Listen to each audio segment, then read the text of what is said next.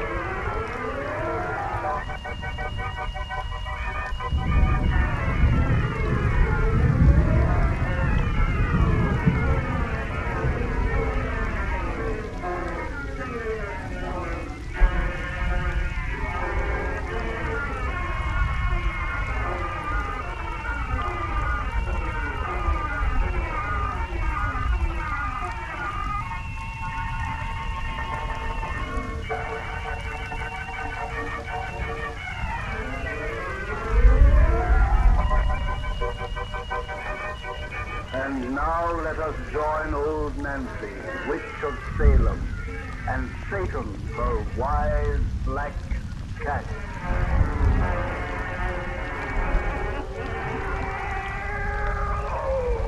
$111-year-old I be today. Yes, sir, 111-year-old.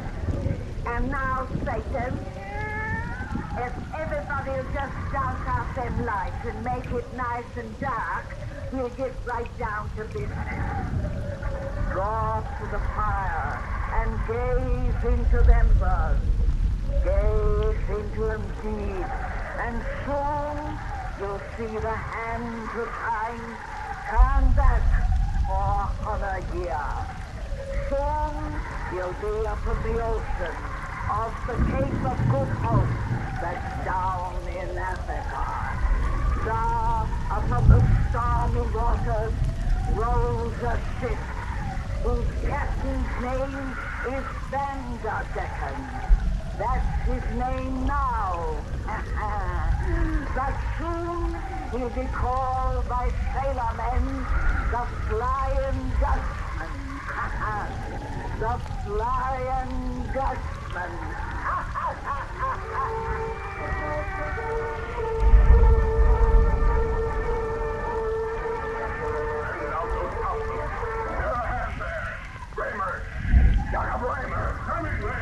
The men carry on into a loss. Bend out those tops. Right here, Vanderdecken. The men will not go up the clouds again. Will not say it so. Say so. No man alive can keep his grip in the yards against this storm. It's certain death to try. Already we've lost 3. And we lose them all out around this cursed cape. Right here, we strive against the wind. Silence. I am master here. Without question, my command's right aboard. I'll swing you to join those mates of old strike. Now bend me out those topsails. Aye, sir. The man is mad. Hail commands against headwind. Hold fast up. Hold my rudder to the wind. Aye, sir. Captain! My dear Captain! Here, you beggar. Felici, it is contrary. Mend it and spread it on the yards once more. Will the care again? No silk or sun can weather this gale. Obstruct of air poles, my dear. Turn thy back to the wind and take a port. Not I. No storm can beat John Vanderdecken's master.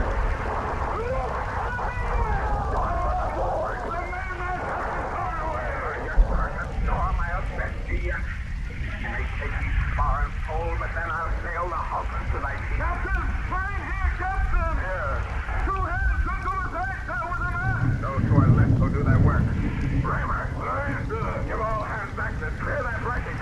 Free the deck and rigatory man. Aye, here, for God's sake, sir, no more. And thy helmsman turn about. Let's run with the wind and take a port. Hey, we go ahead. We'll round this cape. But 4 days already to us. Try and sail. And back is not will. And God will must bend for mine shall triumph. No, the blessed these.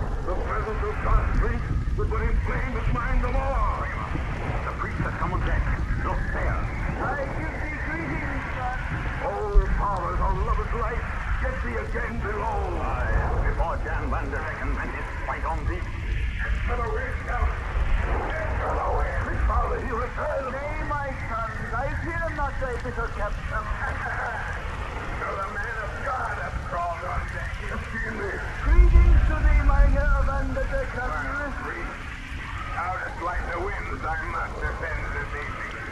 How like these empty thunders. Stay and watch me fetch the stormy sends. Watch me round this cape against his will.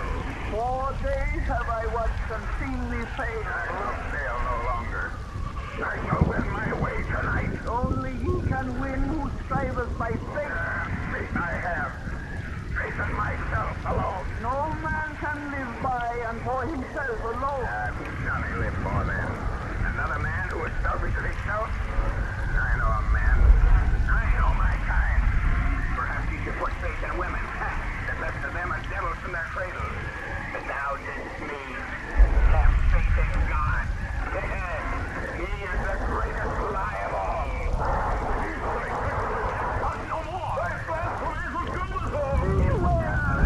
His voice cries to thee from the storm, rash man.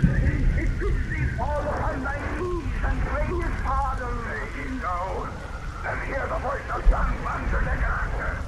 Mine as servant shall I show in what contempt I hold the master. Walk thee to the rail, priest, for thou art going by the board. In the face of God, now stand back. I shoot the man, move the hand aside. Risk not thy life for mine, my son. To the rail, and stand until I throw thee to the sea. But first, thou art who art supposed to reign above. Hark to my defiance. The life of this thy servant shall be to thee my challenge. That thy loudest thunder, I laugh at thy impotent rage. Hear me, God. Despite thee and all thy heaven, I shall kill thy man. I shall fetch thy storm. I shall round thy curtain gate. That's lightning! That's fucking and my God, the tear has died to silence. Look, in the bow, a blinding light was sent by heaven.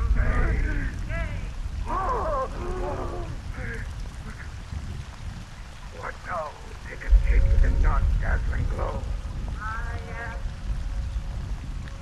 God has changed not me, John Vanderdecken. I did not mean. Fall upon thy knees and hearken to thy doom. Spare me. Spare my life. Thou shalt not die. To live shall be thy certain. In the teeth of a gale shalt thou fly forever, always seeking farther, never reaching shore. A phantom ship of death shall be thy home. Thy crew shall be the blackened souls of sinners of the sea. Thou, their master and their slave, shall be alone of flesh and blood. Behold thy living tomb as it rises from the depths. It ain't a man. It's a hunk of horror. Is thy eternal home. Holiday, I beg. It's a nightmare ship. Black as night with sails, the hue of blood. Oh, please. Grinning fleshless specters line its rails. Oh, nay. Forgive. Oh, Father, Holy Priest, thou art a man of God. Intercede and beg for me. I am forced upon this awful bark. Have pity. Nay, messenger of God, I pray thee wait. No soul is ever lost. Even this man can be saved, redeemed. His soul is black with selfish pride. Only love can wash it free. He will need man's love to find love. His fate has been decreed. What man here will share his doom to aid him in the search? I, Father. Think well, old man. Thy days of earthly strife are numbered, thy reward and rest at hand. If thou wouldst teach him love, thou too must sail upon this ghostly bark, a living man amongst the dead. I am ready. I go with thee, son. Passion, flesh and blood. Thou givest me the life I would have taken from thee. Oh, foolish soul. And thou didst say all living creatures were selfish as thyself. Thy curse was to be eternal, but this good man's sacrifice has won thee again to hope of heaven. I shall not have to sail. Thou shalt sail upon yon bark as I have said. But what? Each 7 years, thy phantom ship may touch a port, and thou, for the space of a single moon, for love thyself, and cleanse thy soul of pride. Come, my son. I know. 7 years among the dead, ever flying into the gale, and then a port for a single moon. Oh, Lord, how long? How long?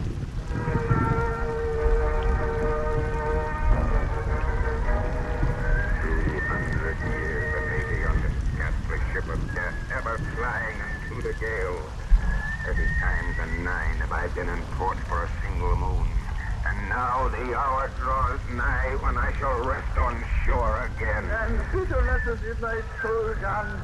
Thy heart is filled with plans of evil for thy visit amongst men. Aye, I shall employ this moon ashore to bring dishonor, death, destruction on my path. Oh, have the centuries of suffering taught thee nothing? Yes, by example of thy God, they have taught me how to hate. For I have endured his awful vengeance. Oh, vengeance on thee has never been his purpose. His plan is thy regeneration. So this loving father destroys his son with a cursed living death to save him. Oh, cease thy lying sophistry. My centuries of pain have confirmed the truth I knew of old, that love is but a lie, and that self is all that matters. Yet for 200 years and 80, I have been thy comrade on this phantom ship of death. And how at first I was deluded by that comradeship of thine. I believed 'twas love that made thee share my awful fate. But my brain at last searched out the truth. That which is worse than death to me meant to thee but longer life. Thou art old, about to die. Thy seeming sacrifice has let thee live almost 3 centuries beyond thy span. Poor John, I pity thee. How more than blind are they who will not see? Oh, pity me not. Listen, priest. 30 times and 9 now have I gone ashore. For one brief fleeting moon in each long 7 years. Each time I have been humble, seeking that love which now I know does not exist. Everywhere I found distrust and looks and fear. For though men knew not that I am he they call the Flying Dutchman, they sense I am a being set apart. I am of the dead who live. And in mine eyes men see the horror stamped by centuries of pain. 30 times and 9 I sought for love and found but hate. And now I shall employ my moon ashore to pay. Our phantom ship draws into port. Again for a moon I join the world of men who worship thy revengeful God. And I shall bring dishonor, death, destruction in my path. Thus hear me, God of vengeance. I go ashore to pay thee for my curse. I go ashore to pay.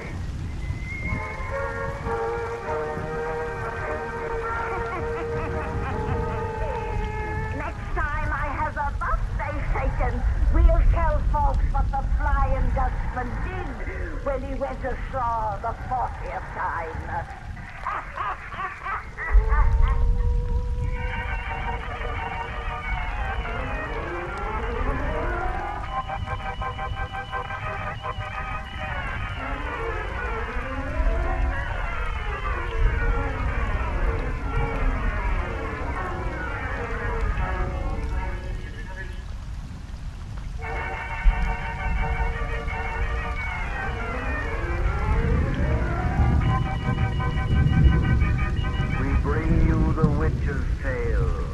Written and produced by Alonzo Dean Cole.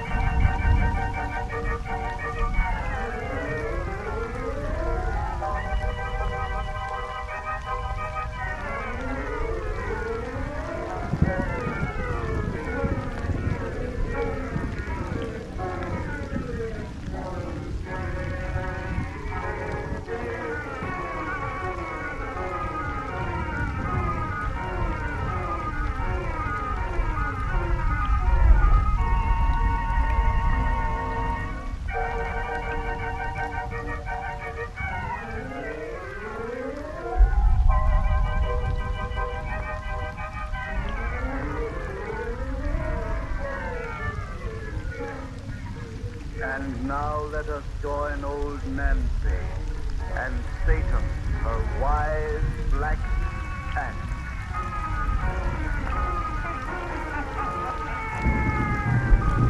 Hannah and 3-year-old I be today. Yes, sir, going on 104. Now, if you folks will just douse out them lights, we'll spin you the finish of our yarn about that famous sailor man we begun the last time you was here. That's right, Satan. We told how that fella Vanderdecken, for his blasphemy against his Lord, was condemned to sail the seas until his selfish soul is cleansed by love, which he's allowed to come ashore and look for once each 7 years. Well, sir, to help him in his search, a good old priest volunteered to share his curse, but his help didn't do much good. For when we left them, but draw up to the fire and gaze into them birds, hear for yourselves just how we left this Vanderdecken. 30 times and 9 now have I come ashore. For one brief fleeting moon in each long 7 years.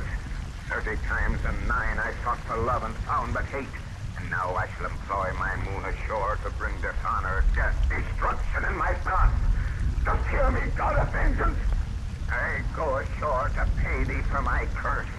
I go ashore to pay. Now gaze into them birds deep and hear the finish of our yarn about the Flying Dutchman.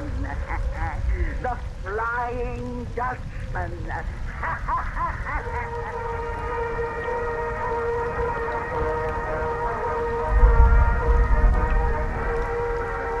Henry, in this enlightened year of 1810, even such an old sea dog as you can't believe the forecastle yarn of the Flying Dutchman. And out there in Portsmouth Harbor lies my proof. That ship's the Dutchman's right among the sun. No, Uncle Henry. You merely say that because it's that dingy-looking old hulk you didn't see come in last night. Hey, you know when saw that ship come in. And I tell you, I recognize it. For nigh 300 years, every sailor man upon the 7 seas has seen that black two-decker fly by him at least once. In dead calm, I've seen it cross our bows like lightning, backwards, with ever staying sail straight in a gale. Or we on a human ship couldn't even smell a breeze. Are you sure you hadn't been sampling the ship's rum barrel when you saw all that? Yes, I if that out there's an actual ship, why don't we see hide or hair of any living creature on its rails around the yard? Oh, look, Uncle Henry. There's a small boat coming from our port side now. I'll be... Now, when did they launch that? While you were so busy talking. Man, there's 2 men in it. 2 living men is all the ghost ship carried. But neither of those men or their clothing look 3 centuries old. And you say that's the Flying Dutchman, The Jane? Dutchman don't grow any older. That's part of his curse. Indeed, it is the priest who travels with him. He gets new clothes when they come ashore every 7 years. They mean to land about here, I think. Well, I'm leaving before they do. You and Judy better come too. Nonsense. All right. This time I'm warning you to have nothing to do with a big fella coming in that small boat. Henry, such superstition is unchristian-like. To show you what I think of your ridiculous fears, I'm going to invite those men to be my guests. What? Peter Cooper, you're going to take them into your house? If they care to come. You don't know what you're saying. Why, the Dutchman's a holy devil. You make me hope that big man in the boat is your Flying Dutchman, Uncle Henry. He sounds interesting. He does. They're landing, Papa. And I'm a-going before the Dutchman's eyes light on me. The price, and I tell you. Look at Uncle Henry run. My superstitious credulity almost discourages me with humankind. Here the strangers come. Speak to him, Papa. Well, good morning, gentlemen. Greetings to thee, friend. Aye, greetings. Why dost thou not run at my approach? Run? Why should we run? Thy companion did. Oh, he had an appointment elsewhere. Gentlemen, as your strange youth and our thoughts within are not of the best, I wish to invite you to be my guest. I guess. We thank thee truly, but Do not hesitate. I'm only a humble minister, but my daughter and I will strive to make you comfortable. Thou art a minister? A man of God? Yes. And thou art his daughter? A minister and his child. we thank thee, sir, but my comrade and I cannot, I guess. Hey, we can. We shall. I thank thee, worthy servant of the Lord. I accept thy invitation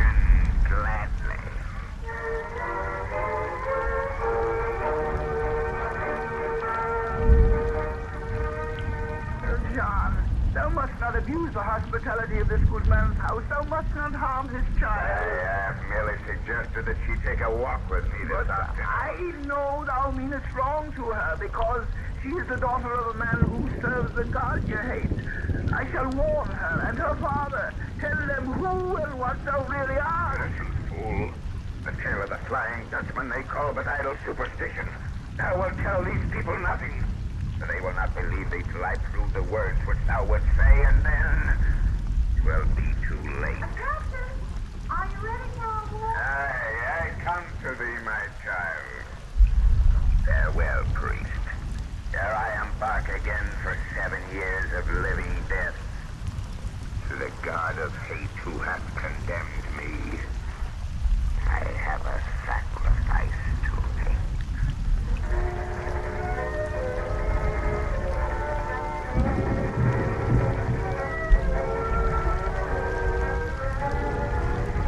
We won't get any further into the forest, Captain. We shall be late returning home. Only a little distance more. Well, we're completely off the beaten track. Aye.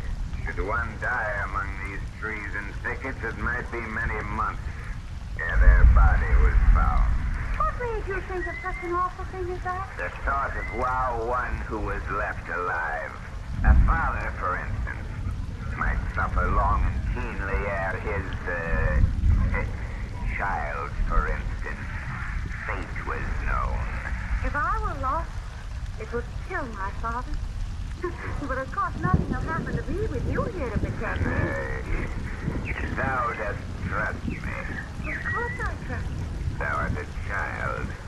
Thy purity enables thee to read men's hearts. That's what my father said. And I know your heart is good, because in one whose eyes show such unhappiness, any evil that was there before must have been completely burned away. Thou little fool. What would thee think if I taught thee different? Stop acting as though you meant to frighten me, Captain. And sit down on this log. I... Come. I'm tired. I sit close beside thee.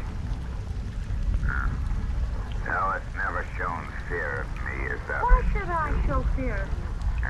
No reason. Except that people always do. Captain, I think someone ought to talk to you. Of what? Yourself. I don't think you know yourself at all. Oh, thou thinkest not. I think you're the sort of man who thinks he's awfully bad and who tries to be bad. All because he's afraid to let folks see what's really under. No. Yes. You're exactly like a little boy who lives next door to him. When he's outside in the garden, he's always playing at being Indian and scalping people. Then I've seen him through the window of his room at night when he thinks he's all alone, fondling his sister's dog. Thou sayest I resemble him. Exactly. I've seen him stand out in the rain when the lightning flashed and thunder roared just to prove how brave he is. When all the time I knew he wanted to hide his head in his mother's lap and cry with fear. You're exactly like him underneath. Well, that's just the way he glares at you. Thou little fool, Rude and ill-mannerly, just as you are. How long since you've seen your mother, Captain? Why, I'm never saw her. Have any sisters? Nay. Ever married? Nay. In-law? Nay. Well, that explains everything.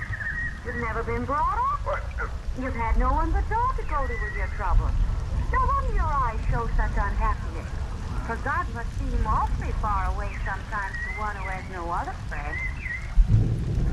No other friend. No other friend. Yes, he's awfully far away. How secluded this place is. When we're lost here, they never would be found.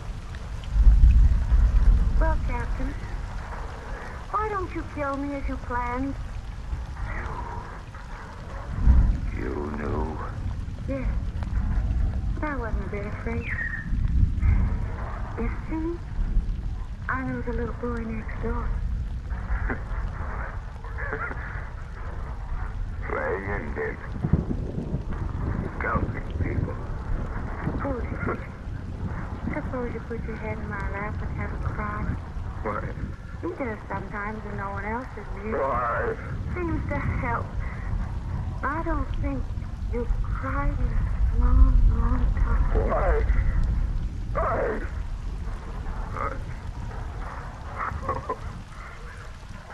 Father, forgive thy foolish child.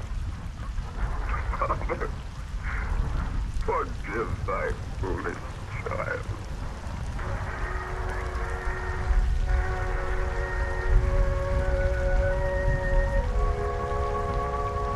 Farewell, Judith. Goodbye, Captain. I hate to see the gentleman go. Your fortnight here has brought us happiness. My ship awaits, Mr. Cooper. I cannot tarry longer.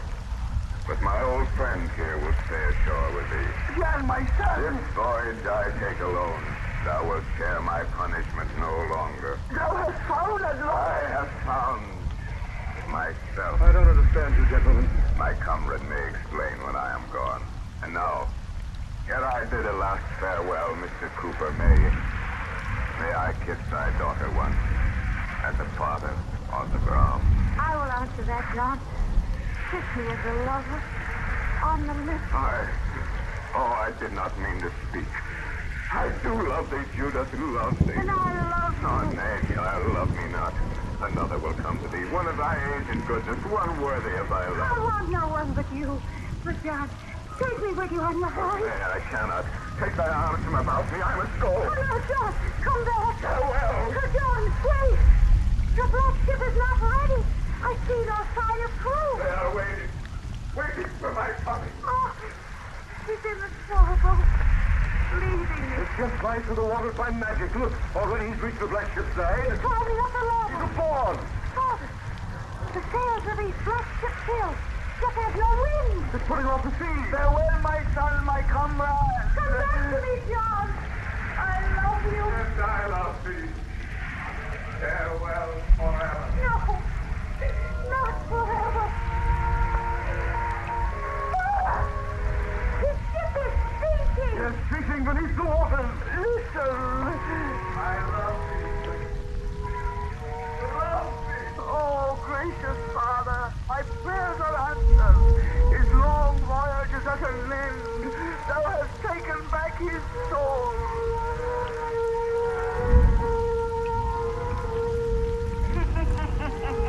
And now you see why the Flying Dutchman is feed upon the seas no more. Well, that's the end of that, son Satan.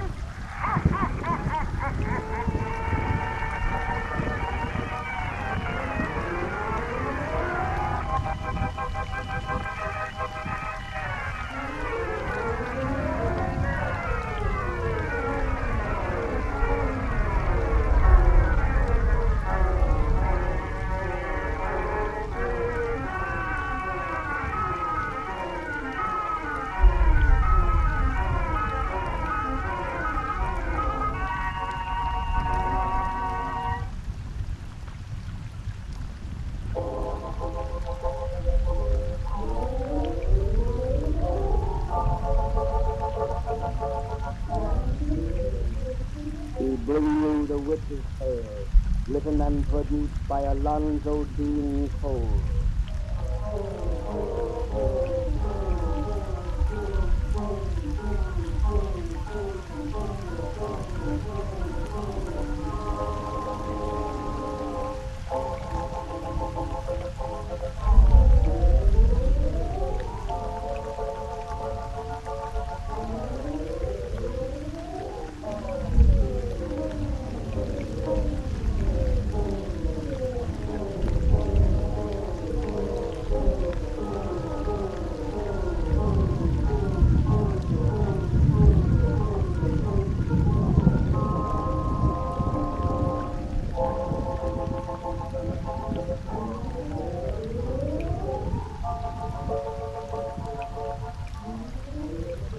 Now let us join old Nancy, witch of Salem, and Satan, her wise black cat.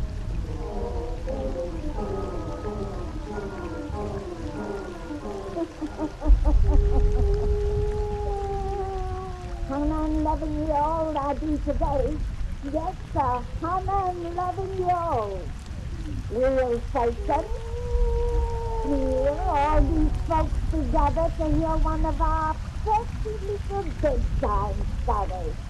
And tonight, we're gonna tell them one that's become famous all over the world. You're right, Satan. A woman named Mary Shelley once wrote this yarn of ours in a book. But Queen and no one else never know the true facts of the case but me. Thou shalt then light. Getting in the spooky shadows is the way to hear our present tales. Now, draw up to the fire and gaze into them there. Gaze into them deep, and soon you'll be with us in Switzerland. Soon you'll hear our yarn of Frankenstein. Frankenstein!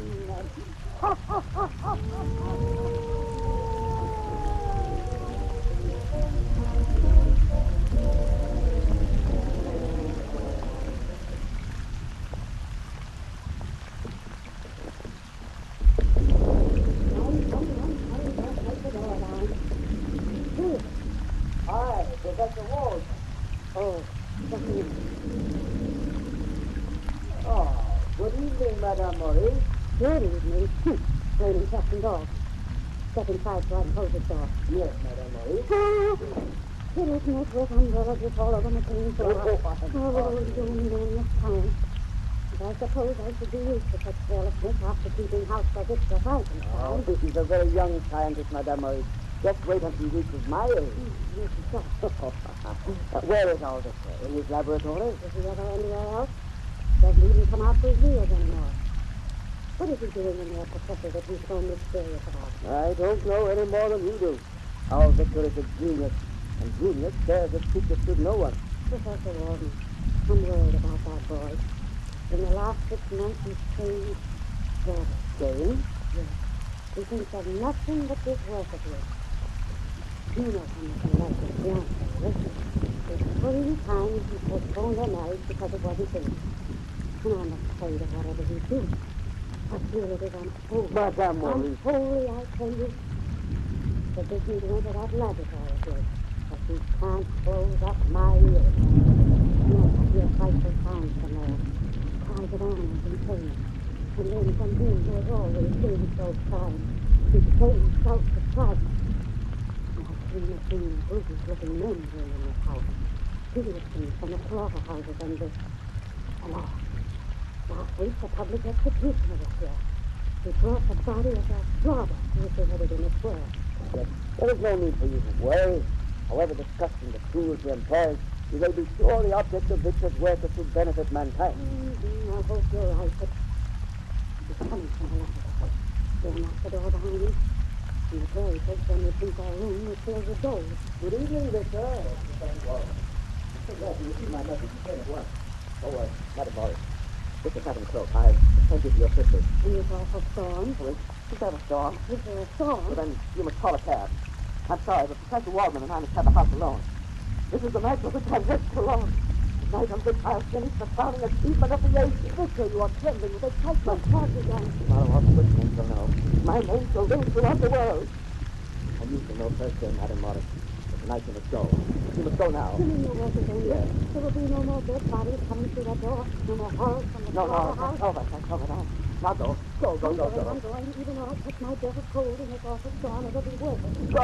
Please go. Victor, what have you discovered? Take she's out of hearing. She wouldn't understand. She's gone. What is it? Look at the laboratory. Professor Waldman, in the two pleasures of death, I have wrested the secret of life. Life, yes. I, Victor Frankenstein, have created man.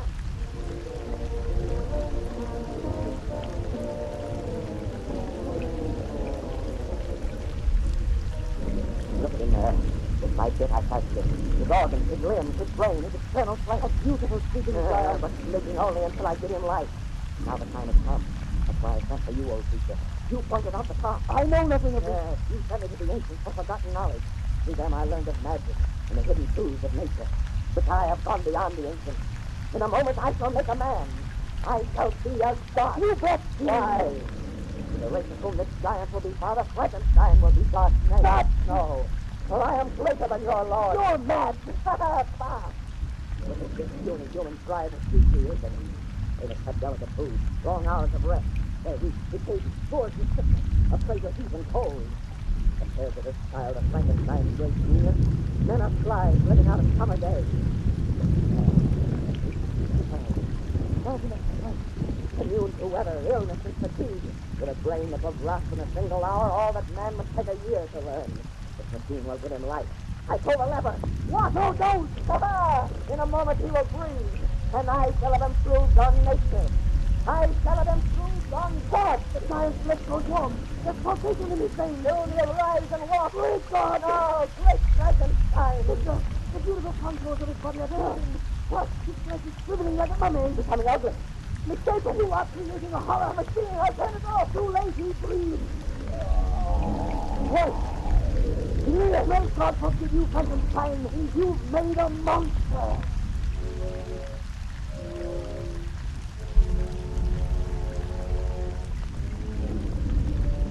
I can't go back into that house. Look at him again. You must. You should not have played for him an hour ago. You are responsible for him. You are his creator. You're right. I am the great God Frankenstein. But how could he have changed so as I gave him life? I planned to see its beauty. To produce a loathsome horror. Man cannot be set the prerogatives of God. Let us go in. All right. Oh, why should I stay? This frightfulness may be only that of an exterior, but in some way, marked. I gave him a brain capable of the most lofty thoughts, the noblest actions. Why, it's going to be all right.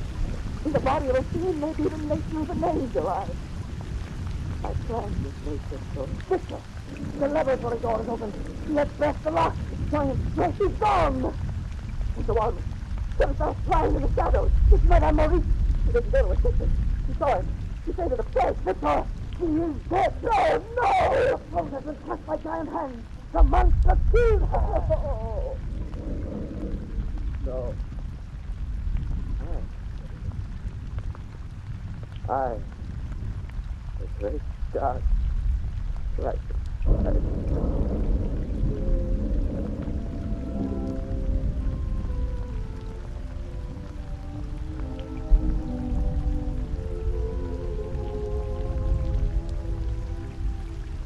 Well, my boy, how does it feel to be on your feet again?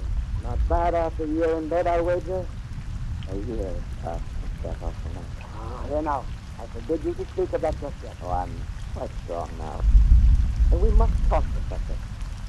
This is the first opportunity I've had to be with you alone. Careful that Elizabeth is in the next room, and your mother. They don't know. No one knows but you and me. They think your ravings of the monster simply figments of delirium. And you have been quite mad, you know. Yes. Mercifully mad. Well, a week ago, the doctor lifted from my brain. Let me remember. Here. Whatever crime is the thing I made committed since you brought me here? Where is it? You have nothing to fear, Victor. The monster is dead. Yes. You're not lying to me. You're not lying. Just to eat my money. No. During the week after his disappearance, he was seen in several villages, and the superstitious farmers took him for a demon from another world. At last he was fired upon and wounded. A trail of his blood was traced to the edge of a mountain chasm 1,000 feet in depth. We shall never hear of him again. He's really dead. Oh, I feel as though the weight of time itself were lifted from my shoulders. I'm free again. My nightmare is over. There's nothing more to fear. Sit down. Elizabeth, come in, my dear. Oh, hope you will forgive my intrusion. I heard Victor's voice, and it sounded so distant, so happy. I think I got to come in and see you. Oh, I am happy, dear. I shall be happy forevermore. You will be even happier if left with Elizabeth alone. Oh, I know, young lovers. Oh, really, Professor? I'll see you later. Elizabeth. Good, sweetheart. How good it is to see you yourself again. You've been so ill, so close to death. But now I've returned to life. You forever. You mean, until we go away again? Back to your study, your experiments. No, my studies are over. My experiments are ended. I shall never enter a laboratory again. There will be no more postponements of our wedding. Then I shall have you all at home. Always. Always. Oh, my dear. You don't know how happy that will make you. I've been so delicate at times to accept it from you. It seemed to keep you from even starting. I'll come back to you. Your mother is calling you. I'm a killer. The rest we can be married right away. Tomorrow is possible. Oh, I love you. Oh, I love you. A coming, Mother Frankenstein. Oh, I'm so happy. And, happy. Happy. Happy. There's nothing now to fear. Oh, you. Alive. Yes, I. The monster you created.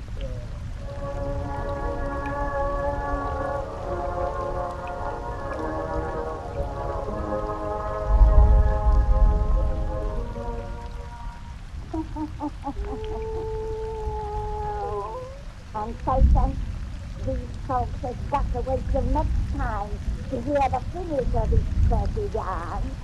Then we will tell them some true facts about this Frankenstein and his monster that will make their hair curl.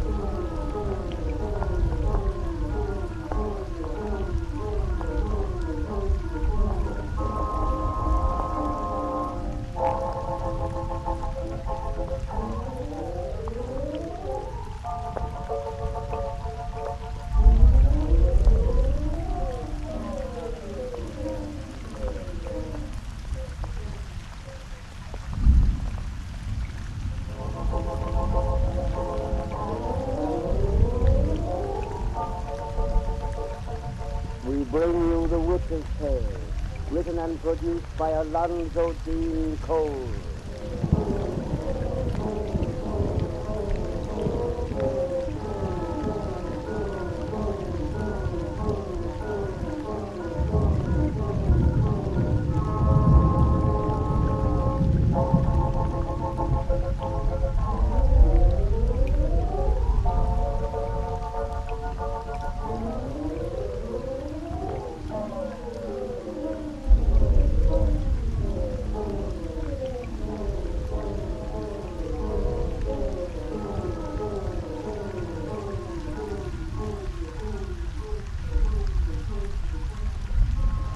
And now let us join old Nancy and her black cat, Satan.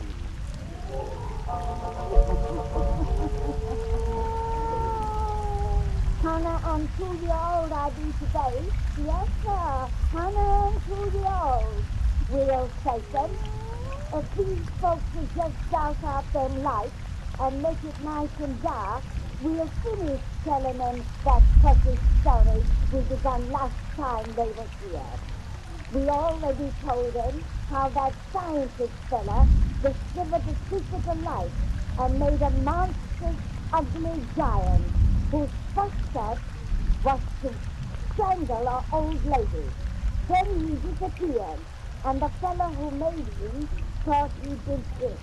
Until, a year later, he heard the giant's awful voice of calling him. Now draw up to the fire and gaze into the embers. Gaze into them deep and hear the rest of our yarn about Frankenstein. Frankenstein!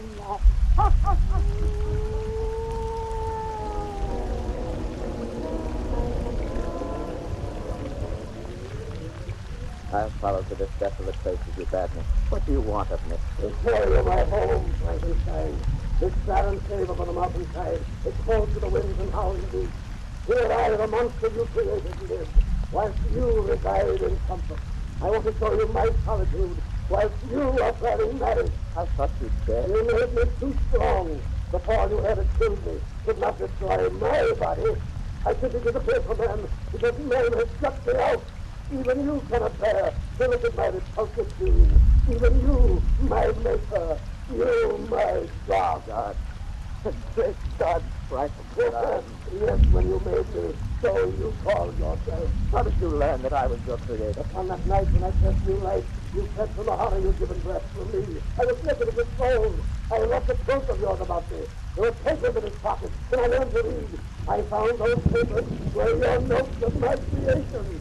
A pretty tale they told of how you made me from the refuse of the slaughterhouse and morgue, a ghastly man, a ghastly beast. You owe me recompense for the awful life with which I have served. That is why I summoned you tonight, that you may pay your debt. What do you wish? A companion. Companion? Yes, Frankenstein. Oh, I hate you, yet I love you with all I have. Take pity on the thing you made, for I am lonely, with a hunger that no man can ever know. You want me to be your companion? No, you know more than other men can bear to look upon my frightfulness. Give your creature as rose to the fight out. One who will not turn to me to hide his eyes in horror. He is another monster? Yes, for everything upon this earth except in me, there is a mate. Of my breed, I am Adam. Frankenstein, make me an Eve. Yes, yes, you can marry. Why not I? No. Why, you might loose upon the world a race of monsters. A race that would destroy mankind. I swear we will harm Frankenstein. I swear. Never. I presume no more upon the powers of heaven. I experiment no longer with the mysteries of God. You will not create from your mate? No, 1,000 times. Yet you yourself will take one? Beware, you may be strong. I can trust you like a stone. I'm not afraid of you. Only of light secrets I have already told you. I will not do the thing you want. Then die! Right? No. I swear you now, at the hour of your greatest happiness, I will strike. Straight to your heart, Frankenstein. Wait and hear, for I'll be with you on your wedding night. On your wedding night.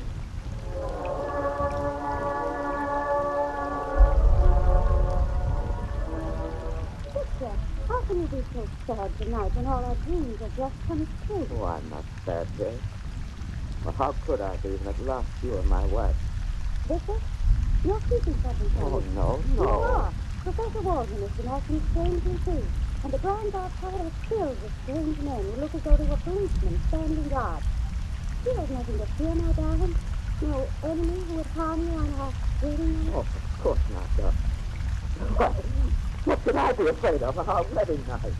Oh, yes. I'll let you run, Professor Walton. Victor told me that.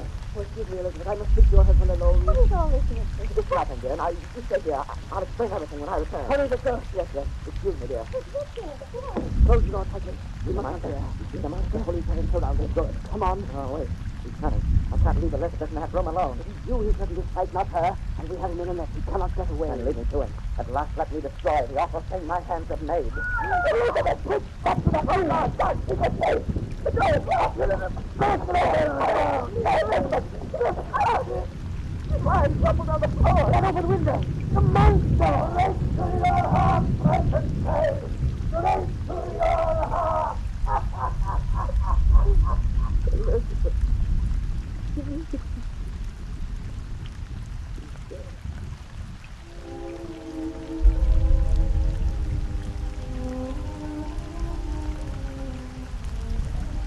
Oh, Frankenstein, you set me down. Still in the hell. Stand up on those rocks where I can see you. Oh, you may aim at my breast, that pistol you carry. Very well, I have you now. Yes. You forget how fast I move. Let me go. Oh, did you think you could try me with weapons such as this? I, whom you make superior to the puny race of men. I throw your pistol into yonder chasm. and I release you unhurt and unharmed. Somewhere, sometime with another weapon, I shall bring you death. Tonight you have killed the woman I love best in all the world. On her broken body, I have sworn to live for your destruction. I told you I'd strike you to the heart. You provided your heart of flesh, your body. There was a better way. I turned your happiness to misery. God, great Lord of all, destroy this monster. You are my God. You, my Lord of all. Listen, my father. As you denied me the comradeship of one rightful as myself, now you are denied of me. As you condemned me to a life of solitude and sorrow, now you are condemned. You've sworn to live for my destruction, you have said. You are hateful that you follow me across the world. To the sun-scorched desert and the icy plain, to the heat and cold and death and hunger, to die your creature of a noon. How well you made me, great God, Frankenstein. You follow me across the world. I always just ahead. You always just behind. Until your body wrapped by age and sorrow, we will reach the end. Now I go, and you will follow. I will follow to your death, to the death of both. For you and I henceforth are one.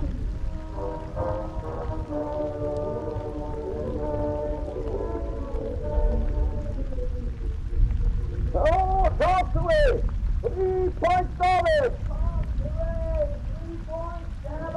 Castaway here in the Arctic Circle. My guess, Cyclops. It's a man on a floating block of ice, probably blocked away from the mainland.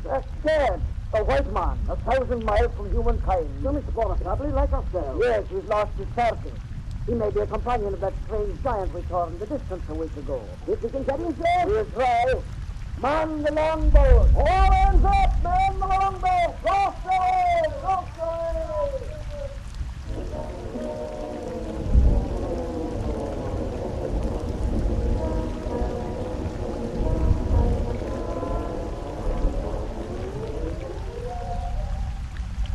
It's the same story you tell, Mr. Frankenstein. You've pursued this man for 40 years. I'm a man, a master of sea, over mountain and desert, ocean and plain. In the dells of Africa, here to the Arctic Circle I have followed. I always just behind. He always just ahead. 40 years I have known no home, no friend. Only solitude, misery, and an empty dream of heaven. Now I'm done. There, man. 5 days on that ice floe didn't do you any good. But our ship doctor will soon have you on your feet and as good as new. So what you need now is lots of rest. So I'll leave you until morning. Good night, Mr. Frankenstein. Good night. Yes. Yes. Yes, my father. You. I crept aboard the ship when darkness fell. I expected you. For we have reached the end. Yes, a God as miserable as is Adam, and Adam as sorrowful as is God. Powerful because your vengeance is over. No, Frankenstein. At the end, there is no longer heart for vengeance. All things cease, all things begin again. Your eyes, the sun cannot survive the parent. Let me lift you in my arms. Gently, tenderly I tell you, for you're all I had to love. All I've had to face, Frank. Forgive me at the end. I forgive. And forgiveness sake. Do we see that the water? Let there be one grave for both. You and I, creator and created. I present them. And you are never. Forever. The waters wait below. Come and speak together. Now, The end. the end.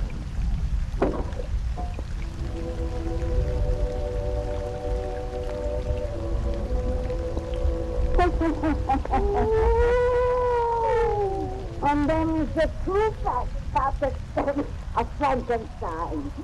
Come see us next week, and Satan and me will have another yarn to spin yet.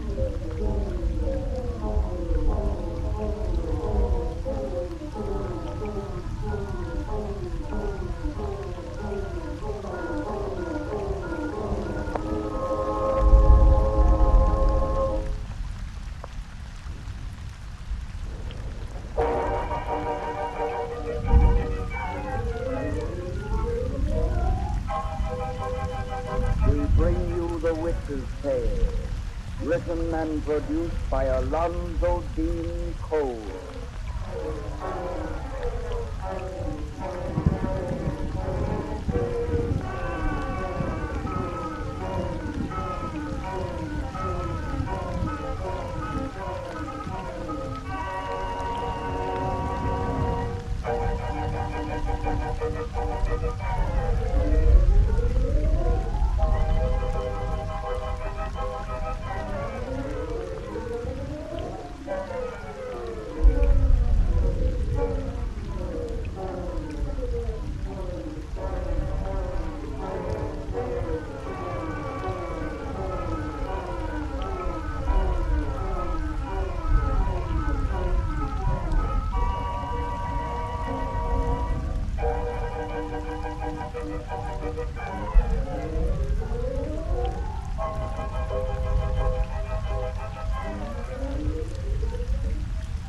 And now let us join old Nancy and Satan, her wise black cat.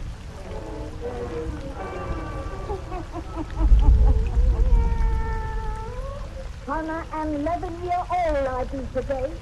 Yes, sir. Hannah and 11-year-old. Real Satan.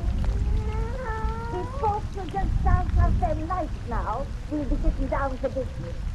We want it dark and cheerful for our pleasant yarn. Draw up to the fire and gaze into the embers.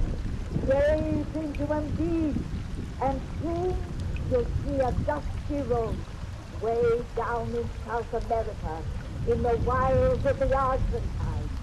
On that road begins our tale of the wonderful bottle. The wonderful bottle.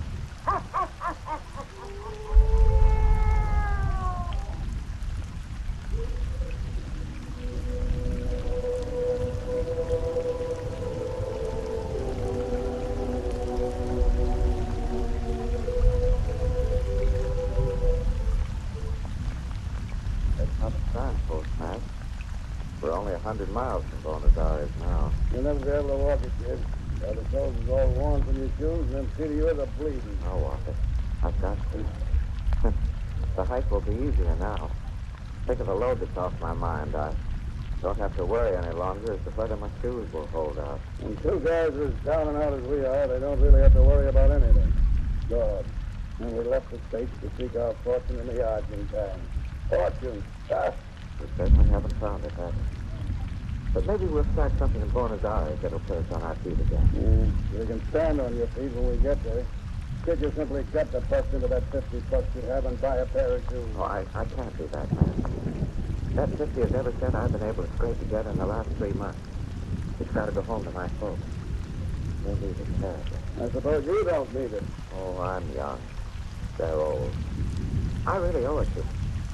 Max, you don't know how they scrape, save in order to help me work my way through something. And now they've been taking care of Edith since her parents died because, well, simply because they know she's trying to marry me someday. It nearly drives me crazy to think $50 is all I have to spend. And it drives me nuts to be tramping across country bumming meals when you have money pinned inside your shirt. If that dough has got to go to your folks, get an express order and send it to them for the love of Mike. Well, I can't until we get to Buenos Aires. That's where they think I'm doing so well in my own business. If I sent them a money order from anywhere else, Matt, they might suspect the truth. Nah, but your own way. You think you're a darn fool, but I kind of envy you at that. Must be nice having folks in a girl like that Eva you're so crazy about. I ain't got nothing. Never had. I'm lucky, aren't I, man? Yeah. God, I'm hungry. Oh, my. It's been a long time since our last meal. About 36 hours, that's all.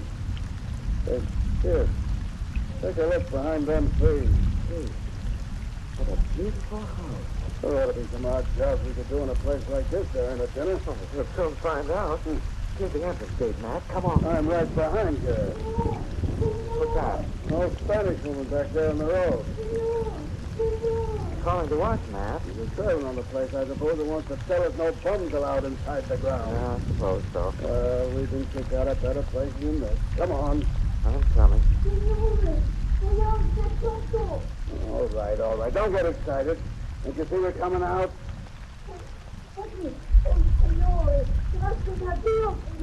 Matt, I don't think she's trying to bawl us out. Oh, what is she doing then? You understand the Spanish lingo. I'll ask her. ¿Qué dijo usted, señora? Gracias a Dios. Con este momento, the preserve is down the situation. Matt, she said she saved us from great danger. Danger? What danger? ¿Qué se trata, señora? Con el credo que la acceso de esta casa habían destituidas almas inmortales. Senora! She says if we'd gone to that house, we'd have lost our immortal souls. Lost our souls?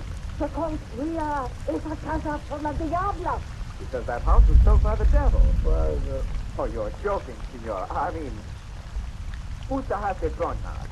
No, el Dios que viva a la esforiada del diablo. Que habían ido a ese puerto. La vendería una vecina que la mandaría a infierno. Says the man who lives there is a servant of hell. That if we'd gone to that door, he'd have tried to sell us something that would damn us forever. well, if that ain't the craziest yarn I ever heard. You're a little mad to tell us a story such as that. Yes? Giving us a bum's rush, let's go back and try for a meal, huh? There's not a servant in that house. I'll thank her for advice first. Accept usted la expresión de más profunda gratitud, señora. Tenga que irme ahora. Adiós. No, ustedes son americanos. Juntos como crenos. Y van a esa casa. Se construyen mafiosa. If we go to that door, we'll regret it. Come on. I'm coming. Adios, senora. Oh, go fly a kite. Oh, don't talk to her like that, Matt. People down here are very superstitious. She probably believes the crazy yarn she told him. Well, if the devil built that house, I'll say he's a good architect. It's the swellest joint I've seen in South America. Must be great to have a place like that to live in. Instead of being like us. Wonder if we'll ever sleep inside a house again. Matt, someone's opened the door. No guy's coming out. To tell us to beat it, I suppose. Oh, I suppose so. I give you welcome to my house, senor. Huh? You talking to us? May I invite you gentlemen to have dinner at my table? Dinner? Us? Of course, senor. Jim, Matt, we're dreaming. at last our luck has changed. I overheard your remarks, senor. In meeting me, you soon will find that your luck indeed has changed.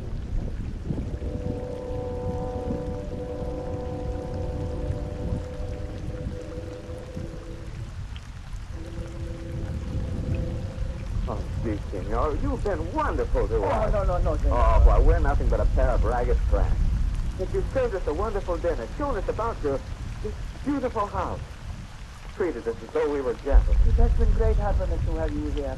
No one ever comes to visit me, and I am very lonely. No one ever comes to visit you? No one. And as you perhaps have noticed, I have not even servants. I've been wondering who does the work in this big place of yours.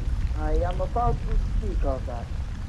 I saw you talking to one of my countrywomen on the road outside. She may have told you tales of me. Did she tell you tales of me, senor? Well, knows a lot of superstitious bunch, if that's what you're driving at. You Americanos are not superstitious, as are the people of my country. You do not believe in the devil whom she told you was my master. My pal and I haven't much faith in anything right now. You have been very unfortunate in South America. I'll say we have. Yet you, my young friend, say you have in your possession $50. You asked if we were absolutely penniless, senor. If you'd been so generous, I thought it only fair to explain my exact situation. Your principles do you honor. What would you say if in exchange for the $50, I offer you a house as beautiful as this? If I offer you wealth, power, women, anything your heart desires? I don't understand you. Yes, say, you're not trying to get us into believing what that old lady said was true. No, I am not trying to jest with you, senor. Excuse me, I want to show you something I keep in this closet. This, my young friend, is what you may buy with your $50. That? For 50 bucks? Why, that's just a glass bottle. But not an ordinary glass bottle. Here, take it in your hand. Certainly, if you wish me to. What? Holy! Say, how'd you make it to that? There.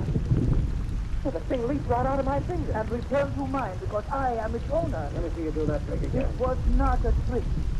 But I would show you something more worthy of the powers of this bottle. Is there something you wish for very much, senor? Something you consider impossible to attain? What are you driving at with all this? You soon shall see. You, my young friend, tell me what you wish most. I Come, no matter how impossible, tell me what you wish. I wish to hear the voice of some other song. The voice of Eva. Listen, I wish you to hear the voice of Eva. Matt! Lord, is that? Yes. It's Eva's voice. I've heard her singing that song 1,000 times. But it can't be Eva.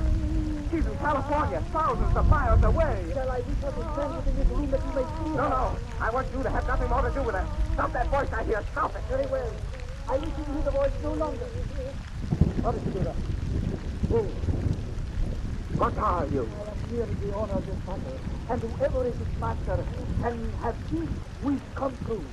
I will tell you this wonderful battle for only $50. What are you trying to put over? We ain't kids who believe in fairy tales. Some fairy tales are truths, senor. Truths that have been forgotten in the centuries of time. Thousands of years ago, this bottle came from hell. An emperor owned it, who conquered the world. He sold it to another, who became the wealthiest of men. He sold it to another who... You mean to say if that bottle granted wishes, anyone would dispose of it? Its owner must dispose of it before death. This bottle will cure sickness, but it will not for a long night. And whoever dies possessing it must burn in hell forever. I am old. You see why I must sell it before it is too late. You must buy from me, senor. You must. My neighbors fear me. They warn strangers from my door, as you have seen. I'm afraid to go away and seek a buyer, for I might be accident upon the road and die while I still own it. You may be my final chance, senor. Give me your $50 for this mastery of life. You are young. You too can sell when you grow old. Senor, I beg. It's some new kind of confidence game. No, I swear. Since you were so anxious to get rid of this wonderful bottle, senor, why must you sell it? And for just the sum you know I have. It cannot be given away, and it can neither be destroyed or lost. That is its law. It must be sold, and for less than its purchaser paid. So its price has dropped to the ages. You see the danger where I can sell these cheap. Someday a buyer cannot sell. Please buy. I swear it will give all I say. Oh, we've had enough of this fun. Let's get out of here, Jack. Oh, no, wait. People like to leave me. You think I would cheat you with a trick? Look, give me your $50. Take the bottle. Say, I buy. Then wish your money back into your hands. If you do not find it there, I say no more. Oh, really? I don't want... on, See what happens if you put it that way. Until you get your 50 back. Well, if it's only to see... Good. Give me your money. Say, I buy. Here. I buy. Ha-ha, the bottle is yours. Doesn't jump away now. Wish for your money back, kid, as he said. Yes, I wish... The money's in my hand. Talk, it's quicker than words, but But Lord, I believe it's here. and you fought it. You own it. And I am free at last to die in peace. Now you will have this wish fulfilled. Now you will bear each curse that follows. Hey. Wait and see. You own the wonderful bottle now. You own the wonderful bottle.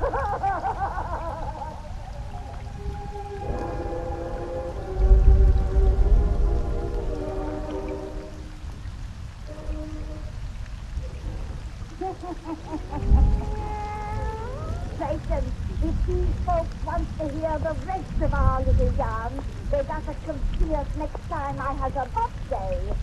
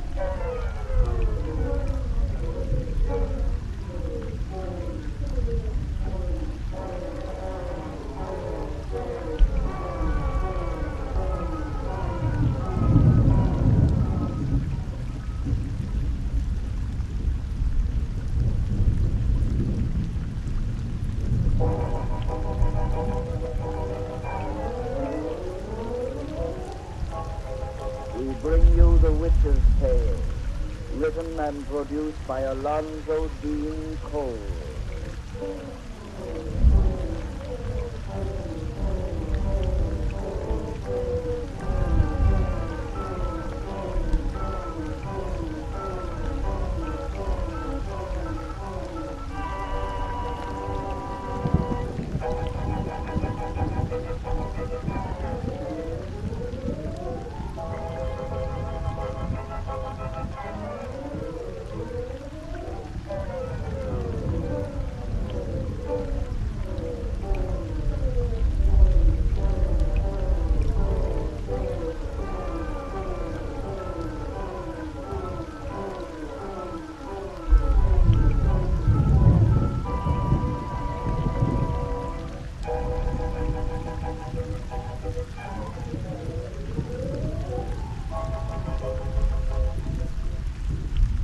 And now let us join old Nancy and Satan, her wide black cat.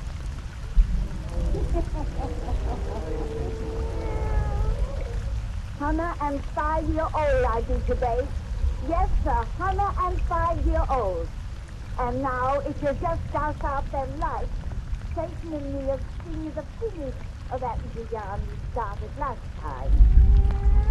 We told you how a couple of young American fellas down in Argentina met an old Spaniard who sold one of them a magic bottle that grants its owners every wish.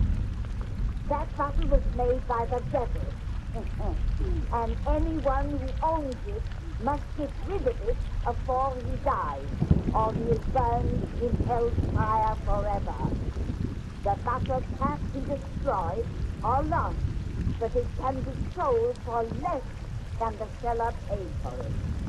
Now draw up to the fire and gaze into them words. Gaze into them deep and hear some more about the wonderful bottle.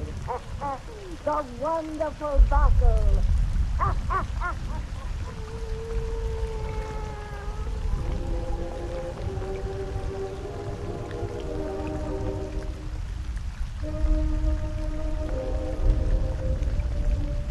can't get over it yet. As impossible as it seems, that brown bottle does everything that old Spaniard said it did. Boy, here we sit in the best hotel in Buenos Aires, with 12 clothes up on our backs, and pocket full of money, and all you've done is wait. Yes, but I'll be glad to get on that boat tomorrow. It's going to take us back to Frisco.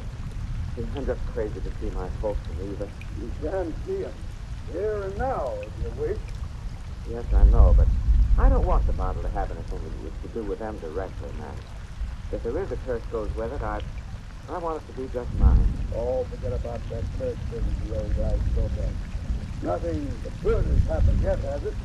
When you wish yourself into all you can think of, you just sell that bottle to me. You're going to get it pretty soon. There isn't much more I want now. I have the house I wish for.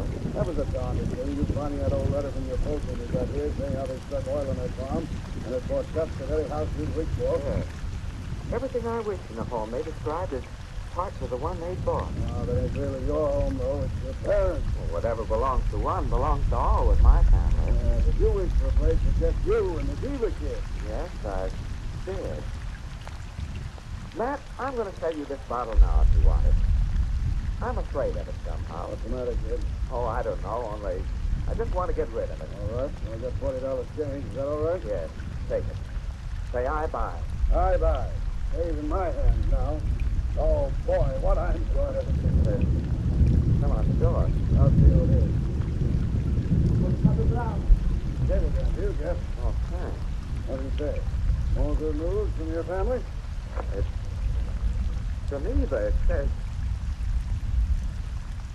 father and mother killed last night. I reached the house.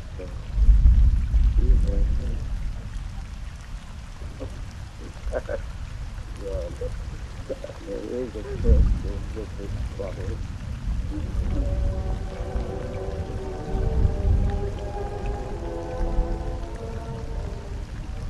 Jeff, it's tight for sore eyes for you again. Boy, it's been over a year since you left me in Buenos Aires. Yes. Come inside the house, Matt. Right. This is a swell place you got here.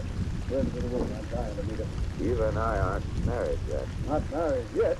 Oh, that's the reason I cabled you to come here. I don't get you. Matt, you still got the bottle? No. Gone? Yeah. Wished myself $1 million in a private yacht.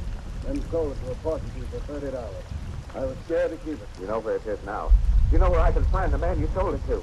That's why I sent for you, Matt. I've got to find that bottle. What for? I'll show you. Why are you tearing off your shirt? So you can see why I haven't married. Why I won't even go near the girl I love. So you can see why I don't leave this house. So you can see another curse of that bottle. Look at my back. There. Mark of a leper. A leper. Help me find the bottle, Matt. It's my only hope.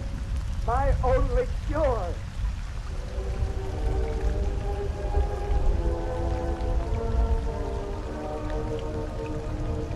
You think it that place we're going, Matt?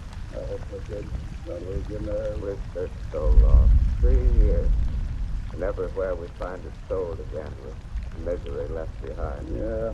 All the other folks who tried to get things easy just like us have found it don't work out. There's no shortcut to happiness. Hang on a minute, kid. I ain't so used to going without eyes yet. Curse had to hit you, too. Put at the bottles where we're going, Matt. It will bring back your sight as well as cure my... Don't hold my hand so tight. Even through these gloves, my swords may reach. Oh, forget it. I ain't afraid. I see you've been great to me. Keeping me with you on your boat. Away from people who send me to some island all alone.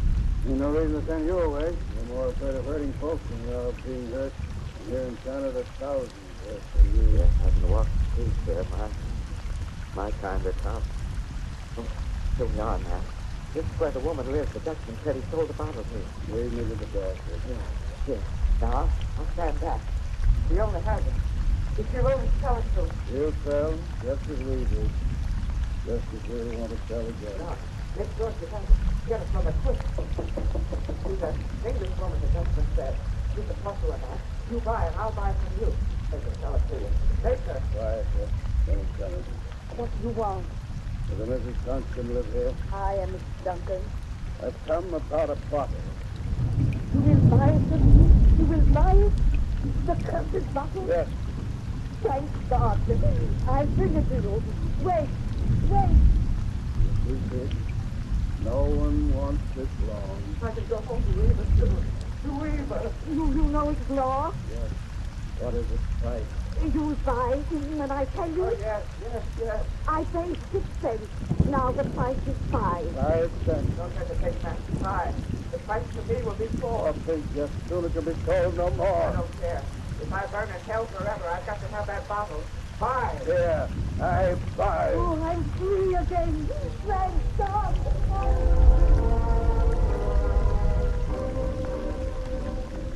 It was awfully good of you to come in. Darcy, when you were the kid sent for me, I'm always Johnny on the spot. Jack always did good to you. It doesn't wonder. Kind of hard to realize he's getting along safe with me. Lord, you and him's been married 10 years now. Yes, it's 10 years since you brought him back from France. George, I want to talk to you about that thing. That's why I asked you to come while he's away. So ask yourself. Huh? Jeff is dying. What are you talking about? As well as I am. No, he's dying of fear. Yeah, that kid ain't afraid of He's anything. afraid of death. Of death that will separate him and me forever. What are you talking about? I've learned about the bottle. The bottle? Yes. Jeff told me about it when he came home from South America. When he sailed with you around the world, I knew it was the bottle for which he sought. And of course I knew you found it.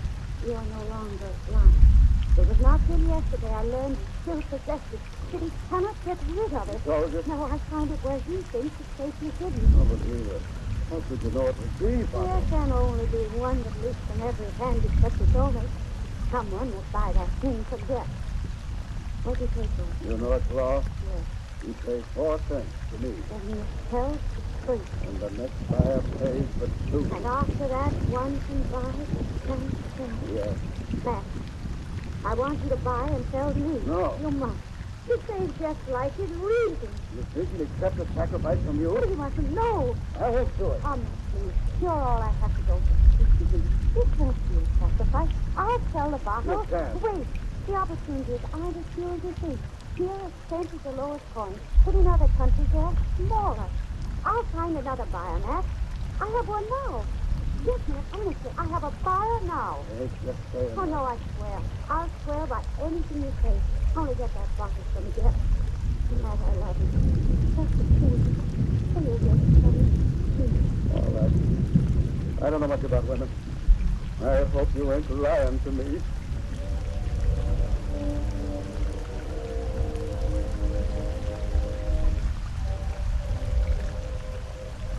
Dear, darling, you mustn't blame Matt. I made him do it by lies, deceit. Oh, I don't blame Matt, dear. I should have known when I let him take the bottle from my hand. But he said he needed it, and only a donor can profit by its power. He swore he had a buyer who would save him from his curse. I might have suspected his buyer could be no one but you. I never thought you'd find it out. You forget that whenever the bottle grants a favor, it exacts a punishment as well. This time its curse was knowledge. Knowledge that you have become its possessor. Perhaps the last, who will pay its final price. Oh, Eva, did you think it would be easier for me to know a life and after death that you suffered torment in my place? Did you think our separation would be easier than if it were I who paid alone? There may be no torment. If there is a power of evil, no just God would let it punish so. Power of evil was the creator of that bottle. It can neither be destroyed nor lost. And there is justice punishment. For always the bottle has been bought for selfish ends. By someone who wished to find an easy way. That's how it came to be. How I employed it. Even you were selfish in buying it for love. I am selfish now again, as I thrust this penny in your hand and say I buy. Yes, it is No, no, the bottle is mine again, and you are free. I did not consent. It can't be got that way. But it can't. It stays within my hand. Just because you are my husband, we are one. You can have no possession I do not share. No punishment that is not mine as well. See, I too can hold the flower. Oh. I am its owner as well as you. What do we care? Earth, heaven, or hell, we'll be together. One forever. Yes, I love you. What is it now? Who's that? You have a bottle. I have come to buy. Goodbye, Elizabeth. I let him in. It's too late. I am the last person. I paid a single cent. I have brought smaller currency than that. Give me the bottle. I buy. What did you give me? A grain of sand. Who are you? I can't see you well. Yeah, you seem only a voice in a crowd of mist. Who are you? One stronger than evil and selfishness. One with the strength of love. Love?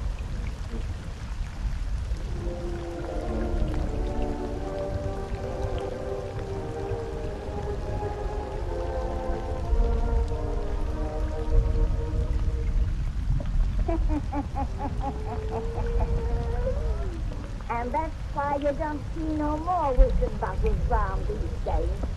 Too bad. They was handy in a pinch, long as you want the last to buy.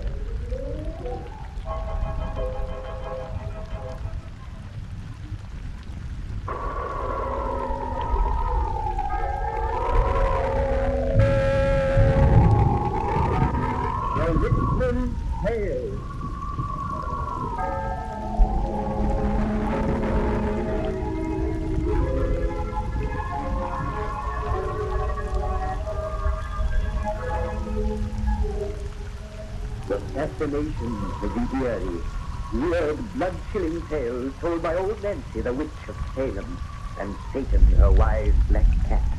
They are waiting for you.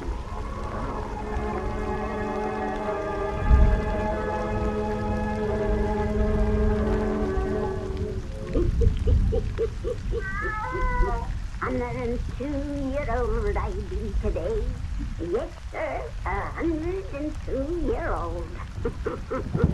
Well, Stephen, now it's time to sing these folks another of our cheerful little bedtime stories. Douse out them lights, so we'll have it nice and dark. When you listen to our tales, sitting in the gloom, it helps you to have pretty dreams. Now, draw up to the fire and gaze into the embers. Gaze into them deep, and soon you'll be away out west in Michigan. And there, in a fine big house, where there's a party going on, begins our yarn called Rat in a Trap. Rat in a Trap.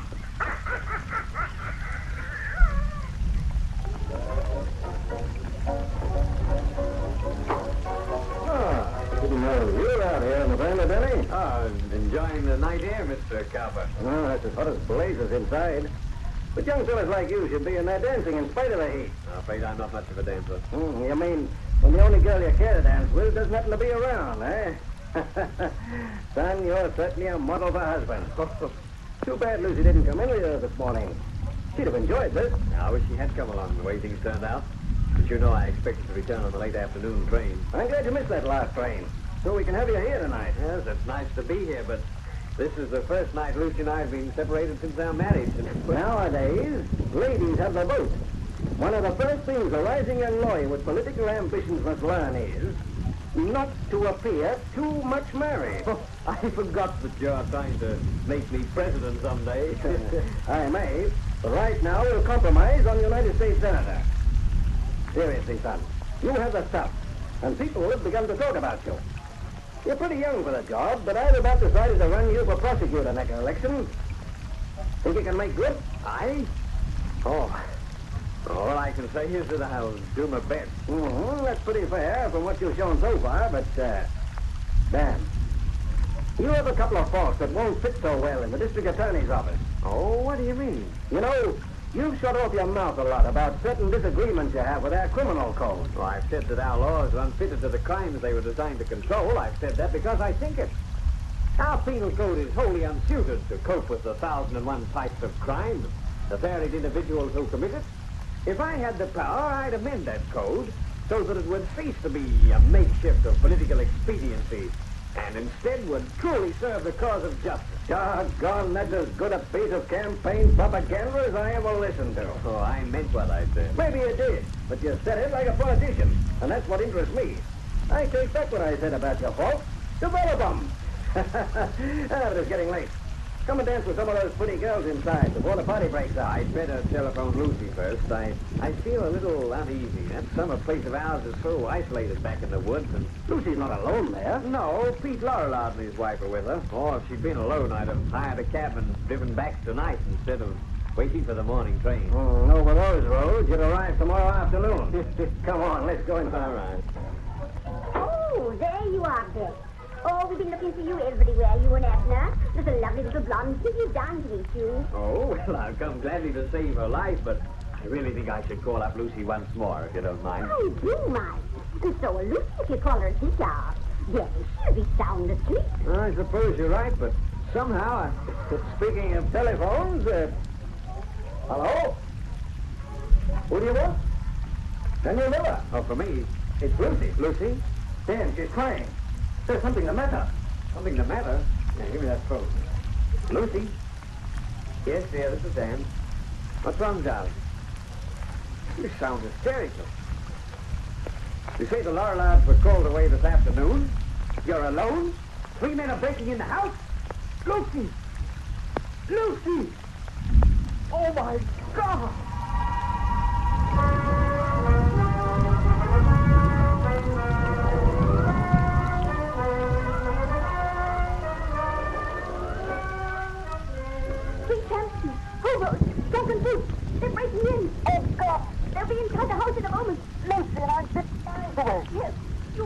help me, and I can't help myself.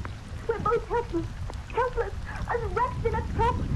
May God forgive me for what I'm making you suffer, but I had to call you, to hear your voice for the last time. The last time? Yes, the last. These men are beasts. They're drunken. They know I'm alone. You have a gun?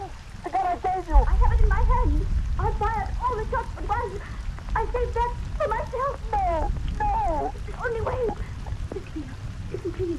You can't help me now. But maybe you can punish after I'm dead. Oh, God, Lucy. Listen, darling. I have so little time. The leader came here this afternoon begging food, and I saw him plainly. He was a big, dark, unshaven man, with a livid, criss-cross scar above his left eye that runs from brow to temple. Remember, dear. Remember. Oh, Lucy. Wait. Mr. Lorillard drove him away. Then the Lorillards were called to town. The man had been watching. He came back with two others. One, short with red hair. The other, a blonde man with a limp. Remember, dear. Remember. They're in the house. Lucy. The lock to this door won't hold a moment. They're beating at it now. The door is giving. I have the gun ready. Bullets through my head. They can't hurt me. Lucy. Remember them, dear. Remember. They're here. Please, Dad. I love you, dear. Goodbye. Lucy.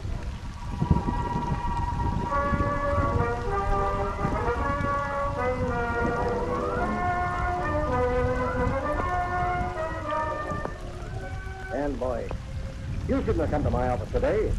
A man who's just spent 6 months in the hospital has no business to even poke his nose outside a door. I'm quite strong now, Mr. Cowper, and I had to come and have a talk to you.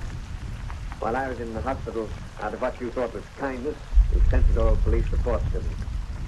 Now I want you to tell me whether they honestly expect to ever find the creatures who caused my wife to put a bullet through her head. Stand here. I want the truth. All right, son. I won't lie to you. I've kept the cops working on this case as they've never worked before. They haven't fallen down because they've never had a single worthwhile clue to work on. When they arrived at your house in the woods that night, the men who broke in had disappeared. We assume they were hobos of the most depraved type. But that's all we know about them. We found no fingerprints. We have no clue to their appearance even, except the meager description of poor, frantic Lucy. The meager description of poor, frantic Lucy. A big, dark man with a livid, crisscross scar above his left eye that runs from brow to temple. Remember this. Remember. One a short man with red hair. The third a blonde man with a limp. Remember this. Remember. Son, the cops have picked up hundreds. Whom they've been forced to turn loose again. There's no evidence of any kind. If we had the guilty dupes before us in this room, we couldn't prove it without their own confession. As a lawyer, you know what we're up against. An impossible job for lawyers and police. And if our law could catch them in its net, the code provides no punishment to fit their crimes. Goodbye, Mr. Cowper. Goodbye? Why, you say that as though we mightn't meet again. We may not. I'm leaving town tomorrow. I've got a job to do. Say, look here. You haven't that crazy idea that you can find those men yourself?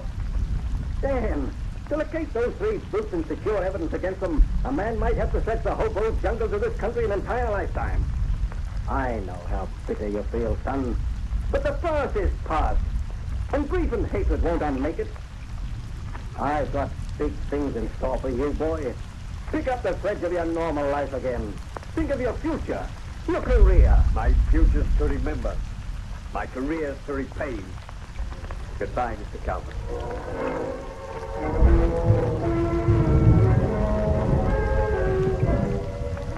Well, there, Lawyer Thomas. That Yankee partner going around? Yeah, you might find him down by the railroad yards, Jesse. Dave Morgan sure beats himself some funny friends. Well, I suppose you like them tramps, Lawyer Thomas. I have an idea. Sure, they men been in this town off and on for nigh 8 years now. Yet no one knows him. Well, I wouldn't say that, Jesse. I know him pretty well. Yeah, no wise jumps like a shell truck soldier every time a telephone rings. No. Yeah, no wise hair, no white when every day more than 40. No. Know what his real name was? Boy changed it to Dave Morton. No, and them things is none of my business or yours. Just the same, there's a mystery about that man that sort of worries me. Lawyer Thomas. Well, you suppose your partner, Lawyer Morton, pays me $5 cash money for every tramp we get in the jailhouse who I persuade to take him for a pony. My partner pays you money to secure him hobo clients. Hey, are you here now to bring him such a case? But this sounds just a joke. The client I'm bringing in today is that tramp who murdered the old woman. Big Mike, the dog Sheriff Greeley rescued from the Lincoln mob last night. Big Mike asked me to get him Mr. Morton for his lawyer. Yeah, he said a pal of his had told him about him. No partner of mine is touching his case. If Morton got the brute off by a miracle, they'd both be lynched. Well, here's Morton now. Hello, Jesse. Hello, Tom. All day. Lawyer Morton, the man over at the jailhouse who ain't got no money wants to hire you to get him out. Thanks for bringing the message, Jesse. But if you're speaking of Big Mike, I've already seen him. I'm going to defend him. You're going to defend Big Mike? Yes, Tom. Lawyer Morton, you're joking. Dave, you're mad. The man is guilty. Guilty as hell. I'm going to save him from the rope because I like his looks. He's a big, dark man with a scar above his left eye. A livid, crisscross scar that runs from brow to temple.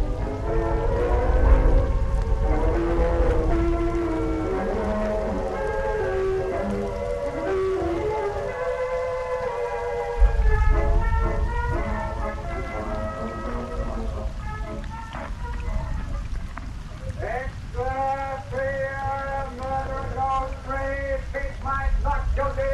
Extra prayer, Morton wins acquittal, jury frees Big Mike. Extra prayer. God. Look at the people buying them papers and then standing round reading and talking about me. If you hadn't have sneaked me here to your house, boss, they'd have had me swinging on the lamppost by now. Come away from the window. You're safe here, Mike. Gee, I hope so. But you gotta get me out of town quick. They look for me here and string me up. They'll never lynch you, Mike. I'm taking care of you now. Better have another drink. And I draw those curtains tighter. Yeah. I do need another hooker, boss. And I'm drinking it to you. No other mouthpiece in the world could have swung that jury so they'd bring a verdict of not guilty. No other in the world. I used perjured testimony, lying witnesses, a trained alibi. I used every dirty trick in the book. But I got you off, Mike. Out of jail, away from the hangman. And I've got you now. Alone with me. You're acting a little crazy, boss. Say, I'll have another. You know I can't figure you out, boss. Why do you make me tell you how I croaked that old woman for you to take my case? I was interested in you, Mike. And for 10 years it's been my rule to know the truth about my client's guilt or innocence before I took a case. Yeah, I heard that. And every hobo from Maine to California says that spilling you the truth never brung him home. That's why I told you the works right off the bat. You got a great name in the jungle, boss. Yeah, it took me 10 years to build that reputation, Mike. Won't you have another drink? Thanks. But gee, you'll have me stewed in a minute. Well, here's how again. See, you're a funny guy. You not only spend your own dough to buy witnesses and all, but then you bring me to your house and treat me like a prince. It's very simple, Mike. I've done the things I have because you interest me. Yeah, interest me tremendously.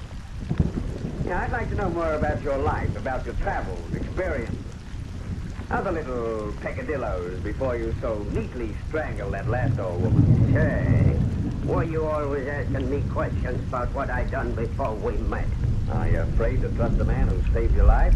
But you asked such nutty questions. How long I'd had this crooked scar over my eye, for instance. I was merely curious as to whether you had it 10 years ago when you were in Michigan. And I told you I don't know nothing about Michigan. Oh, come on, Mike. You've lied about that long enough. I never mentioned it before, but friends of yours have told me you were there. What friends? Let me see now. Oh, yeah, their names were Red and Limpy. Red and Limpy? You know them? Quite well. I haven't seen them lately. Have you? No. Neither has anyone else. What do you mean? That they disappeared from the road, and they ain't in jail nowhere. They're just gone. What'd I tell you about me in Michigan? The most interesting story I've ever heard. About a house in the woods. And a woman. They told you that, eh? Yes. Have another drink. I'll open this fresh bottle and join us. Suppose you tell me about your Michigan adventure. I didn't have no part in it. I didn't... Here's your drink, Mike. I must be off my nut to be afraid of you. I got reason to trust you. And I need help about that Michigan job. Need it bad. Listen, the word's gone round that dame's husband has been searching ever since it happened.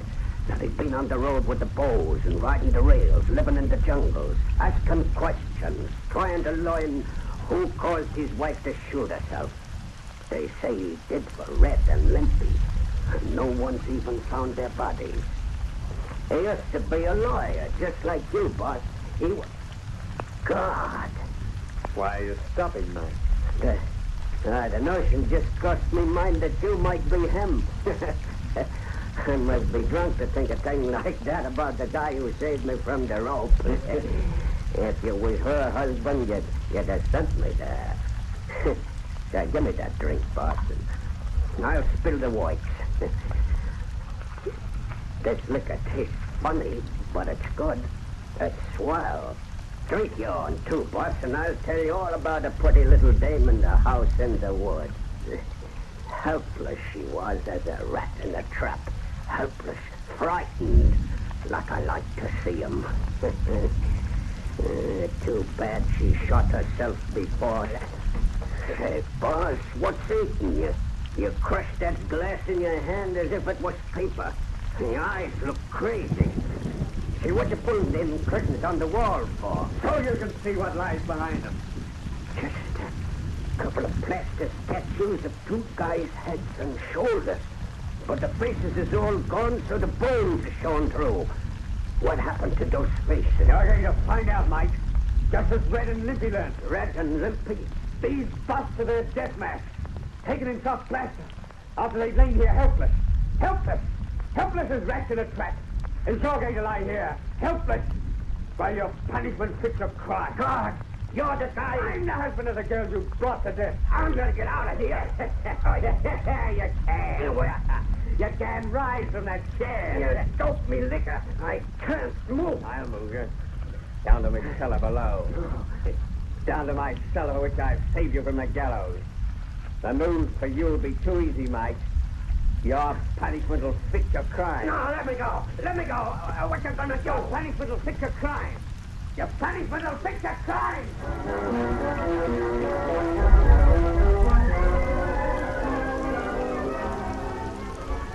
You can't see a thing in this cellar, can you, Mike? And no one's so helpless as when they're in the dark. I want you to be very helpless, Mike. More helpless than a rat in a trap. Helpless as a woman alone in the house in the woods. Helpless as a man who loved her and who heard you 50 miles away. Helpless as a man who heard the shot that killed her. He couldn't raise his hand. What you gonna do to me?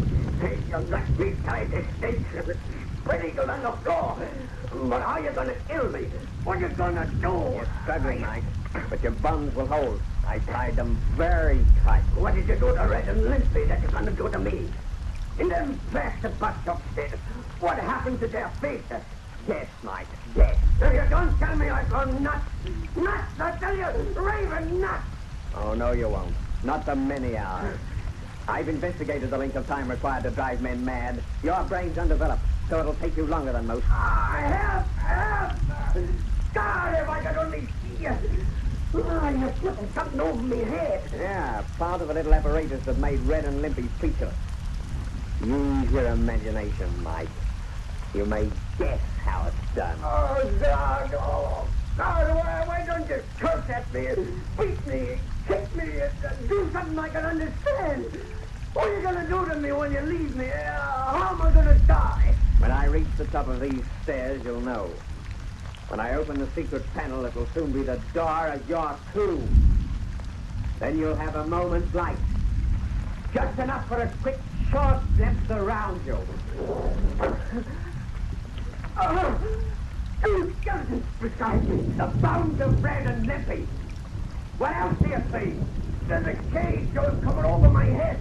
A cage like a rat trap. Oh, I see the rat trap. A rat in the cage with me. And soon he'll be crawling over my head and biting. Ah, that's what happened to the other spaces. A rat. No. Don't leave me in the dark waiting helpless, guessing when that rat's going to start a bite. That's your punishment, mate. Oh, goodbye. Ah! The third and the last. I remember. And I repent. Martin! Dave Martin! Martin! Yes, Tom. I hear you. Get out! Don't let me in! Quick as you value your life! I'll let you in, Tom. What's the matter, Tom? What you knew would be the matter when you got Big Mike acquitted. A lynching mob is formed and a challenge for this house. They won't find Big Mike here. He's gone. They ain't after him. They're coming here with the rope to hang you, Dave. They can hang me if they want to, Tom. They think I wish to live. I don't. Why, you're talking like a fool. Come on, there ain't time to talk. But I want to talk, Tom, about imagination. Imagination that can see a living rat in a crumpled old grey rag and mutilated human faces in two old broken plaster busts of four blind guts. Imagination that kills more horribly and surely than if the things it sees were real. Dave Martin, I think you're mad. That mama's almost here. And if they find you, they'll hang you to a tree. Keep away from that front door. Here, what are you going to do? I'm going to make them. Those who usurp the face of justice must expect a punishment to fit their crime.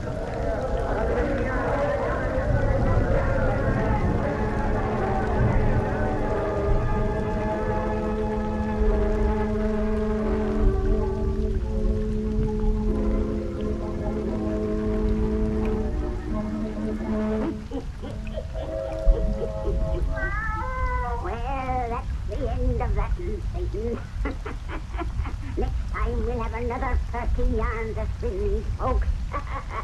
A very 30 yarn.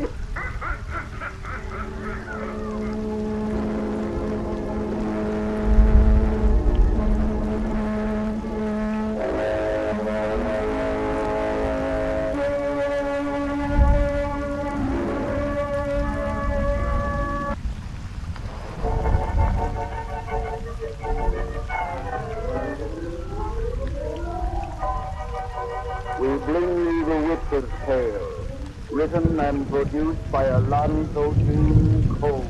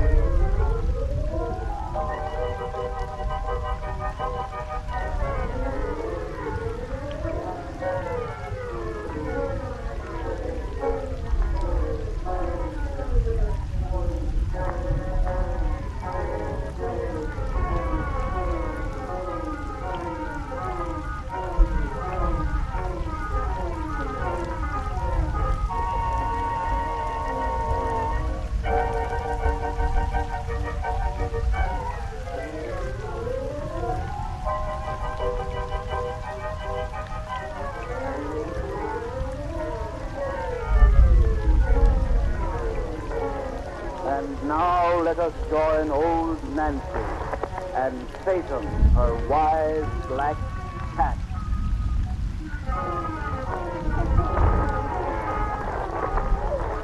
Hannah and 23-year-old, I think today. Yes, sir. Hannah and 23-year-old. Satan. Told folks to dance out them lights so she had it nice and dark. That's it. Draw up the fire and gaze into them birds. Gaze into them deep, and soon you'll be upon a ship that's bound for Africa. Africa was strange to me. Aboard that ship begins I am about a man who studies insects. Our yarn of the entomologist. The entomologist.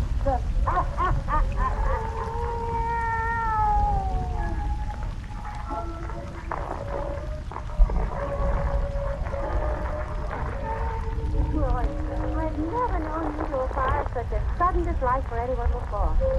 Yet only a few days ago, when you learned Dr. Sternoff was on this boat, you could hardly wait until you were presented to him. I know. He's probably the greatest entomologist in the world. It's an honor for a mere journeyman boat hunter like myself to have him even say good morning when he passes, but Edith, the man gives me the shivers. That body of his that seems all arms and legs and the black whiskers, he reminds me of some tremendous spider. Maybe that's what happens to men who study insects. They grow to look like them. Goodness, Roy. When you reach his age, you may resemble a... what is the bug you specialize on? My future's great. I go in for butterflies. Then how attractive you'll be at 50. If a little flighty. Oh, but seriously, I think your prejudice concerning Dr. Sternoff is absurd. I rather like him. You show it.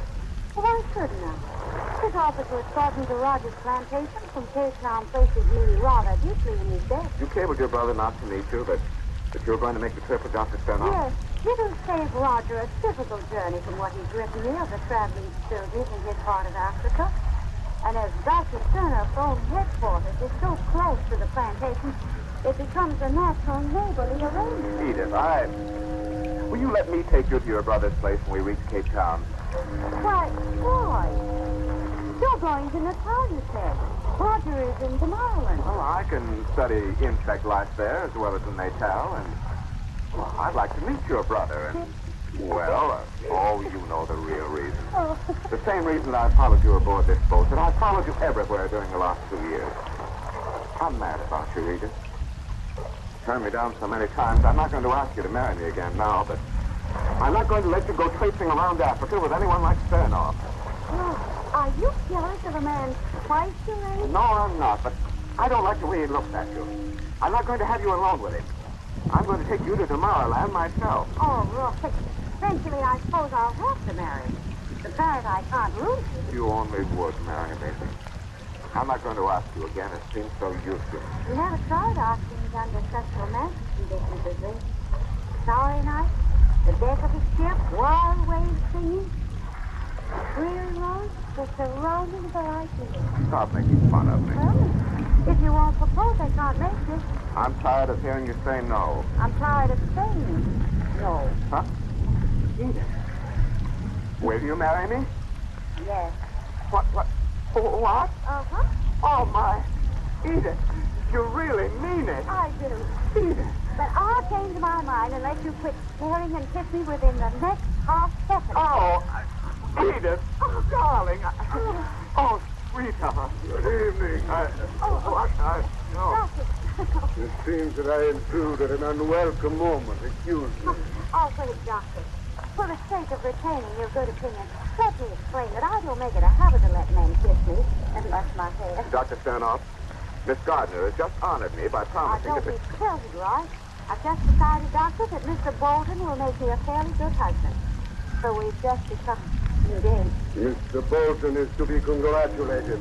I envy him greatly. Thank you. Now, since you have Dr. Sternoff to talk to, I'm going to leave you, Roy. Go there. Oh, Edith. I'm tired. With the prospect of matrimony staring her in the face, a girl needs solitude and rest. Well, I'll take you to your stateroom. No, I want to be rid of you now. See you in the morning. Good night. Good night, Miss Good night, Gardner. Edith. A very fine girl, your fiancée. Very. I think I'll go to my cabin, too. Good night, Doctor. Do not hurry away, Mr. Bolton. Suppose we talk a while. When do you and Miss Gardner plan to be married? We haven't discussed that yet. You will take time, I hope. Affairs of such importance should not be rushed into. Perhaps you will wait until after you conclude your studies in Natal. I've decided not to go to Natal. I'm taking Miss Gardner to her brother's. Oh, that is a pleasure I had looked forward to. Since we shall all be going to the same part of the country, I suppose there's no reason why we shouldn't all take the trip together? No, except that I had counted on Miss Gardner's company alone. Sorry to have disarranged your plans. It is unfortunate that you have. I do not like my plans disarranged. I don't like your tone, Doctor. Just what do you mean? Suppose I hear your views on my probable meaning. All right, I'll give them to you. If you think I haven't noticed the way you followed Miss Gardner around ever since we came aboard this ship, you're crazy. And I don't like the way you keep looking at her. Stokesy was some specimen you were tracking down. I don't like anything about you, Doctor, since you've asked for it. And I want you to keep away from my future wife. You are so candid, I shall be equally so. I enjoy the society of your future wife. And as the future is such an unknown quantity, I do not intend to keep away. Also, as an entomologist yourself, you must have heard that I seldom track down a specimen in vain. Why, you think... I think your engagement to Miss Gardner is a mistake. One that may be rectified before marriage. Before you leave the ship. Good night, Mr. Wilson.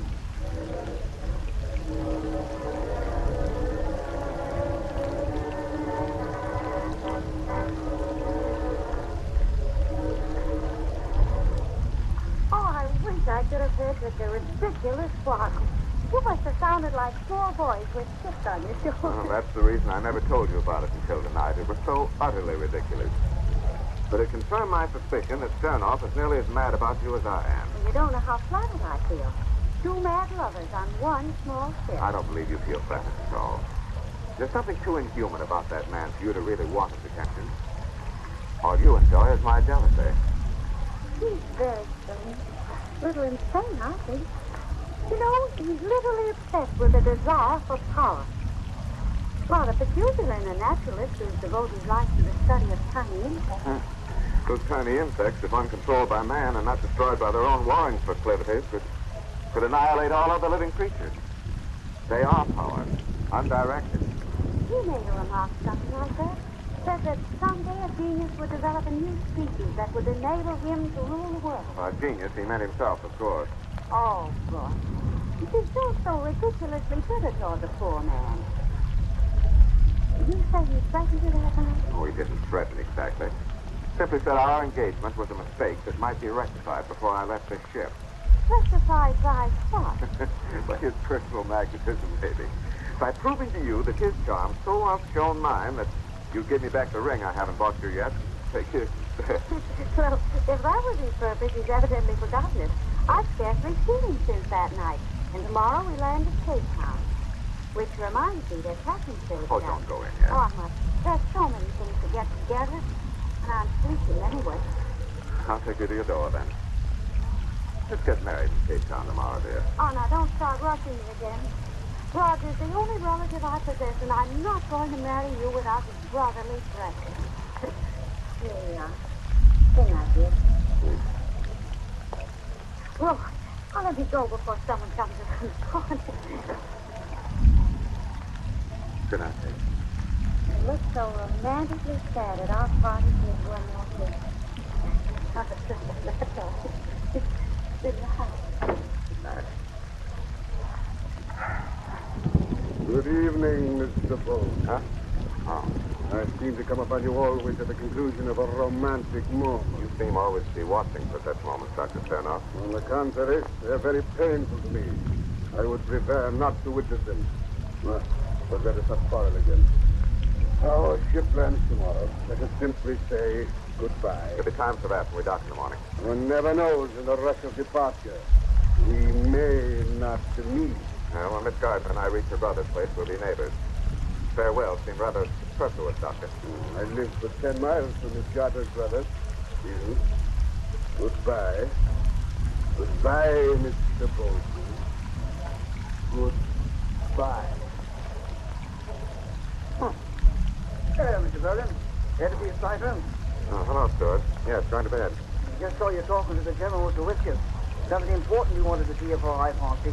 Been hanging around this corridor all evening. Waiting for me? We didn't try, but as he belongs over in Section A, I imagined he was waiting for someone, and he went away after talking to you. He wasn't hanging around Miss Gardner's door, was he? Oh, no, see. He wasn't hanging around any place special. Just up and down the hall, yeah. Wasn't he waiting for you, sir? Oh, I don't know. It doesn't matter. No, sir. Well, here we are to a door. Good night, sir. Good night, Stuart. Oh, wait. We'll be parting tomorrow. I may as well have your tip off mine now. Here.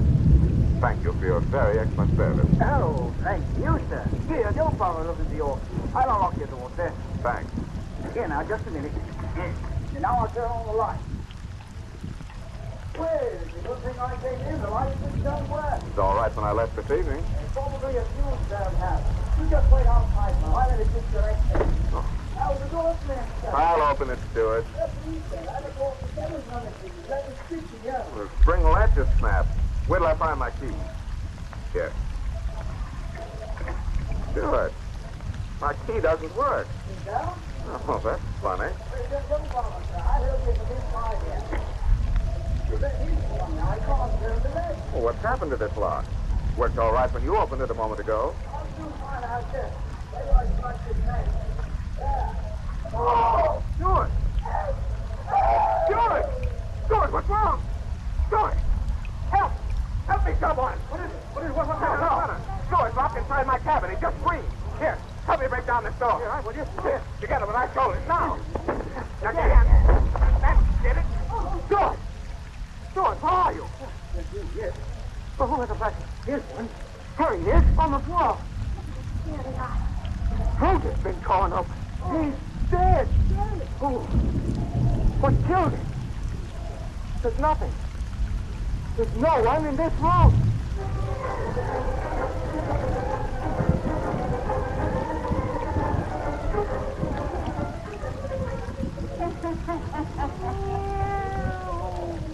What do you think killed the Stuart, Satan? That's right. But them as didn't understand what Satan said will have to come see us next time I have a birthday. And then we'll sing you the rest of our yarn about the entomologist. The entomologist.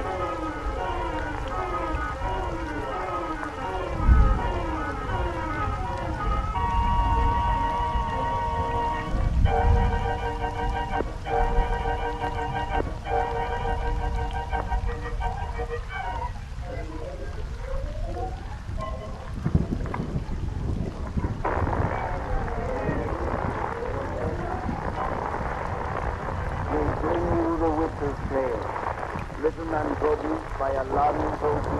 Cole.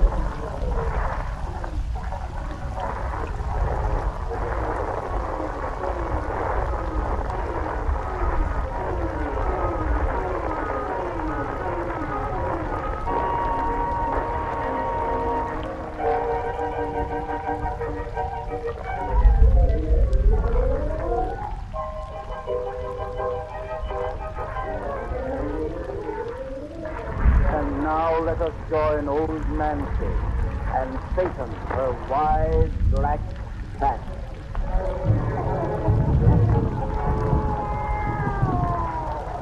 I'm 9-year-old, I think, today. Yes, sir. 9-year-old. Now douse out them lights and we go on with that puzzle story we began last time you were here. What do you leave off, Satan? Oh, yes. he told how them two scientists who studied insects was both in love with the same girl, and how she naturally preferred the youngest and best looking, which made the other fella kind of mad. Well, sir, they was all aboard a ship bound for Africa. And on the night before they landed, a steward on the boat went into the young fella's cabin just ahead of him and was very mysteriously ill. Now draw up to the fire and gaze into the embers. Gaze into them deep, and soon we'll be in an African jungle, for that's why we picked up our story now. And soon you'll hear more about the entomologists. The entomologists.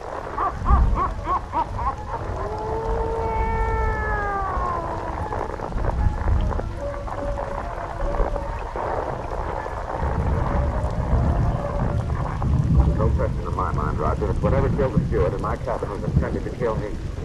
The door that made him prisoner didn't slam by chance. A spring had been attached to it. A lock had been tampered with. If he hadn't gone in there ahead of me by the sheer fact... But what killed the steward? No one knows. But Dr. Sternoff, I think. If he was with the captain at the time it happened, so had a perfect alibi. So there was no way for anyone to get out of the cabin except through the single door? No, and nothing came out that way. One of the portholes was open, but no man or animal could have escaped through it. Unless they could scale smooth horizontal walls like a fly, they'd have had to drop into the sea. The steward's throat was torn. No, it wasn't torn exactly. It was as though something had bitten him there. Something poisonous, for it killed instantly. And the wound was frightfully inflamed. Yet if the bite was made by an animal, it was one of an entirely unknown species. I've seen two such wounds as you described. Have? Yes. I didn't want to talk any more about this before either. That's why I suggested we walk out here in the bush tonight. We've upset enough about the whole thing as it is. He refuses to believe that Dr. Sternoff had anything to do with it. How she'd have made this trip up here with his party if I hadn't absolutely insisted we come by ourselves. I don't share my sister's trust of Sternoff. You say you've seen two similar wounds. So that what killed the steward? Yes, on black boys in the vicinity of Sternoff's place. Only whatever bit them was not frightened away as easily and as soon as your steward's case. But when found, every drop of blood had been drained from their dead bodies. What on earth? The natives ascribed death to vampires. That's ridiculous. Nothing is ridiculous in Africa. The blacks say Sternoff fed the vampires on the men.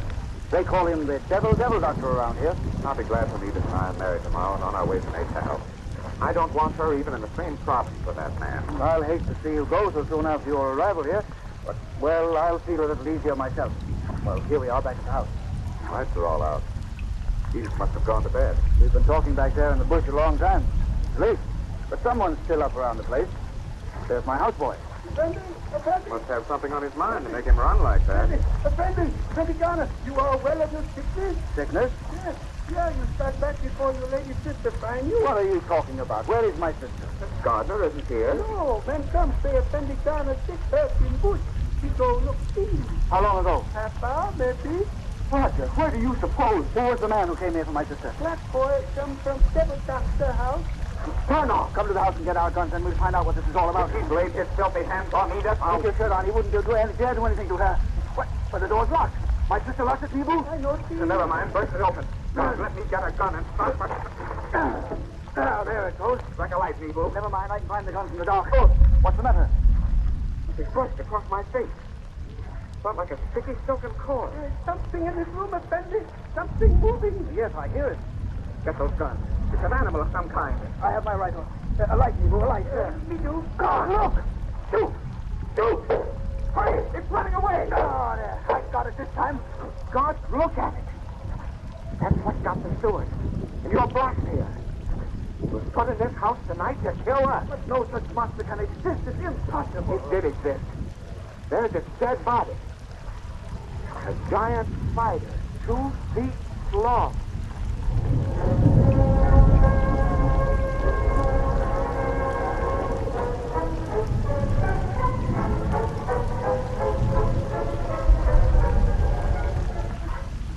Easy now.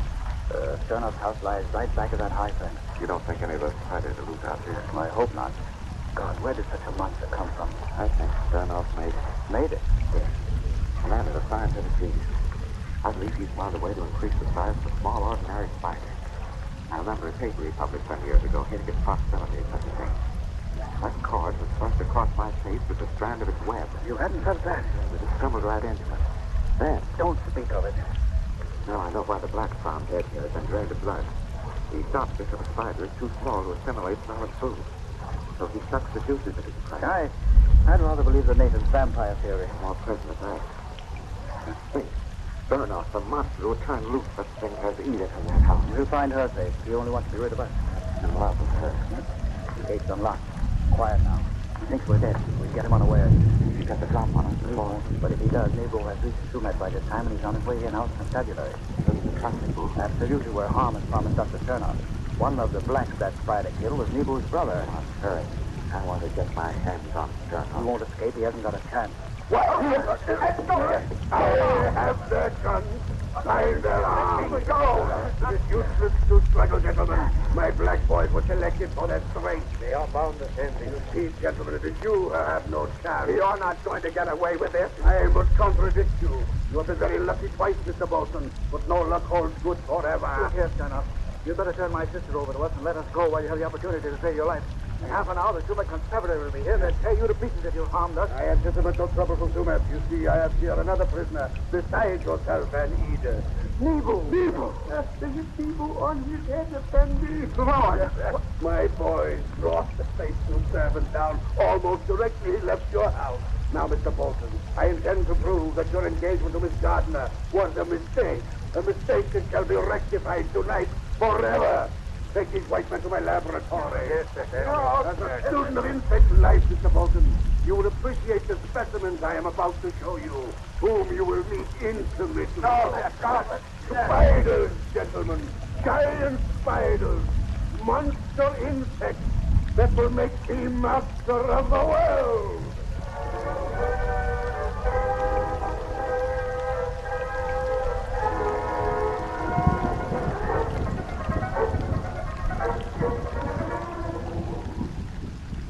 Look at them in their cages behind these bars, spiders. I made them giants. Look at them, scary, eight-legged monsters whose poison calces will kill an elephant. Harmless in their cages now, but soon they'll be swarming about you in this room. You can't. You won't. But I can. I shall. This lever here opens every cage at once. I shall press it just as I myself go out this door to safety. Argo, Marty, cut the ropes which bind the white man's hand. Yes, Professor. I wish your body free. Through the glass panel of this door, it will be a better show to see you try to fight my baby. What a rotten beast you are. And he has Edith in this filthy house. Edith is upstairs, quite safe and ignorant of your presence here. He will be ignorant of how you die. He is very fortunate to be chosen for my mate. As I shall be the master, she will be mistress of the world which I will rule by giant insects who are power. You're mad. Even a madman can't go through with it. Useless, boy. We haven't got a chance. Sternoff, if you have a single strain of BTP in your carcass before you turn those things upon us, give us a drink. A drink? Yes, whiskey. God, we've got to have something to nerve us before you open those cages. Oh, don't ask that swine for anything, Roger. Let him pull his lever and get it over. No. I can't bear to think of those spiders coming at us. I'll go crazy, Sternoff. So I won't know what's happening. I'll keep you out of your show. Whiskey, Sternoff, whiskey. The least you can do is grant me that. The brother of my future mate has a streak of yellow. Bring the whiskey. Yes, not from me. I want nothing from you. Whiskey for God's sake. Give it to him. Here, Thanks. Look out, you brats, so you won't see a white man whine. We go and then This boy knew for people. Rocky has insecure outside. Nebo cannot get away and let me Get down, both of you. White man now on bound. May be danger you. Attend me. I have a pistol in my hand, haven't I? If I haven't enough to try anything, get out and close that door. Yes, attend. And patience. My throat is dark. Drink your whiskey, you yellow dog. Yes, a drink. Whiskey. For you, son. Yes. I just wanted to drink, but I saw it in your eyes. Oh, I'm blind. I can't see it. Where's the pistol, Roy? I've already got it. Roger, you stumbled against that lever.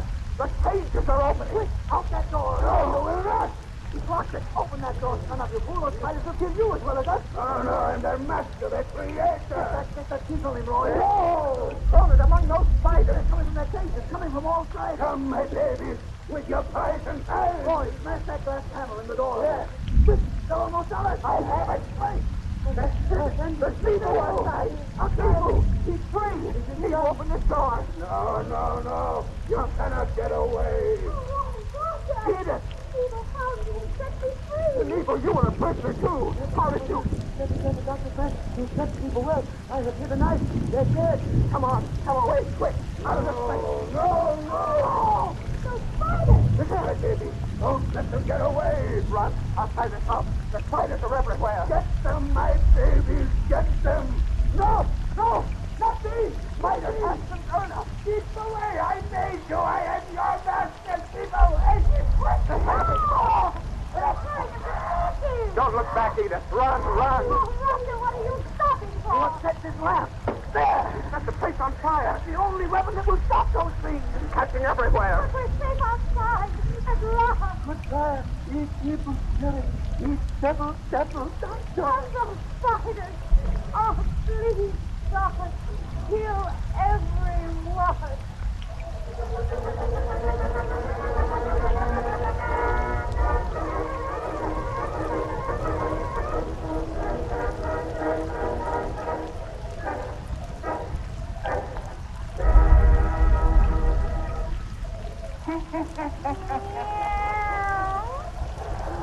Satan and me's just this.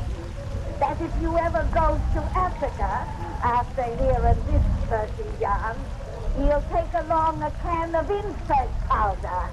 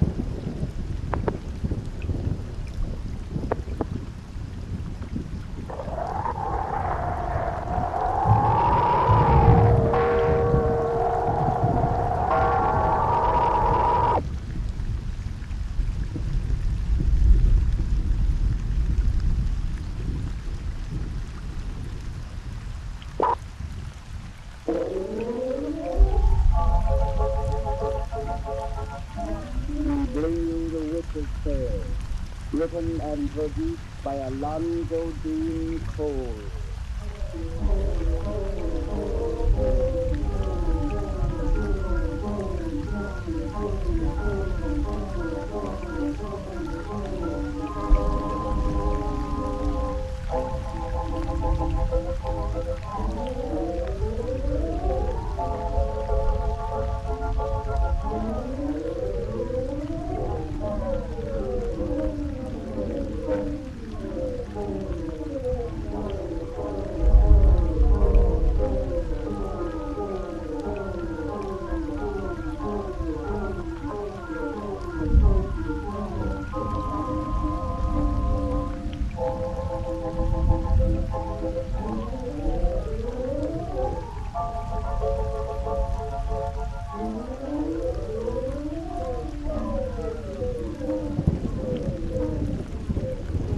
And now let us join old Nancy and Satan, her wide black cat.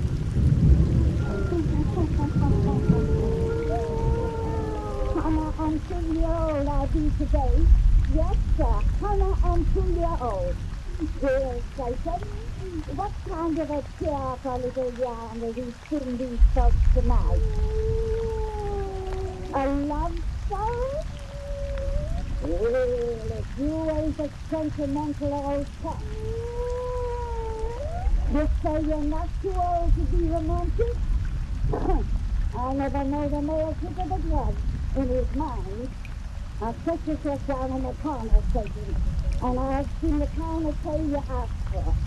But douse out them lights, everybody. Nancy's love yarns is best listened to in the darkness. Now draw up to the fire and gaze into them bells. Soon you'll see inside a happy home, across the seas in France. It's down in the country, where them old heathen Romans used to live 2,000 years ago, and while they left some funny things lying buried in the earth, funny things that men today sometimes discover. Gaze into them breast deep and hear our yarn of the bronze Venus, the bronze Venus.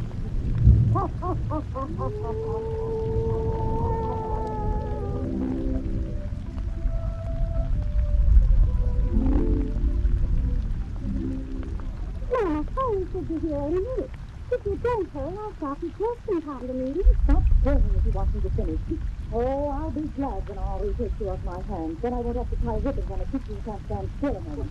If you won't be glad at all, you'll weep constantly after I'm married and go to live in Paris. I can't get it singing to hear. The sooner such a nuisance as you is out of my sight, the better. Oh, my baby, you will be leaving me soon. Mama, stop that. My little orphan. Stop it or I'll cry too. Mama, please don't. No, I mustn't. Anyone who saw me would be the funeral was to take place here in 5 days instead of a wedding. And I'm really very happy. You're always a good man. You love me, and you love me. It's so much, Mama. Please, stop your crying and let me finish with these ribbons. Oh, I suppose I died the same foolish way before I married your father. And that's the only thing I have against Charlie. He's so much like your father. So, Mama, He's ridiculous justice, Charlie. How productive as an antiquary can ever wish to become the wife of one is quite beyond my power. oh, you really don't mean that. We've always constant gathering among old ruins and very business. Papa has remained as close and dear to you as fire would be to me. Yes, of course, physically. But I long ago discovered that to a man with the archaeological bee in his bonnet, no mere woman can compete spiritually with a 1,000-year-old trifle that he's dug up from the earth. And I don't approve of such work. I never have. It's too much like rotting graves. To my mind, the dead in their possessions are best left undisturbed. Oh, that's silly superstition. All right, have it your own way. What I do is Papa hadn't found something to disturb his mind. It could have got him higher instead of merely sending old rocks to the station at the time. Oh, he won't be annoyed by that apparent rudeness, but he learns it's caused by a new discovery. Chances are he'll even forget he's been away from you for an entire month, while he and your father indulge in scientific laughter. Oh, not how. We'll see. What is it your father found this morning? You haven't told me much about it yet. Oh, it gave me an awful fright. Right? But just a moment.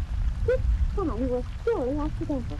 One of our cousins were digging up that old olive tree that was frozen out there, and Papa and I were standing beside them, talking about olives. When one of the men dug his stick into the earth, and we heard a bang, as though it struck a bell. Then, suddenly, a pure flame seemed to rise from our ears. It was a bit of prison. It was only the hand of a bronze statue. And when I left, Papa was delirious with joy and down in the pit with a shovel, poking the men and making us to the Oh, then he'll be covered with dirt when he returns to the house, and he'll slip it all over my carpet. Oh, but what's the use? I discovered long ago that men can't be made over. Whoa, Oh, Mama, there's a ghost outside. The carriage is returned. The cavalry.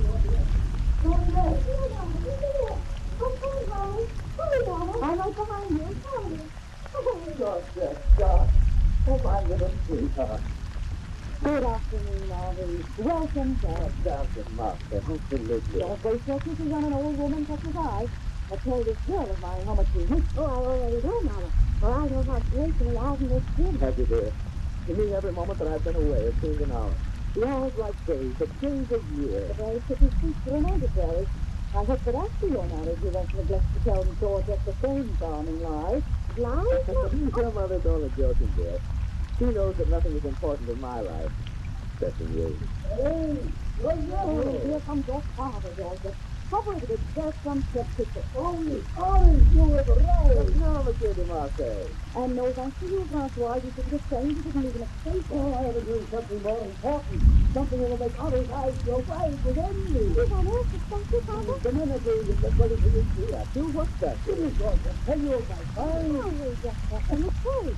Besides, I don't yet know what you found. I left this Where's the give me? Hurry, you men. It looks as though they were burying a corpse. I have no coffee there. I'll take it up right there. Here's your monster. Say, the man too strong. Yes, a life-size bronze of Venus. A Venus of the ancient. Where did you find her? Oh, look at him, my boy. And envy me my luck. This statue makes me the greatest find of the century. God, You fell. masterpiece. You're dead. This is the early Roman period. The case is not the classic style. Oh, no. Here you have none of the immobility of figure which the Greek stage of ancestors. It seems almost living. I've never seen such an illusion of life and metal. She has such a cool face. Let me see your heart and see there. If you were a living woman, honey, I'll keep no tongue ever supper. He said about it and stood up and slightly kissing. Yes. She's almost devilish in her shop. She's the loveliest thing I've ever seen. That's a fine thing for a prospective husband to say in the presence of a future wife. I hardly think Georgette will be jealous of Holly's confidence to his statue. Hello, what an excellent omen. He is the three children. 5 days before their marriage, I bring them Jesus, the goddess of love. Excellent omen indeed. Or see an idol buried by the dead. I don't like a look to her. Oh, that's it. You have no appreciation. Holly, Georgette, you must take full advantage of this excellent offer. Your marriage is to be on Saturday. Friday is Venus Day. You're not suggesting they're ready to be advanced to Friday. Definitely. Yes, that's a whole day sooner. Never. I've married on Friday to be married so to that. On the contrary, this is the only truth. And my God is in the earth will smile upon their union. Mama, I'd like to be married that much sooner. Oh, and I, Madame de Marseille. Well, I suppose one superstition is as foolish as the other. All right. There, it's all settled. Young boy, you and the men put straight in the room. The SEC. Now, you and I will remove the infected earth from my Venus. You may find inflicted No, you may think of it as all you do, but not all. Oh, but it would be a privilege, Madame, to just find us stupendous. Every archaeologist in France will go mad with envy when they hear of it. This mysterious offer to You every see, square. Georgette, what you must expect from an antiquary. You're a fine husband who has not seen so much that possesses our return for a dead thing out of the earth. Oh, Madame, you know I... He's doing his father if he is harmless. I'm going himself. Oh, darling, wait. Forgive my thoughtlessness.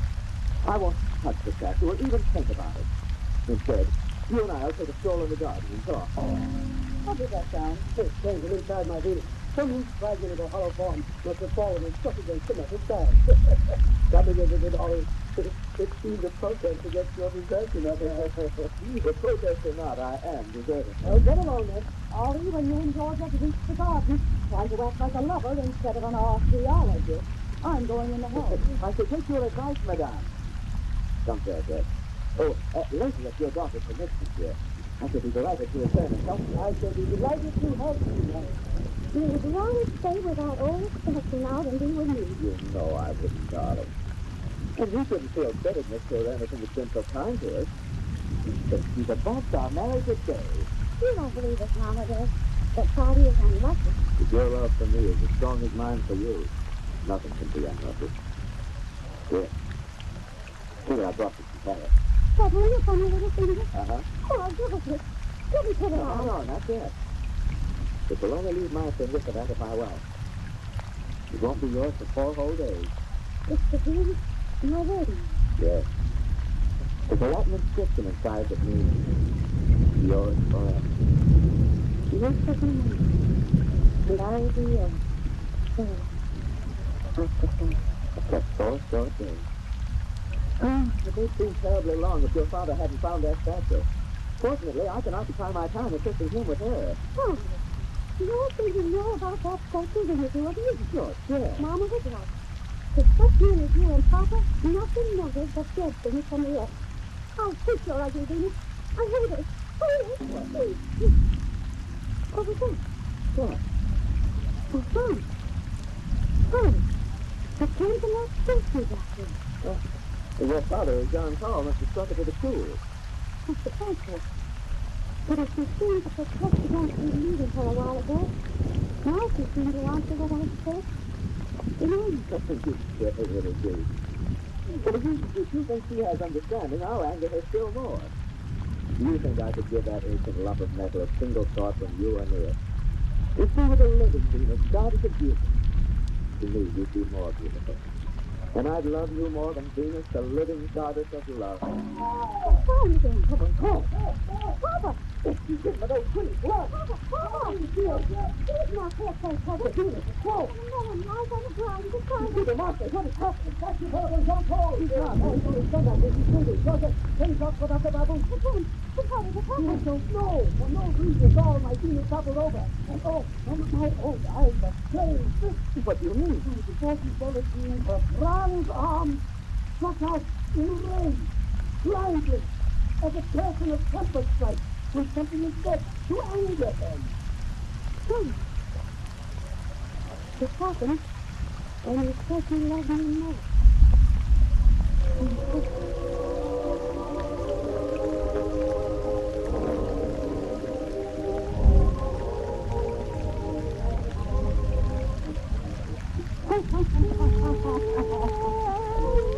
That ain't the end of our love story about the bronze Venus taken.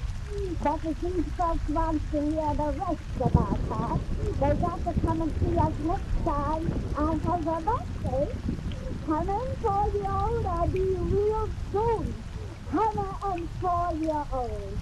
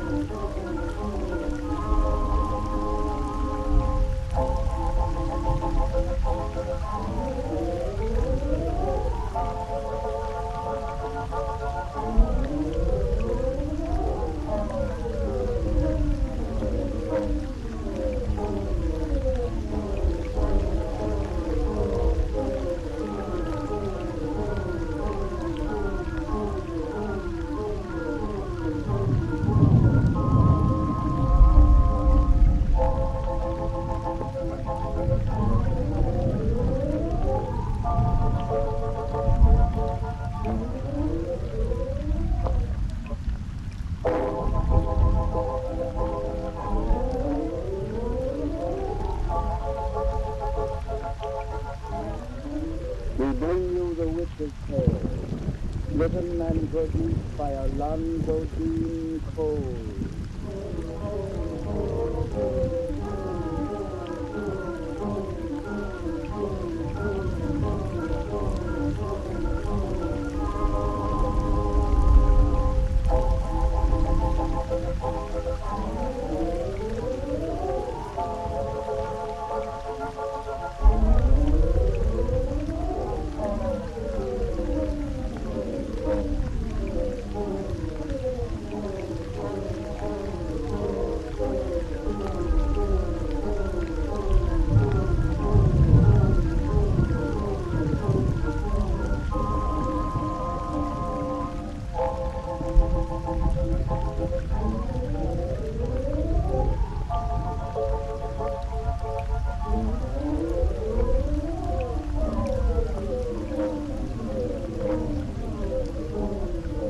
And now let us join old Nancy and Satan, her wise black cat.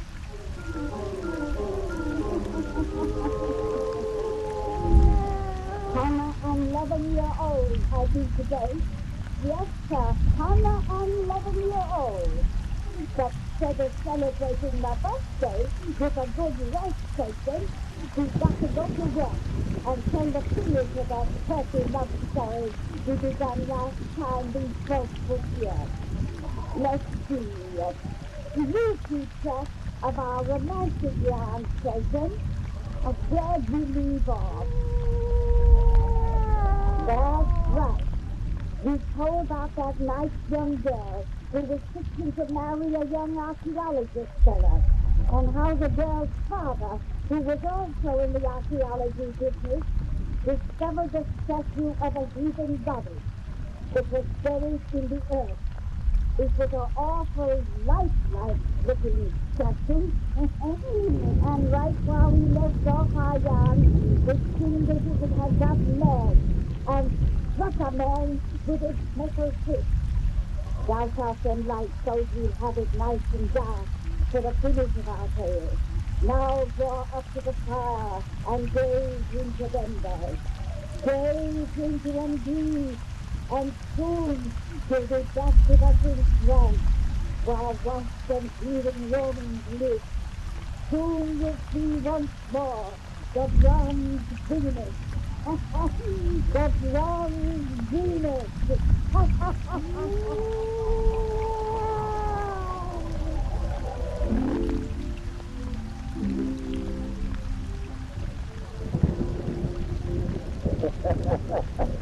Today, when the blows no one good on it, if it hadn't been for son called David, Madame de Marco would never have permitted you to help me complete this delightful task of scraping the encrusted earth from my Venus. She's used to me getting dirty, but she doesn't want our future son-in-law to follow in my sinful footsteps. If I didn't help you, no one else would. Your goddess has certainly struck terror into the peasants around here. Yeah, they won't tell me that I haven't been with her now, even though John Collins far from better than gave to me when he came to. Very strange the way that actually occurred. I must confess an oculus about my eyes. I could have drawn the statue's arm like that in blind rage and struck him. George Westfield maintains the reason for that rage was something I said about your beautiful bronze lady. Oh, it's all foolish. Of course it is. It's progressing splendidly. The upper part of my beauty is quite clean now. She's a gorgeous thing, your Venus. You admire as I do. This stability comes from the earth. Yes. It's easy to understand why men of long ago adored her. You and I are pagans, of course. We could adore her now. Yes. We could adore her now. Look at her. The bronze seems to glow as we pay tribute to her beauty. One could almost fancy that she's mine. There's yet another awake. There is an illusion of life about this figure that's often startling. Yes. Oh, it's caused by shadows in the sun, I suppose. Couldn't be anything else. Found this letter. This ring. So thick and heavy, I can't hold it straight properly. That's the very ring that gives yourself on Friday. Venus Day. Yes. You owe me a debt of gratitude in fancy your marriage to that afternoon. Finding this lovely goddess is too good an omen to be disregarded. I can't work any longer with this ring on. It's cutting into my flesh. Take it off. Where shall I put it? It's not in your pocket. Oh, there's a hole in each pocket. I'm still a bachelor, you know. I see the perfect place. The statue's outstretched finger. Perfect. And another good omen, your wedding ring will be blessed by the goddess of love herself. Now, with the pair out of the way, I can certainly use my hand more freely. But you heard on you. She's got a ring on her finger. Venus may think she's married. Fortunately, the thoughts of a bronze lady are very unimportant. Yeah, but for that case, it's no more than bronze that it's well as to be. And inside that ring is inscribed in Latin, yours forever.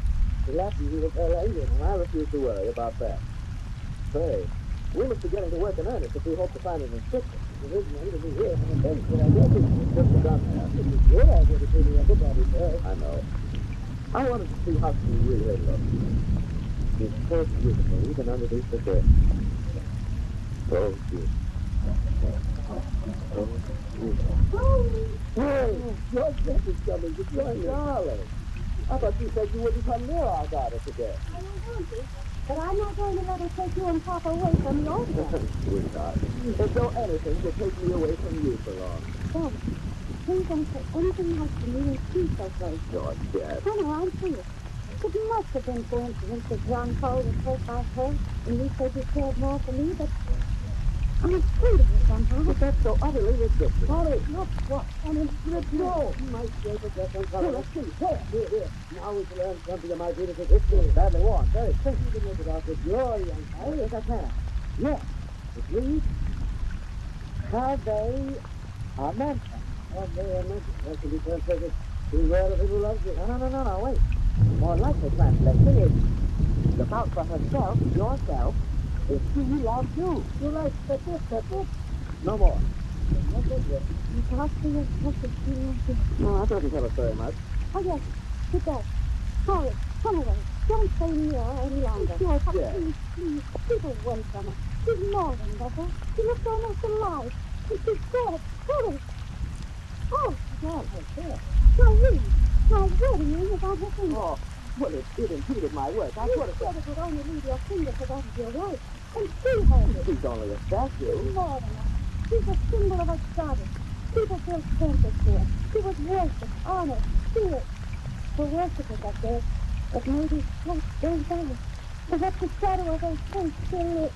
Perhaps the power that gave her lives. Besides, it's Bobby's magic. I don't care if it is. Hurry, don't let her have my wedding ring. Well, I'll get it at once, dear. With it. That's it. Hurry, what's the matter? Come on. It's too hard. I am. Something has changed here, eh? Yes. When I slipped the ring on, this finger went straight. Please, it goes her hand. She won't give back your wedding ring.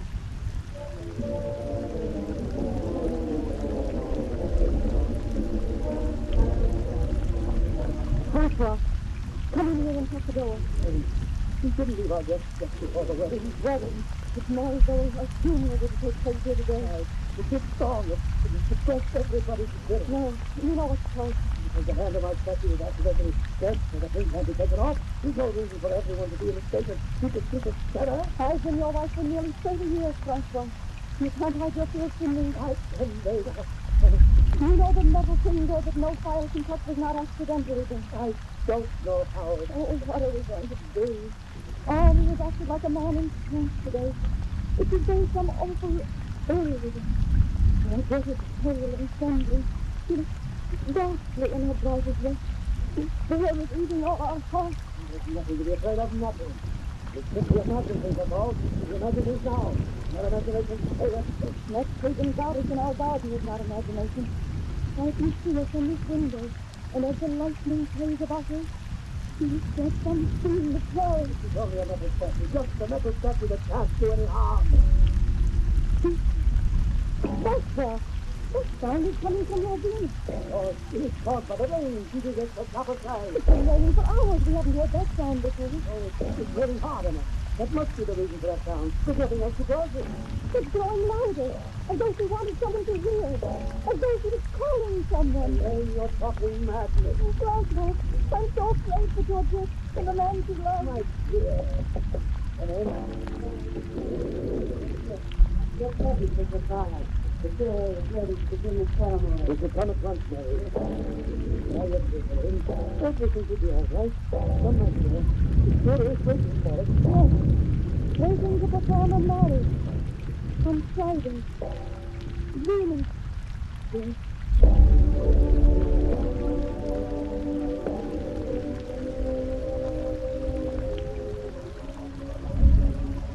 Henri Michel de Saint-Clair, wilt thou take Georgette Cécile de Marseille here present for thy lawful wife, according to the right of our Holy Mother the Church? I will.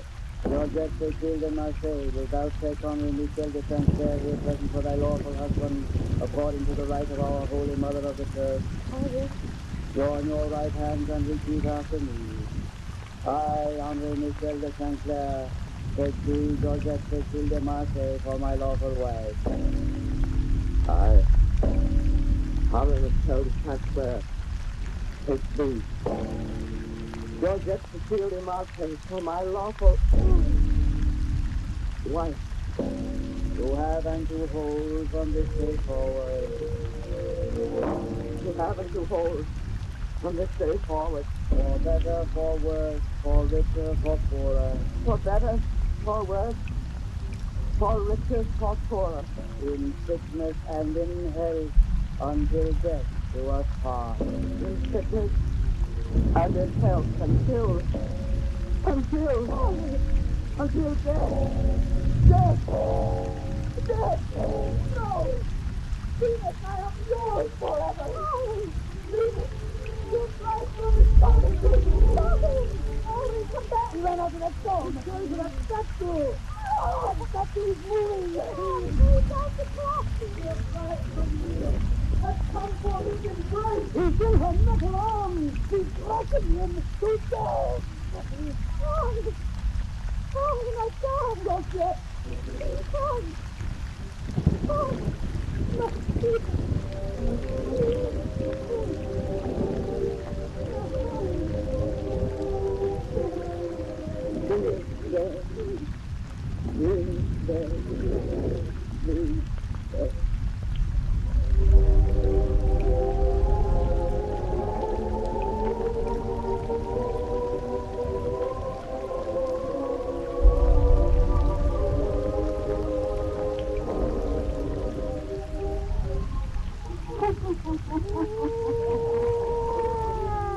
Come to me and take the next time I have your birthday. We may have another turkey love story to tell ya.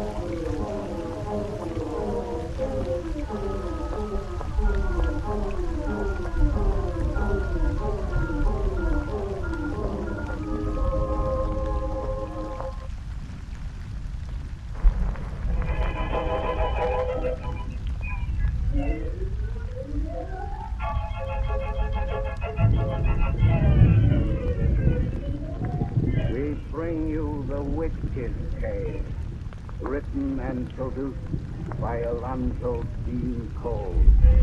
The Witch's Tale.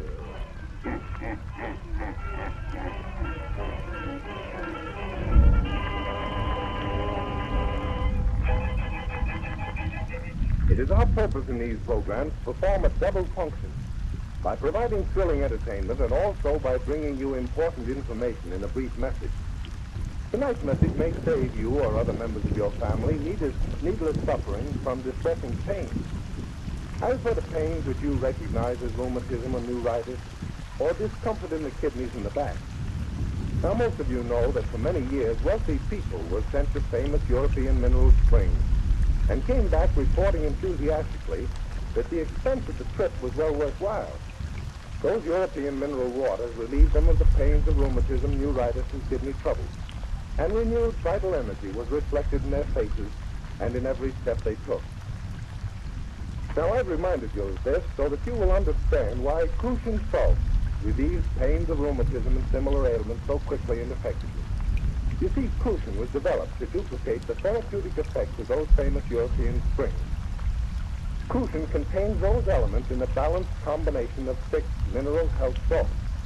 Doctors know this remarkable Crucian formula, know that it is absolutely harmless and marvelously effective. That is why Crucian is prescribed by more doctors throughout the world than any other medicinal salt or crystal. If you are subject to rheumatism and neuritis or kindred ailments, let Crucian gently but surely rid you of the poisons which have secretly accumulated in your system, and you will be amazed at the results. For these poisons circulate through the bloodstream and set up an aggravated pain that gradually gets worse if it isn't properly relieved. Don't put up with it needlessly another day. when your nearest drug counter has crucian. That word crucian, spelled K-R-U-S-C-H-E-N, has meant joy to millions of grateful people. In countless homes, it keeps happy folks free from acidity, free from acid-caused headaches, sour stomach, and flatulence, and free from the aches and pains of rheumatism, neuritis, and distressed kidneys. As your doctor will confirm, all these troubles can be related to each other. So tomorrow, join the millions who keep themselves feeling fit and looking fit due to crucian. Learn for yourself what it means to always have that crucian feeling. And now for our visit to old Nancy and her wise black cat.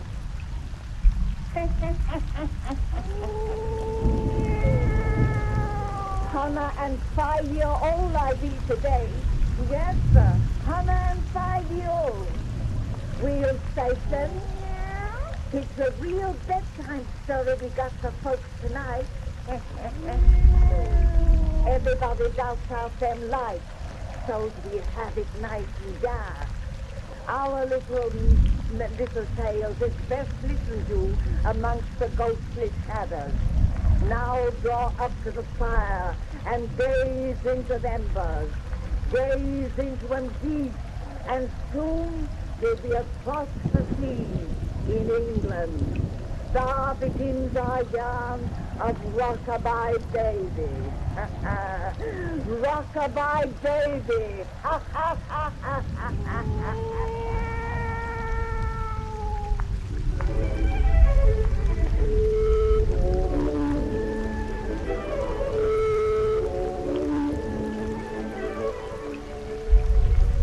Mr. Melvin, you don't honestly believe what you just said. Oh, yes, I do. There's a room in the east tower of this old mansion which is positively haunted. Mrs. Beckett, he's just fooling, isn't he? No, indeed, Mrs. Christie. I share Mr. Mandel's opinion that his tower room is queer. So do I.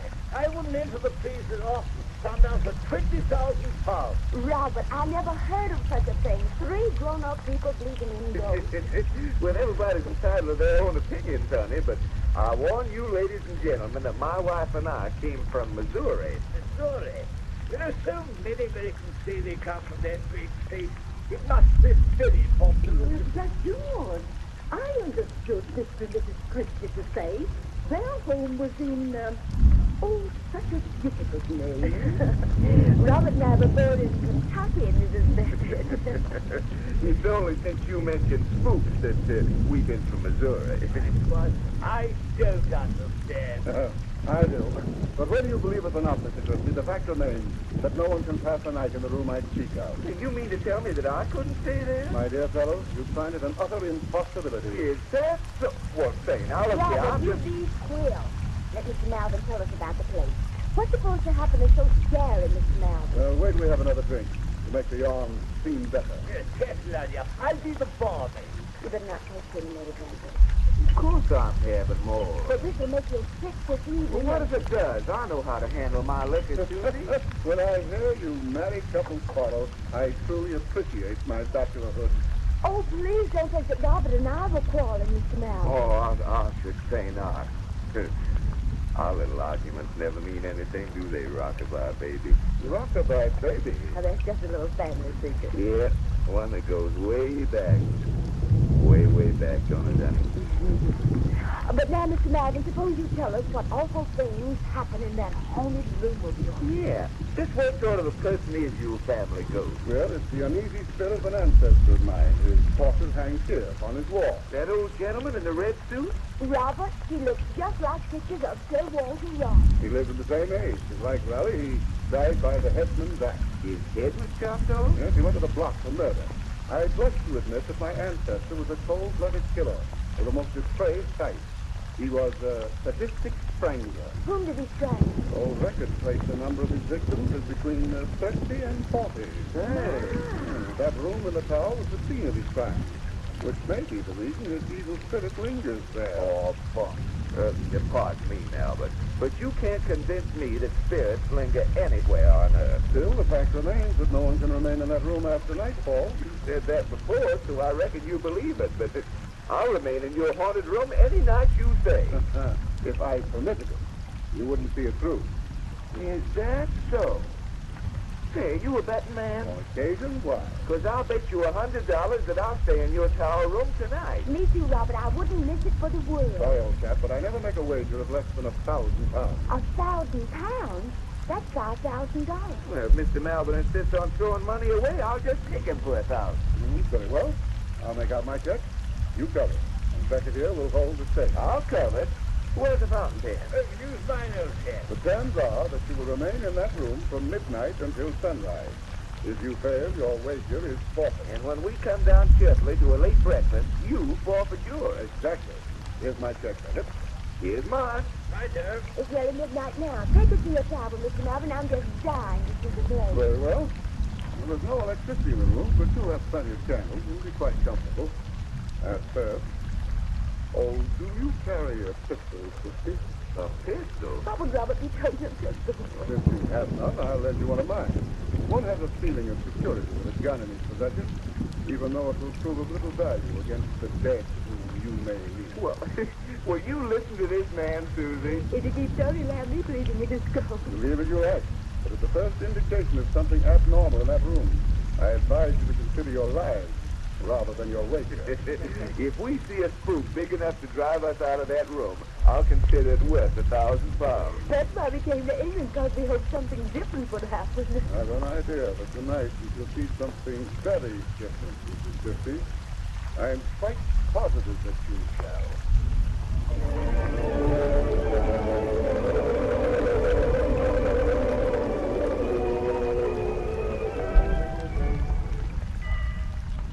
$1:00, honey. We've been here over an hour. This must be the night when Malvin's ghost don't work. I reckon. But I've got to confess it. When we first came in here, I had cold shivers running up and down my spine. Well, I don't wonder. This is sure enough what a haunted room should look like. Yes, it's so full of pretty shadows and dark corners. You know, I'm not scared of anything, but I'm awfully glad we have so many cows. It wouldn't be very cheerful without him, that's a fact. You know, the folks who were the least bit superstitious, all that talk that Melvin handed out and the appearance of this old room well, their imaginations might get worse until they'd be scared to death. Yes, imaginations are powerful. Oh, No. Oh, I see. Honey, it's just an old loose shadow banging against the window. Look. It's startling. Creepy old room, this is. I mean, if you let your imagination get going. No danger you and me doing that. Well, I should say that, listen. Robert, what you said makes Mr. Melvin so sure that something's going to happen here tonight. Of course, we've only known him a couple of weeks, which is hardly time enough to judge, but he doesn't strike me as the sort of man who'd bet £1,000 for, well, just for the fun of it. Well, Melvin isn't the kind you'd call a natural chance-taking gambler, is he? You must believe there's something queer about this room. Just see you take his gun and all. So that's because he and the Beckett were just superstitious idiots. Still, I shouldn't be making crackpot bets like this.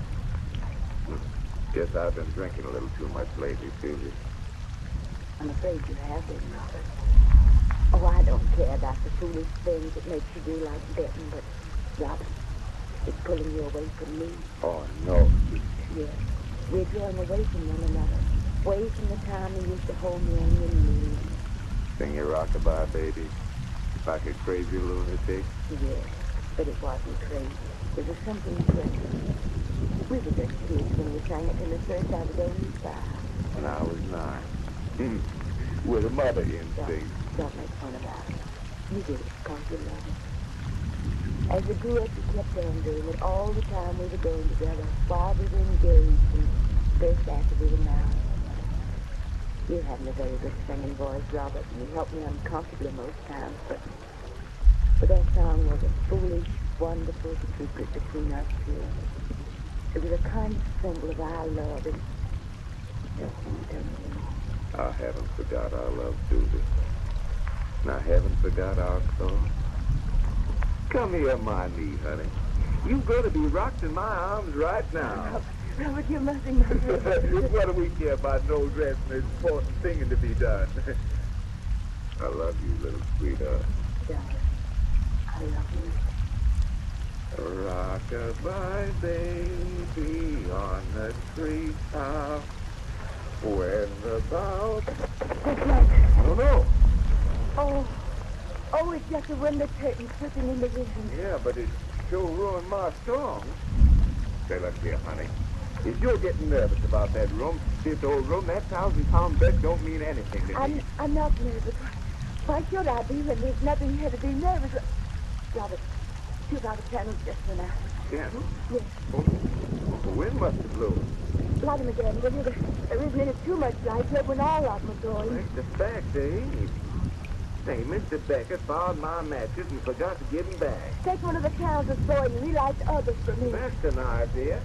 Go on, this went out at the reef. Well, close the window and shut off the wind that's doing it. Yeah. There. Now they'll be all right. Robert, there goes another candle. Well, the wind did blow it out. Not with the window closed. Well, I wonder what... Yeah, another's going. That's funny. These candles just suddenly flicker out and die. There goes another. What's causing it? I don't know. There goes another. Relight them quick. If you don't, we'll be in darkness. I will, honey. Don't you be scared. Oh, two more went out. There's only 3 left. I'll get one of them. That one's gone now. This one just went. Only one's left. Now it's gone out. Robert, put your arms around me. Hold me tight. Here I am, honey. Here I am. Made those candles all go out. I don't know, but there's some natural explanation for it. Don't you be scared. I'm not. Only I can't bear this darkness.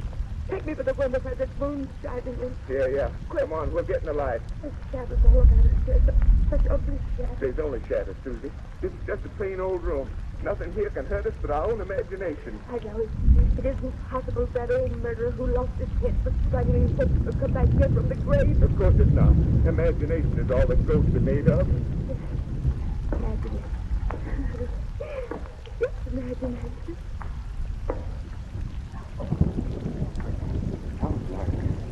What's that? Oh, it can't be. We'd have heard the door open.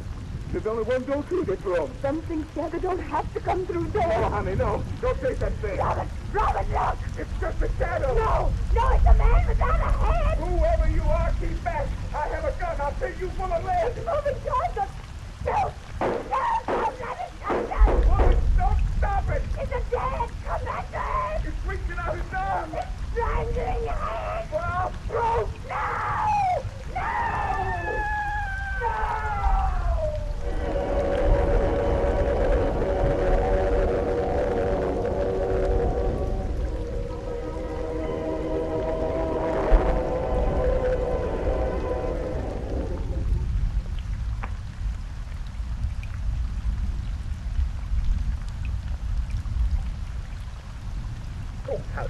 So did he. Then she dropped to the floor, fainted most likely. I made my getaway. Quick, help me out of this costume before he brings her from the room. Down the hall, she's told you already. Oh, what a cushy game this is. A secret passage there through candles and prepared food. Oh, God, the head mistake. Not forgetting the way I built the story up. Any fool who let him not afraid of ghosts, and the gun was tampered cartridges, made him sure it was dead they shot at, besides ensuring me they used no weapons of their own. I told you this was the greatest easy money scheme I ever had. This is only the third time you work. With all the things chumps around in London, you two make a fortune in it. I'm all right now. Hide that costume in the cupboard. Myself. Hurry. And you can't go no hall much longer. But I will get out of the door. Look, George, she's alone. What's wrong with that? No. Agnes, haven't they come out yet? No. And there hasn't been a sound from that room since they screamed. I told you this thing was too fantastic to succeed. We frightened them, all right, but then their common sense returned, and now they're in there laughing at us. I won't believe that. They were terrified. Then why haven't they come out? What's that? What? What's this voice? Yes, rockabye baby, a lullaby to let us know your ghost won't spoil his beauty. You terrified him? Still. Something queer about it, no? What do you mean? That singing is queer. I'm going to find out why. Give away my ball, you fool. No. Something wrong in this room. Give it. Come on. The accident doesn't feel. But his bright light is still his arm. Oh, God. I think she's dead.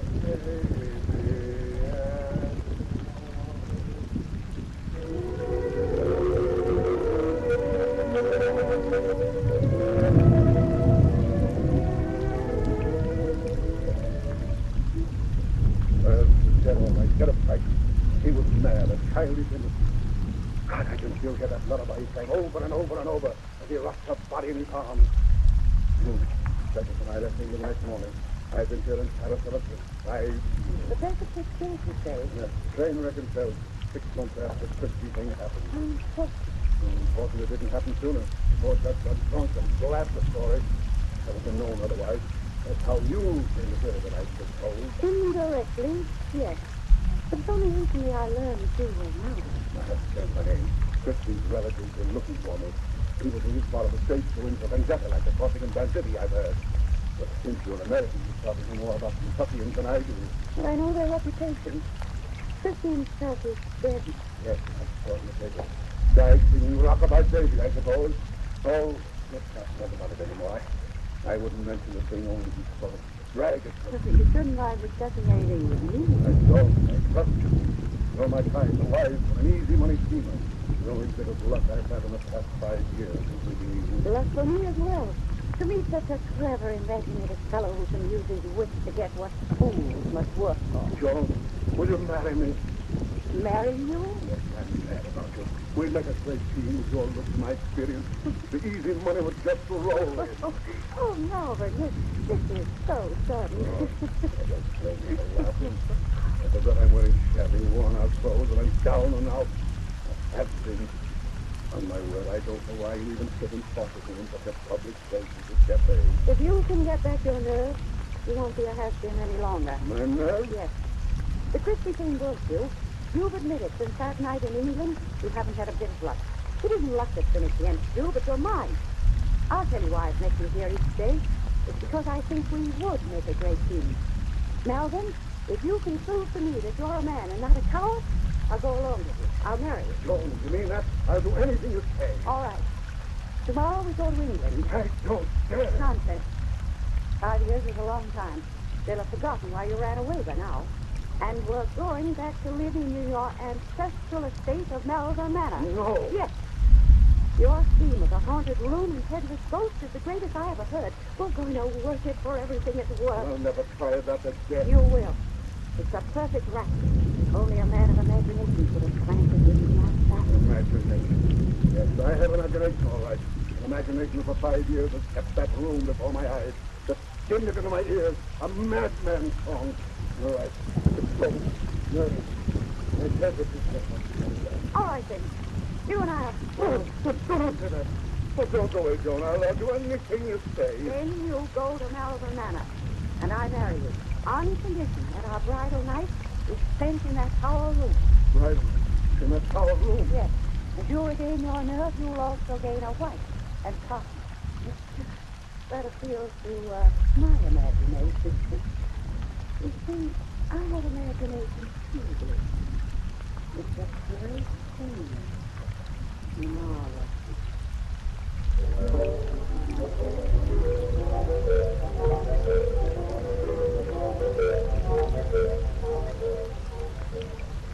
Mind these now upstairs, Joan.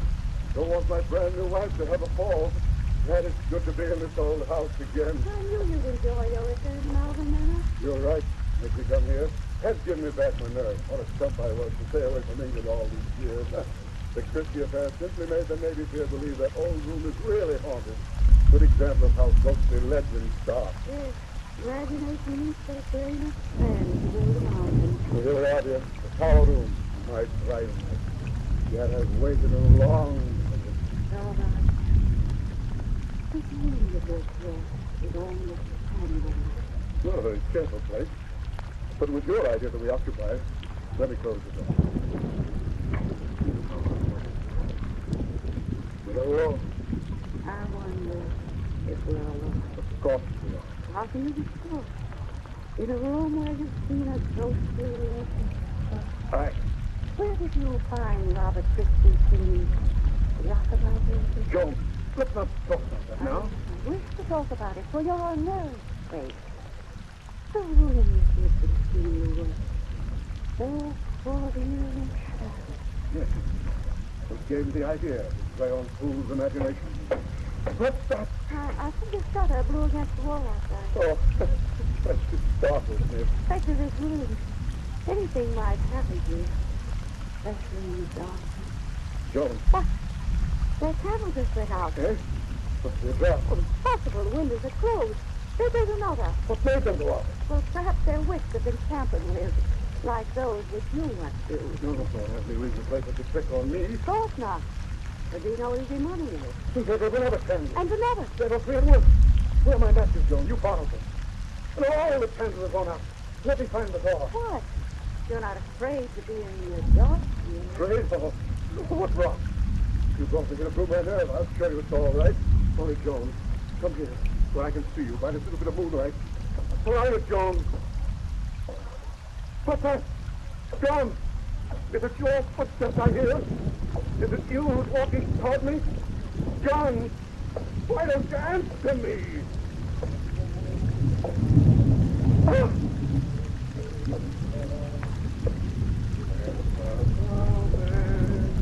Christy's here! I see him in the moonlight! Christy! Risen from the dead! Ah! That's what I brought you here to see, Malvin. To see and hear the walking dead. Now you know the terror he instilled in you. It's Robert Christie's sister whom you married, Malvin. 5 years I searched for you until I found you to bring the only justice that would fix your crimes. Call against that wall and stare at him in fear. Oh, Robert's still alive. I can't command the dead, or duty would be with him. But you know the power of imagination now. Look at him, alive. A helpless, harmless madman with only lucid moments of memories of horror. He and his physician have been hidden in this house for days, waiting for you to come here on your bridal night. Your bridal night. I promised you a wife and partner. Your wife is here, your partner death. So now I'm going to kill you. Turn your eyes from Robert and look into this gun. Turn your eyes and look upon it as I fire it at your heart. You can say something. Look at me before I shoot. Look at me, I say. No! Is that you, Doctor? Yes. Oh, wait. I'm Never mind. Come in and bring that candle. All I want you to tell me is, what's the matter with this man? Here he is, leaning against this wall. Look at me, Malvin. Doctor, he fell as I touched him. That is dead. That gun in your hand, did you? No. Oh, no, I didn't kill him. By the front. The cheesy did. It's imagination. You're hysterical. You've got to pull yourself together. I don't know what happened in this room tonight till another shot that you spare. Yes, your brother. My daughter. Where did Robert go? He was with me here just before I let you in. With you here? Of course. She's standing as I told you to. Up that secret passageway when I pressed the signal button. I couldn't tell you. Before your signal came, your brother's heart stopped beating. My brother... Robert died 10 minutes ago. You knew his condition. His heart just stopped. That's what I came up to tell you. But I tell you, my brother was here.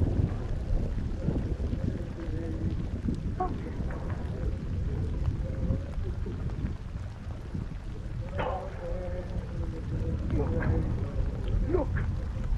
Among those shadows there. Look! He's soon be in his arms again.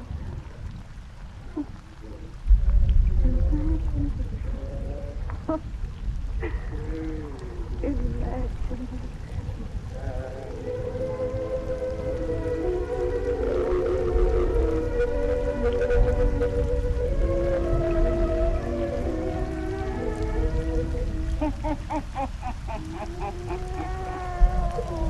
You never can tell about imagination, Satan. You never can tell why it begins or why it ends. Now, you folks sit still a minute, and we'll come back and tell you about the cheerful little yarn we've got for you next week.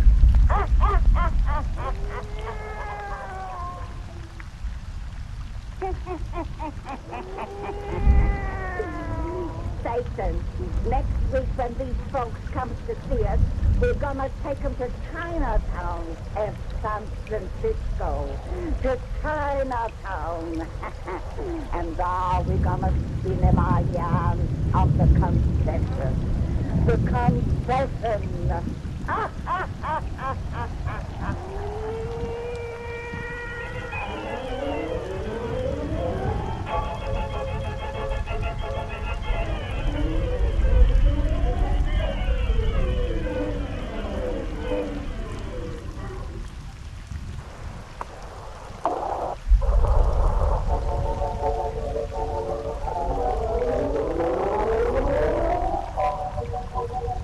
We bring you the Witch's Tale, written and produced by Alonzo Dean Cole.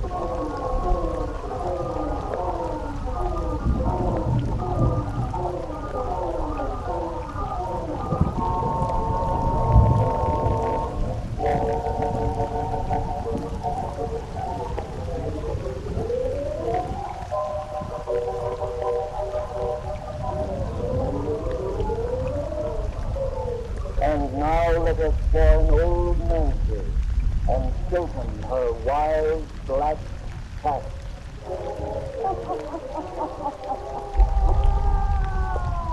Satan, suppose you tell these folks the big news we got for them tonight. What news? Why, about this being my birthday. That's right, Satan. 120-year-old I be today. Yes, 120-year-old. And now the two folks is out their lights and make it nice and dark, we'll get right down to business. Draw up to the fire and gaze into the embers. Gaze into them deep, and soon we'll see the forest across the sea in France. Now begins our yarn about the werewolves. Here is how half man, half beast. It's the werewolves. The werewolves.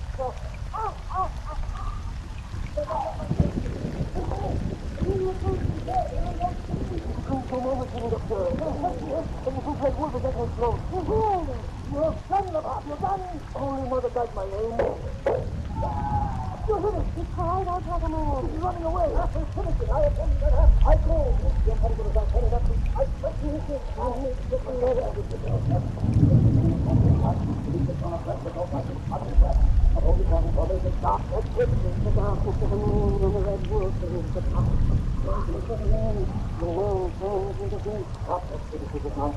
Oh, why did you look out of the house and run in the car? He thought he heard the shell of phone her husband call outside. You know the trouble to the way. You know that you never was going to get this. He was out of the gone before I came in the phone. Thank you, Dr. Brown. How do I feel for that? You know, Nicole, now part of it. I will have to get a telephone to help me watch that. The warned him that he's breaking the law. Oh, Johnny, well, it's a tiny month on business. This month, that didn't take up the wife and hair. Oh, it's getting it on the conscious, you know. That's how it will recover. And then you'll around. You didn't just sudden tales about that big red looking into it, I believe. But it was more than you. And then the come upon it. The huge evil power. The shock and hurt and fool. You the man, We need to help with each doctor for the moon. Just get it from his heart. We had to cry out from the human soul. God, just let the bullet Jesus, let the turn the blood. He will find it dead. And bring back its wicked cock. The red wolf is an animal and nothing more. No man alive has ever transformed into beast. You believe a werewolf when dead or dying assumes his natural human form. If the power brings back the carcass, then at last believe the truth will say, the Lord is coming down. Kill the picture. There's his body in his arm. It is the body of a man. Yes, the man. The blood trail is at his side. I won't believe it. Oh, please, sister. Oh, God. Look, I have already seen. Yes. The husband of Madame. Now we know why he was always absent when the Red Wolf led the pack.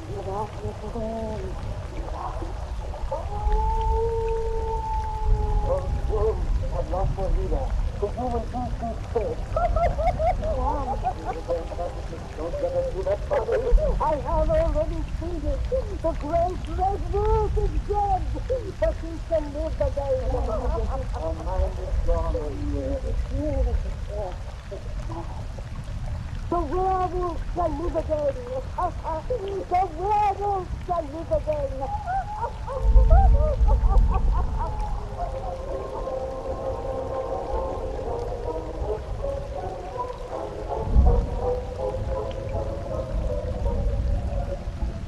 That is the true account of what occurred that night, my boy, just 40 years ago. You were born the following morning. I'm telling you the unhappy story tonight because through the present, the many exaggerated tales of which you're here. Thank you, Mr. Doctor. I want to know the truth. I see now why my mother hates me so. Why she would kill me if she were free instead of staying inside that room down there. I'm son of... Oh.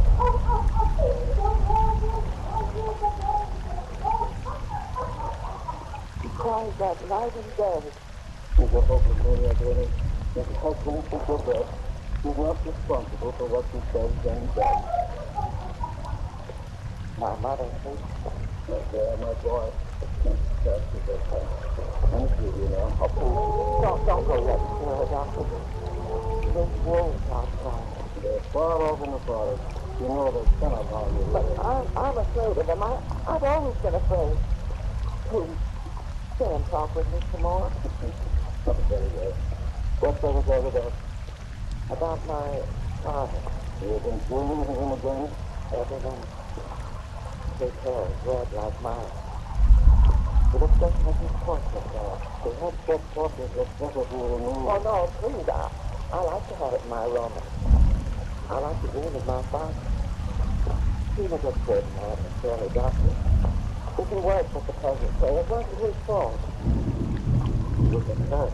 1,000 times I've told you, the peasant still is alive. No man alive will ever transform the issue. But they found my father dead. And what's shocking? A trail of blood led to his side. It was dark, and it was like this. The barb had put a feeble lantern and an imagination. Then why was the great red wolf never seen again? It wounded.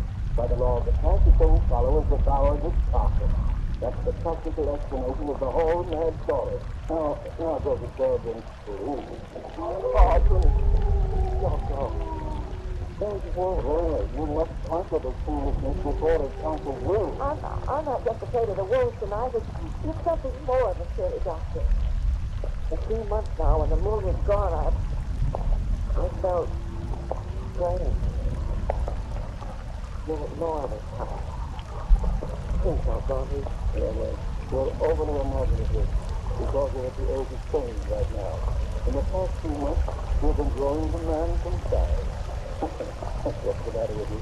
Then you'll soon get over it. Now, just go to bed. Good night. Good night. Good night, my boy.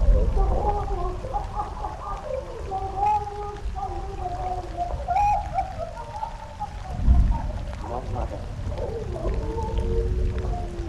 Whoa. They're calling me out there in the darkness for me. I won't listen. I won't join you. Oh, Father. When I dreamed, you said I couldn't help myself. I didn't really live for it. You told me to keep the package from this room until you join the party. Oh, no. Don't call me. I won't come. No. No, you see the blood. The blood from things. The blood coming out. I heard the path. The lungs and tail with teeth and claw. Oh, no, no. Oh, no more. I won't listen. I won't stop. I won't. Dear my God. I come. I come. I come.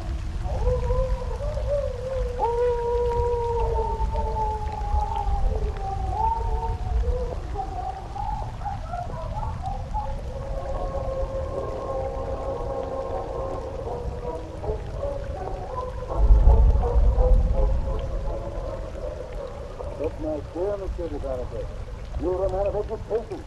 You cannot believe the superstitions of English fashion. I believe no more than you, Monsieur le Docteur. But the fact remains that 8 years ago, Rene began to absent himself from his usual haunts 4 to 7 days each month. If a young man is transformed into a wolf, it is impossible, of course. But you are here to request for him my daughter's hand in marriage. You ask me to entrust her happiness to one who is excessive, to say the least. My dear friend, how often must I explain the reason for his periodic absence? You mean he goes away because of his mother? Exactly. His presence in the house is hypermania. So when he was a near lad of 14, he concluded that by removing himself for a time each month, he might affect her cure. Now, the first time he disappeared, I was not informed about it, I can tell you. When he returned and told me why he had gone away. He always goes alone on these little trips of his. But he told us where he goes often enough. You see, our beloved France. Now, come, monsieur, let's beat about the bush no more and sign the marriage contract. How can you hesitate? Well, they have nothing but your daughter. Not a single sou of dowry. And though a huge red wolf is seen in Rene's away, a wolf whose coat is the same color as his hair, oh, that is but coincidence. Of course it is. Let me tell the boy that you can say. It shall be left to my daughter. I abide by her decision. When the marriage is as good as made, you may hear outside in the garden. Well, let's call them. Oh, Rene! Good news, my boy. Good news. Oh, dear, I can't hear. My daughter shall decide her own. Come from here. We shall move into action. The marriage is really very right. And we have time. Suppose that Dr. Cleon has been talking at the cottage? Yes. Our marriage, Sophia. I've loved you ever since we were children. I couldn't think until your father did something. Now, will you have me for your husband? I love you. And I love you. Oh, I love you. I love you so. Well, you're weeping when I say that you love me. You must not marry me. Oh, how could I be so selfish to ask you? I swore I never would, that I couldn't help myself. You must not be my wife. You must not. I am absurd. Darling, a moment ago you were laughing. Oh, I know what's troubled you. It's foolish things the cousins say about you in this house. But even if they could be good, Yes, Sophia. If the present tales are true, if you married one who turned the world to do justice to the moon, you would live in deadly danger. But with his outer skin, his inward nature would change too. you're talking amazing. Yes. Yes, madness. The werewolf has been a myth. Everyone knows that. It's such a stupid peasant. Oh, I love you. I must have you for my wife. Dr. Deal, the kid of Artichoke, the Deal consent. Bring in the marriage contract. Deal, I swear you were mistaken. I swear you were mistaken.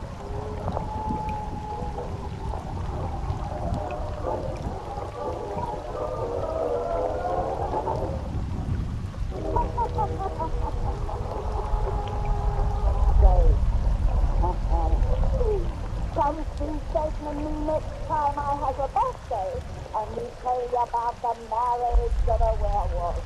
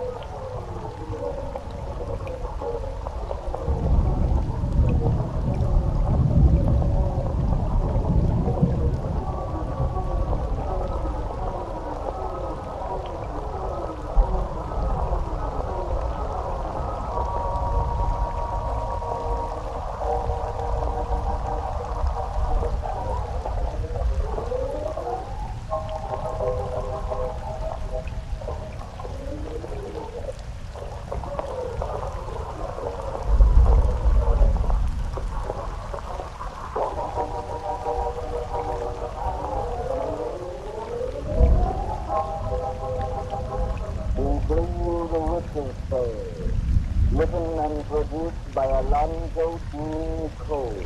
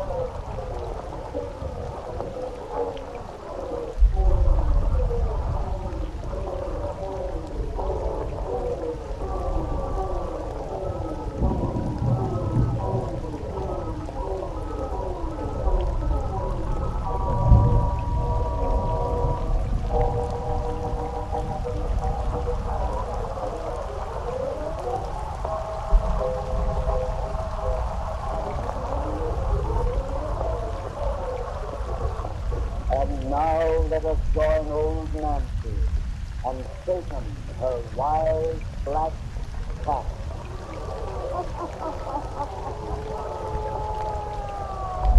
Hannah, I'm 13-year-old, I do today. Yes, sir. Hannah, I'm 13-year-old. Real Satan. Last time we spoke this year, we started to tell him about that young fella named Rene, who turned into an animal at each darkness of the moon. Real sir, this Rene in his normal state is really a fine young man. So when he fell in love with a girl named Cecile, he forcibly wished to marry her, but he knew that when he turns from man to beast, he becomes a killer. But he loved her too much and did marry her, hoping she'll never discover his awful secret and that it will keep her safe. And that's how we left off. Now gas has a light, so she'll have it nice and dark. Draw up to the fire and gaze into them bells.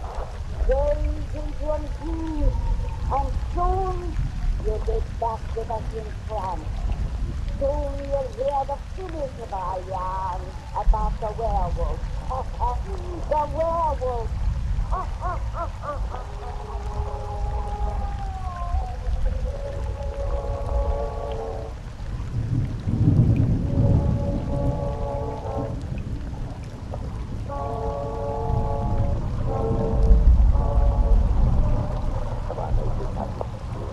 Serene, the 5 months that we were married is past real quickly. And you see, until we are feeling out of the order, we were still undecided that you let me be your wife. But I've kept you straight, my dear. I've kept you straight. Oh, you always saying that. Why? That's an exactly thing about the same good as you are. Well, husbands don't usually require their wives to keep a note identify their good as you do. Why? And everywhere in the chateau you place weapons ready for my hand. They've all been blessed, my dear. But what did I say of it? If a wolf should attack you while you're away on one of those monthly trips of yours, your feeling that of wolves is useless. It was warning you. The wild animals don't enter houses. Oh, no, of course not, but... Darling, you'll use the nearest weapon once dead. You promise. Yes. But why do you... Because I love you more than life. Because I love you, that's all. If I could only understand. Don't try. Just trust. A wolf is howling in the forest now. See how far away he is. He'll never come any closer to the chateau. Listen to him. He must be calling to another of his kind. Yes. Calling to another of his kind. How much is yours? Why don't you always go away the night with the old moon wind? I've explained all that to you, darling. This is the time my mother's madness is at its worst. Dr. Guillaume tells me that now when I'm away, she's so quiet that you can even unlock her chains, let her walk about the house. You see how important it is I go away with my doctor. That's the time the mind will clear. Then perhaps you won't be that. No, but then she'll know how good you really are. I could only hear her say,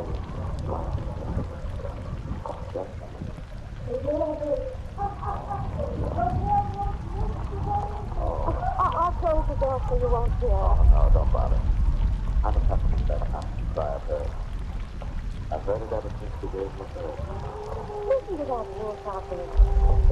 Honey, it's closer than before. Listen to a man from Jordan. It's late. I must be going. Honey, why won't you take me with you when you go away?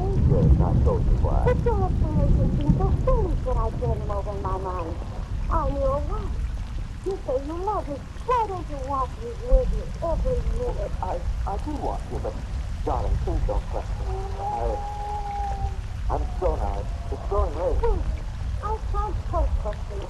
I feel as though I lived in Bluebeard Castle, where a door forever faces me on earth like earth. You ask me if I'm sick. No, I'm not. I never told you until I know the truth about these monthly trips of yours. Sheila, I beg, don't question me now. Yes, now. Why don't you take me with you when you go away? Where do you go when you leave this house and why? And I've got to know. You've got to tell me. I can't tell you. Then I'll find out. No. Don't try upon me. Don't try to find me when I go away.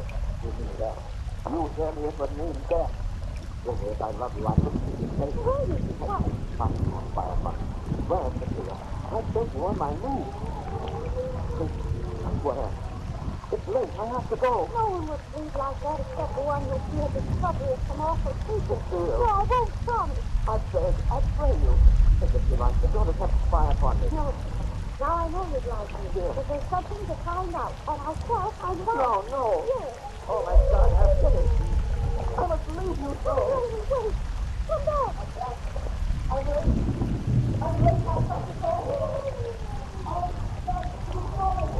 You didn't listen. You didn't even say goodbye. Oh. I didn't really mean it. I didn't mean it. I didn't mean it. Damn the clock, I got it.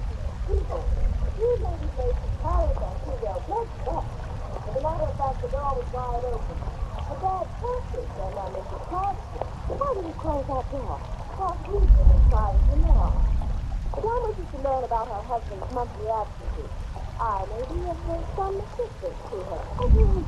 But I know where you've gone each time that you've left me since your very recent marriage. Oh, the information, something with your dad? Anything you want to tell me if you really know how you know. Thereupon is very clever. Your provincial presence have a superstitious notion that he becomes a wolf in the darkness of the moon. You, as you don't have to do such silly stories, are given another reason accounting for his absences. The truth is that in this house each month we entertain another woman. You lied, Hannah.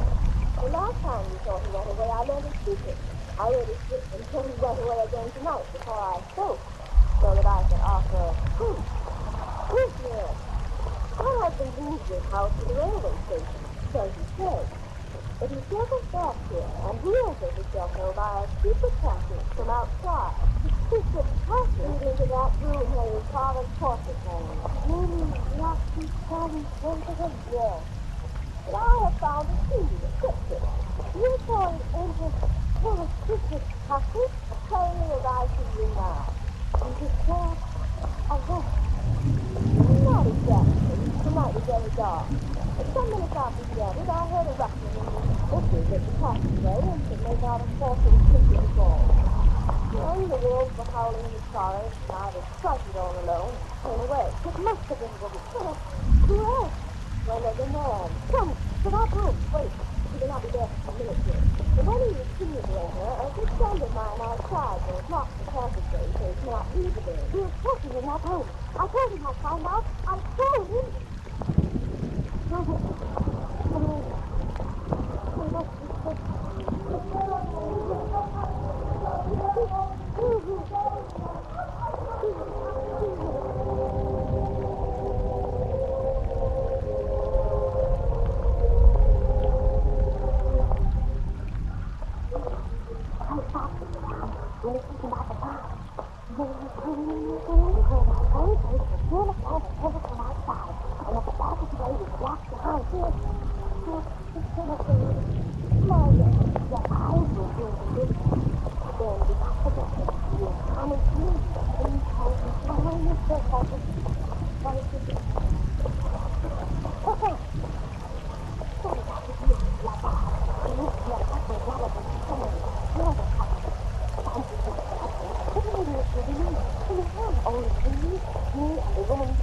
For that mad woman's sake. And all the time, the only down will be his own.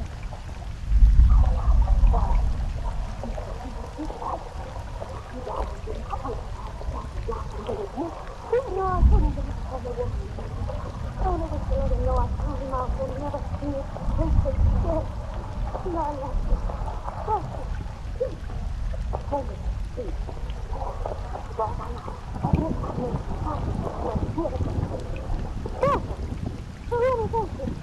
Serene is not here. You think the door's open. You must be in that passageway. What's that? A wolf out in the forest? But the sound came from that passage. It's not a wolf then, so we know your husband's here. Come. It's dark in there. Holly, the way is yours, Mary. But that's perfect. I see two strange lights shining in that black. Yes, like the eyes of a cat. Oh, yeah. But no further. Wait, wait. The lights are coming. Come on, wait. Don't think of my own. Yeah, but this is my baby. Oh, no.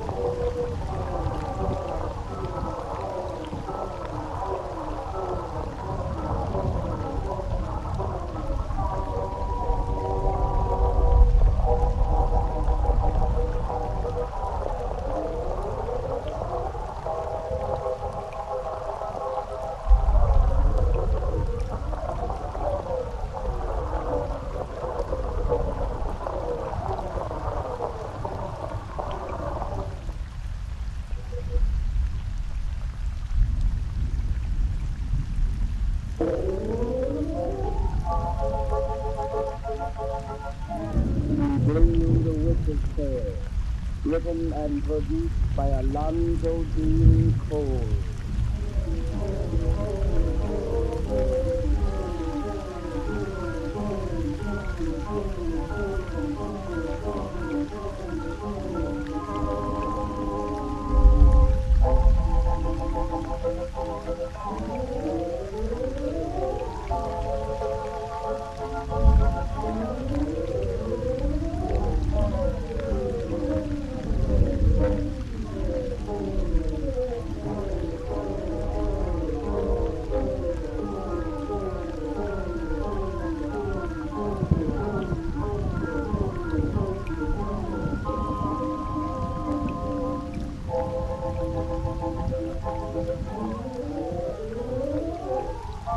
And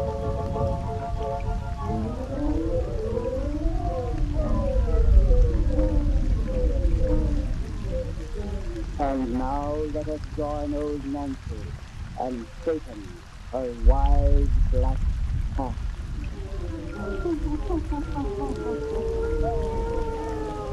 I'm 2-year-old I'll be today. Yes, sir, 102-year-old. Dear Satan, what kind of a cheerful little yarn will we sing these folks tonight? A love story? Well, if you ain't a sentimental old cat. You say you're not too old to be romantic? I never made a male figure that was in his mind. Now sit yourself down in the corner, Satan, and I'll sing the kind of tale you asked for. But douse out them lights, everybody. Nancy's loved down to best listen to in the darkness. Now go up to the fire and gaze into them days. Soon you'll see inside a happy home, across the seas in France. It's down in the country, where them old heathen Romans used to live 2,000 years ago, and where they left some funny things lying buried in the earth. Funny things that men today sometimes discover. Gaze into them those deep and hear our yarn of the bronze Venus. The bronze Venus.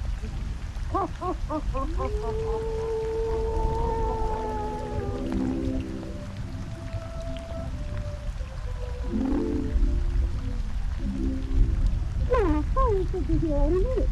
If you don't hurry, I'll stop you just in time to meet him. Stop swearing if you want me to finish.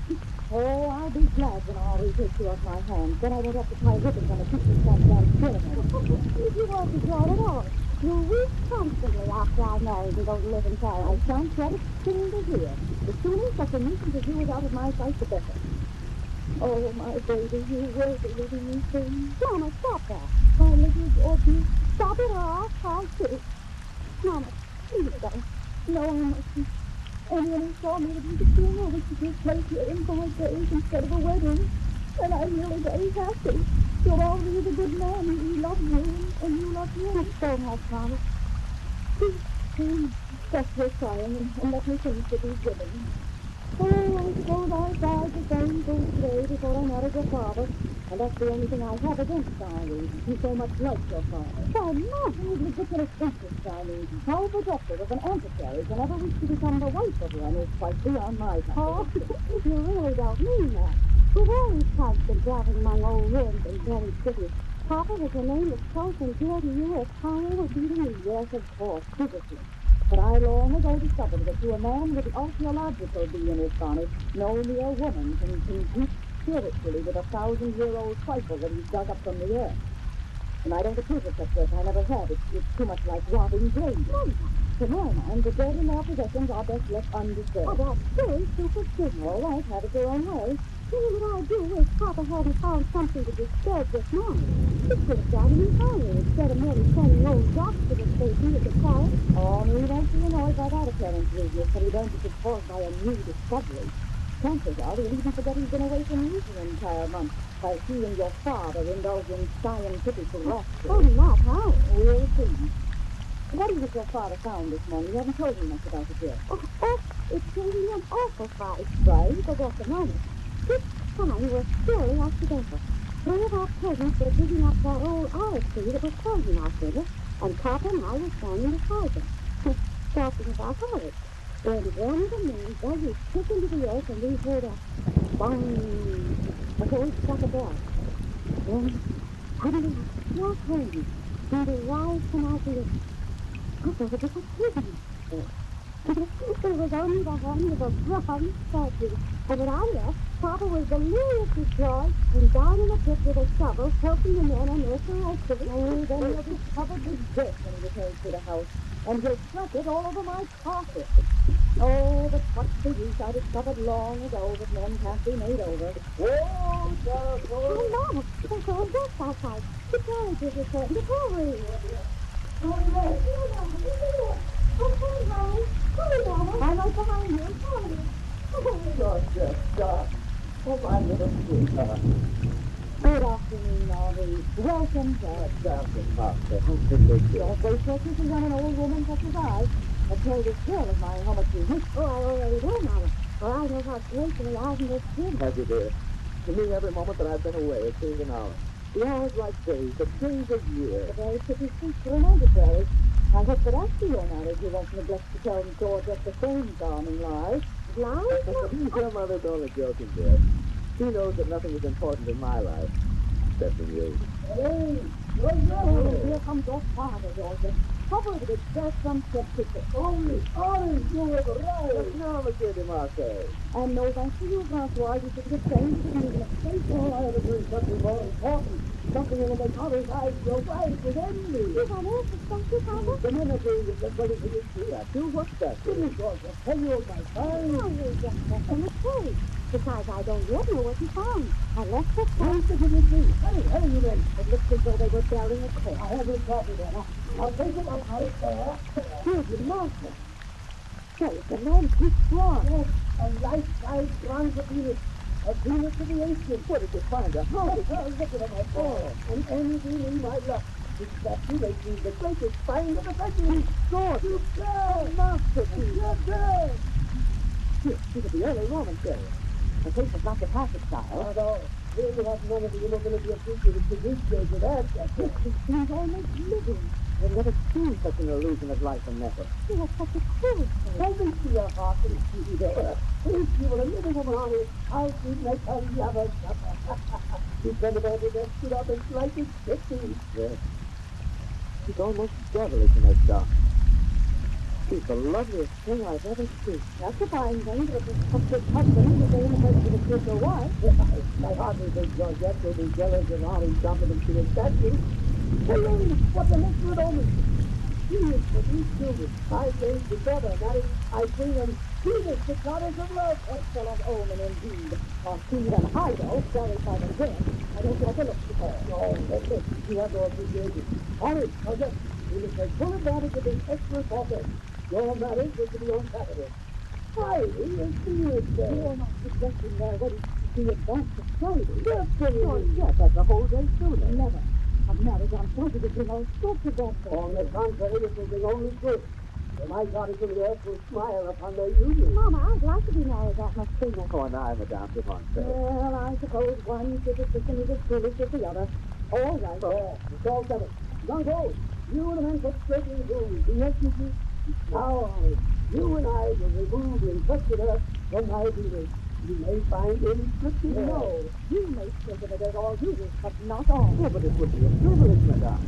Who could find it stupendous? Every archaeologist in France will go mad with envy when they hear of it. This mysterious office is Yes, every you year. are just what you must expect from an antiquary. You're a fine husband who has not seen so much to suggest his hourly return for a dead thing out of the earth. Oh, Madame, you know I... You only have Papa if you wish, Thomas. I'm going inside. Oh, darling, wait. Forgive my thoughtlessness. I won't touch the statue or even think about it. Instead, you and I will take a stroll in the garden and talk.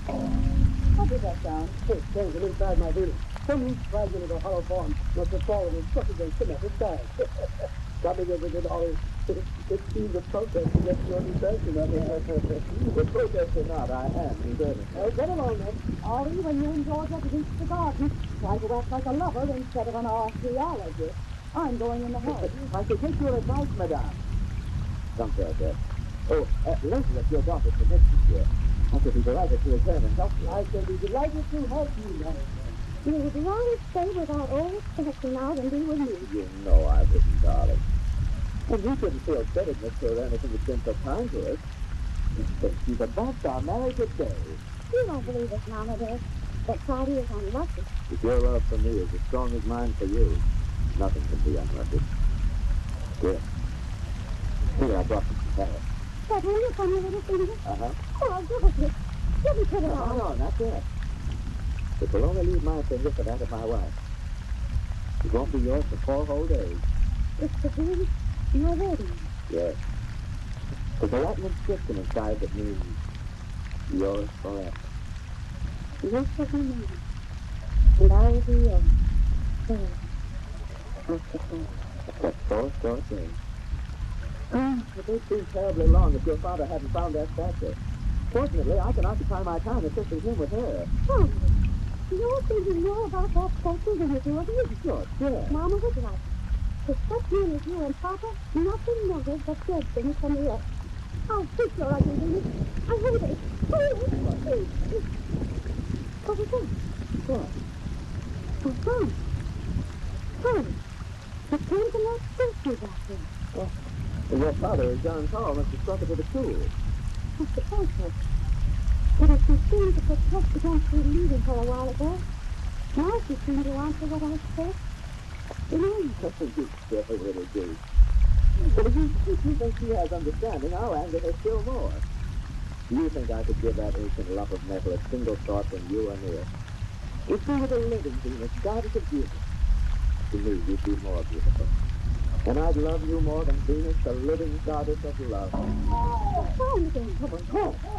Papa! Give me those trees. Run! Papa! Please not hurt that cover. Venus, go! No, lies on the ground. Just trying See the monster. What is happening? That's the telephone. Don't call. He's not. Oh, he's only stung us. He's breathing. Just it. Things up without the baboon. Come on. I don't know. For no reason at all, my Venus toppled over. And my eyes are playing tricks. What do you mean? Before she fell asleep, her bronze arm struck out in rage, blindly, as a person of temper strike, with something instead to anger them. It happened when you said you loved me more.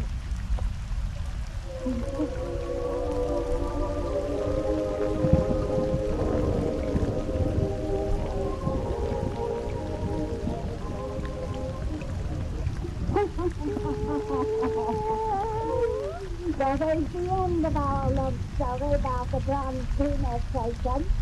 But the King folks want to hear the rest about her. They got to come and see us next time on her birthday. Coming 4-year-old, I'll be real soon. Coming and 4-year-old.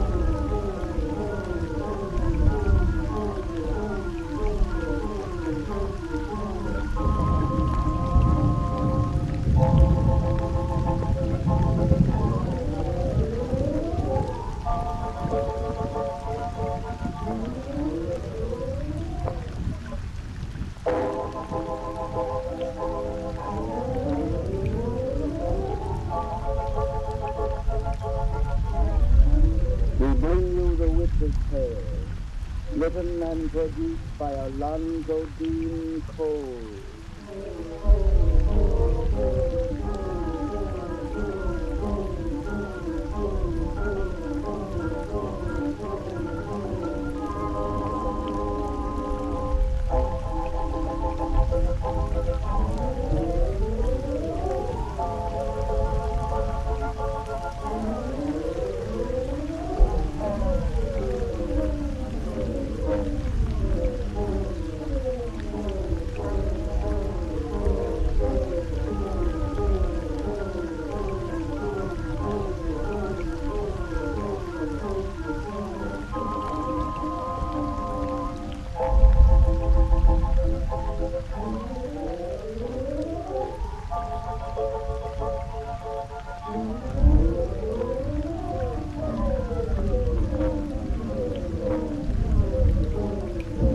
And now let us join old Nancy and Satan, her wide black cat.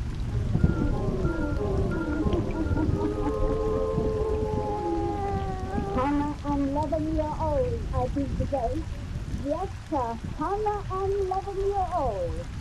But instead of celebrating my birthday with a good rest session, we've got to go to work and tell the finish of that turkey love story we began last time these folks was here.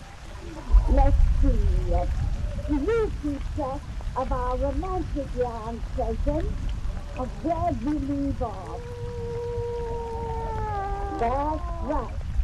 We told about that nice young girl who was fixing to marry a young archaeologist fella, and how the girl's father, who was also in the archaeology business, discovered the statue of a heathen goddess that was buried in the earth. It was an awful lifelike looking statue. And right while we left off our yarn, it seemed as if it had got mad and struck a man with its metal fist. Right off them lights so we'll have it nice and dark for the finish of our tale. Now draw up to the fire and gaze into them bells. Gaze into them deep, and soon you'll be back with us in trance, while once them healing Romans live.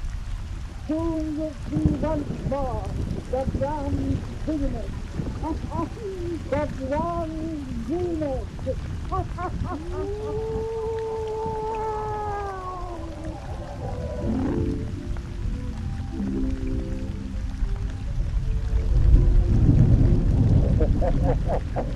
Today, wind that blows no one good on it.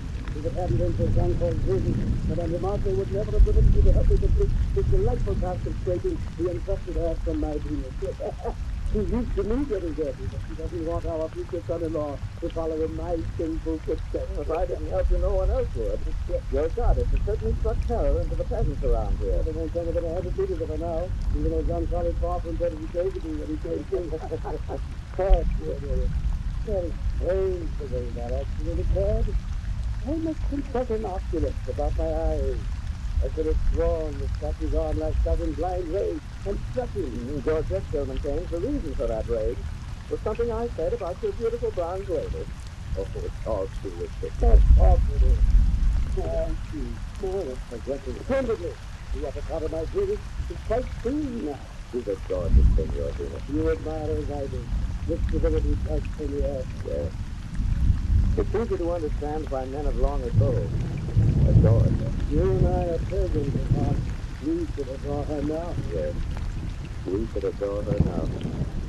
Look at her. The bronze seems to glow as you pay tribute to her beauty. One could almost fancy that she's smiles. There's yet another array. There is an illusion of life about this figure that's often sparkling. Yes. Oh, it's caused by shadows in the sun, I suppose. It couldn't be anything else. Oh, confound this matter. This ring. So thick and heavy, I can't hold a scraper properly. That's the very ring that gives us that untidy Venus stone. Yes. You owe me a debt gratitude for fancy your marriage to that afternoon. Finding this lovely goddess is too good an omen to be disregarded. I can't work any longer with this ring on. It's cutting into my slate. Take it off. Where shall I put it? It's not in your pocket. Well, there's a hole in each of I'm still a bachelor, you know. I see the perfect place. The statue's outstretched finger. Perfect. And another good omen, your wedding ring will be blessed by the goddess of love herself. Well, with if they're out of the way, I can certainly use my hand more freely. But you heard on it. With that ring on her finger, Venus may think she's married. Fortunately, the thoughts of a bronze lady are very unimportant. Yeah, but for that case, it's more than one that a fellow thinking to do. And inside that ring is inscribed in Latin, yours forever. The Latin is her language. I refuse to worry about that. Say, we must be getting to work in earnest if we hope to find an inscription. There isn't going to be here from the bench that I'm working. It shouldn't be done there. It's a good idea to do everybody first. I know. I wanted to see how you really look. You're so beautiful, even underneath the dress. So beautiful. So beautiful. Hey, your dress is coming to join you. Darling, I thought you said you wouldn't come near our daughter today. I don't want to, but I'm not going to let her take you and Papa away from the old guy. Sweetheart, as though anything could take me away from you for long. Don't. Please don't say anything like to me and she's so close. Oh, yes. No, I'm serious.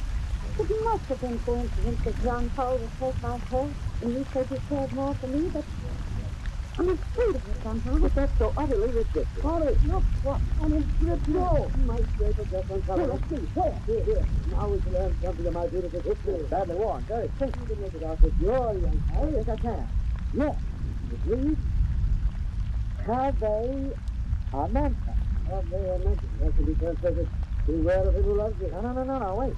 The more likely translation is, look out for herself, yourself, if she loves you. You're right. That's it. No more. Remember, yes. Look out for yourself if she loves you. No, that doesn't tell us very much. Oh, yes, it does. Horace, come away. Don't stay near her any longer. George, Oh, yes. please, keep away from her. She's more than better. She looks almost alive. And she's dead. Horace. Oh, God, you're dead. My wedding ring is on her finger. Oh, well, it is my word. I You sort of said it would only leave your finger for that's your wife. And see her. She's only a statue. More than that. She's a symbol of a goddess. People felt centered to her. She was worshipped, honored, feared. The worshippers up there, but maybe perhaps burned down. Perhaps the shadow of her face still lit. Perhaps the power that gave her live. Shut up, this talk is madness. I don't care if it is. Hurry, don't let her have my wedding ring. Well, I'll get it at once, dear. Who is it? What's this? Hurry, what's the matter? Here. Don't come on. It's too hard. I am. Something has changed here, eh? Yes. When I slipped the ring on, this finger was straight. Here, it's both her hands. She won't give back your wedding ring.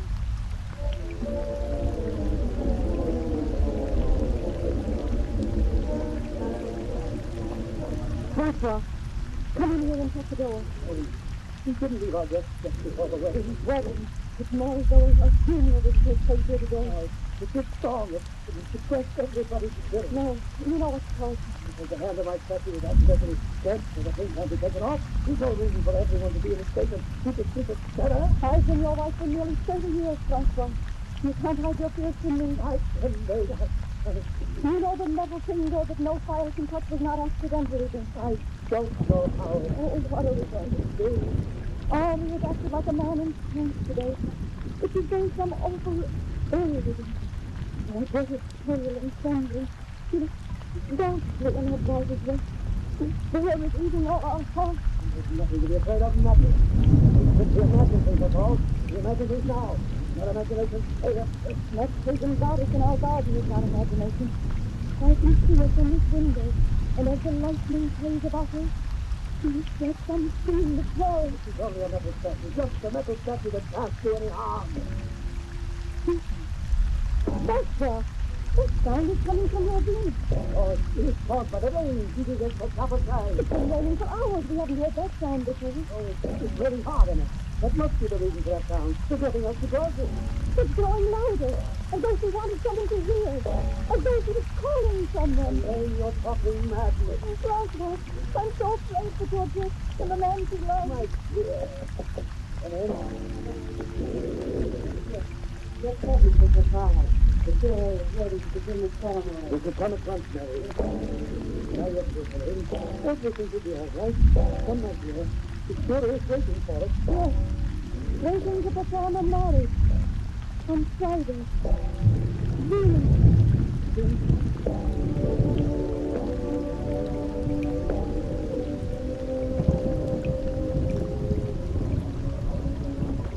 Henri Michel de Saint-Clair, wilt thou take Georgette Cécile de Marseille here present for thy lawful wife according to the right of our Holy Mother the Church?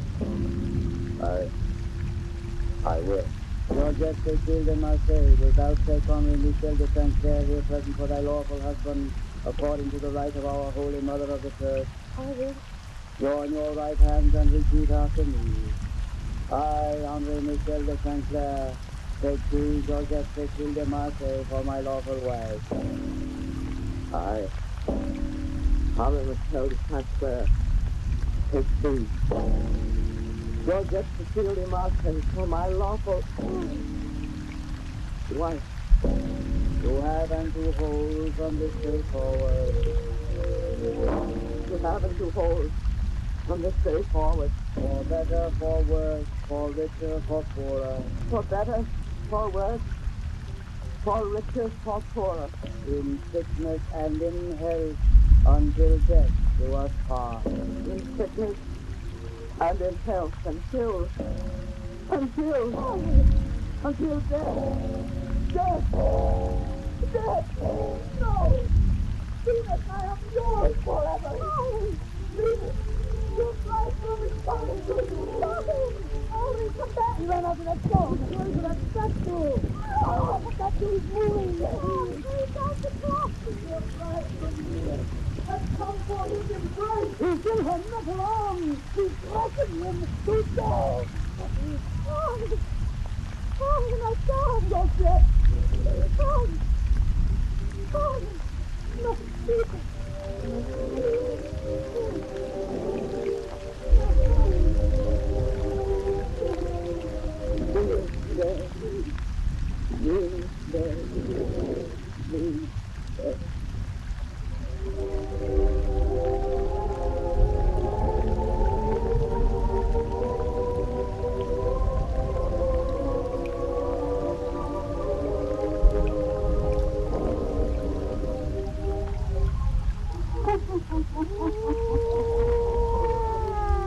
come to me and say the next time I have your birthday, we may have another pretty love story to tell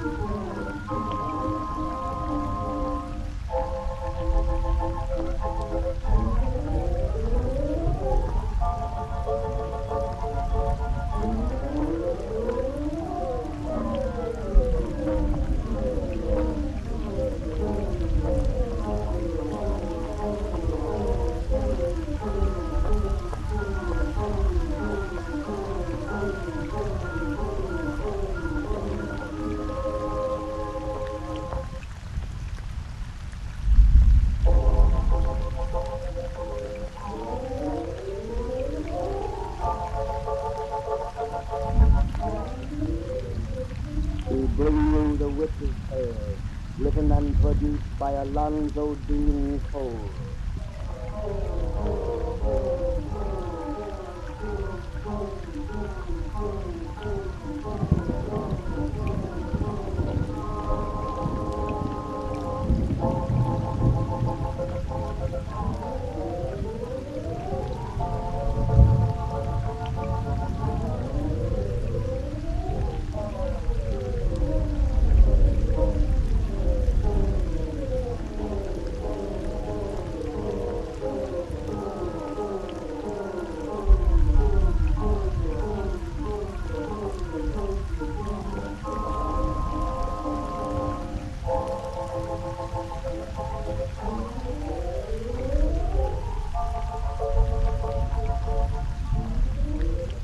Now let us join old Nancy, witch of Salem, and Satan, her wise black cat.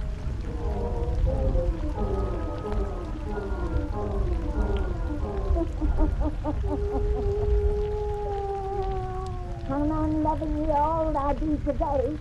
Yes, sir, Hannah, 11-year-old.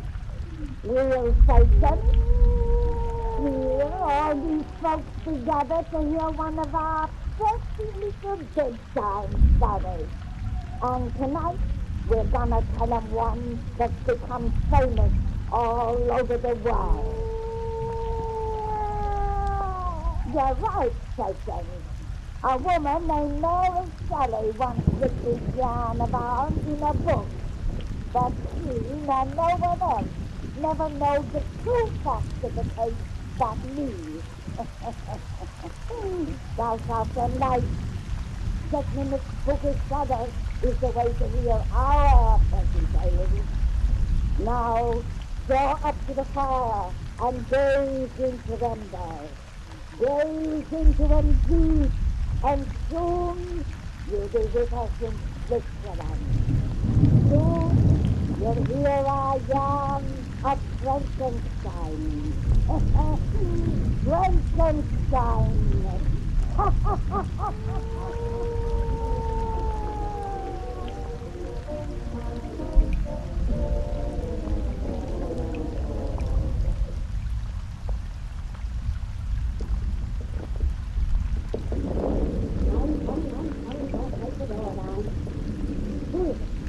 Hi, Professor Walden. Oh, just a minute.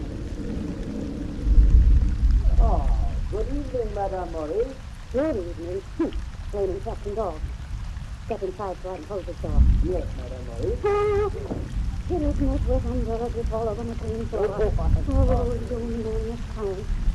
But I suppose I should be used to such carelessness after keeping house for Victor Frankenstein. Oh, he's a very young scientist, Madame Maurice. Just wait until he reaches my age. Where is all this? In his laboratory? Is he ever anywhere else? Doesn't even come out for his meals anymore. What is he doing in there, Professor, that he's so mysterious about? I don't know any more than you do. Our Victor is a genius, and genius bears a secret to no one. Professor Walden, I'm worried about that boy. In the last 6 months, he's changed very. Jane? Yes. He thinks of nothing but this work of his. You know how much he loves his fiancée, Elizabeth. There's 3 times he postponed their marriage because it wasn't finished. And I'm afraid of whatever he's doing. I feel it is unholy. Madame Maurice. Unholy, I tell you. Forbid me to enter that laboratory of his. But he can't close up my ears. At night I hear frightful sounds from there. Cries of animals in pain. And then from him who has always been so kind. He turns out to silence. I've seen bruises-looking men here in this house. Hideous things from the slaughterhouses and the... Hello. Last week, the public executioner was here. He brought the body of that robber who was beheaded in the square. Yes. There is no need for you to worry. However disgusting the tools you employ, you may be sure the object of Victor's work is to benefit mankind. I hope you're right, but he's coming from the laboratory. He'll knock the door behind him. And the very takes when they think our room, he fills the door. Good evening, Victor. Madam Maurice. Just a second, so I thank you for your assistance. And it's awful storm. Is that a storm? Is there a storm? Well, then you must call a cab. I'm sorry, but Professor Waldman and I must have the house alone. This is the night for which I've worked so long. The night on which I'll finish the crowning achievement of the age. Victor, you are trembling with excitement. What have you done? Not all Switzerland shall know. My name shall ring throughout the world. And you shall know first in, Madam Maurice. But tonight you must go. You must go now. You mean your work is ended? Yes. There will be no more dead bodies coming through that door. No more horrors from the No, slaughterhouse. that's over. Now go. Go. I'm going, even though I put my death cold in this awful storm, it'll be worth it. Go. Please go. Victor, what have you discovered? Make it she's out of hearing. She wouldn't understand. She's gone. What is it coming through? Into the laboratory.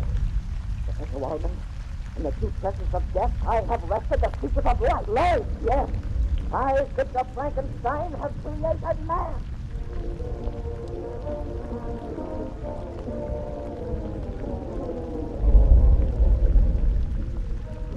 Look at him there. With my bit I fashioned it. His organs, his limbs, his brain, his external strength. A beautiful speaking child, but living only until I give him life. Now the time has come. That's why I sent for you, old teacher. You pointed out the path. I know nothing of this. Yes, you sent me to the ancients for forgotten knowledge. Through them I learned of magic and the hidden truths of nature. But I have gone beyond the ancients. In a moment I shall make a man. I shall be a god. Why? The race of whom this giant will be father, Frankenstein will be God's name. God, no. For I am greater than your lord. You're mad. This human thrive and speak to you, but they must have delicate food, long hours of rest. Their weak, decayed, poor with sickness, afraid of heat and cold. Compared to this child of Frankenstein's great genius, men are flies living out a summer day. But man, he has imaginary strength, immune to weather, illness, and fatigue. With a brain that will grasp in a single hour all that man must take a year to learn. This machine will give him life. I pull the lever. What? No, don't! In a moment he will breathe, and I shall have him through Gun Nature. I shall have him through Gun God. The giant's lips will warm. There's pulsation in his veins. Soon he'll rise and walk. Great God! Oh, great Frankenstein! The beautiful contours of his body are blurring. What? His flesh is shriveling like a mummy. Becoming ugly. Mistaken, you are creating a horror machine. I'll turn it off. Too late, he breathes. Wait. May God forgive you, Frankenstein. You've made a monster.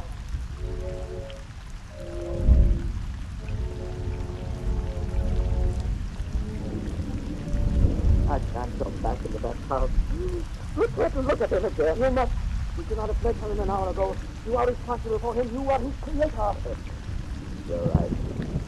I am sick, Jonathan Frankenstein. But how could he have changed so as I gave him life? I planned to see its beauty. To produce a loathsome horror. Man cannot usurp the prerogatives of God. Let us go in. All right. Oh, why should I stay? This frightfulness may be only that of an exterior, but in some way mine. I give him a brain capable of the most lofty thoughts, the noblest actions. Why, it's really all right. In the body of a fiend may be the nature of an angel. I planned this movement so quickly. The laboratory door is open. Let's press the lock. Giant strength is gone. Mr. Walden, there is no flying in the shadows. It's Madame Maurice. She didn't go to a sickness. She saw him. She saved the place. Victor, she is dead. No, no! The throat has been crushed by giant hands. The monster killed her. No. I, the great God, right.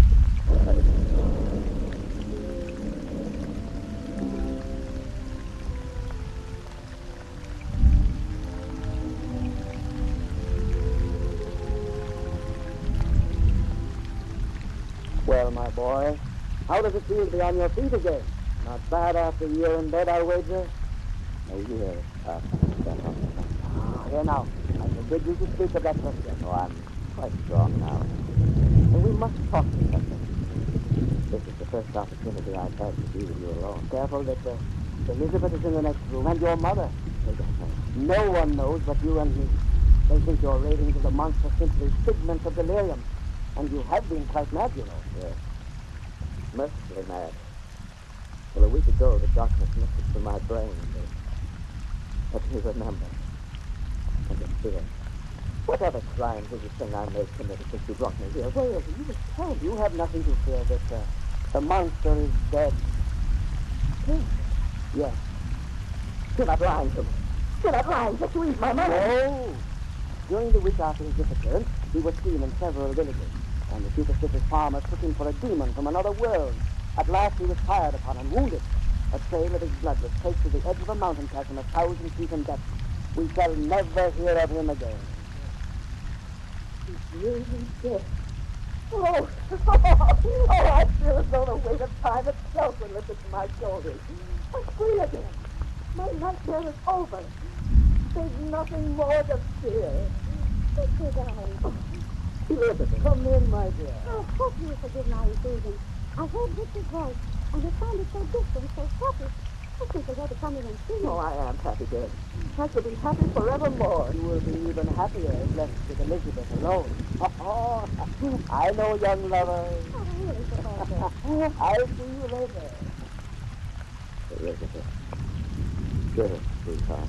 Oh, how good it is to see you yourself again. You seem so ill, so close to death. But now I have to turn to life. And to you forever. You mean until we go away again? Back to your studies, your studies. No, my studies are over. My experiments are ended. Victor! I shall never enter a laboratory again. There will be no more postponements of our wedding. Then I shall have you all my own. Always. Always. Oh, my dear. You don't know how happy that will make you. I've been so diligent at trying to accept you from me. It seemed to keep you from even trying. I'll come back to you. Darling. Well, your mother is calling you. I'm a killer. So what we can be married right away. Tomorrow, if possible. Oh, I love you. How I love you. A coming, Mother Frankenstein. Oh, I'm so happy. And, happy. Happy. Happy. There's nothing now to fear. Oh, You! Alive! yes, I, the monster you created.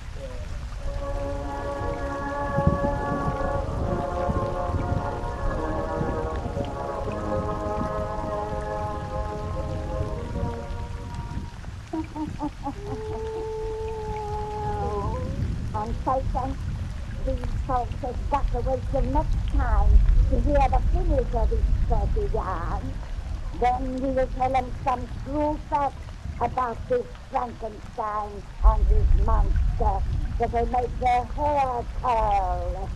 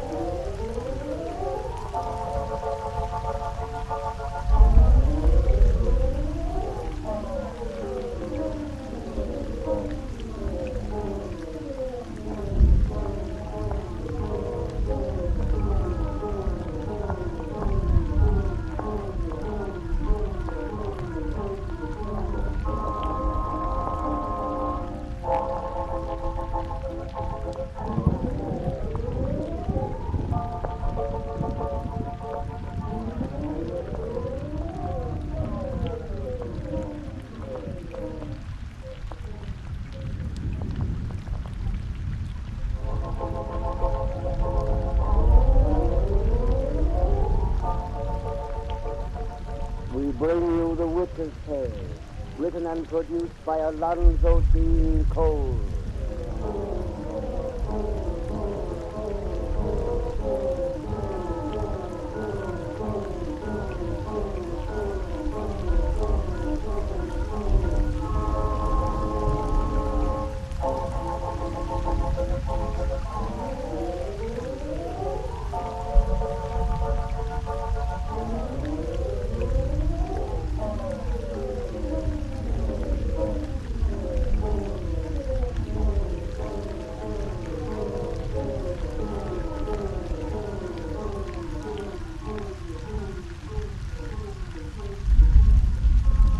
And now let us join old Nancy and her black cat, Satan.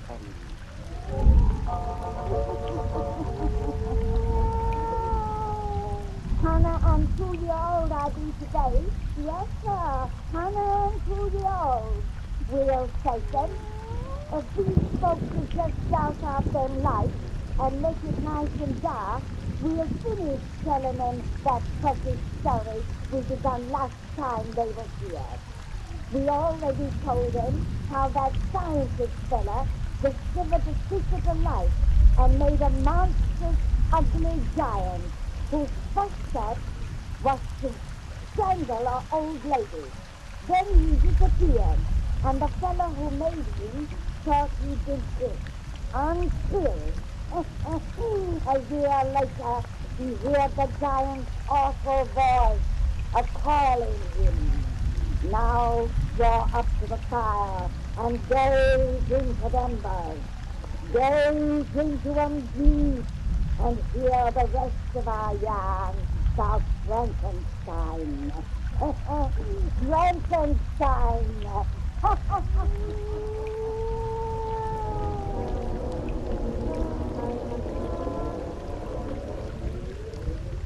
I've followed to this desolate place of your badness. What do you want of me? Restore you my home, Frankenstein.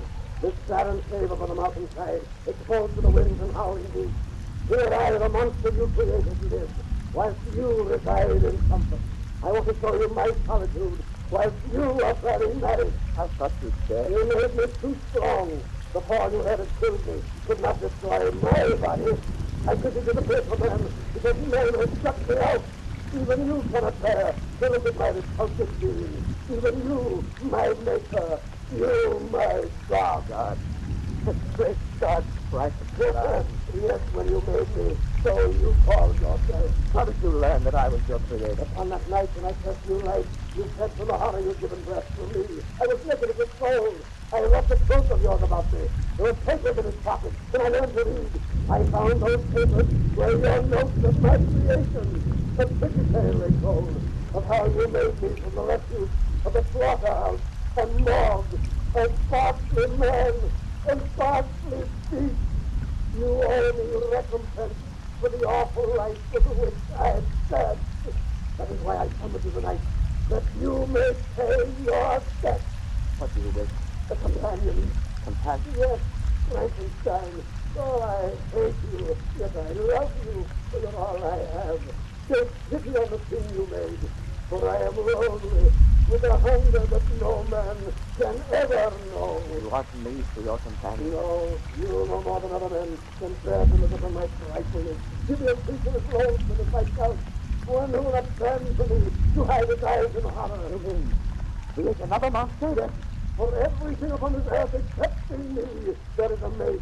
Of my breed, I am Adam, Frankenstein, naked and Eve. No, yes, you planned marriage. Why not I? No. Why, you might loose upon the world a race of monsters. A race that would destroy mankind. I swear we'll do no harm, Frankenstein. I swear. Never. I presume no more upon the powers of heaven. I experiment no longer with the mysteries of God. You will not create for me a mate? No, 1,000 times. If you yourself will take one, beware, you may be strong. I can crush you like a shell. I'm not afraid of you. Only of life secrets I have already sold too deep. I will not do the thing you are. Then die! Right? No, I spare you now. At the hour of your greatest happiness, I will strike. Straight to your heart, Frankenstein. Wait and hear, for I will be with you on your wedding night. On your wedding night.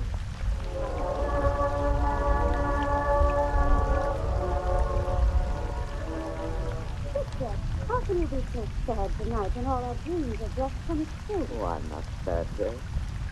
Well, how could I be when at last you are my wife? Victor, you're keeping something from Oh, me. no. You are. Professor Walden has been acting strangely too, and the grounds outside are filled with strange men who look as though they were policemen standing guard. You have nothing to fear, my darling. No enemy who would harm you on our wedding night. Oh, of course not, Doc. What could I be afraid of on our wedding night? Oh, yes. I'll explain, Professor Walden. Victor told me that. Oh, excuse me, Elizabeth. I must speak to your husband alone. What is all this, Mister? It's nothing, dear. Now, you stay here. I'll explain everything when I return. Hurry, Victor. Yes. Excuse me, dear. Close the door tightly. You must not there. You the master police having surrounded. Good. Come on. Oh, wait. He's coming. I can't leave Elizabeth in that room alone. It is you he couldn't fight, not her. And we have him in a net. He cannot get away. And leave me to it. At last, let me destroy the awful thing my hands have made. Elizabeth, quick! Stop to the front door! God, keep it safe! The door is locked, Elizabeth! Burst it open! Elizabeth! It lies crumpled on the floor! That open window! The monster! Right to your heart, Frankenstein! Right to your heart! Elizabeth!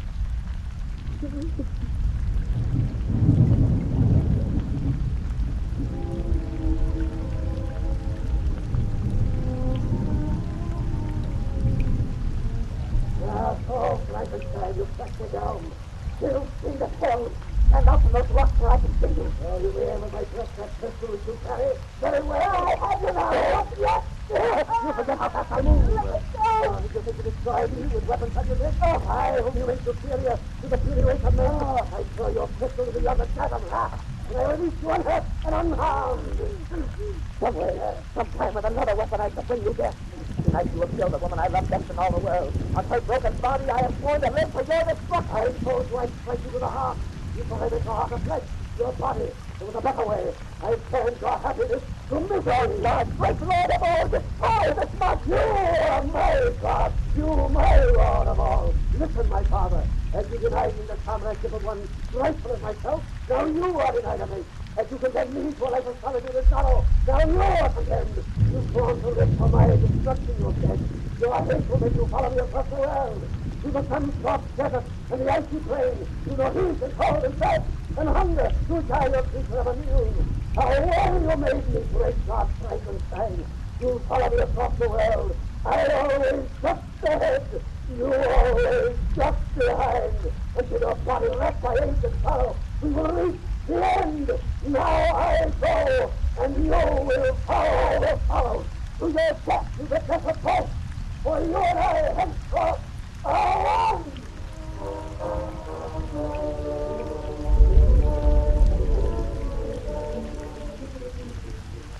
So, toss away! 3 points solid! Castaways here in the Arctic Circle. My death, Paget Block. It's a man on a floating block of ice, probably broke away from the mainland. Scared. A white man, 1,000 miles from humankind. Some explorer, probably like ourselves. Yes, we've lost his person. He may be a companion of that strange giant we saw in the distance a week ago. If we can get him, sir, we'll try. Man the longboat. All hands up, man the longboat. Cross the way, cross the way.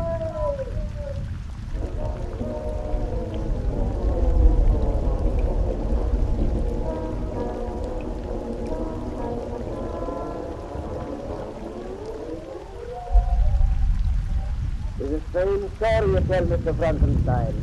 You've pursued this man for 40 years. A man, a master stream, over mountain and desert, ocean and plain. In the velds of Africa, here to the Arctic Circle I have followed. I always just behind. He always just ahead.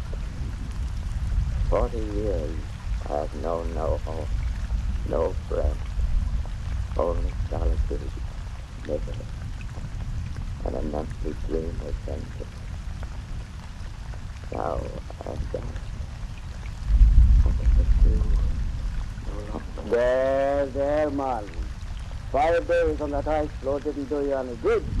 But our ship doctor will soon have you on your feet and as good as you. And what you need now is lots of rest. So I'll leave you until morning. Good night, Mr. Frankenstein. Good night. Yes. Yes, my father.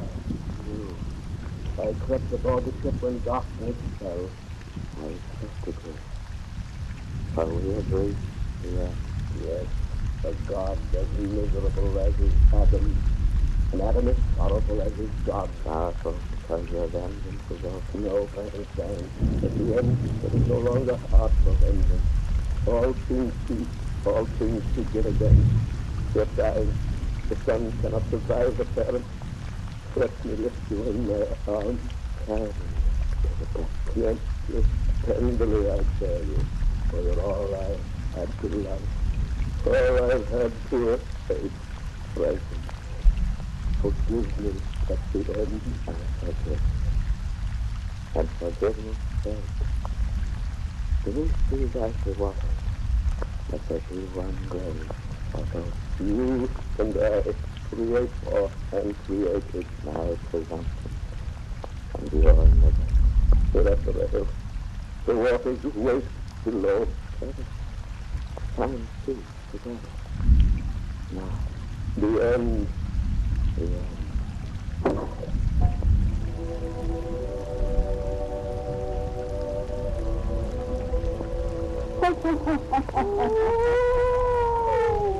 And then the true fact about the story of Frankenstein. Come see us next week, and Satan and me will have another yarn to spin yet.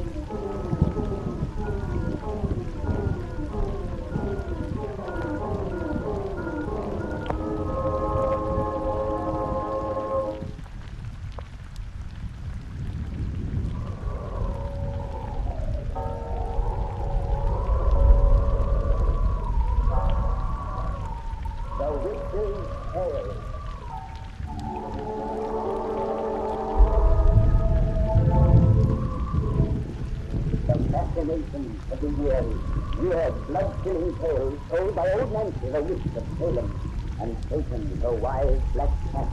They're waiting for you, now.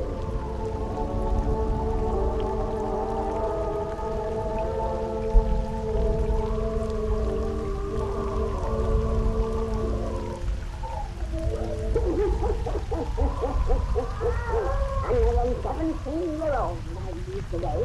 Yes, sir. 117-year-old. Yes, Satan. I reckon me and you could start celebrating by giving folks a real parade. Taking this, he knows a lot of things no one suspects him do. And if everyone else here likes you, tell us 3 things he knows about Ireland. Ireland, with a clear. Right, I think. Well, folks are made it nice and dark. I'll skip a little bit time stories of the fading gloom and together. Now, roar up to the fire, and gaze into the window. Gaze into Ambience. Soon you'll see a moonlit patch of wind in county Clare. Soon you'll hear the boys and girl across me. And there begins our story of the throat of death. The throat of death! Let me hold you in the arms again. In case once more you're not believed.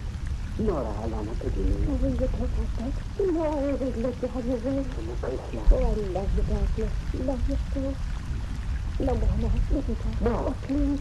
Did marriage should be to carry on like this? Marriage is time to. No, Dan, not yet. When you'll be after telling your father of it, darling, and I'll see his consent. Wait. When have you insisted? Did you put it off? Because of fear your father will object? And how did he object to you? Oh, he's a rich, proud man. And you're his only son. He's intent to sit his stool. Sometimes I'm after Susan. He'll not be happy to have anyone so poor in his middle as Nora or Noel for his daughter-in-law. Nora, darling. He tell me, sir. He's not already for good our marriage. My father never said a word against you. Well, it was him. His word would have no weight. For I give up everything in all this world for you. Can you please? Can you disbelieve me as I take you in my arms? I'll let you go. Please, no more kidding. Nora, Alana, pity me. Oh, you know I can't deny you. Enough now. Take me home. Yes, maybe you'll be waiting for me. I'm pretty like you on the listen. You don't you get about a moonlight night like this? Yes, stupid, but you can you never be persuaded only what Jesus said? Why do you think you asked me to bring away to city school? You don't seem to believe in anything anymore. I believe in love. I love you that overflows my heart. That's all that matters. You will tell your father of it soon and ask his blessing for it. The surety said no word against you. Never a word. When I came to him, now consider again before I take you to your mother. No, please. Nora, Alana, pity me. Oh, you know I can't deny you. I love you, Doctor. Love you so.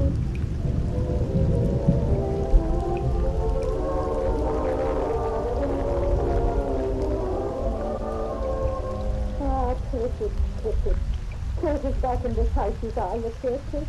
I hope this time will come from luck. But after your life to learn that the dancing waves the carelessly man who now lies in his grave. It is this time a beautiful woman like myself should ask the question. Sure, he was smooth on his first of being like me daughter Nora. Now he is red and false for you is doomed. He in this house and waiting. But this time he ever so good instead of ill. Oh, these are intuitive. You mentioned this old and only. Good evening to you, my Clement. Is it a very, You have eyes to see that I am. You see the day you were talking to as I just passed by your window. May the Son of God preserve us. You were talking to the cricket. You stay out of the people, and not harm or good you can bring to the house for interest. Listen to you, that. Listen to you. Oh, that's what to say. God, it's such a curtain. Quick, speak and talk. Apologize for doing the things to do no harm. Oh, nothing such old woman's talk. I'm here to speak with you concerning Dartley, the son, and your daughter Nora. I've come to warn you that all goings on between them must end. What do you mean? My Dartley has been to school in Galway. He's an educated man, and I have ambitions for him that I'll not be asked to see him spoiled by his marriage with an ignorant country wench. But it after telling me you are that simply colourless woman objects to marriage with an Indian in a Ulster. Yes, see, my point. Your marriage will no longer cease in Ireland, For this blimmin' mission, on service this child and County Clare. There can be no marriage as I've already told me, son. You told that me? Weeks ago. It was when I keep cold here for my Nora. Now that I took her home to hate. So I suspected, and the squire's come to warn you fair. I tell you, it was a fool. Then just now you tossed both limbs out want to put it in the sea. But are you such a fool as to think you can carry young men and women in their love and they carried horses in their churches? Darkly is my son. You'll see I'm more than to my will. No, Rocky, no, Nora. Oh. Yeah, and I think it was a message even. Now you've had your last two. Son, just one. And you know I can't deny you. And do the warning of your devilish self to the normal. Sure, there's no talking of things. Be home. Darkly. Oh, Father. Come inside here, both of you. Oh, Mr. James, what's come to your mother, Nora, and the angel? Try and stay with her. You, Bartley, come here with me. Oh, Father. No words. Long ago I told you to leave off coughing with this girl.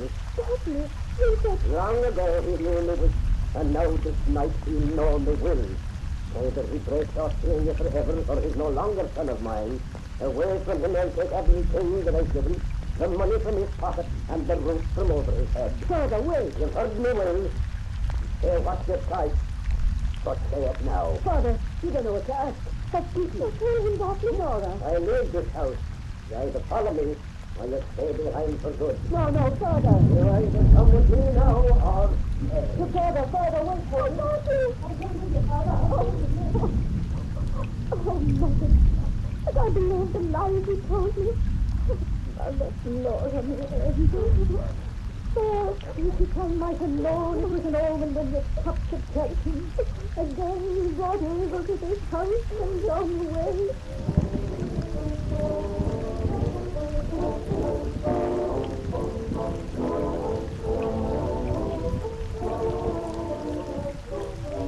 Oh, Nora, you must believe me. Don't hurt me. I know what I did last night. You're testing me in marriage. Knowing all the time it was against your father's wish. But you followed him in his mind. After I'd given you my heart. But I didn't say. Don't hear it with you. I think it's easy. Yes, in secret. Oh, Bartley. I'll marry you down into the right place. Father, money. Nothing matters beside my love for you. You must believe me. You must take me to your heart again. Oh, Nora, Alana, pity me. Oh, I wanted to live at precious bliss. But you failed me then. I'll never fail you more. Oh, Bartley, make me so. So, then how am I treated? If you have the death of the stars in the sky and lay at your feet, will I steal the moonlight from the desert for you? Anything I'll do to gain you love again. Would you plight with me the price of death? The price of death, yes. You climb to the top of the fairy street with me, and swear our marriage with the locks of hair and the rings from the hand of a corpse. I have no rings in the hand of a corpse. I have here the one my father wore. What did you do finger as he lay in bed? Oh, it is a fearful oath that out of death. You swear to take it. You do not love me. I swear I love you. You lie to me no more. Go, get you down. No, I must kiss you again. I will hold you in my arms. Let me go. My God, leave me. I want to see you live in there. I'll do anything to reach you when you're back. Come, you climb the fairy street. If you are take the place of death, give me a hand and start the climb. Keep mind the rocks and brambles. Lightning, that all you do together is soft like beauty. Be quick, let's reach the top. Do not tell the price of truth, disbelieving what is swear. You said the little people are but foolish women's play. You believe in them. That's all that matters. What will be the anger of the fairies if you try to curse and jest? Incredible their vengeance. I'm not afraid. Sure, I'll be awfully close for you tonight. Let's quickly through the throat, so I'm hungry to your lips. There. Here. There, this one. Head softly here, to the seas are laid out. You look at this girl, you need to do. I do. You popular I wear is the dust of a four-leaf conduct, not a dainty. If it sound like that, you can see them plain as day. But I do, you I used to pray and hurt. You're always kind to love it. You hear that first tonight. Oh, you think it's rather here. But you just got to see. Without the prayer, Oh, no, too great is my desire for you. But let's be quick and have a night. Cut the lock of hair from your head. Yes, it's done. Give it in my hand. I do the same with mine. Here, take it in exchange. Now break the ring in two. The gold is thin and cracked. I break it. I wouldn't leave on the finger of a corpse. You keep one half and give that a half to me. Now take my hand. I speak the curse of death. Oh, O Son of God, and all the saints bear with me. I just put me on the screen to make the call. I speak the truth of this. It's bear with me, or we talk forever. Oh, swear. O Son of God, and all the saints bear with me. And fairies of the glen, and fairies of the hills, all spirits of the oceans, earth and sky, witness how we fly far through. Oh, yeah, it's together. The spirits here, the fairies see, look upon this land and I. Here before thee, we now plight our marriage. With a ring from the dead we bind our vow, and with locks of our living hair. Never shall we break our oath, never shall we be untrue, one unto the other. If this pledge be broken, may the guilty one be stricken dead, and suffer punishment till God's great judgment day. I, Lord O'Neill, do swear this oath. You, Dr. Lemon, swear it too. I, Dr. Lemon, swear it too. No, I'm afraid. No, give me back my oath. The curse of death once plighted, time forever. Oh, Darkness, I love you. I'm your wife now. Take me in your arms.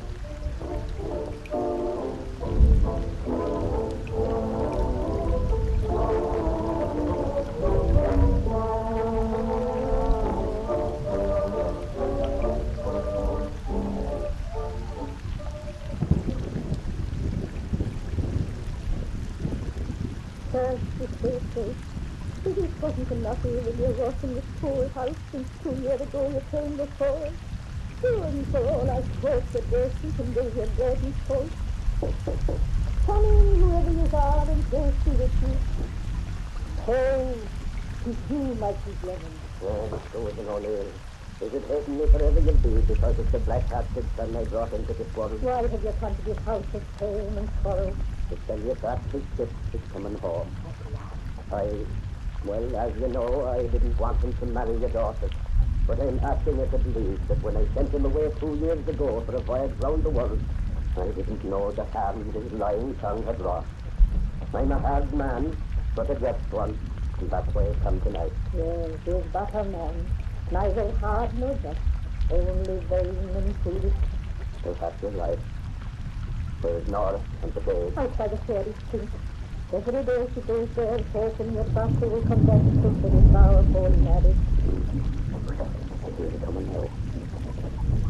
Mr. Glenn. Oh, please, Mr. Nora. Oh, is it your comfort that you've heard from Wasteland? Yes, his ship is coming home. Oh, praise the Saint. My prayers are answered. Did you hear that little Seamus LeBeau? His father's coming home. Nora, if you'd better accept a little money from me. Money? You get up from this house. Sure, I didn't know. There's the door. Get out. I'm sorry. When the sun comes home, I'll see that justice will be done. You see, you who molded into your will and brought this all about. Get out. I didn't know. Oh, Mother, I'm so happy. At last he's coming home. It keeps you cool. Yes, he's coming home. God, this is the goodness. Tell it to me now, for good or ill.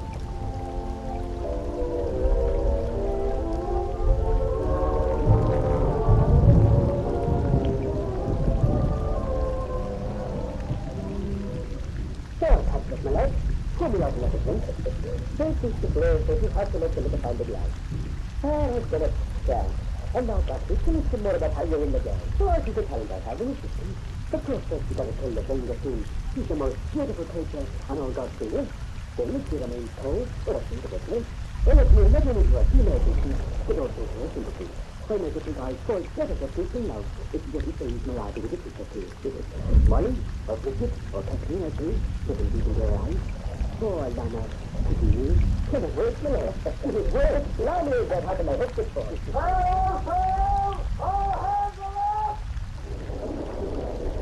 Minute ago, that is exactly water. All hands on deck. You passengers, no sleep. We're not doing anything, shall we? That no one knows the nerve to you. There's a quick storm. What are we hailing now? Get that bag set. If we don't go on the rocks, soon we'll be in Galway Bay. You two passengers are lucky. You can stay dry here below. Put us back on deck from here, then. Yeah, because you said the boat is tonight. Or is it the thieves who reaching out to the ship and me? What's the matter with you, Doctor? For the last 2 days you've been talking of the liquor people. For the last 2 days we've been a person home. Patrick, you've been to school like me. You have to believe it is the people. These schools make you forget what you never thought you ever did. Are you kidding so? Now, when I'm coming back to Ireland again, I'm not so sure. Patrick, they also believe in all. What kind of all? The kind of out of heaven, and the spirit, and the sea. Sure, I do believe in that kind. I won't. She forces on me. Blinded me to good with the whiteness of her skin, the softness of her body, and the beauty of her face. I won't believe. This me like the drunk and talking, it is. Yeah. I'm drunk. That's what makes me afraid of me. I don't believe in it. And it's only in Galway, only 50 miles from home, and from the Scottish State. I won't get off the ship. The sea can't get me here. What are you talking about? No, nothing. The sea can't get me here. What's that? What? What's that? Is that a whistling of the wind? No! Well, listen. This sounds like a scene of a woman. I hear nothing but the storm. Once more it wails. She calls us to let the sea and sky, as well as the rest of which is certainly you're drunk and talking mad. I know it! I know the sea! It's the wail of a banshee! The banshee of my death!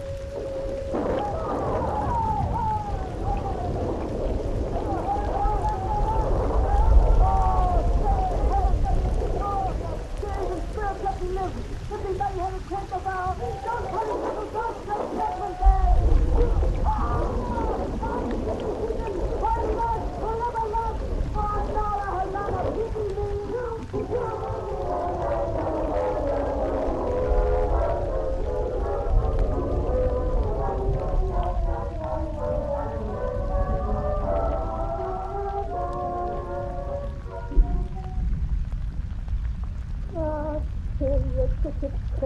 That you into this poor old house of mine. Here again, I'll give you certain pulse so you know that it is the way. Can you tell what song they play tonight, Mother? Did they say it lasts for good instead of ill? It's hard to tell. But I think, Sweet Nora, that your battery will be coming soon. The ship should have entered Dover Bay last evening. Mother, that wailing which I heard, is that a whining of the wind? Yes. 'Twas not a banshee, 'twas a whining of the wind. It must have been. I said it was.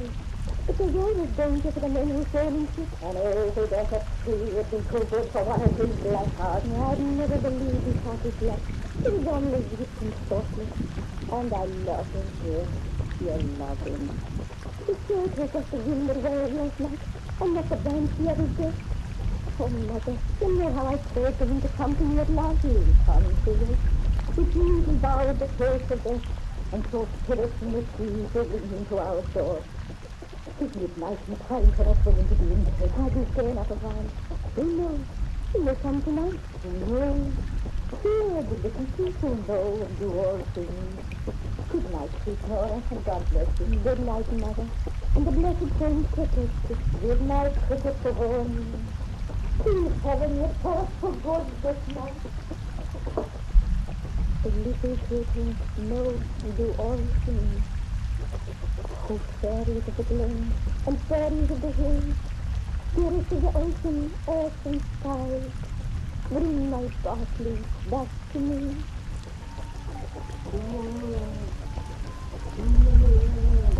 Oh, dear. Oh, you come to me at last. Oh, you coming to meet your darkling. What are you doing? Where are you? Mother, I cannot see you. No. Where are you, dear? Where are you? No, forever, love. Come again, no. I'm coming to God's great judgment. Oh, darling. No, I love you. Forgive me. Oh, it was not the wailing of the wind I heard last night. There's nothing I must wait for now.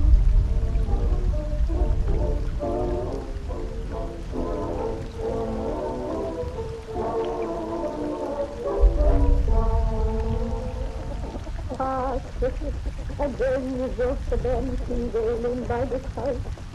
There has been a keening from the valley, Nora, and her bells reached the piping before God flipped it down. Will it now be dismissed this old woman? You asked the question, Cricket. Surely it's all right.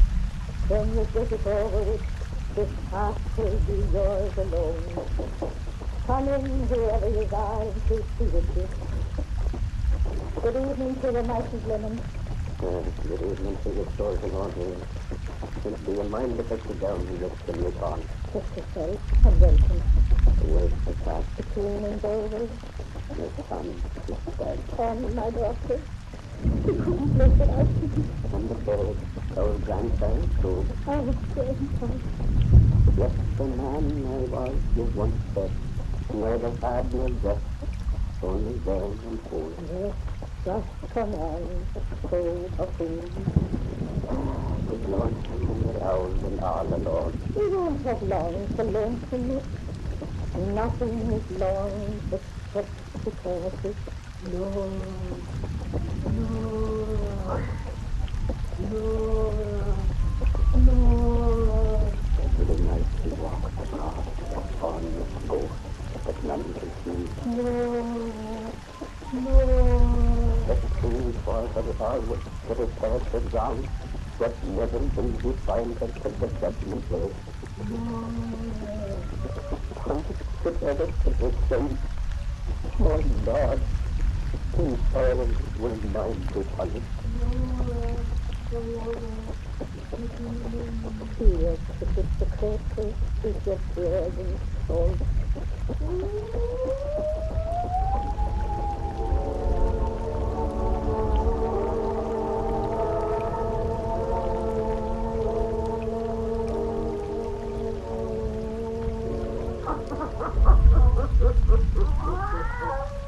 I'm feeling the lucky thinking. You folks come here when all men see as a best day again.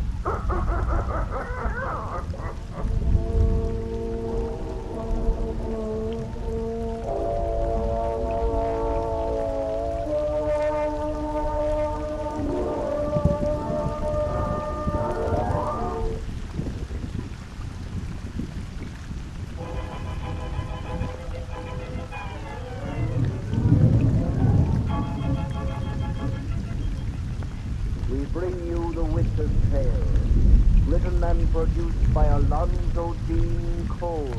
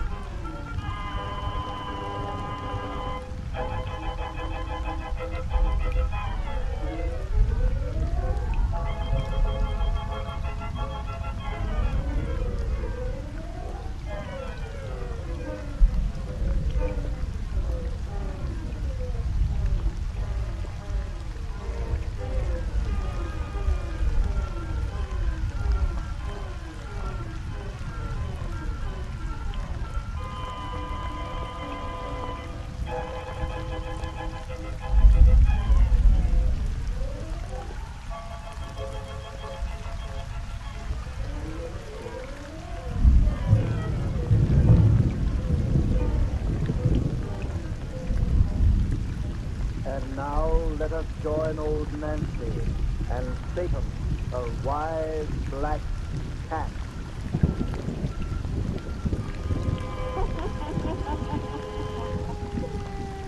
Hannah and 17-year-old I be today. Yes, sir. Hannah and 17-year-old. We'll say them. If these folks will just shout out their lights, we'll spin another of our little bedtime stories to ruin their night's rest. That's right. Nice and dark and cheerful now. Draw up to the fire and gaze into the embers.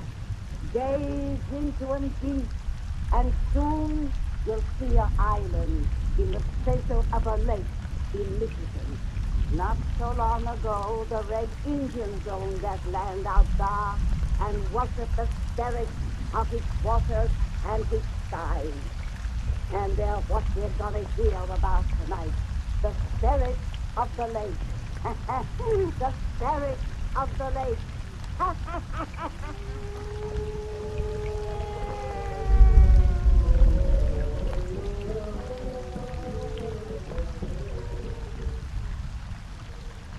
those filthy Indians intend to keep that racket going all night?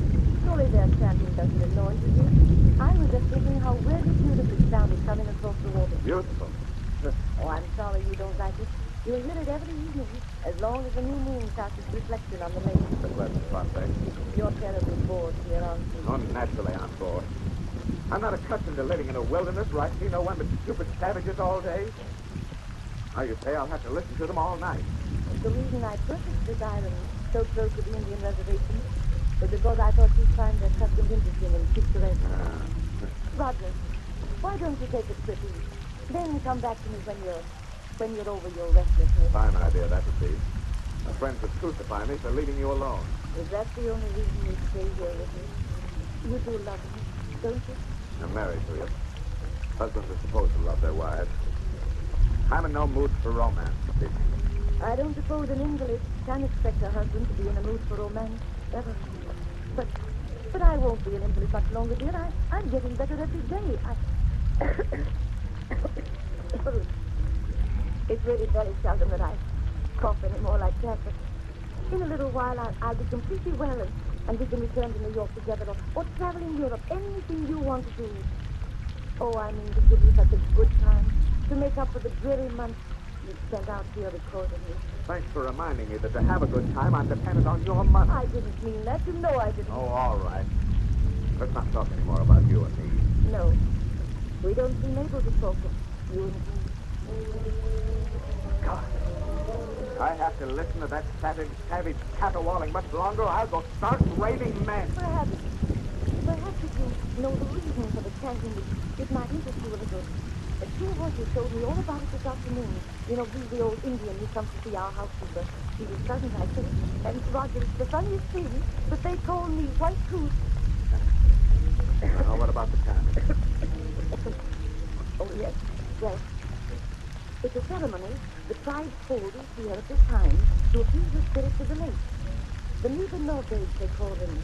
This is a holy lake to the Indians, you know. And they say that if anyone affronts it or harms its friends, the Nibanorbades take terrible vengeance.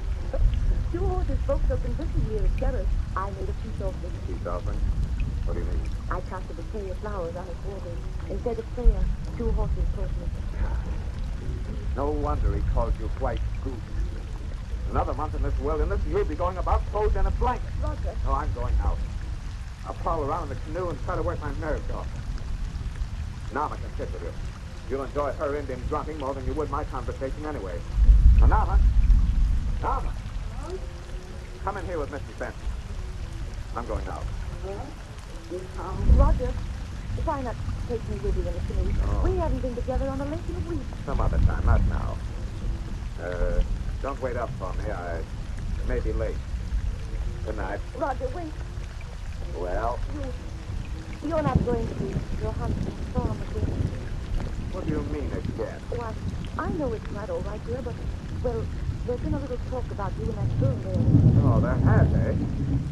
I'm having an affair with Hilda Johansson, I suppose. Oh, no, dear, no. No, so that's what you have in your mind. It's bad enough that I have to be cooped up with you among these dirty Indians, but now I mustn't even look at a decent-looking white woman. Roger. Oh, how I hate it all. This beastly island, these stupid savages, this slimy lake. How I hate George. Oh, I didn't say I hated you. I'll see you later. Good night. Poor white fool. My husband doesn't mean anything when he speaks angry to me, Mama. He's really a very good man. He better be good if we go out on lake. What do you mean? You'll give flower to lake today. You say Indian prayer. Leave on all days now your friend. If your man was good to you, leave on all days, honey. Leave on all days, honey. Ah.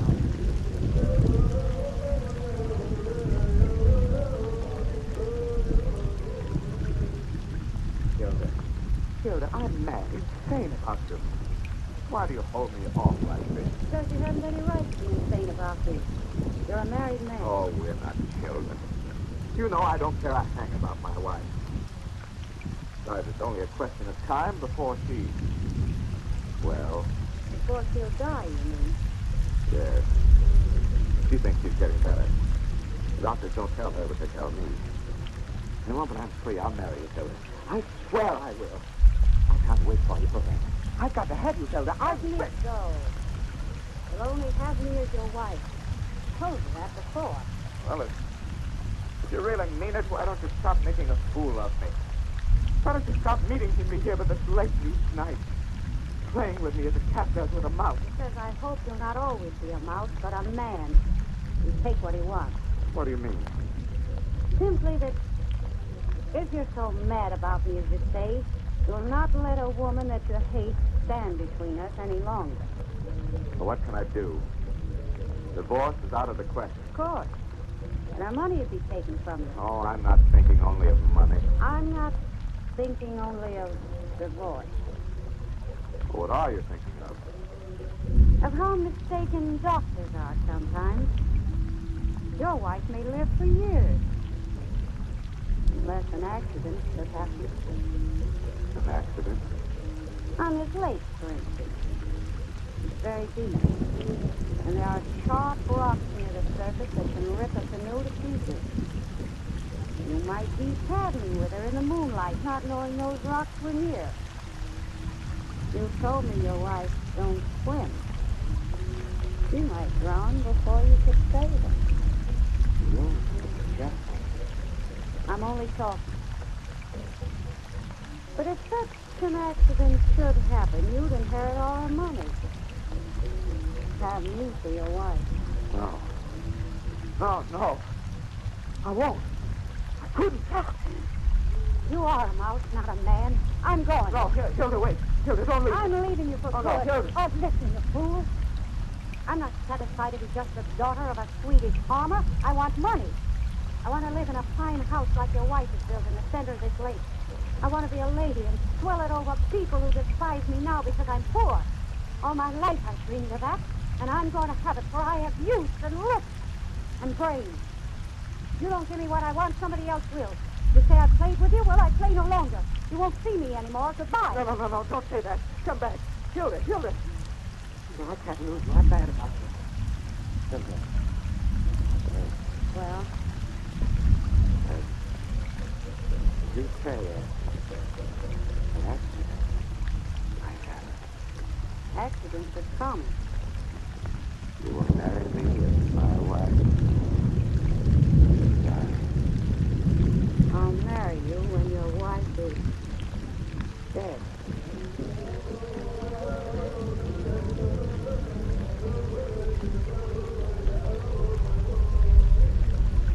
Hey, Roger, it's wonderful to be on the lake with you again. It's been so long since we've been in the canoe together. I feel as though we were on a second honeymoon. Aren't you enjoying it too, dear? Yes. Oh, the world has never seemed so lovely as it does tonight. Isn't that just enchanting restful? You haven't complained about it this evening, so it must make you feel as I do. It sounds the prayer it really is. A prayer for the dying. Is that what they're singing? The death song? Yes, this is Indian summer. The moon of falling leaves, of dying things. Moon of falling leaves. Of dying.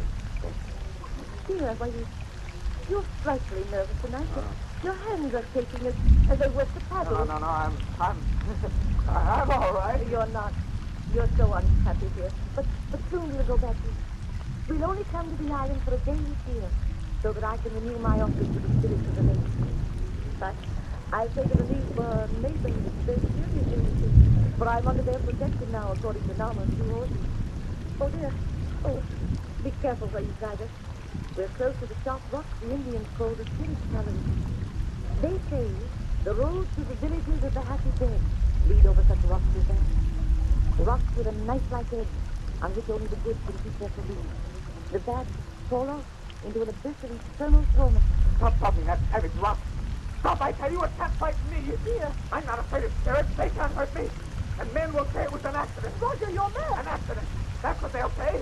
An accident. You're making for those rocks purposely. An accident. You Roger, don't leave me. Roger, don't. Turn back.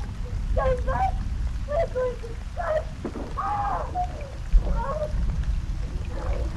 Roger, save me. Don't pull away from me. I'm sick. Roger, come back.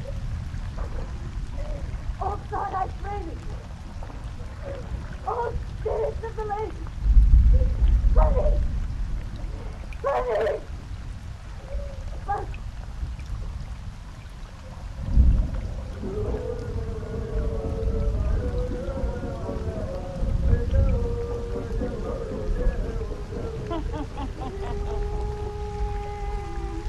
Spirits of the lake is gonna punish that fellow, all right. And when next you folks come see me and Satan, we'll tell you exactly how. About a very touchy finish to this little bedtime story.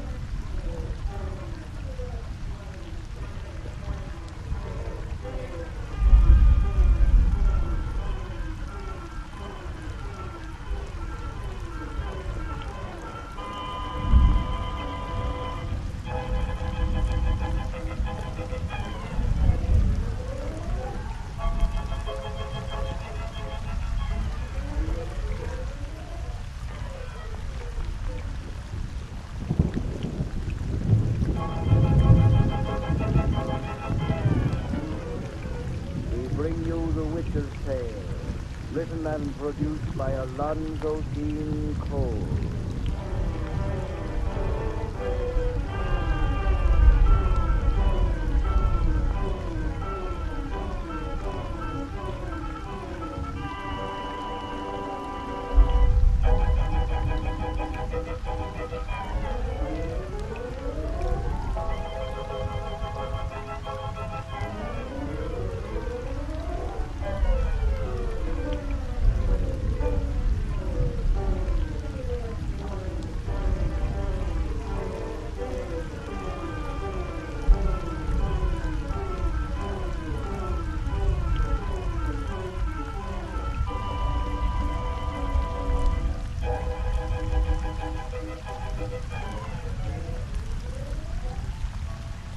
And now let us join old Nancy and Satan, her wise black cat.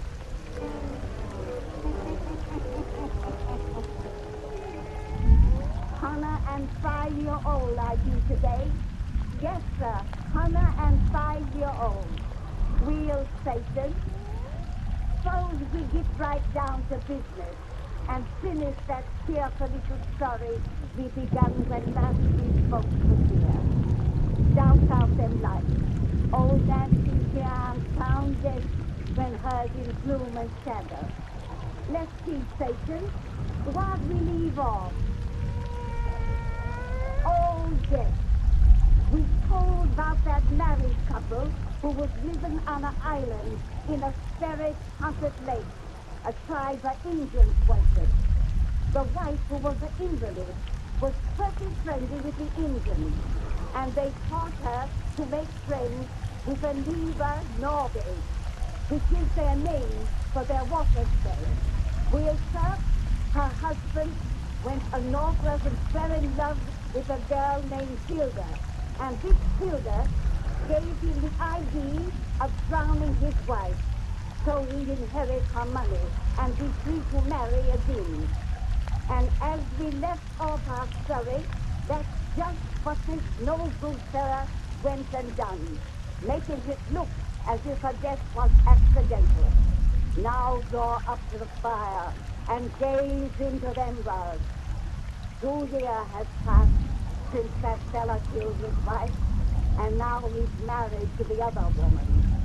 Gaze into the embers deep. Soon you'll see him sitting in a stateroom on a railroad train. Soon you'll hear more about the spirits of the lake. The spirits of the lake.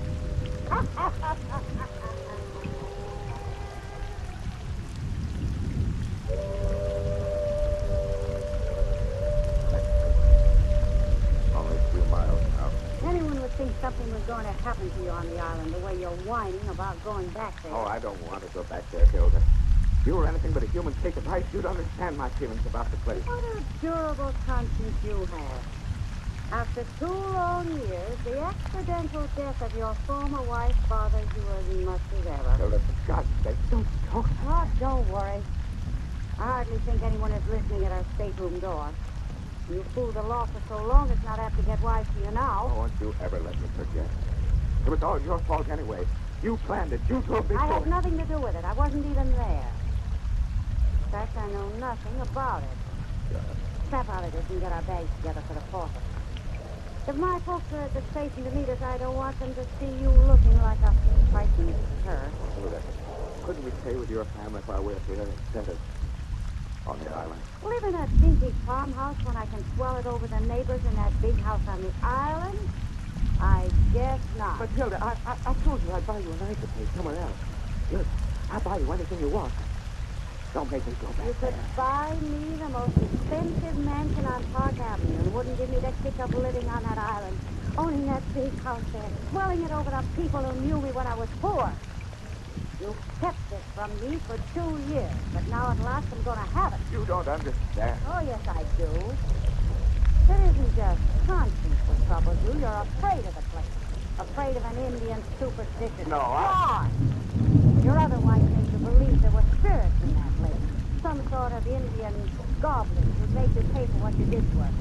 You said she called upon them as she sank beneath the water. Yeah. With her last breath, she called on them too. I'll go with you, Hilda. Just let's not talk anymore about it. All right. We're coming in. If my family are waiting here, they can drive us to 2 horses' place and you can row us to the island. Get those bags together. Back Well, what about? Oh, who's there? Hold him, ma'am. We've come to your station. We're ready. Open the door and help him get the bag. Oh, the tall please.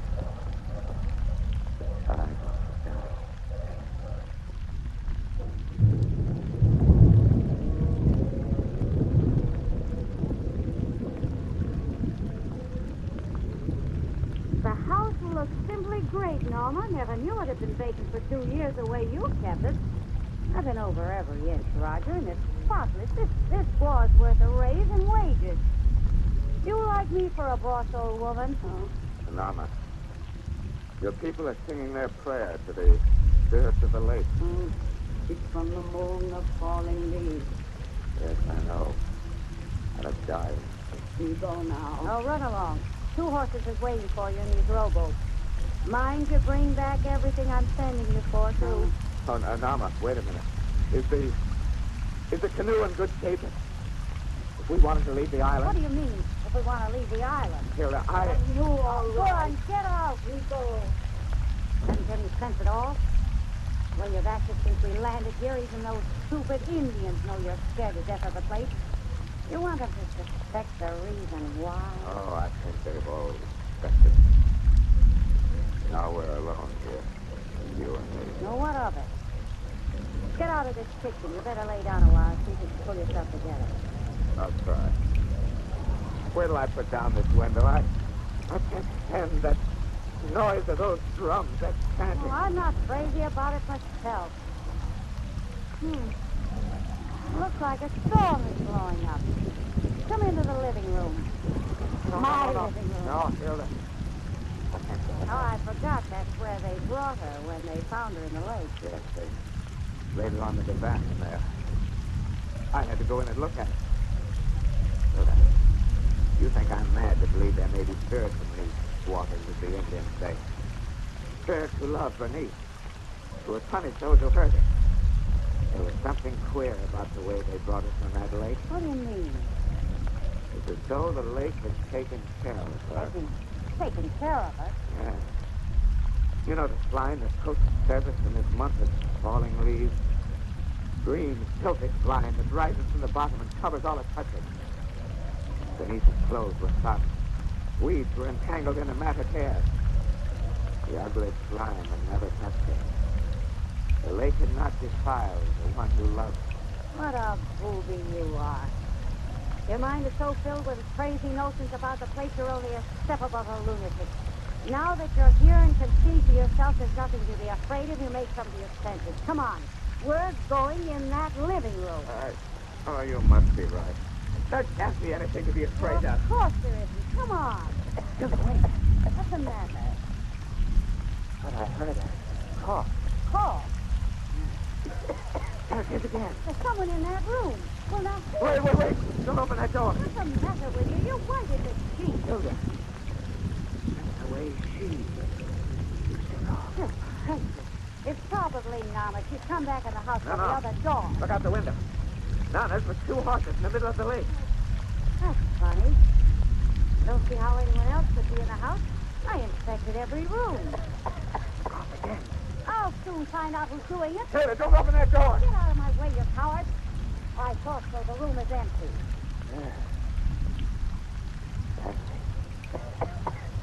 Here's the cough again. It's from the next room. Don't leave me, Hilda. Oh, this room is empty, too. Oh, thank God. Funny that we both should have heard that call. Well, you've talked so much you've got me imagining things. Yeah, maybe we imagined it. It's gonna rain. You know how damp it's grown suddenly? Very damp. Suddenly. Where did that come from? What? A moment ago, this room was clean as a pin. What do you see? Look there on my rug. A patch of... Oh, it's slime. Green slime. In the bottom of the lake. That paw didn't clean No, it wasn't there a moment ago. You just said yourself. Oh, I must have overlooked. Hilda, look, there's more. That spot wasn't there before. And there's another patch on the divan. Right. Green slime from the bottom of the lake. Hilda, the bottom of the divan is growing larger. It is, Freddy. What's for? The divan is where they laid her when... Stop that! There's natural explanation for this. We gotta find it. Patch of slime fell on my head. From where? I don't know. Falling all around me. Hilda, bottom of the divan. Still dry. Water soaked all over. She's on the gate. She lay there. But she's dead and buried. It's from something else. That cough again. She's here, though. We can't see her. Oh, no, I won't believe that. Water's oozing from the walls. Slime. Slime. Green slime. It's coming from the plumbing. Rain from something next. No, it's from the lake. The lake is going to punish us. I knew it was if we came back. Well, I had nothing to do with it. It was you who killed her. You who made me. Ah! And the coat. A woman's body. Her. And I saw it when they brought her in. Let me out of here. Let me out. Yes. Run! Run! Run! Get me off this island. This way. Oh, God, if we leave the land, the lake will get us. It is nothing against me. I didn't do anything. More slime fell on me. It's dripping from the trees. Yes. It's falling all against us. It's falling on both of us. On you as well as me. Slime, ugly slime from the bottom of the lake. The canoe at last. Come on. No, not on that lake. That's what it's wanted. To get me on the water. Please don't stand here. I won't go on that lake. Ah! Look behind you. Beneath the woman that we killed. Come on. Get away. She's coming toward us. Yes. The cold, wet arms are reaching out for me. Saddle. Yes. She drinks the water then. With the hair all matted, dripping from the lake. The slime that covers us has not defiled her. Get me away. She's over strength. Saddle. Ah! Cattle! Planted too! Beaten too by worms. Worms from the lake. Oh, we're drifting. No, we're going too fast. Something is pulling us through the water. Something we can't see. We're going toward the rock. Yes! The spirit challenge! The road that death leads over rocks like that, she told me. Only the good can keep their footing on them. The bad fall off into eternal torment. I'm not going to be dashed against them. I'm going to save myself. I'm going to swim. You can't save yourself. He prayed the lake to punish it. It will never let us go. Help! Help! Something's dragging me down. Spirits of the lake. The Nibanobe. The rock. The road to death. Eternal torment. Cold air. Pulling me down to the slime at the bottom. Bernice, you prayed the lake to punish. The slime that spared her will cover me forevermore.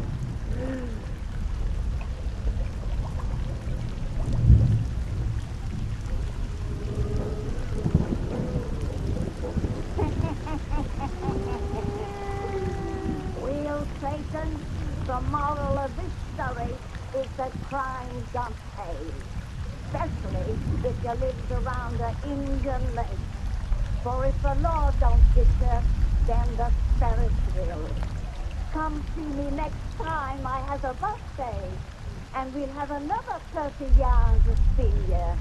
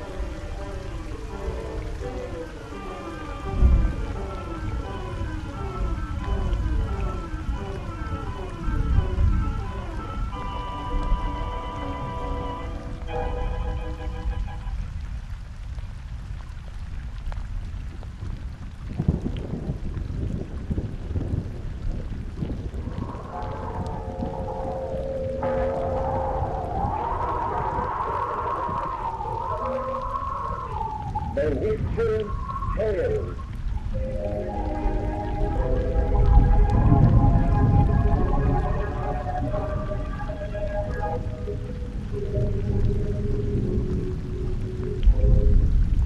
The fascination of the eerie.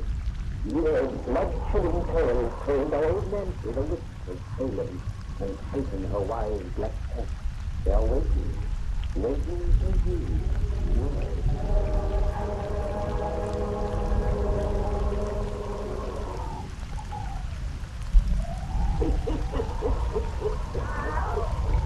Another 7-year-old I do today. Yes, sir, 107-year-old. Well, we got a lot of yarn to see folks tonight. So if you'll give word without all night, you'll get right smack down in the business. That's right. Make it nice and dark and cheerful when you're listening to our bedtime stories. Now, roll up to the fire and gaze into the windows. Gaze and towards deep, and soon you'll see a warm village behind the western bright in war-torn France the 1918. And so begins our tale about the firing squad. The firing squad!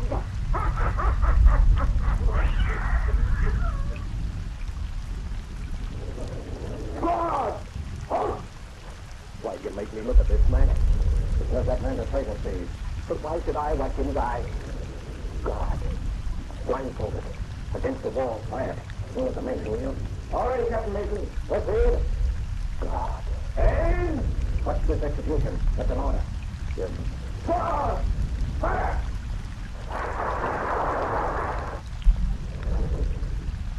He's dead. They shot him. Right shoulder! Up!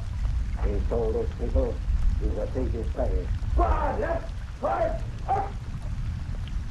to shoot him down in cold blood. I don't care what that man did. But I've seen butchery enough. I can't look at any more death. I can't look at any more death. Lieutenant Buckley, you forget yourself. Yeah. A good soldier must have no emotion. Merely a blind obedience. I think you to apologize, Captain. Before your preferred charges that may stand me before a firing squad. Let's take it again, yes, boy. I want to talk to you. Very well, sir. The command of my superior officer is law. See, the next to Baron, my favorite, hasn't made any difference between us. You know that. In blood relationship, we may be only cousins. And I've always looked upon you as a younger brother. You're in trouble, kid. I want to help you. You told me enough already. By bringing me to France when I might have stayed at home. And when you get me here, instead of leaving me in Paris, you put me in the below woods. See, you're not really a coward. I didn't realize it was going to be so hard. I thought this war was going to have the stronger side. You have a stronger side, but I could only find it. Your nerves are gone. That's the whole trouble with you. You need a change, a rest. A few days in Paris. What are you driving at? Kid, you can go to Paris. In my pocket is a pass in your name. A pass? A pass for Paris? Mike, you're not kidding. You're not... Here it is. A pass for Paris. For clean beds and sheets. For a bath. To women who wear white dresses and smell of perfume. Why, you're a new man already. So when can I leave? Tonight. Oh, thanks, But before you thank me, there's a condition attached to this pass, too. What do you mean? When you were in Paris before, you felt pretty hard for that Tudor woman. See? You mustn't see her again. Oh, fear is not a plaster saint. I know that. I know this no more. Kid, this is incompetence. Your Tudor is under strong suspicion of being a German spy. Oh, Lord. I know you've received another letter from Uncle Charles. He believes there's a spy hiding behind each blade of grass. Uncle Charles is in a position to have reason for that belief. Yeah, but why pick on Vera? If she were a German agent, how's she gotten away with it in Paris for 4 long years? Because Mademoiselle Cournoy is very clever. So clever that others are caught and punished in her place. Oh, that's ridiculous. No, Steve. The man you just saw die was one of that woman's lovers. I don't believe that. Letters were found on him proving it. Unfortunately, they didn't connect her with his act of treason. And as you saw, here you went to his death in silence. It may be pure coincidence, but 4 other soldiers who were intimates of that woman have faced the firing squad for similar crimes. 4 others? Yes, 3 French and 1 English. This poor devil was the first American. All acted very strangely during their court-martial. None of them seemed to comprehend or realize the thing they've done. Their minds appeared to be in a sort of haze. Crazy as it may sound, I believe that woman has some power that enslaves men's brains. You must promise you'll never see her again. I see now why you made me watch this execution. I've admitted to you I'm no patriotic hero, so you think me a possible traitor. That man's death was to be my object. Oh, don't be a fool. I don't think anything of the kind. I did make you watch only to show you the sort of woman you're in love with. You haven't shown me anything. You've merely talked about her rot. And the moment I get to Paris, I'm going to call her up. No, you're not. Give me that pass. Max! Your superior officer speaking now. Give me that pass. No, you can't. You won't. I've got to get away, Max. If I have to listen to those guns another day, I'll go crazy. I've got to get away. Give me that pass. No, no. Oh, for 3 days in Paris, I'll promise anything. I promise, Max. Don't take it away from me. Well, you'll not be here for days. If you want, you can telephone her. But if you meet her by accident, you won't speak to her. Swear it on your word of honor. On your word of honor. I swear. On my word of honor. Yeah. Thanks, Steve. Oh, don't be sore at me with it. You know I'm only trying to help you out of a possible trouble. I've done that ever since you were 6. It's become sort of second nature. Here. You pack now and be on your way. It's good free to put those jumping nerves of yours to sleep. And when you come back, we'll go up there and do our job together. Yeah. Up there where those guns are booming. Up there where death is waiting. But I have 3 days now to live. 3 days to live in Paris.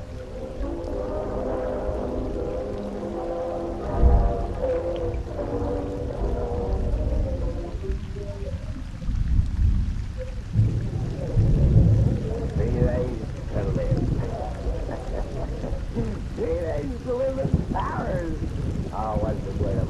when you gotta go back and die. That's what I figured, Vera. So I telephoned you to meet me in this cafe. I do not understand, mon lieutenant. Why did you not have telephone me? And why you speak of words of honor? That's a joke. It's a personal private joke.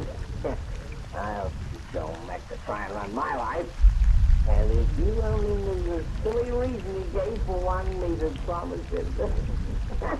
I do not comprehend your little joke, but I will laugh with you. I will pour another glass of wine.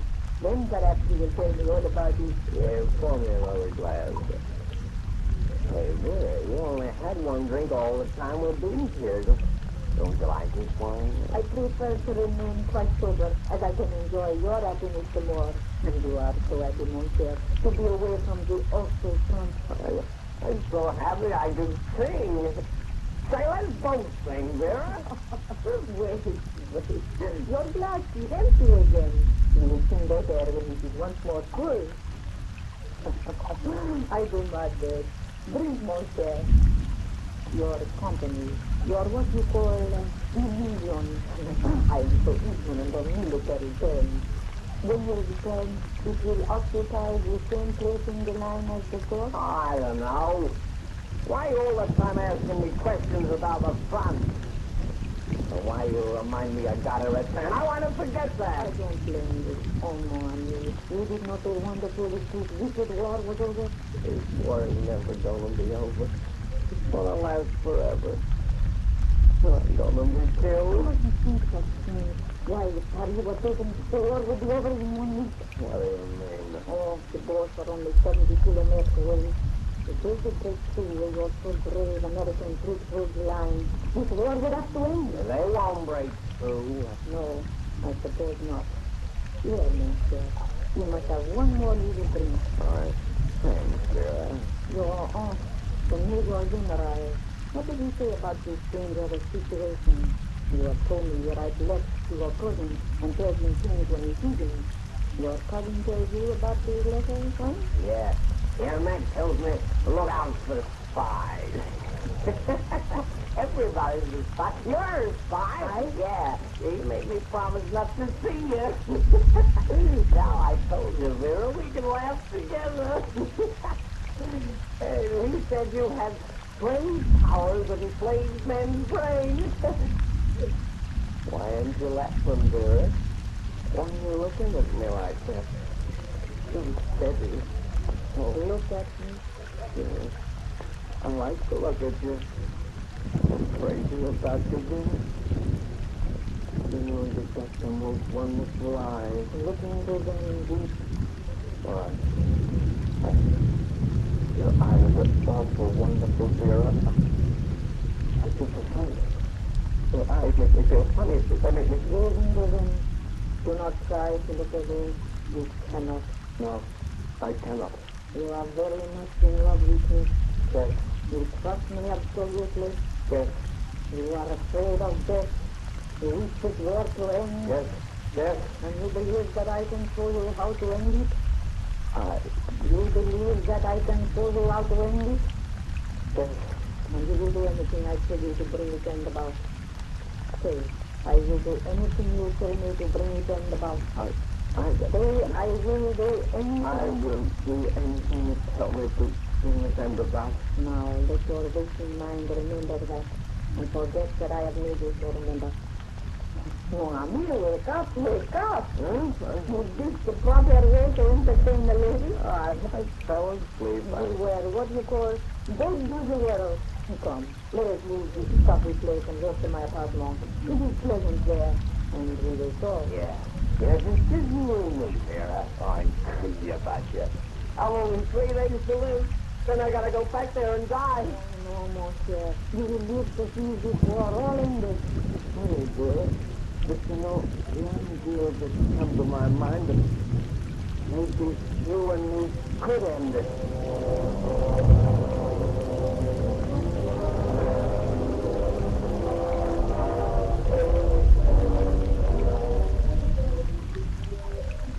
You cannot see the destroyer at any moment. You are sure we were on your road? Have I ever led us into danger? No. Your hypnotic powers have been of great value to the fatherland, mademoiselle. In 3 days I have no duty written on my slave. And his uncle is a major general. It is like his nephew. Germany does not need our help to win the war. Now listen, his leave is up. Tonight he returns to his company. No matter what happens, he will obey my will. Proclaim your doom and have no fear. I rely upon you. You wanted me, Vera? Yes, ma'am, but you will come in. The gentleman of whom I spoke is here to see you. Monsieur Charbonnet, I present Lieutenant Buckley. I am charmed, Lieutenant. Monsieur Charbonnet. Of course I know that's not your real name. Mademoiselle Cousin has told me of your conversations. She told me how to end the war. It doesn't matter who wins, just so it's over, she said. She's right. And once the line is pierced between Poisson and Reims, Paris will be occupied for 3 weeks. The war will be over, and men will cease to die. Yes. But what am I to do to save my life and that of others? Your superstar wishes to learn the deepest spot in the life. How can I find it? One who looks closely much. And to the nephew of the Prince General, things will be told. It doesn't seem right. Look into my eyes, monsieur. Because you wish to live, you will do as you are told. Yes. I'm going to live. For you. You will put the information you desire to a man wearing the uniform of a common American soldier. He will have a bandage bound around his head and his arms carried. This will give you the password. God bless you. This man is missing as it goes through. What if I am killed within the week? That, of course, would be a misfortune. Remember, you are not to fear, monsieur. Nothing can harm you. I have told you. No, nothing can harm me. Not even a firing squad. Of that I have forbidden you talking at all. To ensure your safety when the drive begins, Lieutenant, you will take this capsule. It will make you very ill enough to be sent to a hospital in the rear. Where nothing can harm me. Can I have 2 capsules? If you are worried about your sugar, Captain Milton. I've told you many times that he will also be safe. Yes. Here, Mac will be safe too. You've told me. To make myself assurance more certain of fulfillment, here are 2 capsules. Mademoiselle will enlighten you concerning any further details. It will be dangerous for me to remain here longer. Goodbye, Lieutenant. Goodbye, Mademoiselle. Au revoir, monsieur. I offered him my hand. He didn't take it. So what am I doing? What am I doing? Exactly what I told you to. That and nothing more.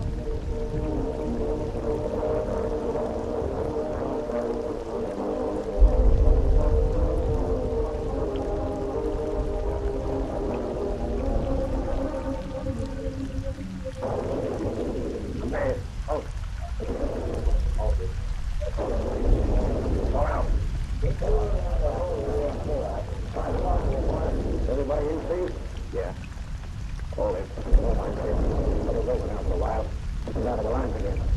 Nice for a change when you sleep and take it. Yeah. I did. Easy, boy, easy. That one fell 300 yards away. But maybe not the next one. Maybe. No. No, nothing can harm me. Nothing can harm me. Yeah, don't let your nerves get you again. You've been a different man since you came back from Paris. Stay that way. Lord, what a Brannigan you must have had there, though. I've been a sort of change ever since. I'm all right. But I've been different this time, because I know nothing can harm me. So you either bet? Because I know the war is going to end. Sure. We'll be out of the trenches by Christmas. Some Christmas. Say, you got one of our men coming down the road? There's a bandage around his head, an arm in the sling. Bandage on his head? Arm in the sling? Yeah. What's the matter? Nothing. Nothing. Yeah, grab yourself 40 winks, kid. I'll see you later. No! No, I got you! Sergeant! Sergeant 40! Yes? If Captain Mason comes back, open for me. I'll be up the road. Up there with that man whose head is bandaged. Yes, sir. The war will soon be over, Sergeant. The war will soon be over!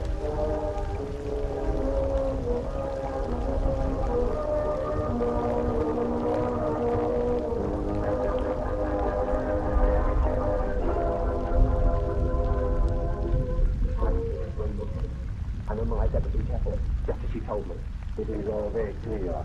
The weakest point, you see, is just behind stormy. Yeah, just behind storm and all is in readiness. The blow will be hard. Then the war will be over. It'll be finished, as she said. They must hurry away now. Goodbye, Lieutenant. Goodbye. Oh, what am I doing? What am I doing? Lieutenant Buckley! Buckley! Steve! Come in. Steve, I've been looking everywhere for you. Bad news, kid. You have to go back. Back? Back where? Your line. Water's just kind of minded our arrest orders. They need us to plug a weak spot. Back to Dorman. Considerable height. Back to Dorman? What's the matter? Get that man with the bandaged head! Don't let him get away! Don't pay any attention to me. What are you talking about? Nothing. It's all right. Nothing can harm us. Lead to the main, Sergeant. Get ready to march. Yes, sir. Carry in. Fire. You must go on. Get your... I can't find a capsule. But nothing can harm us. Even back at Dorman. Oh, quit acting like a lunatic, Steve. We're going back at Dorman. Dorman! But nothing can harm us. Nothing can harm us. Nothing can harm us. Steve, you got him. He's hit. Hey, get that doctor. A stretcher. Please, come on, let's go out. And I'm responsible. I didn't look after him. I brought him into this. Steve, don't die, kid. Don't die. Don't die. I'll get rid of Dr. Cousins. Oh, thank God you're here, doctor. Quick, don't let him die. Don't let him. Doc, he is already. No, he isn't dead. He isn't going to die. Shell Feynman brings his head and nothing cold. Then your blood will do the place for him. Oh, thank God. Yeah, you've done it already. Yes, let him die. He won't have to go with us. We've got to take him to the hospital. Yes. Hey, where are you? Here, kid, here. I go all right now. Hello, sister. What are they doing? I am going to a hospital, kid. We'll have to go ahead without you. But where are you going? Why? You're going back to Dorman. And she lied when she said nothing could harm me. She lied! She lied! Keep breathing, Doc. Don't go back to Dorman's night. Don't go back to Dorman! Give him a shot, Doc, and quiet him down. No! I gotta leave the house, kid. No, Max! Listen! Let me tell you, Max! Lieutenant Clark, take the rear company. Company, in front! Left, step, forward, north! Back! Come back! Come back! Oh, he's gone. He lied! He'll be killed! I'll have killed him! Back to Dorman!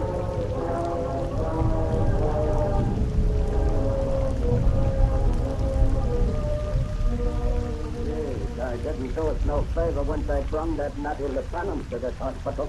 Why do we get annoyed for signally just when I got that just now? These things have asked me. Did you hear him carrying on?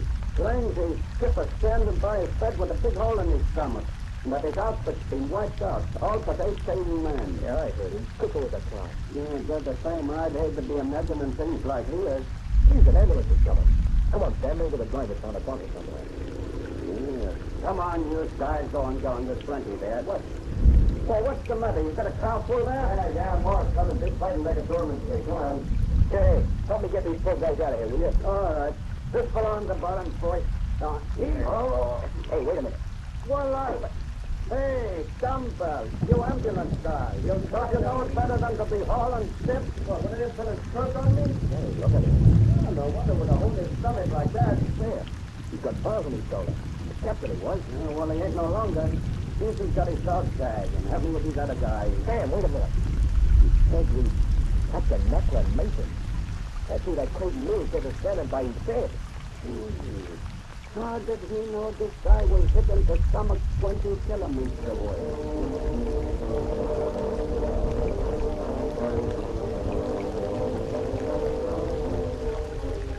Listen, Master. Oh, you've forgotten now. You are out of the hospital, unarmed. The war is over. And you are returned. And you said, I don't know, so nothing would happen. Nothing did harm you. You promised to take him back in his world. He just looked at me and listened to words. But his eyes are telling me to come to the lines, just back to storm and stop. There is no one here beside you. Oh, I can't just see him when he's all here. You were his murderer as well as I. Do you know it? See? He turned. He's looking at you now. You make the whole run up and down my spine. I tell you that there is no one there. You see one there. And the other. 18 less of the men I spent with marched with forces. 18 less. We killed the others. You're afraid to have him, David. So you say you cannot see him? Yeah. I know the weakness is present. His eyes are telling me to come to the line, sit back at home, and no, we are leaving soon. But before we leave, we must go to the lines in back of Dormant.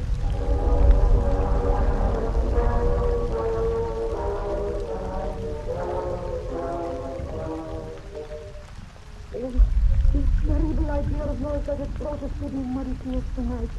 Since you had to come, why could we not wait till morning? I told you, dear, Mac wanted us this way. He's spoken to me twice since we started the fire. Not angry, as though he hated me for what I've done. He's kind, just as he used to be. It's strange you haven't heard him speak. As not yet for the same reason I have never seen. There is nothing. There beside me. There has never been. I came here only to humiliate and to keep you from talking to people who might believe the crazy things you say. They're walking where they was the night when the Bosch broke through. At the place we told them was the weakest. They're walking over graves. The graves we made. Here they died, the men we killed. I will leave you. You can't leave. So can I. I knew couldn't when I brought you here. What do you mean? That we have come to pay a debt. There are no soldiers here. Check it, people. They gather all about it. I see nothing but shadows. Only shadows. Listen, the shadows are marching.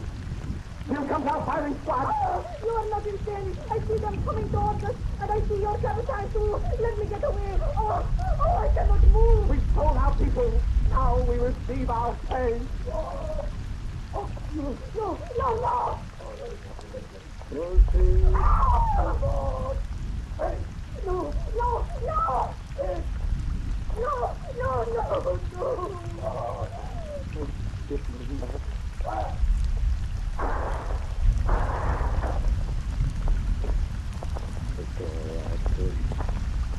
No, I can look out for you again.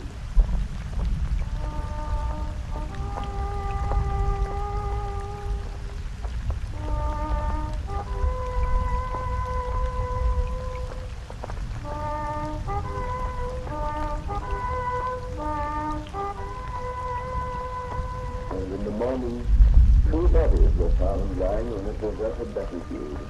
2 dead bodies of a woman and a man. On their chests were little blue marks, such as spent bullets might have made. Bullets that had come from 2 single wounds.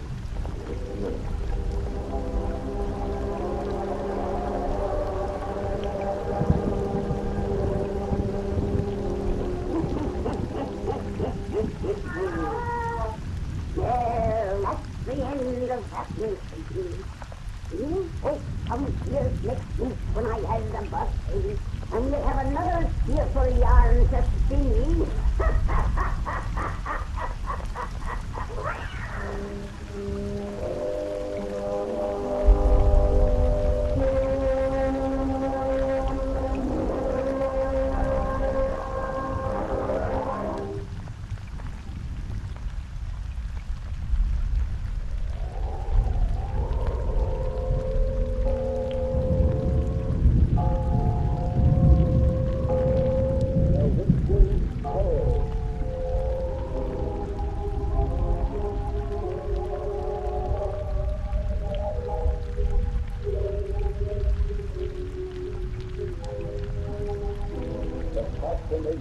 Of the weird, blood-chilling tales told by old Nancy, the witch of Salem, who's taken her wild black cat.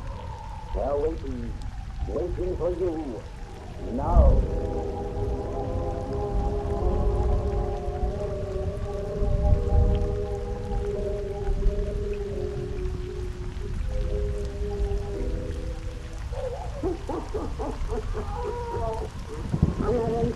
You're alone, lady, today. Yes, sir. You're alone. Hey, tell folks to dance all night and we'll be getting down to business. Nice and dark can swing now. It's the way we like it when we tell our big-time stories. Now, go up to the fire and gaze into the window. Gaze into Ambience, and soon you'll see a land of jungle. Or we're going into Mexico, to a place called Yucatan. There the grass and vines is so thick and tall, that owls should be worried among them. Big and looking city, the old Indians used to live there long before the white men came. Soon we're going to hear 3 white men talking in those jungles, and so begins our yarn about the boa goddess.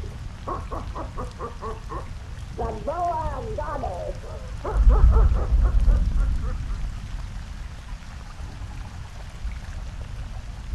Morgan, did you have business, huh? I ought to be, according to that picture writing Mary Ann gave me.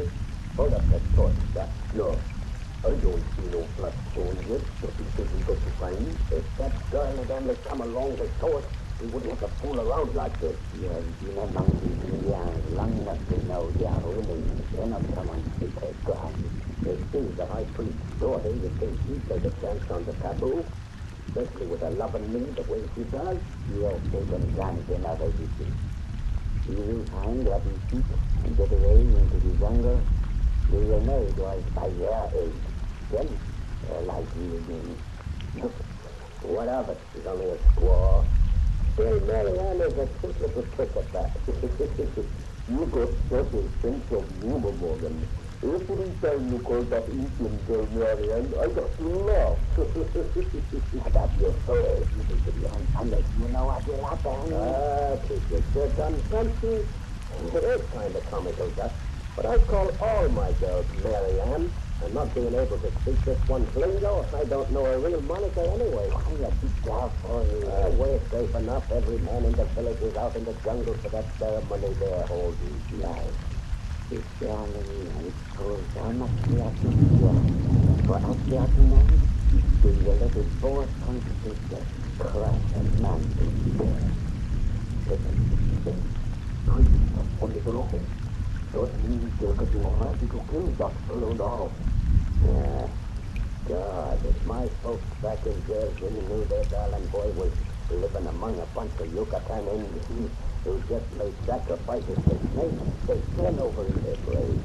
After 3 months among them, it is still difficult for me to realize that he has found the lost tribe of Aztec, living as their fathers did 600 years ago. It was lucky they found us when they did. Another day lost in that bush, he was after the church. That is what makes me dislike this teenagers tonight. These people save our lives. They keep us in. And now, we plan to rob them. I hope Prince Urania of Devil's Island ain't developing a sense of gratitude all of a sudden. Only a short time on Devil's Island, Morgan. But I, like you, am not wanted in Ecuador for murder. That's because you never had the nerve enough to kill a man, you yellow skunk. You're not going to talk to that Morgan point. You cannot quarrel. You're right, Dad. When we get what's underneath them 3 flat stones, it'll take all 3 of us to fight our way back to civilization through that bush. Forget it, Francis. You'll find them others in the temple. I've already shown you the little ones Mary Ann gave me, and she's told me in her sign language there's 6 ones where we're going. If we're not, then all 3 of us ended, as you say, to make a trip. I wonder if that's the news. I thought about them. What are you about that? Look, Frankie, you have these crazy black stones.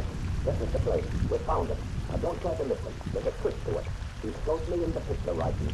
You put the stone in the middle, and I got it. Look at that. A passage to the open. The temple's underneath. Come on, down these stairs. Yes. I do not like you, please. What's the matter? I don't know. You busy feeding that I've said. You something funny. Both of you said yellow. Give me that torch. I'm going down these stairs. You can't call me yellow. Can't prove you're not. Come on. Dark down here. Morgan, hold up that torch. We don't need it in a minute. According to Mary Ann, this passage takes a sudden bend into the temple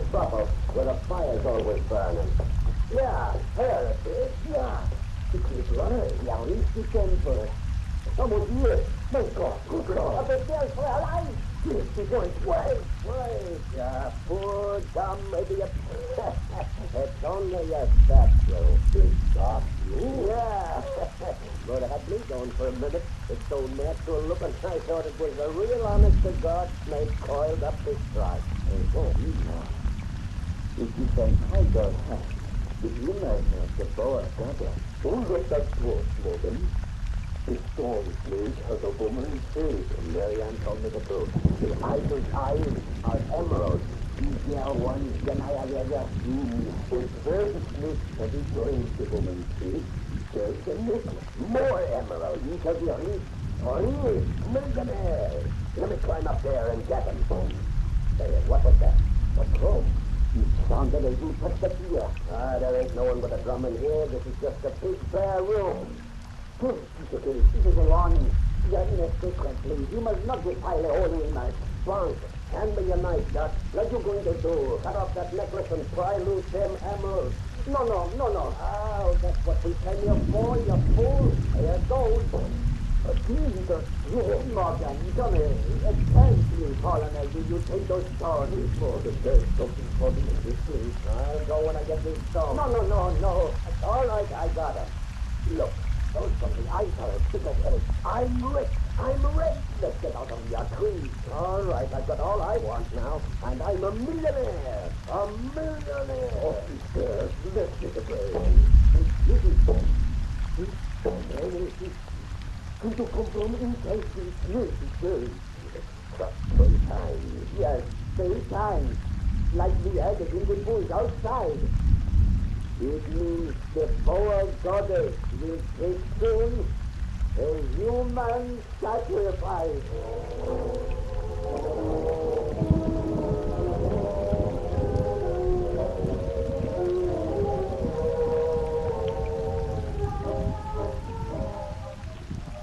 You guys whine like a pair of old women.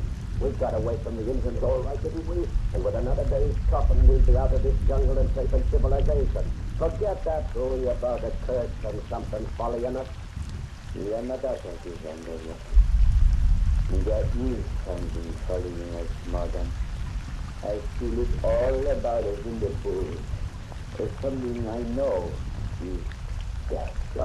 Yes, grandmother. I am like Frankie. I did not like those zombies when he left the temple. Are you guys dumb enough to think a heathen statue of a big snake with a woman's face can really do you any harm? It is not the statue I fear, but the thing it stands for. People's thoughts and their beliefs. Listen, Morgan. All gods are the same by different means. For how many centuries, we don't know. And intelligently has rested and feared that great snake we have insulted. To reclaim the doctrine, like before the poor goddess, it's a human sacrifice. Since that's what's troubling you fellas most, let's figure the drum was calling Marianne. Them Indians are probably finished her by now. Too bad. They were the truth little creature if she was only a squaw. Now, well, there's one easy way for you guys to clean yourselves if you think there's a curse on them emeralds. You just don't have to take your share. No, you don't, Morgan. You would like to see that out of there. I thought that'd bring us the time. It's too hot to do any more traveling tonight. I'm going to grab a few wings. Your turn to scare up some grub, Frenchie. All right. You next. I've only got 2 bullets left. You can bring down a couple of birds with your machine gun. You're not saving those 2 bullets for something in particular. What do you mean? When you are out of this jungle, you will no longer need that can drive you. You think that I will not argue that point. It doesn't matter anyway. I don't forget. That freak still but crazy as a loon. Why are you saving those 2 bullets, Morgan? Hey, you don't think I'm planning anything against pals like you and Frenchie, do you? Forget it. The emerald's enough for the 3 of us. I'm rich. Inside of a month, that time's going to be sitting in the swellest hotel in New York. I'm going to become a gentleman, join highfalutin clubs, join for society and live like a king. Yeah, live. That Frenchman gives me a pain talking about death following us through the jungle, all on account of a couple of drum beats you heard in their heathen temple. Morgan, it's wrong. It's here. Cancel. You got me here, Teddy. Good right, stop right. Oh, don't mean nothing. Don't mean nothing. Something's got him. Oh, look, a broken sister. Get out of this coin. No, right. There is a cut. It's straight. No, I won't believe it. The jungle's full of snakes. We just happened to cross a boar's path. Run, Gus. Run before it comes for us. You're going to try to see him. You got a pistol, Morgan. I'm saving my 2 bullets. Leave him there and run, you fool. Now we can split his share. Yeah. We split his share of death. So he is good first so us to go. I don't believe in that stuff. Then look back for the snake has gone in his head. Say, there's the face of a woman. Yeah, this is just before I got it. Run!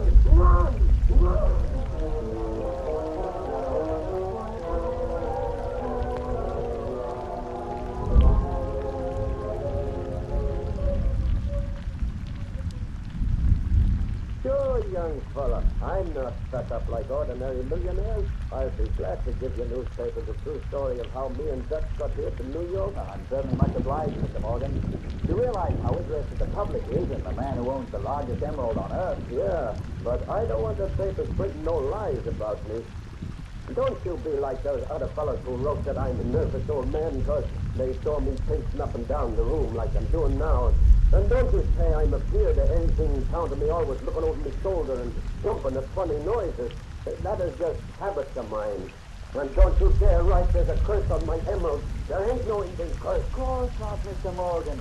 That sensational stuff that you object to is all printed when a flash came in through Associated Press. These 2 madmen had stumbled into a little settlement in Yucatan with a pocket full of emeralds and the story of a 3rd man who had been crushed to death by a boa constrictor with a woman's face. We couldn't pass up a yarn like that, even though we know it was ridiculous. And it was ridiculous. 2 men have just chopped their way out of the jungle. They're apt to say anything. You write that stuff is all a lie. Don't forget to print how I tried to save me dead partner Frenchie when the big snake got him, though. But don't say the snake had a woman's face. It's bitten. That was imagination. And there ain't no curse on my emerald. None that can reach beyond the jungle anyway. What was that, Mr. Morgan? Nothing. Just talking to myself. The jungle makes you do things like that, young fella. It's great to be home in a city again. No snake can follow me to a big town like New York. You've spoken of your partners as Frenchie and Dutch. Will you give me their proper names, Mr. Morgan? Frenchie's dead. Oh, I don't know what the way he died. Oh, excuse me. The name I knew Frenchie by was Jean Reynal. And Dutch's real monitor is Adolf Appleman. Adolf Appleman? Yeah, he's been it out west of Chicago as soon as we hit the USA. Oh, he ain't nice to you reporter guys like me and don't like his name in the papers. But you can print he don't believe in no curse neither. Mr. Morgan, haven't you seen this morning's paper? Not yet, I just got up. What a story this will make. No one dreamed it was your partner. Say, what's the matter with you? What are you doing at my telephone? Hello? Get me word 292915. Look at that front page, Mr. Morgan. Read those headlines. Last night, in a Chicago hotel room, Adolf Appleman was crushed to death. Every bone in his body broken. Hello? Hello? Give me to the editor.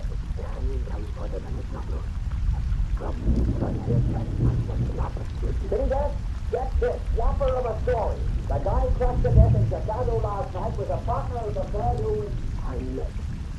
I met.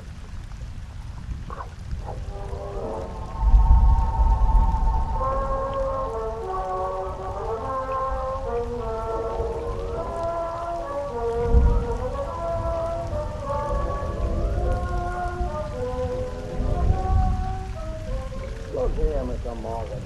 You may have discovered $1 million worth of emeralds in South America.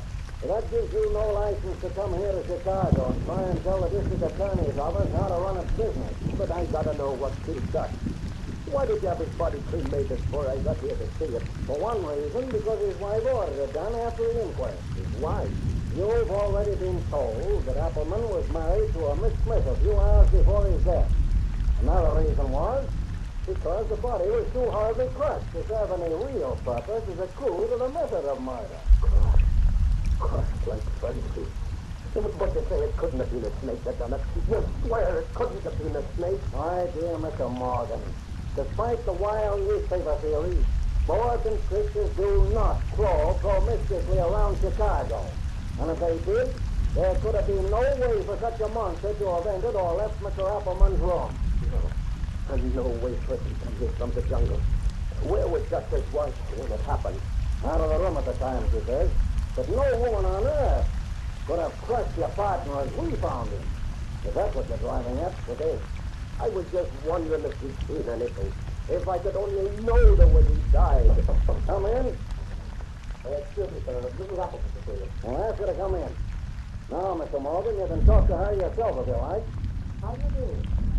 Good morning, Mrs. Appleman. I'm sure you'll be glad to meet your poor husband's former partner, Mr. Morgan. He has met. That's funny.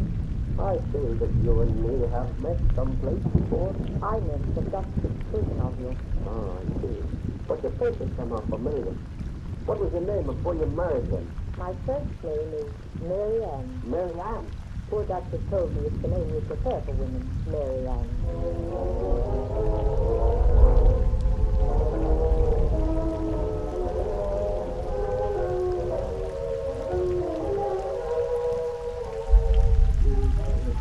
I think I finally fall for a circle's real name is Mary Ann. How startled you were when I first told you that was my name. Yeah, hit me like a voice from the dead. Not that it's core matters, you understand? But you knew, even before I spilled the beans about how we got the emeralds and all. Yes, I knew. Doctor told me everything. I don't know what I'd have done without you since that was true. You may meet someone around so he won't be all alone here. After we're married tomorrow, it'll be better still. Only I wish you hadn't made me to wait a whole year. Yeah, a year. And nothing happened to me. I always knew that test was just a bunk. You have no fear at all anymore? Me? I never was afraid of anything. My hair turning white and me losing weight like I have is just from a rundown condition, the doctor said. Yet if I only knew how that would feel, and the explanation of them drum beats, and I can't get out of my mind the way I saw Frankie go. You have explained it all perfectly naturally to me 100 times. You have no real faith in heathen gods, you know? No, of course not. Only, but it was all imagination. The boy I saw in the jungle did not have a human face. That's an awful way to die, like Frank and Mary Ann. You ever see a man killed by a boa? Wraps himself around, coil on coil, doubling and tripling its own strength, and his eyes look into his and fascinating until he's dumb and helpless. And then slowly the coils tighten until the bones crack like pipe stems, and the flesh becomes like putty, and they only squeeze once, just once. If I can't die like that, I won't die like that. I'm rich now. I become a gentleman. I'm crazy about you. I want to live. Oh, you don't believe in curses, Mary Ann. You don't believe a crawling thing from the jungle can reach you even here? If I believed in the curse, I would believe neither distance nor civilization would have power to stay its vengeance. But you don't believe. Tell me you don't. Say like me. You think it's all bunk. Yes, I say it like you. Isn't it fortunate we can tell ourselves such things? It's so terrible to be afraid. Were I a god who wished to punish hard for a long time before I struck, I would make my victims fear. Don't talk like that. Sometimes you make me afraid, because I don't know what to mean. But it'll be all right when we're married tomorrow. And then I'll have you to talk to all the time and learn to understand you. You haven't forgotten that for my wedding present I shall have the great emerald you took from the Ice Temple. Yeah, like I promised. Then, with the other that scares you, you'll have the two greatest emeralds in the world. The eyes of the boa goddess. It will be nice to have them. They match your own eyes, Mary Ann. But they're green like the emerald, and they fascinate me. Green and pink like the emerald, like the eyes of the boa goddess.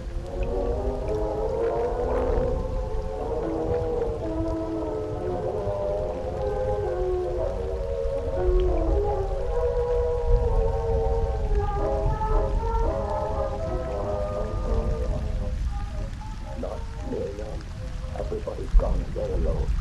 You're my wife now. Wait. Oh, you mustn't keep your husband waiting. A year I waited for you, Miriam. You shall wait but a short time longer. No other woman has ever put me off like you haven't. I'm crazy about nothing about their eyes. They fascinate me. Green like emeralds. Why didn't you wear your emeralds? The eyes of the boar goddess at our wedding. I shall wear them now. For you alone. Are you gonna put them on? Well, that's swell. God, I like a kid with you. When I finally fell first stake, I fell hard. And I won't be afraid no more now. You'll be always with me. You won't lose me on the Wasteland like you left that a year ago. I will not leave you.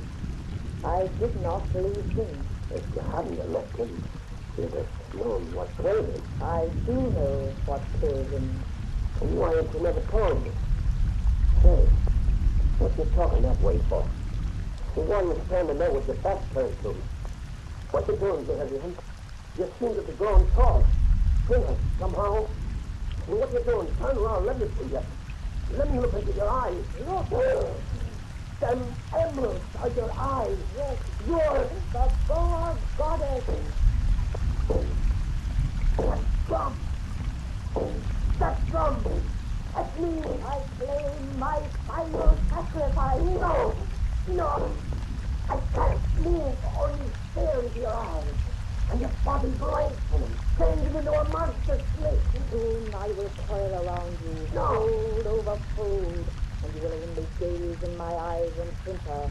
Only when my coils tighten will you scream just once. No. Then will I give you your promised kiss.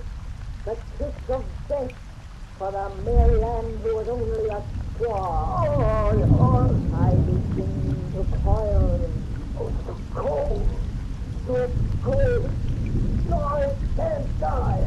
For daring you defile the people's faith, I find your peace. No.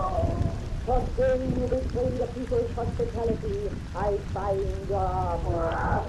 For daring you destroy the woman's love and life, I find your heart.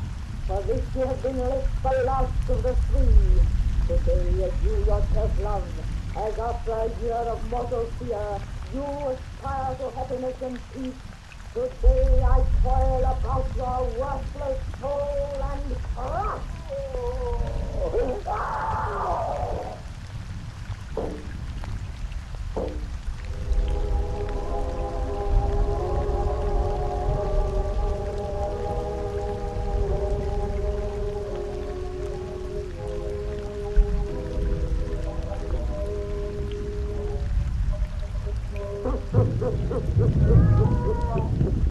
And that's the story about the bygone, the queen of all the snakes. Well, Satan and me have been to a baby now. 14 children, Satan. Yeah, nice, Satan.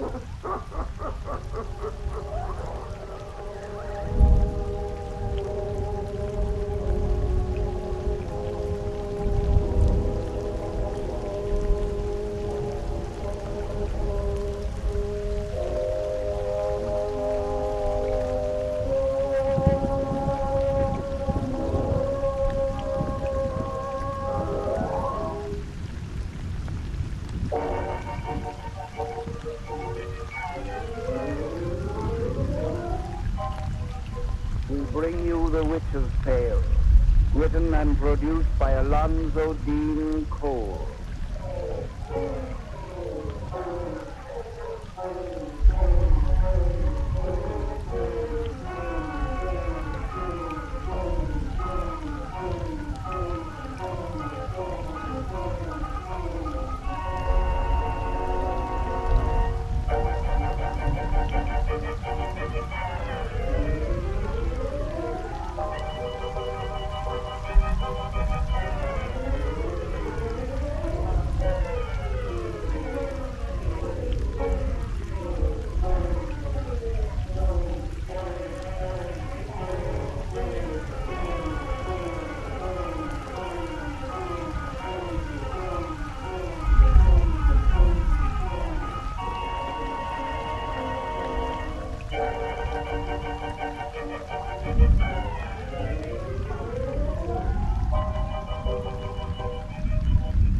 And now let us join old Nancy and Satan, her wise black cat.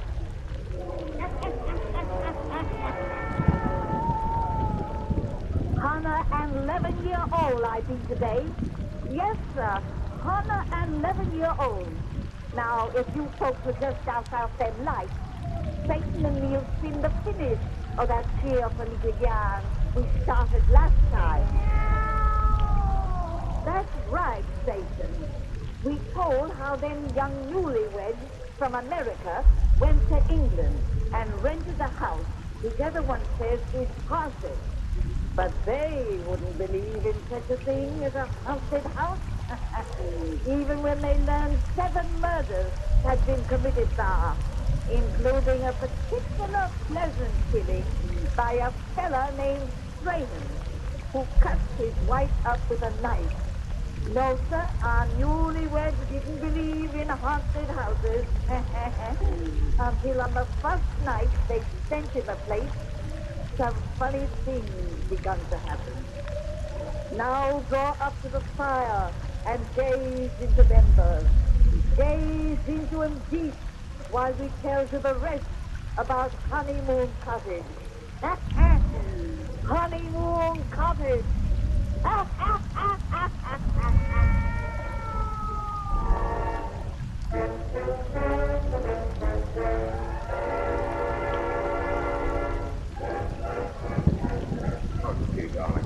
wouldn't have told you about that whispering sound I heard if I'd known it was going to upset you so. I'm not upset, Gilbert. I wanted to come back downstairs because, well, I'm just not tired, and I don't want to go to bed. You're so tired you can scarcely speak. You were afraid to stay up there after I told you of that voice. You said it was but one word. Gilbert. Oh, it didn't whisper anything. I imagined it. I must have. You didn't hear a voice, and you were standing right beside me. Yes, standing by the door to that room. A strange, Gilbert's wife. Dear, you can't believe in such incredible things as ghosts. That the dead can return to harm the living. Oh, it's ridiculous. Dr. Thomas started our nerves going with his crazy insistence that we leave this house and the creepy tales he told about it. That's what's the matter with us tonight. Just nerves and imagination. I suppose so, but Gilbert, it wasn't only the whisper you heard that made me want to come back downstairs. I felt something. What do you mean? I wasn't going to tell you that.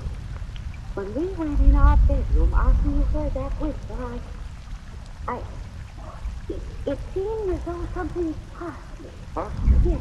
I didn't see anything. It was though a chilly breeze was blowing by me. But it wasn't a draught. It was something with invisible shape and substance. Something that made my flesh. It passed me and went into the wall beyond. Oh, I know how silly it sounds, but I didn't imagine it. It was something real. Oh, Donna, dear. I don't believe a bit in all this foolishness. But you and I are going to leave this house. You can't break our lease. We can't afford to lose a whole year's rent. I can't consider money where your health and nerves are concerned. But that money means so much to us. Oh, there must be a natural explanation for the things we've heard himself. No, we won't be frightened away from here like a pair of timid children. You really want to stick it out? Of course we'll stick it out. Let's go back upstairs and go to bed. Nothing has happened here that really should alarm us. Oh, of course not. Evelyn. What? That's whisper again. Yes. Saying one word as it did before. Something that sounds like night. Night? Yes. Can't you hear it? I don't hear a thing. Well, that's it. I'm certainly not going to let anything start me going that we both can't hear or feel. Oh, Evelyn! That face! In the window! Good Lord, I saw it too! Go on now. It was all yellow. What? The face of a dead man. I think someone is trying to make us the victim of a poor sort of practical joke. Where are you going? Out to find the corpse who looks in window. No, don't go in there. Where are you? You said I'm going. Evelyn, someone for some reason is trying to frighten us away from this house. That's the natural explanation of all this. I'm going to find out who it is and why. There goes the peeping Tom with the yellow face. You stay where you are, dear. Oh, no, Gilbert. Don't go after him. Oh, I'm afraid. Stay where you are, Evelyn. You. I see you in those bushes. Come out of there, whoever you are. Come out and explain your motive for peering in my window. I came to beg that you leave that house forever. Ah, you did, eh?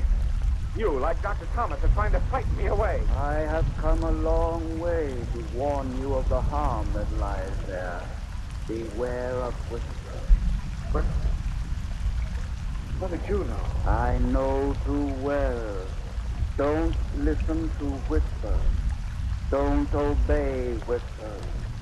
Leave Honeymoon Cottage before the full of the moon. Come on, turn the light where I can see you. Come on, let me look at you. What's that blue mark around your throat? A mark you too may bear if you do not heed my warning. What? It was left by the hangman. So, what are you? Once I was called George Strahan. Strahan? No. No, I won't believe it. Beware of whispers and the full of the moon. No. Evelyn! Gone. Faded away before my eyes. Evelyn! What happened? What? I talked with a dead man. I talked with a dead man.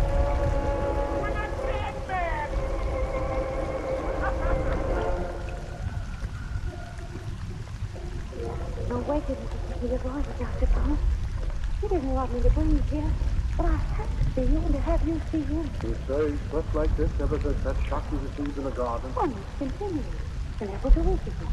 And on the other way, he acts so strangely, as though he were listening for something all the time. Yet you say he denies he hears those whispers any longer. Yes, and he refuses to tell me what he saw in the garden that night, except that he talked with a dead man.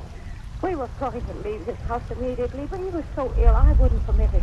Now I can't persuade him to leave. He says he must wait till the full of the moon. Full of the moon. The time when madness reached its zenith. Mrs. Wallace, will you let me stay in this house tonight without letting him know? Will you say? I'll not leave you until you go away from this accursed house. But whatever you do, you must not lock your bedroom door tonight. Anything you say. Wait, quick. Let's go out quietly. You mustn't know I'm here.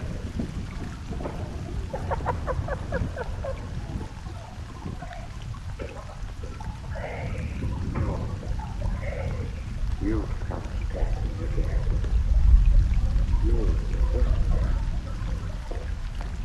how beautiful you were once, love.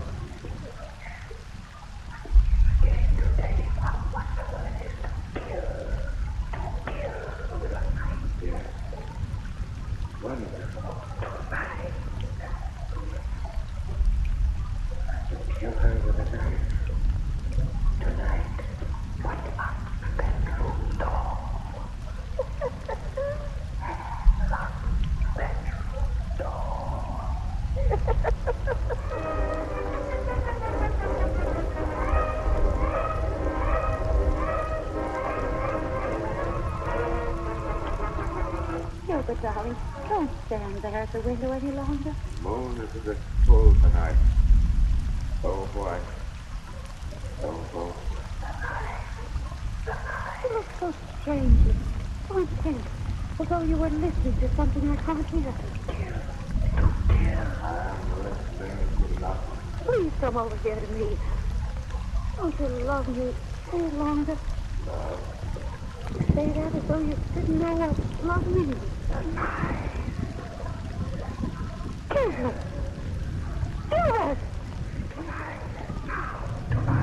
Oh, I can't stand this any longer. There's a presence in this terrible house that I can't see. Somebody has stolen the man I married and left another in his place. Oh, Gilbert, we must leave this place tonight. Now! Yes, tonight. Now. Gilbert, you look mad. Lock the door. Gilbert, don't! Give me that key! Blood. What have you in your hand? The knife. Gilbert!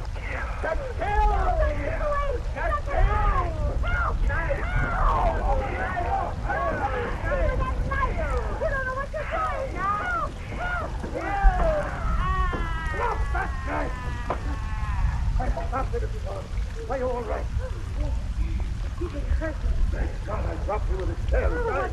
and try to kill me. I don't know. Good Lord! Look! A woman! She's going through that wall!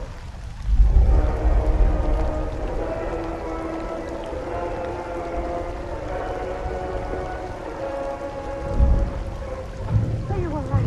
There is a secret room hidden in that wall. Yes. Where we saw that woman disappear. And this is the spot I felt that chill I told you In of. a moment I have an opening large enough to crawl through. I think at last we're going to learn the ghostly secret of this house. Won't you please tell me what happened? I can't remember anything except an awful dream of a knife and Evelyn. I dreamt I tried to kill you. Do yourself again. It's all right. But was I dreaming? Furniture is all knocked about in here, and my head hurts as though someone had hit me. No one will ever have to hit you again, my boy. At least not for the same reason. Ah, get through now. Bring that candle. Shoot off inside and see what I I have it. Oh, the dust in here. Oh! Skeleton! It's a woman! In the dress the shadow figure wore. Aye, there is a rough, crusted knife. And a piece of parchment. It's a letter. What did it say? This skeleton was Lady Wilder. Lady Wilder? Yes, the bride for whom Honeymoon Cottage was built. And in the parchment is written, walled in a secret chamber, I die by my own hand. May the hate I bear the race of men live on. And by the vengeance for which my husband died, may all who live within these walls be victims. But they're carried beyond the world of death. I don't understand. I was told you that her husband was beheaded for the murder of his mistress. He installed the woman in his house in the very presence of his young wife. According to old documents I have read, there was a suspicion at the time that Lady Wilder killed her bride in such a manner that the blame fell on her husband. This parchment seems to prove that theory. It was she who pervaded this house with the germs of murder. Her spirit who tempted men still. I think, but how? I don't know. Nature is full of mysteries to which we have no clue. I don't know. I wasn't dreaming of the thing I tried to do. Oh, Evan. It's all right now, dear. It's over. And the curse of Honeymoon Cottage has no power to harm you anymore.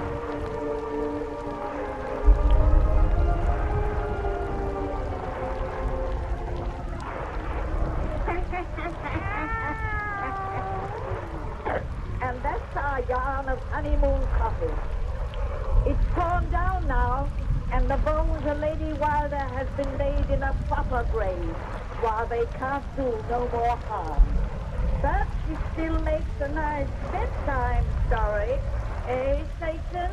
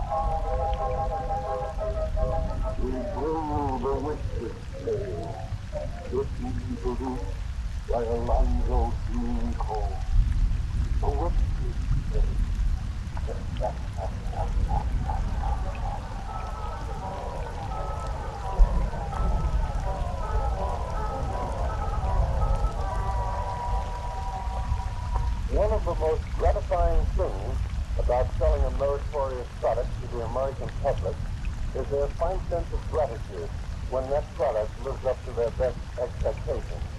This certainly is the continuous experience of the makers of Crucian salt. Letters from grateful users pour into them consistently from all over the nation, and every letter is read. As millions of users of Crucian know, there is a little pink slip in each package. This little slip is simply to tell users that the makers of Crucian are glad to learn at first hand the extent of everyone's success with their product. Incidentally, the pamphlet in the package tells every Crucian user that a wonderfully informative 20-page booklet is available free for the asking. This very interesting, authentic booklet is entitled How to Achieve Stylish Cleanliness Without Injuring Your Health. Many hundreds of thousands of people have sent for this booklet, and a great many of them have later asked for and received extra copies for friends, which only goes to show how people like to pass on to others good news and personally proven advice. Now let's hear briefly what Miss Rita Wilson of City Island, New York, tells us. I realized I was getting too stout, 230 pounds, and my physician advised me to take this salt. I now reduced by 48 pounds of steel fine. I'm delighted with these things. Then there's this report from Miss M. Kettner of Wasteland, New York. She was there. And she was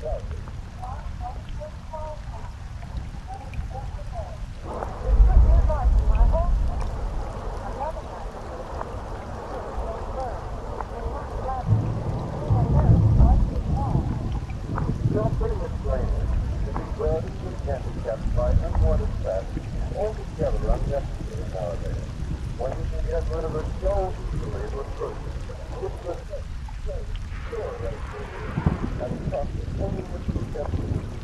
Any overweight person can gently reduce to his or her correct weight, and instead of ungaining fat, enjoy new vigor, new vitality, and a clear, healthy-looking skin. Crucian is not a sedative, nor is it a cathartic. It's a harmless, very gentle, but highly effective mineral corrective that brings benefit to everyone.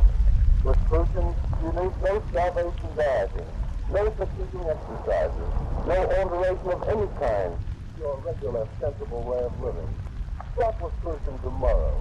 You're bound to be delighted with your modest investment if you see that the name on the jar is spelled K-R-U-S-C-H-E-N. And now for our visit to Old Nancy and the wise black cat.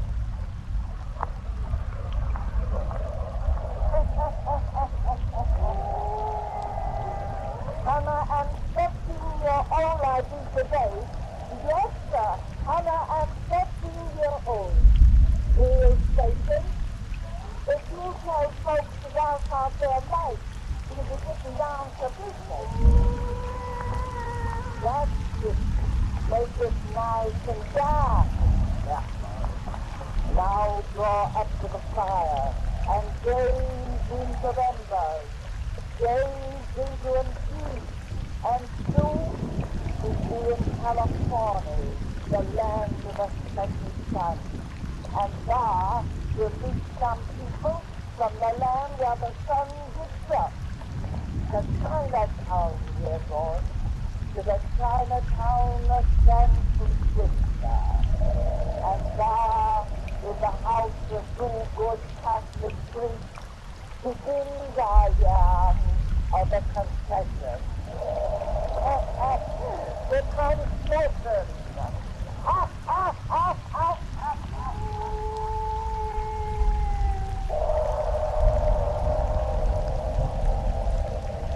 Now, my boy. Soon as all your beauty and discouraged from another of our projects moving to the backsliding. When you've been a priest in this Chinatown parish for the 7 years I have, you'll come to expect this charity. When I was so sure of old Lee St. Father Gilfoyle, he was the one convert that I asked to be relied upon. And to learn that he died this afternoon with a Buddhist priest at his bedside. But I know that was a bad blow for an earnest counselor like you who stepped back from the seminary. I have plenty to say in this apartment before I stop trying to make Christians out of the wrong Chinaman. Wrong side? Well, there can be no right or wrong. Old Chinese, the wrong Chinese, to make fun for his father's family. But like old dogs, they can't be taught new tricks. If for the young we must do what's right. But if the newer, we take root. You think that the new generation are making headway abroad? I'm not sure. I can't be certain of anything with these people. They're so Oh, good. They're just different. They've all the white man's faults and all his virtues, but they express in an opposite manner. You know that in China the needle of the compass points south instead of north, and The people pay their doctors when they're well, and give them nothing when they're sick. But the place of honor there is on the left, and the white is the dress of mourning. Oh, just worry about the renegade soul of all these things, who from his cradle saw things upside down from our viewpoint. And do you strive amongst the yellow boys and girls who was born on California? You'll find that when they take Christianity seriously, they take it very serious in the evening. There's a cut doesn't of that. Say that I won't jabber with you here, not a second. What with 2 masses, 3 Christians, and a wedding today, I'm tired to death. Better go to bed yourself. Yes, Father. How long do you suppose it will be before I meet one of those Chinese who takes Christianity very seriously? Rest and God will be proof in his own good time, you boy. Just sit down there. I'll answer, Father. Funny, down on top of the next don't like that. What is it, the prophet structure?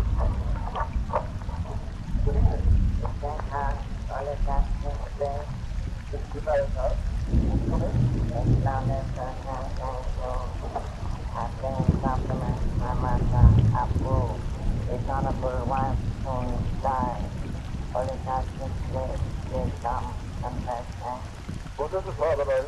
This man says that the dying Chinese woman sent one of us. I guess that's it was. I'll let you go, Father Gilfoyle. You're so tired. Well, I'm never tired when there's duty to be done. But I'd like to go if you permit, please, Father. Let me attend this woman. All right, boy. Perhaps it'll be the proof you were just now asking for. Thank you, Father. I'll be ready in a moment. Who is the gospel you come from? Where does he live? I thought I knew every living soul in Chinatown, but his name is strange. I have everything. I'm ready. Good night, Father. Wait.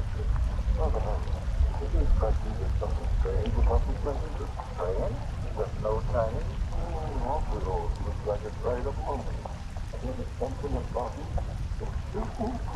Yes, my Father. I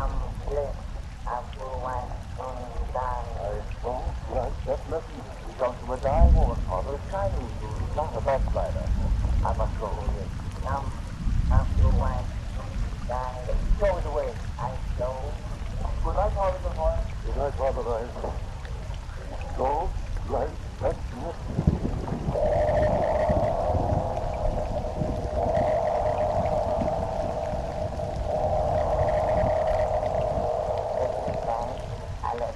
I noticed this house is passive, but I thought nobody lived here. Thank you. Good. Dog is sick. Have you any lights here?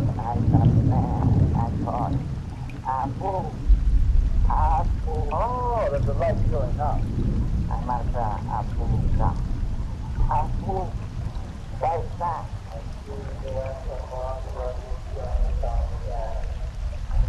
Reverend Father, we come worthy our food, which you welcome to the kingdom house. And you see the way up my miserable stairs. Yes, thank you. Now that there's some light. Oh, have you called an American doctor for your sick wife, Mr. Wu? No, Reverend Father. This Yalada Wu has called no American physician. You must do so at once. With all due respect to your national medicine, sick woman should not be entrusted to the care of a Chinese physician. I have secured no physician of my own race to attend my dying wife. No doctor at all? My wife requires a physician of the spirit, honorable master, not the healer of the body. Claim to enter this humble room, please. Oh, Father. Holy Father. Let me come to you in love. Allow me, reverend Father, to present my wife. Your wife, sir? But you're sick. You were not told she was sick. You were told she was dying. Dying?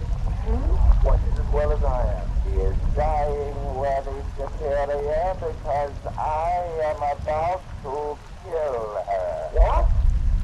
You will note that you approach closer that she is bound to the chair she sits in. About her throat is a silken cord now loose, which will soon be pulled tight to stop her blood. You dirty yellow pig, twisty about that. I sound like one. Yes, take her hand from me. Open that door! Help! Police! Oh, Father, don't struggle against my husband's servant. You and me are hopeless here. Promise, precious, don't delay. Give me the last rites of Holy Church. Hear my confession and absolve me from my sins. I beg you. Oh, Father. You think I let him kill you with these pressures? Unlock that door. Let me go, dear. Help! Help! Oh, Father. Father, it is you. I beg you, worthy Father, desist from your vein afterwards. The wife of this unprepossessing outlaw has spoken true. Struggle is useless. There is nothing you can do to save her life.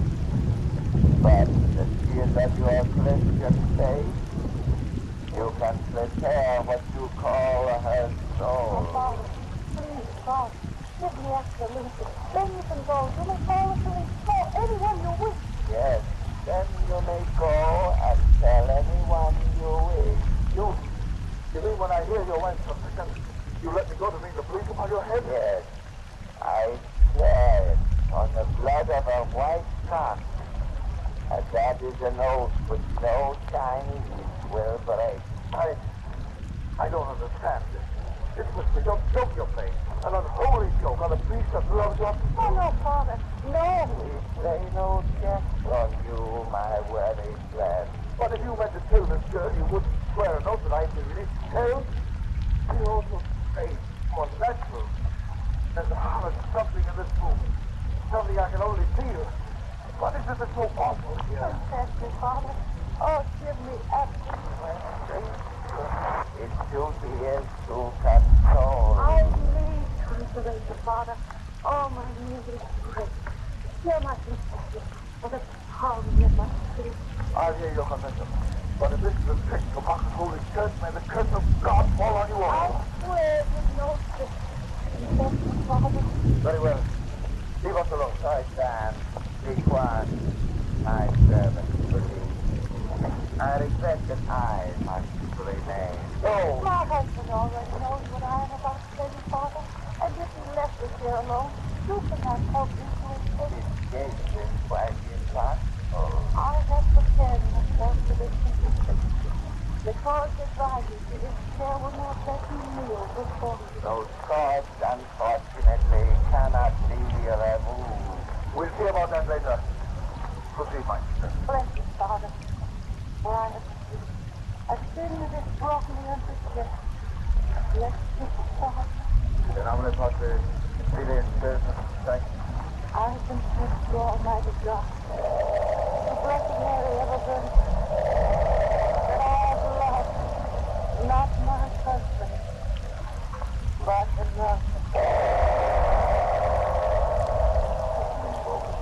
Something the matter this off. Man old enough to be your father when you were promised to me. My very wishes, you know. You know a daughter, Mr. Bates. China, you and I are no longer Chinese. You were born here in San Francisco. Neither of us even speak correctly in our mother tongue. You are American. If you'd only been with me, to give me strength to refuse. Of course, there was a way of preparing for our future. You were weak enough to take off. Oh, you must understand and forgive me, Ma. You must forgive me, Ma. You must. It wasn't because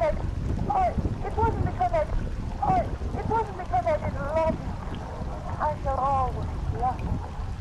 So you understand me, Ma? Put on the weight. I love it instead of waiting. And I thought it would be easy and kind of for us both to know. You must know that we were super. And if I was we must not meet again. Shall not intrude upon you the best. Oh, please, please. Can't be angry with you. I can't give you up. No, love you. I am the wife of our fool. I mean to be a good wife.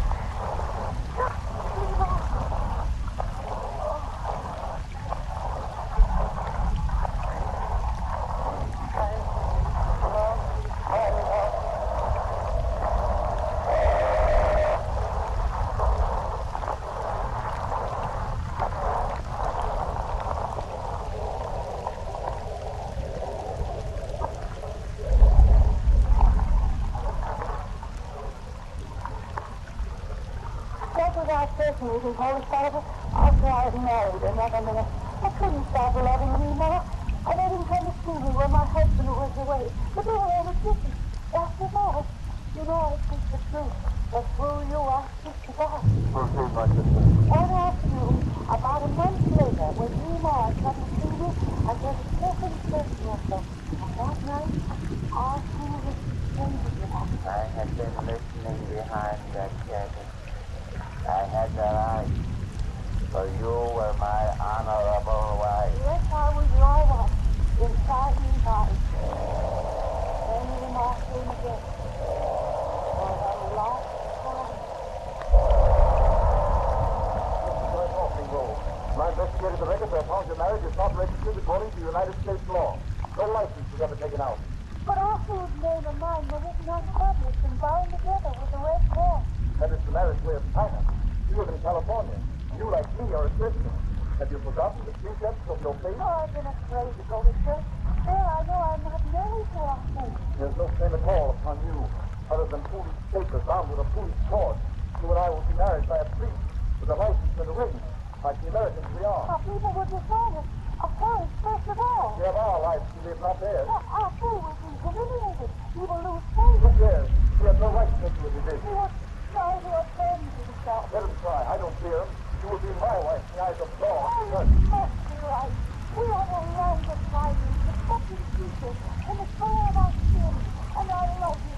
I go with you to be together always. Always. Come, Nimro, now. Yes, now. Oh.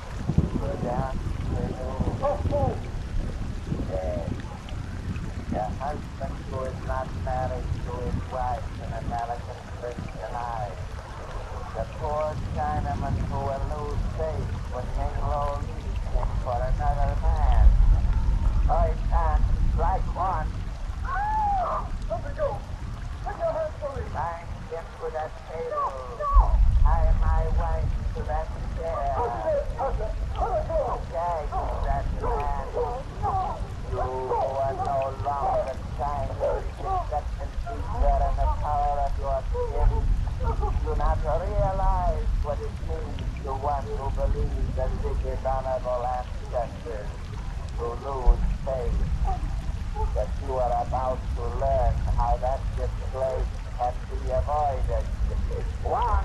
What are you going to do? I am going to show you a custom of your fathers.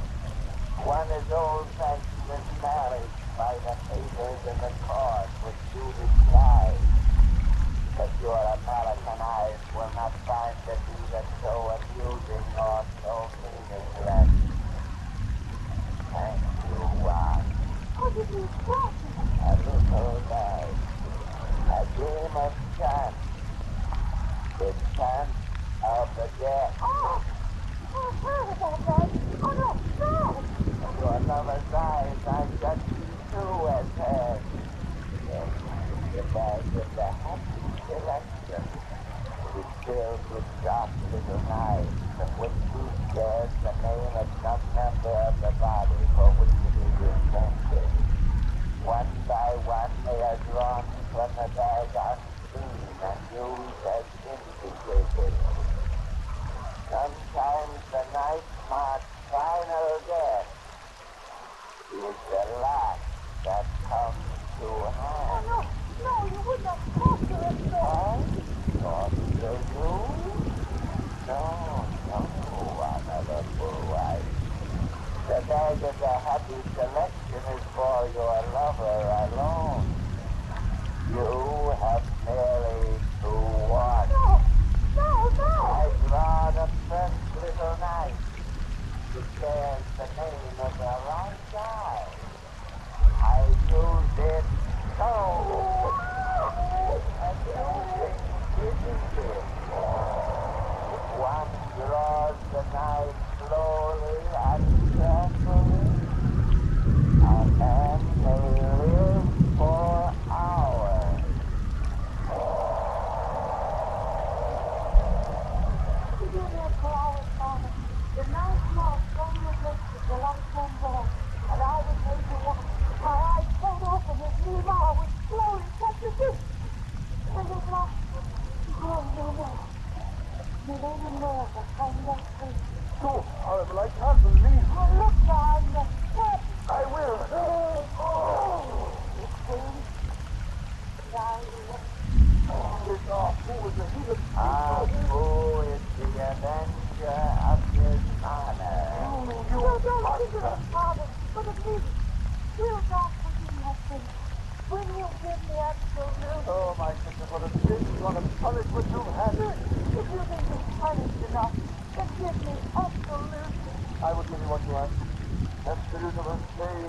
You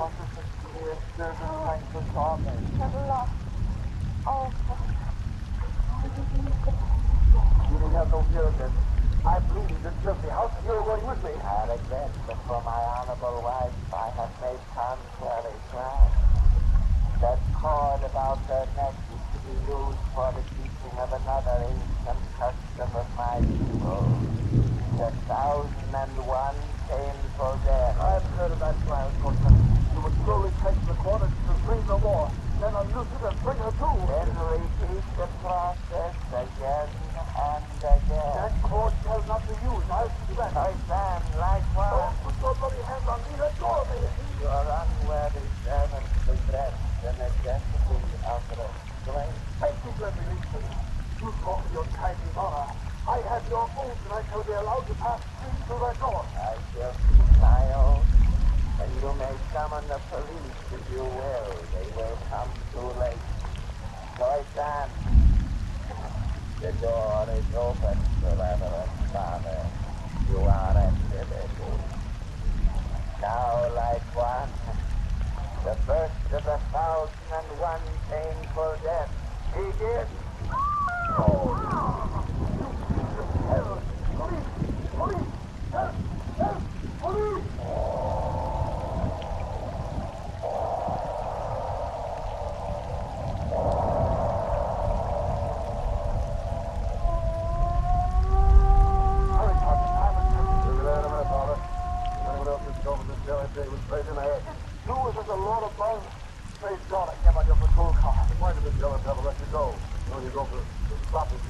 I don't know. It's not 10 minutes since I left the place. The torturing meetings, tradition on that girl might last for days. This Chinatown is honeycomb if you just have to. Perhaps that house slowly are blind and they'll have moved from there, so we'll have to track them down. We'll do that. We'll have to tear the house a bit. But who to this half will see it, his wife and his lover? I know this section like I know my pocket. But I never heard of any one of them. And neither have I. Look now, there's the house. Well, that's the place. You're right about it being a blind. That house has been empty for nigh on 30 years. Come on, boys. You're going to find them there, but we'll soon pick up that trail. Ready with the axe and the door locked, John. You, Mike, stand by with the gun. I'll hold the flashlight. Door is locked. We'll give it the axe. No, quick. Wait, why do you delay when every moment is precious? This is the house. Of course it is. This is the door you passed through? Yes, right. The first time we sent a man to rescue him up the door for this night? Yes, just don't stand there and talk, man. Hurry, just a moment, Father. Look over the keyhole. A cobweb from behind us. I hold the light. What? The lock is top of there. Oh, please, the door for me to pass. But it's the door I passed through. I know this house about 1,000. That is a tricky, but I can't leave cobweb. I tell you, this is the... We'll soon find out. Give that door the axe. Fuck the lock first time. Come on, boys. There's the stairs. Now I know. Follow me. Now wait, Father. Why will you delay when every minute is... Father. No. Look around. There's an inch of dust on everything. And undisturbed. Yeah. There's no dust before. But this is the place. I left it about 15 minutes ago. Been pretty overworked lately. Oh, you think I've imagined it all? You think I'm crazy? Hold up your right, Pat. There's something laying under the stairs. I see it. The book. My prayer book. I must have done it. And that's proof that I was here. Look, their footprints are there. My footprints. Only yours. You say another man left you in this house and up the stairs. Yes, I don't understand. We'll soon find out. Come on, boys. Which was the room, Father? That one there. We'll break it open, Mike. Door passages, the doors are locked. There's the room empty. There's everything here. Dust everywhere and undisturbed. But a single pair of footprints. The same footprints, Father, that yours do lead now. What is the room I just left? And it was full of people. There the girl came in her tiny dress with foreign pipes. And almost from there. And there was the man who held the cord. And over there, wait, over there was the lounge. Behind the curtain where the dead boy lay. The lounge now, and the wall, and all the rest. Hey, sounds like things are came back in. Couldn't have been built as fast as his father Ryan left it. Give it the axe. Oh, they played it slick here. I'm all bewildered. But on the right, look through the hole. What? Lord. Blue skeleton. A tiny woman's dress of mourning. It's the same one the girl wore. And the other. About those couple of boats, I've recognized the little fragments of the boy's clothes. I remember the awful one. How over it. How kind of thirsty. This, nothing else is left to me. Get your way. This is it. Right. What? Oh. Steady, folks. Just take it steady. All through the light. Side. You turn left. And those others here. From the grave. Merciful Father of heaven. Light I have set. Light death.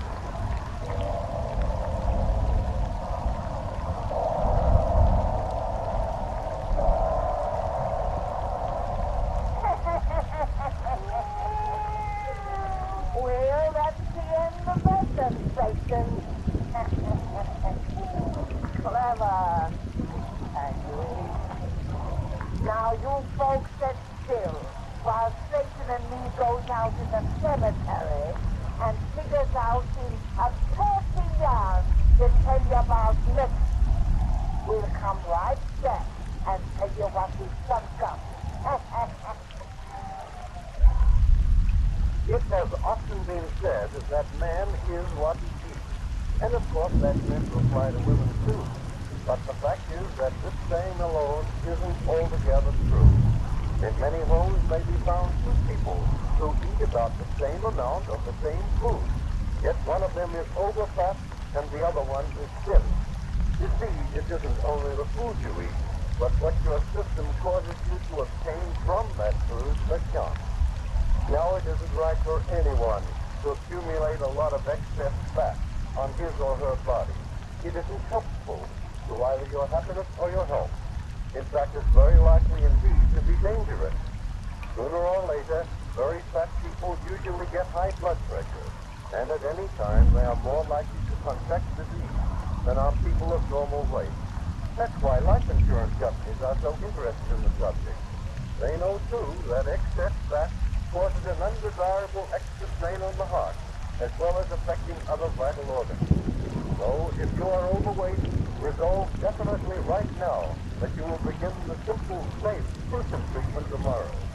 Take no heed at all of such misleading sayings as, laugh and grow fat. Being fat yourself is nothing to laugh about. It's just something that others laugh at when they look at overfat people. Instead, laugh as you grow thinner.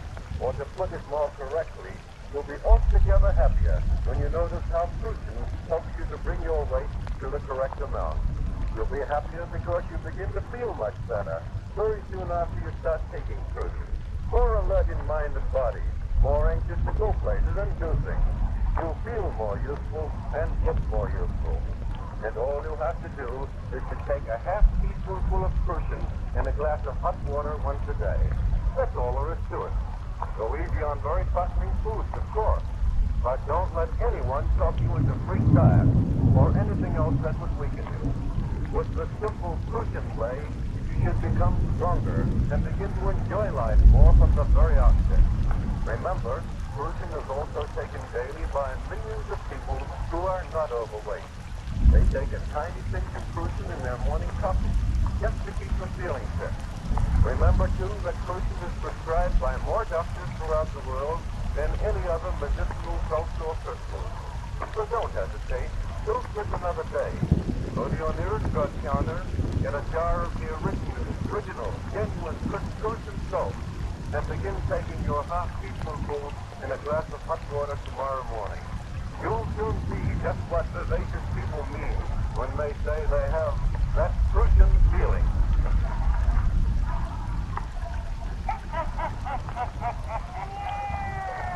Well, Satan, you and me have sucked up a very perfect yarn to spin these folks and they cause other things.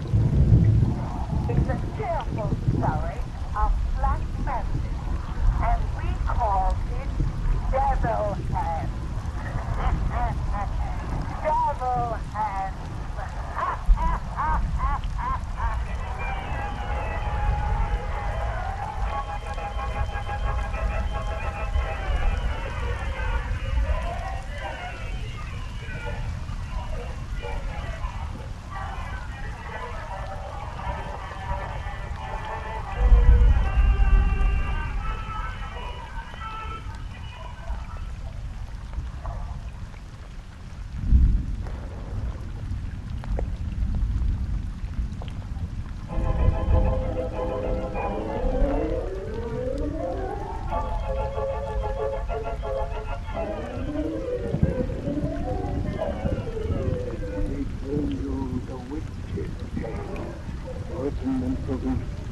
by Alonzo Filico, the witch's tale.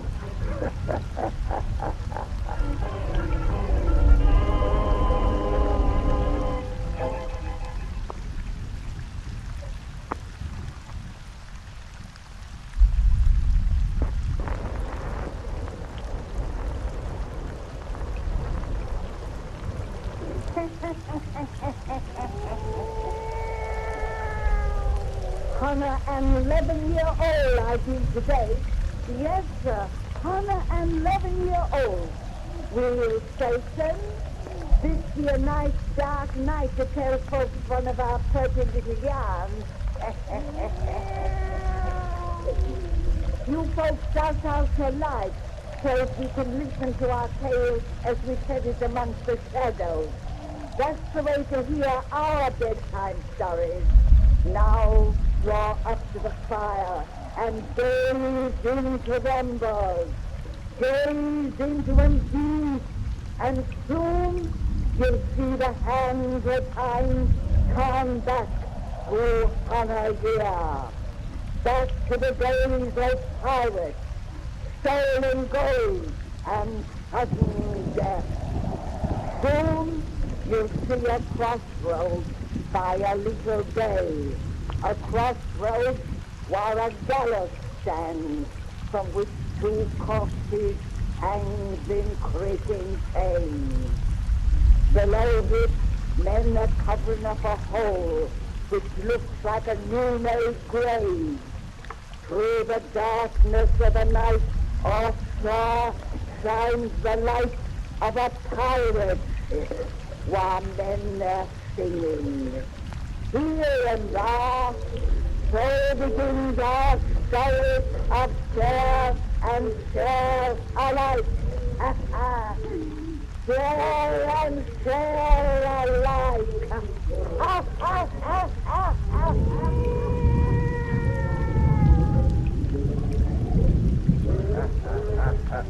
The fools on our ship out there are roaring drunk. I made sure they would be.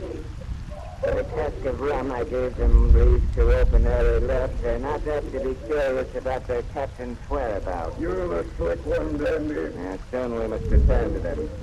They're happy now, but in another hour they'll cut each other's throats. It should be unfortunate. For when we start at daylight, we shall want a crew. Aye, and all of them. If we'd overhaul the English brigantine. The news we have be true, that should do it in the week. And keep loaded with bullion, Dandy, bullion. And when we see that, our crew can divide the cargo while you and me, the captain, take the gold to add to that which Serene and Frankie bury now beneath the gibbet.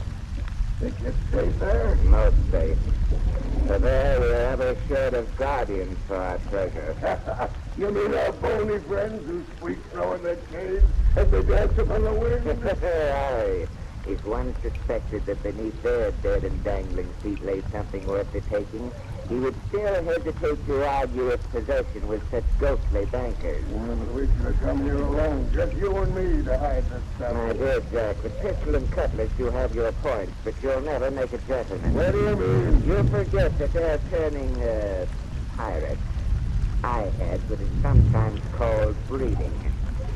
Think you I would soil my hands by digging in the earth with a filthy spade as our comrades there are doing? I would have done it alone if you must protect the living hands and keep dirt from your fine clothes. Back to the ship you would have gone looking like one who had been digging. I hadn't thought of that. There are times, my dear Jack, when I don't believe your brains were made for thinking. No, I'm thinking now to let these 2 diggers into our secret. Oh, I trust Ling and Frenchie absolutely. They'll never breathe a word. What's come over you? You trust no one. It's finished, Captain Burkett. The last stand for. Have you passed it down so there's no sign of fresh turn us?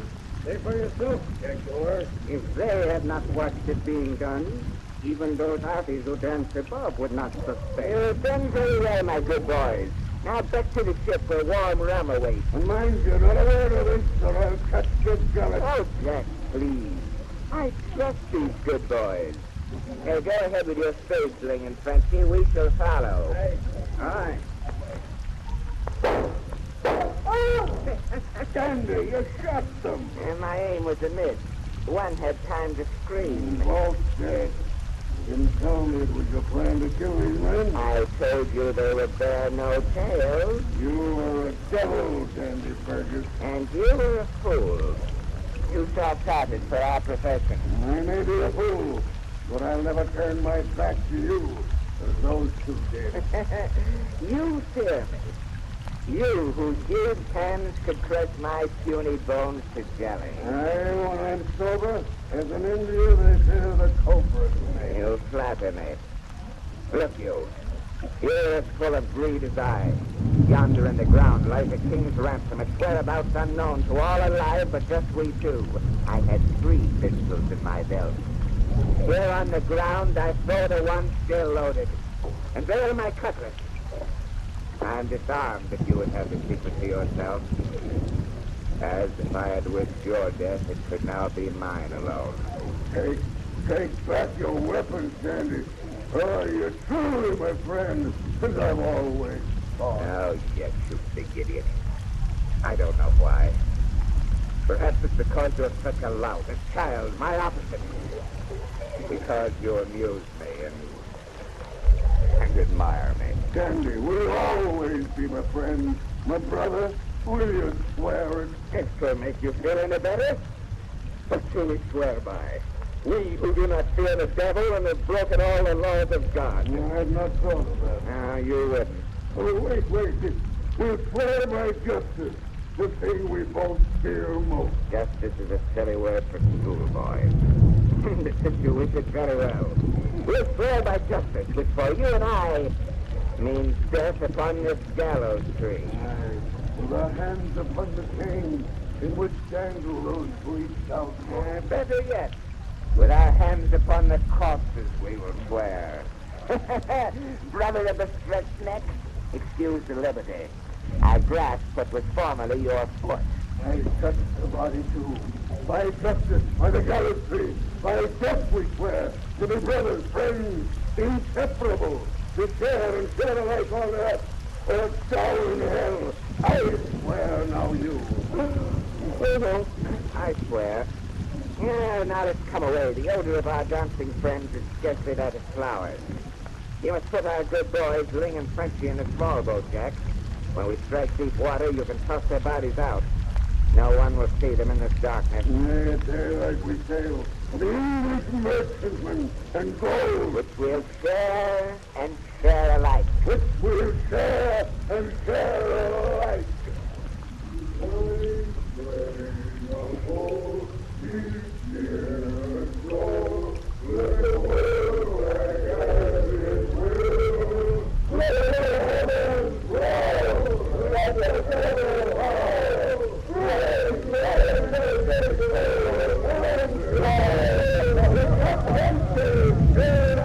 Careful, Jack, you're getting drunk. Nothing except that rum is apt to cloud your usually excellent judgment. Everybody, let us go. Come down to their moods.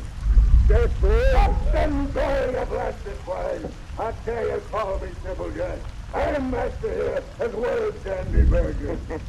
Now I know you're drunk, Jack. Well, hi, bung up that tank. We do no more drinking this night. There's my cask, will I said we do no more drinking this night. Jack there's master here, as well as you, Dandy Burgess. Jack said more wrong. Yes, don't stop that time. I and this pistol say no more. Did you hear me?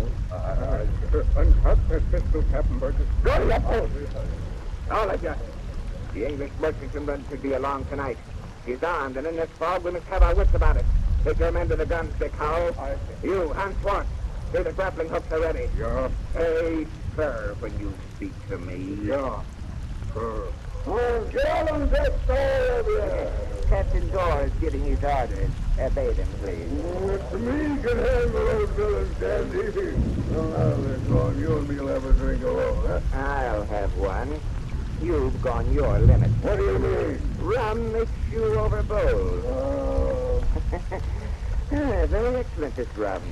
You will not look too longing if I have another, Jack? Thank you. But liquor is emptiness as strong as folly, until the duet becomes a trio with 4 women. Women. Or even woman.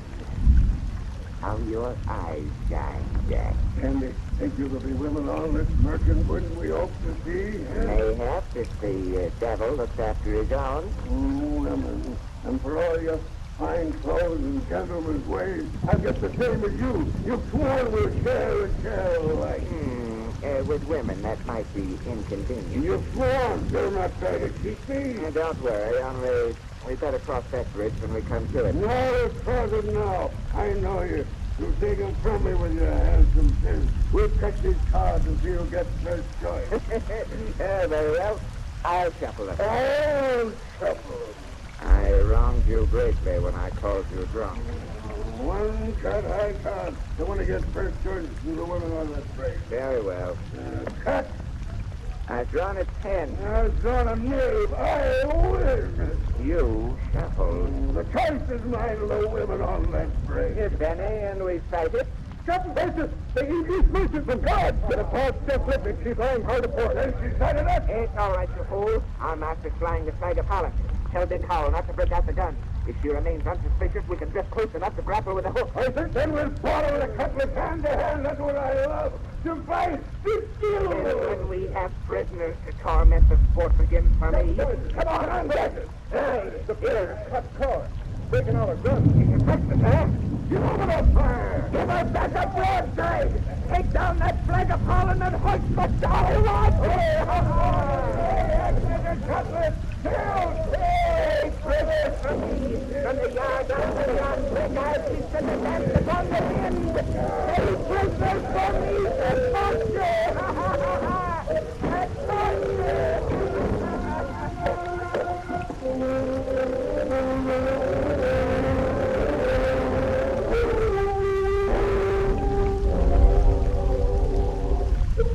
Don't come here anymore. I told you no women are aboard the ship. I'm afraid you have forgotten, Captain. To improve your memory, once more we'll try the red-hot poker on your naked foot. Start again! For God's sake, no! Too bad, he's fainted again. Tell that dandy he couldn't tell his lies in the pain like that. Sit down and drink your rum. When we captured this brig, you had your fun of killing.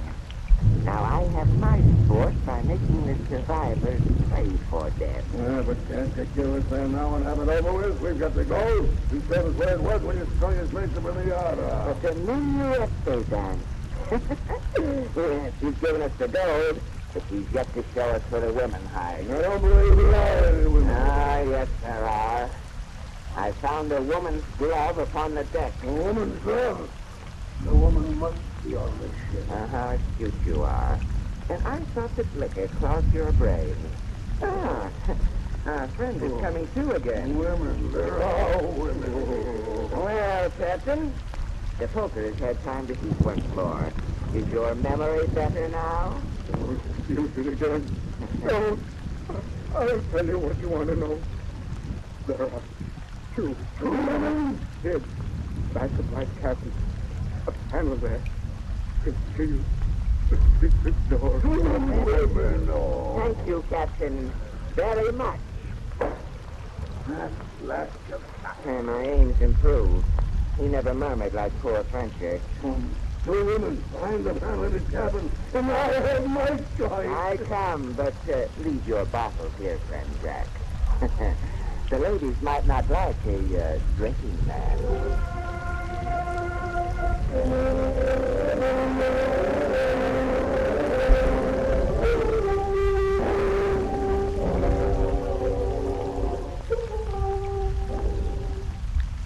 One more blow and I'll burst the panel.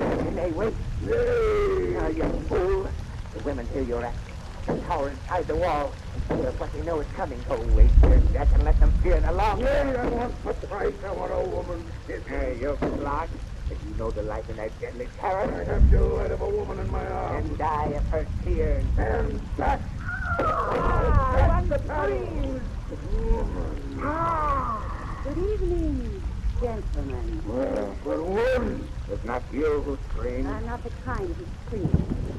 I can companion is there behind that curtain. Dead. That's sure enough, Brett. He was afraid of you, gentlemen. He preferred to die. And you preferred to live. What a spirit you have, my pretty one. How I shall delight to tame you. Not that, Sandy. This woman is mine. I have the choice. Yeah, but the others did. And I saved the living. Don't be a fool, Jack. We are brothers. We sworn to share alike. The woman, you said there would be inconvenience. Stand aside. I want this woman, and what I want, I take. Now, this time my pistol is pointed back. You're drunk. You don't know what you're doing. Oh, yes, I do. This woman goes through me. Come on, McGee. I go with the master. And that's me. That I'm not a drunk Sandy Burgess. You see, as we go through his door, I do not turn my back to you.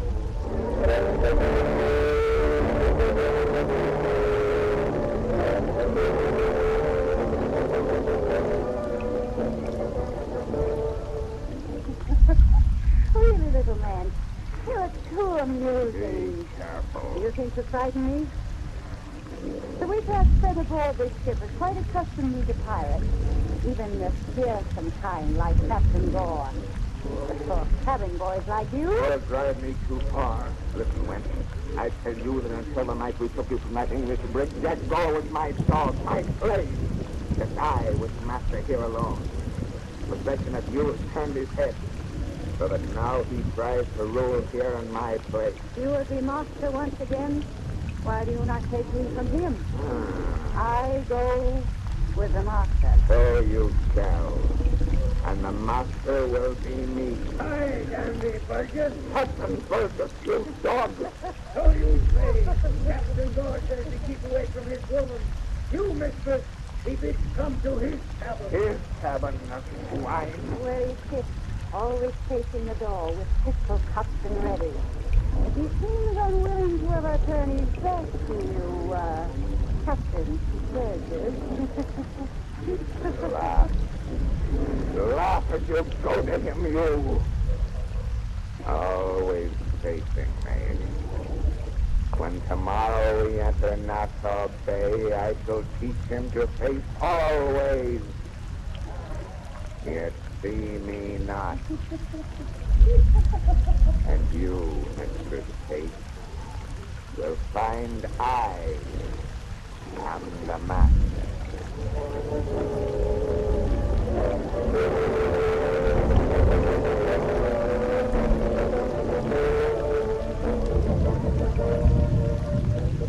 So you, Captain Burgess, will deliver to me with evidence of their piracy for the high seas, your former comrade? Yes, Governor Rogers. I will deliver them here in Nassau Bay and with evidence in plenty. For myself, I claim amnesty under His Majesty's wise pardon for those who repent their wrong and inform against the sinful. That I must grant you. It is the law. I hope you ask no other reward for putting these men within our grasp. Yeah, but I do, and make it part of our bargain. Now, rest easy, it will not affect your treasury. There is a woman aboard that ship out there. I would place her in my care, and in her company, attend the hanging. You would attend the execution of the comrades you condemn? Not all of them. Only that of Captain Gore, my particular friend. As the wind turns his body in its gallows chains, I would watch him face always and see me nowhere.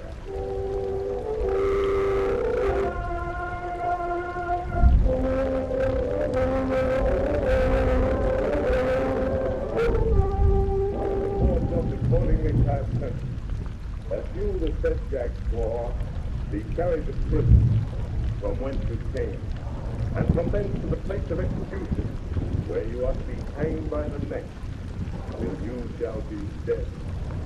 Dead. Dead. And God have mercy on your soul. Dandy, you swore to be my friend, my brother. Come, Kate. Let's get out of here. Breathe the air. I go with the master.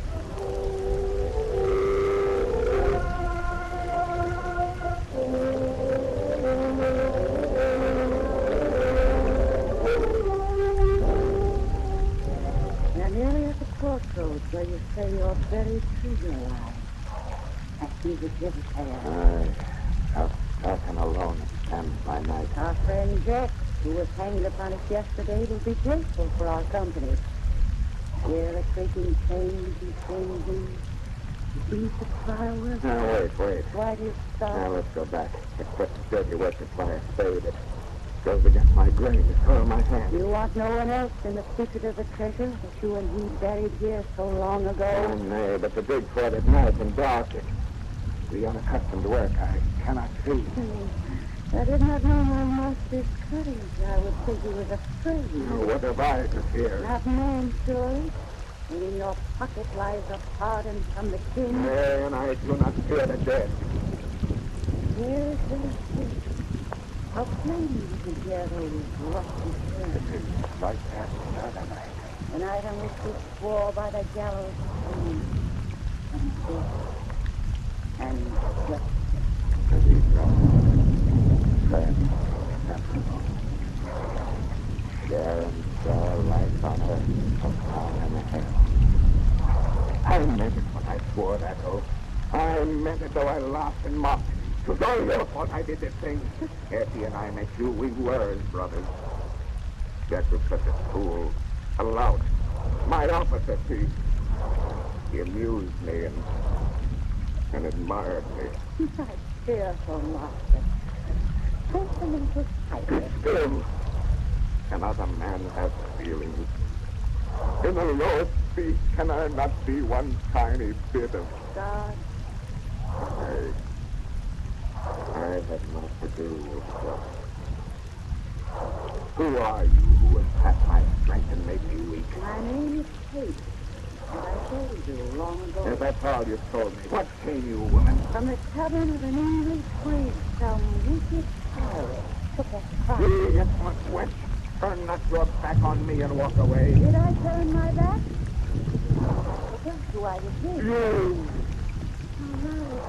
Things grown out as the weight they bear, wings in the wind. We are underneath his corpse. I did not realize we walked so fast. Seems to sense your presence. See his body begin to turn. So fearful to leave it back. No, don't take the thing. Jack, go. Stop moving like that. Done your bidding. Here's your slave again. Your dog. Kate. Those Tyler sockets cut my clothes. I see a light. To me, no light in dead men's eyes. No, I know, but... Kate, there's a movement of that dripping jaw. As though it prepared itself for speech. There can be no speech from dead men. I know that too, but... Kate! My tongue's not singing. Yes, I do hear singing. The favorite song of the comrade he betrayed. No, that cannot be. Kate! The chains that holds this corpse is twisting. Jack's dead feet are on the ground. He's coming for me with dead arms outstretched. Jack, go! For God's sake, keep away! Ah! Don't touch me with your cold, dead hands. Kate, help! He binds his chains about my neck. Don't let him lift me to that gallows. Don't let him lift me to that gallows. Ah! Here and here alike. On earth. Or down in hell. Kate, but for this she brought me here. For death. I know who ye are now. Hear what I swore by. You are justice.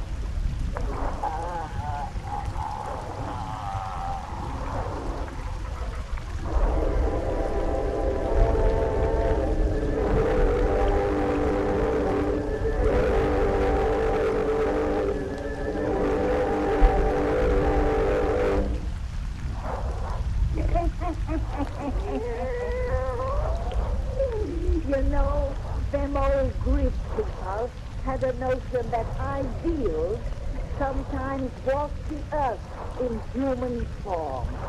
So maybe that girl was justice. And now, Satan, if these folks would just sit still, we'll be back in a minute and tell them about the pretty yarn we're saving for a next week.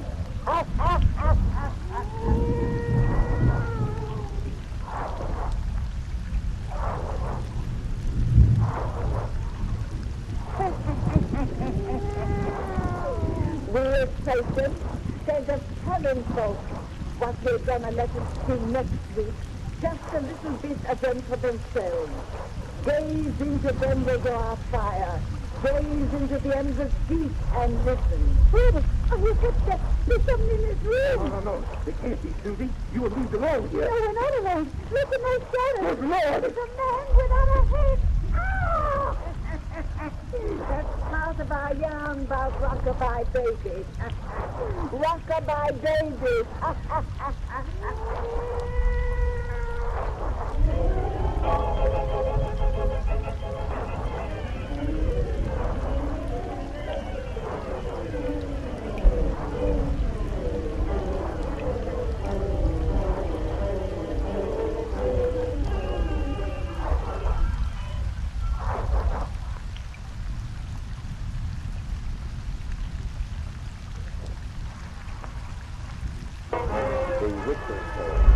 And now let us join old Nancy in taking a wise black cat.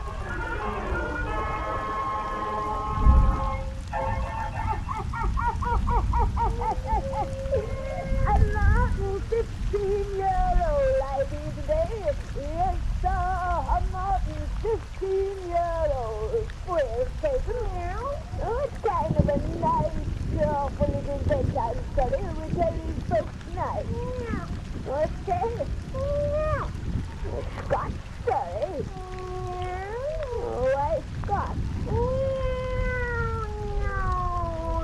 To keep fresh in your mind that one of your principal New Year's resolutions is to cut down expenses. Now, what kind of expense can a tomcat have? If they ask any tabby cat. All right, Stephen. If it'll help you to economize on milk, fish heads, and catnip tea to hear a Scotch story, old Nancy will be happy to agree. And what's more, she's going to tell you one that's absolutely true. Yes, sir. The main point to what you're going to hear now, strange as it may seem, can all be found set down as facts in the court records of old Scotland. Everyone douse their lights so we'll have it nice and dark. That's it. Now drop to the fire and gaze into the embers. Gaze into them deep. And soon you'll see back through time to the year of 1662. Soon you'll see inside the kitchen of a farmhouse. Soon you'll hear an angry man talking. Soon you'll know what happens when you call in the devil's name. In the devil's name.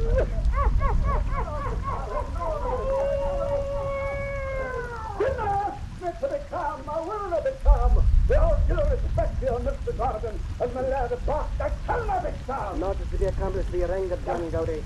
Your wife remains fast in yon room as she locks herself, and each man cry you make. There's a fresh determination to come out no more, monster. Stubborn wench, I did a wrong to reason with her. A stop right across the back of what it is. The devil's spawn. John, please finish this promise. You know you're saying with her. I take now. This is for her proper relative. This is getting nowhere. I offered to come and reason with your wife or her unbecoming conduct. But since you give me the opportunity to explain my time as wife... Did I reach for your hat, Mr. Gordon? Well, I can the favor you've done to me, a simple farmer, that come into this house, but to help me in my trouble. I mean no disrespect to you in my anger, but I cannot control myself when I turn that woman's crime. 3 Sabbaths in a row she's acted in the sinful manner. 3 Sabbaths in a row she's refused to gang with me to church. And no goodness miss, when there was special prayer meetings, she flaunted her shots and my husbandly authority and stayed away for a holy Presbyterian service. Is my prayer reason to go in the tennis? The reason for the black private crop?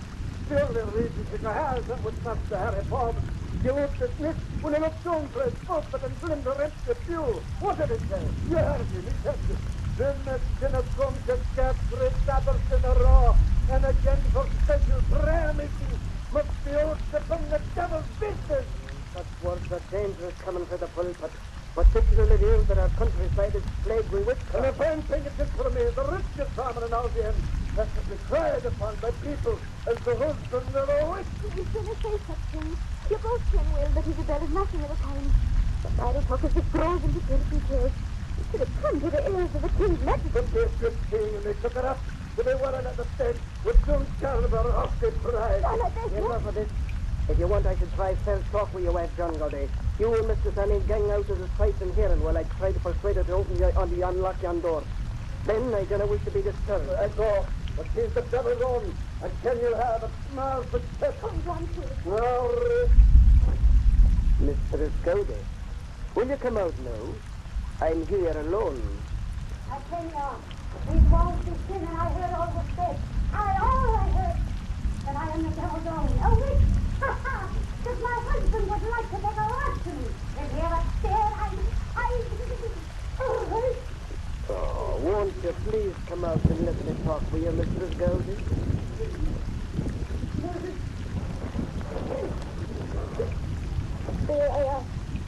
Mr. Dawson, you have no pain than your husband. You should know how talk is useless. And I have better eyes than your husband also, and can see you're a beautiful woman with spirit, the kind I most admire. Is that your argument? Why I should gang to church on Sabbath? One of my arguments. Let's hear the other. That one has no weight. Because I hadn't finished it, perhaps. You have a reason for staying home on the Sabbath, Mistress Dowdy. The reason is my aim. Will you tell me if I guess it? Nay. I can you will, even though you didn't put it into words. You have better blood than your husband. It was a come down for you to marry him. I can your father made you for the money John possesses. What had that to do with my staying away? But, Much. Your husband is a miser.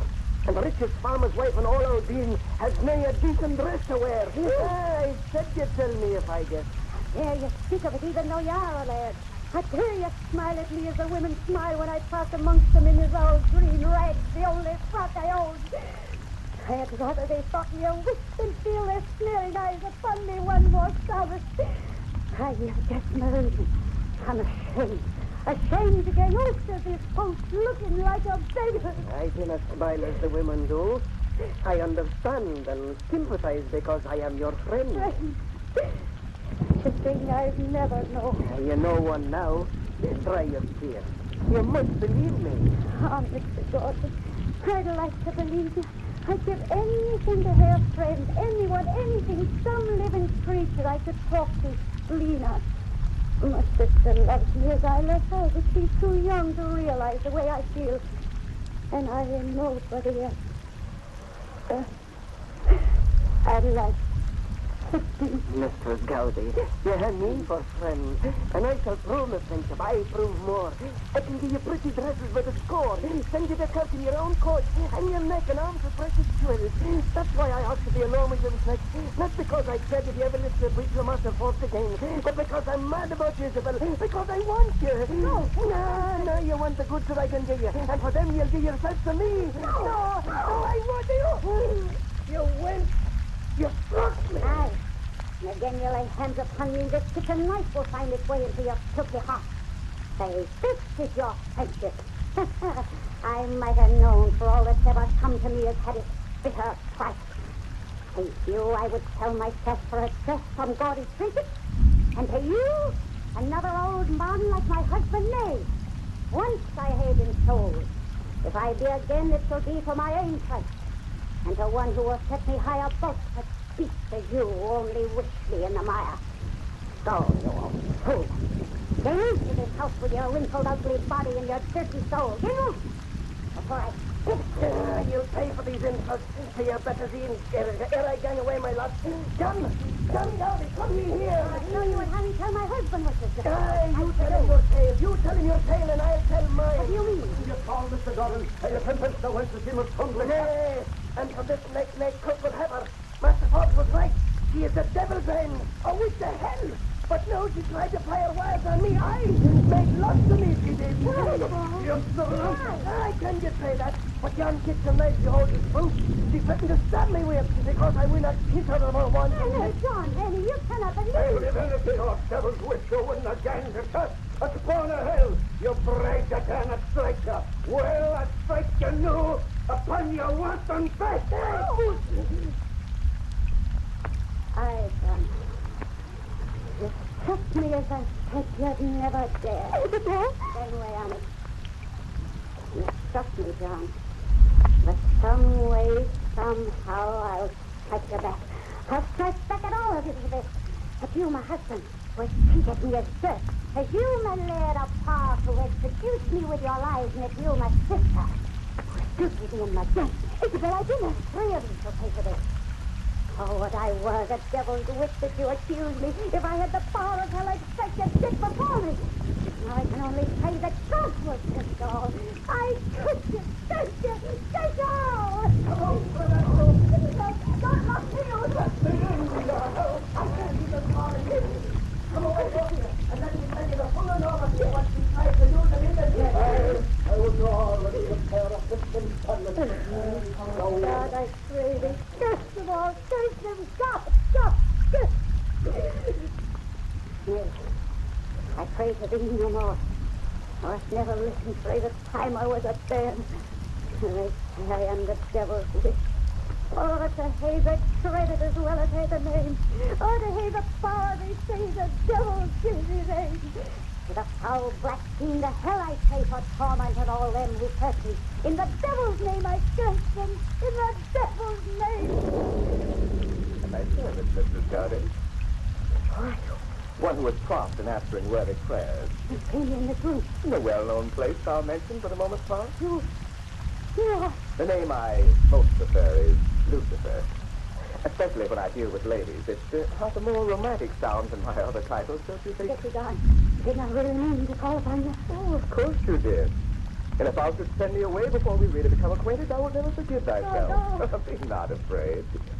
Look at me fair as I stand revealed in this gentle moonlight. I'm not at all the hideous creature thy good church folk imagine. How that young man, straight and tall. Rather handsome, am I not? I walk and turn around and bare my head.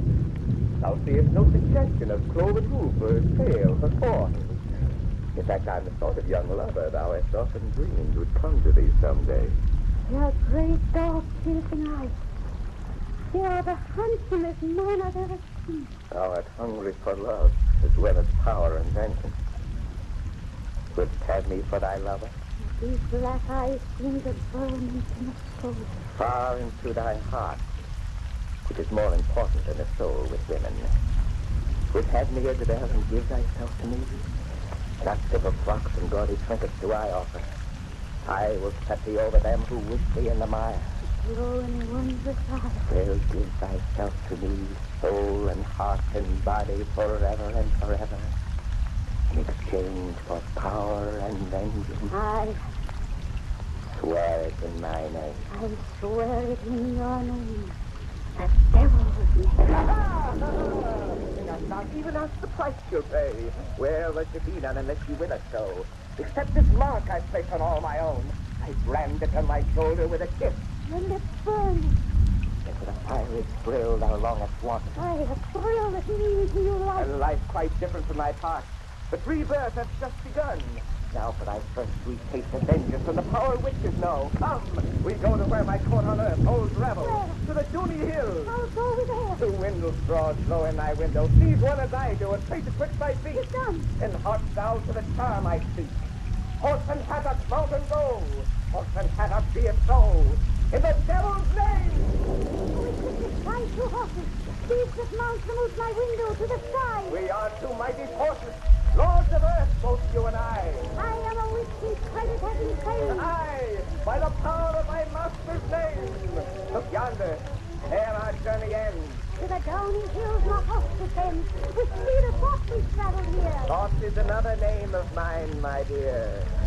I see the light on earth once more. Change back to the straws they were before.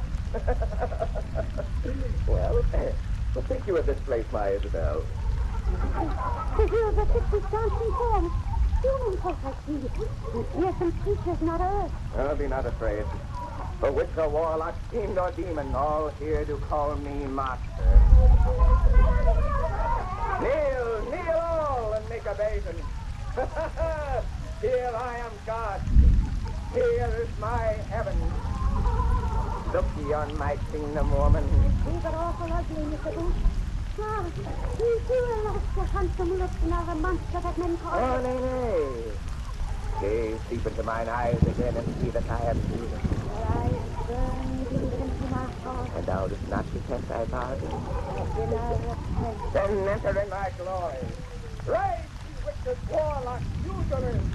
Rise, all who are my subjects, and hail the newest of my number. Now thou shalt have a servant, sweet. Reaver, come! What were you doing? It's supposed to become the soul. To be thy slave, invisible once we leave this place to all human eyes but thine. Fearing not, use thy familiar spirit. At motive, bring here my subject, Bessie Ball. I cannot know. Thou servest in all there, and she is thy neighbor. He is mine, as thou art. Thou wilt find many acquaintances here who have long been in my service. You call me great master. I have work for thee, old Bess. Because of all my older and forward, thou art ugliest and meanest. That makes the beauty in my master's eyes. Thou sayest true. Now, Mistress Isabel, for the vengeance I have promised. Mr. Gordon, Laird of Fox, shall be the first to feel thy hate. I wish to feel you. Ah, wait. Death marks the end of worldly pain. Then must live to suffer truly. Hearken now to the devil's way of torture. The fool is vain and haughty. He delights to boast of his conquest o'er fair women. In that most tender spot he'll turn our daggers. Bessie Ball, do thou a token love song with his Gordon, Laird of Fox. It is my will he marry thee. No, I didn't like the man.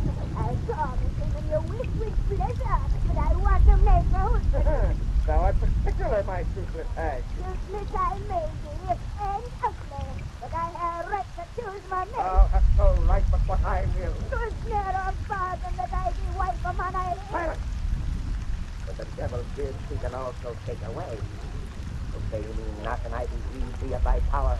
I give thee to man's law to torture in the state. I do here pity master. And begone all of you. Thou hast played enough tonight. Go back to the world and to my work. It's like of old Beth for thine enemy will serve thy hatred well when they are wed. Take it here through the torture and its sacred piece of failure. Is it so that wishes attained by man's law? Set you the faithful one to my protector of a trial and burning. Oh, no, my innocent. I am a gentleman who looks after his own, so long as they do not provoke. It is not so thoughtful. Thou and I should have a quarrel. But come again to our window throne. How we ride to make thy vengeance quite complete. You will strike my husband. Not yet. We call upon the Laird of Fox, for thou hast another pretty gift for him. What? Thou soon shalt see. Take the straw between my feet and say the charm I taught thee. Aye, Boston had its mount and go. Boston had its be its soul. In the devil's name. In the devil's name. Arise from the horse's sky. With speed of thought again we rise. Look down. We've reached the place you know. I see the horse of horse below. To thine eyes I make it walls for dare. I see the Laird Gordon sitting there. Take this knife and from thy head, and that lock of thine hair so red. I obey, but tell me why. Ha-ha! You'll learn that by and by. Hover good steeds above this roof, and we'll put the power of a witch to fruit. Gather thy hair down the chimney flue, then hark to the charm of my magic brew. These hairs are lightly, they leave a blight. Burn and chain, don't make a chain. Hair and name in the devil's name. The Gordon rise in torment. What show upon his flesh, red spot. There is thy hair. There is the stirring heat of flame revealed. That language is to come when he knows passion for old Bessie. But I did not wish to spare him also anguish of surprise. Oh, what wondrous pregnant he had been. Oh, happy in it. Oh, he was paying for his hurt to me. I'm happy, happy, happy. I love thee for thy hate. Above all other human emotions is the one I find most satisfying. But the night is far advanced. I was returning to thy home. Me? Do you know the chaos down, my husband? It's in my hate most of all. It's over easy, my dear. Scores paid off too rapidly and accumulate no interest. And I should like this next pound. But I haven't neglected John altogether. I shall find him a greatly changed person on the morrow. For henceforth thou shalt be the master. His master? That shall be the first portion of his punishment. And knowing something of women, I feel sure it will prove effective. Here we are. But he's just here. Please through the window if I have been. He's sound asleep. And I am lying in the bed beside him. But I stand and find you. Another helpful charm, my witches know. Before we left, I laid a broomstick underneath the coverlet. To all the world, for now and absent, it appears as thine own self. See what power is in my name? Aye, the power I've always praised. And you say I've seen a None. Unless you wish it so. Enter now. I took the broomstick to my sleeping husband's side to try its place. Sweet dreams, my love. And sleep. I sleep. Your king By the beauty of December.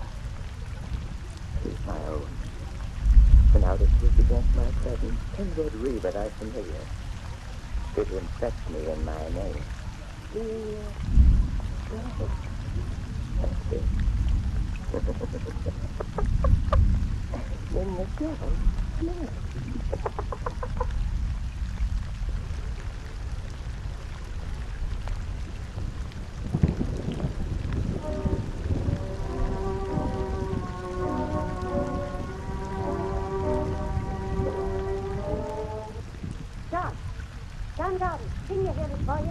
Isabel, I'm here. You're after answer when I speak the first time. I'm sorry, Isabel. I did not mean to, sir. Never mind your excuses. Stay open, put the fools to bed. And then hurry back. I wish I had peace with my sister on, alone. Isabel, I tell you. Isabel, what have you done to John to change himself? And it's you who has got all his bullying waiting to come asleep at night. If you don't know your own blood pressure, I'd say you were a witch indeed. And I'd rush to change by devil's tongue. But of course, even after surgery, I apologize for that last hint you made a butcher for the person. Aye, and the gossip of our neighbours has likewise turned it about. They gaze upon me with respect at last. And John in what a new dress. Isabel, do you think there could be no prayers that caused it all? Yes, prayers. I know I told you, but ever since you married John, I've known how unhappy you were. So each night I pray to God that your burden be made light. Oh, and I trust you with the other from my feet. You will decide yourself. I can't wield it in a minute, no, I didn't mean it. The words burst out without my knowing. Fanny, you're the only thing I've ever loved. You'd do for goodness sake, no way. You cannot do. I've told you so for 50 times. I cursed you in the devil's name. Oh, that means not. It's just an expression that everybody uses. Aye, that's right. And I wish to talk to you alone this week. I've got to talk to someone. What to do? Annie, you see a small red creature perched upon the shoulder? Oh, really, do you see it? No. You hear where I bear my flesh? Do you see a mark that looks as if two burning lips had pressed there? I see not. You must have dreamt it all. This spirit. I don't understand this new mind. She's laid your hair in a point when we young Andrew Burns should walk upon the moor. Singing. I would be alone. But then I say Wasteland. I will not again. Wait. Tell me again what happened on that night a week ago. After John struck me and I went into your room. I've already told you so often you must tell it me behalf. Tell it again and find the right things in the mind. Mr. Gordon told John some more how you tried to make lecture. The odd minute. And John talked high how he tell you before the magistrate. For the shame you brought upon him. Then suddenly a funny look come over Mr. Gordon's face. And he introduced the whole truth of how he'd lied. Looking at him, John went into bed beside me. Of course. And you were sleeping like a stick of wood after all your temper. Then I went to bed myself. That's all that happened, except I think the painful sickness that came on Mr. Gordon that night was a punishment for heaven for the harm he tried to do. Aye, a punishment for heaven. Oh, I must have had a dream. Tell me the dream you purpose. It's very important. Tell me, John. Oh, I forgot to tell you the latest gossip for the village. It slipped my mind when I returned. You tell old Bessie Balls, aye, the ugliest body in our day. You'll have to believe that when Mr. Gordon, sight is burning quickly, the seen last week coming from her cottage. And Janet Murdoch, who happened by, wears the shine, kiss our best. It may have been I had the truth. Oh, you can't see, Daddy, I never meant to curse you. Whatever is the matter? Never mind, dog, I know you can leave me. Here's your dog. What is it? Do you? I wish to be alone. Here, kiss me first. Let me kiss you, my dear. Go. This should tell me what's the matter. To tell. Go and meet young Andrew. And from home soon. Oh, I must tell you that it was Slim, I know. For I cursed her in his name. I must know, but I'm scared. Fedora. Oh, always at my shoulder you are. But no one else can see her. Pretend to see the burning mark placed on me by your master's lips. I must tell the truth. Tell him I didn't mean. Federica, fetch your master. I bid you bring him in the devil's name. Good evening, Mistress Isabel. Yes. And I'm not dreaming you. Or am I? My poor sweet. Thou hast been suffering from a delusion common to my new recruits. Aye, and to some of my old ones. For no one denies the devil half so hard as those who know him best. Why didst thou not call me before to settle thy doubt? I was mistaken. Another delusion common to my subject. But thou dost not fear me now as I stand before thy eyes. You are the handsomest man I've ever seen. Yet when you're away, I cannot recollect your deeds. In my mind, you seem a monster, black and awful. Thine eyes shall never see me as does thy mind, unless you will it so. That is what this care about the price I pay for power. There shall be none unless I will it so. What did you mean by that? Who knows what the devil means? Sometimes he doesn't know himself. Perhaps if he did, if he ever had, he would not have fallen down from paradise. But come, what will you in my name tonight? All I ask in your name will begin. Oh, it is our bargain. It seems there was something I once asked that did not mean. Something that will trouble me. Some words I would take back again. Now you stand before me, I cannot recollect. You look upon me with your great dark burning eyes, and all I can is that I am your slave. Yet I cannot be a slave, for you made of me a master. Perhaps what thou art striving to remember is thy curse upon thy husband, as thy hate for him abated. Nay, and still I curse.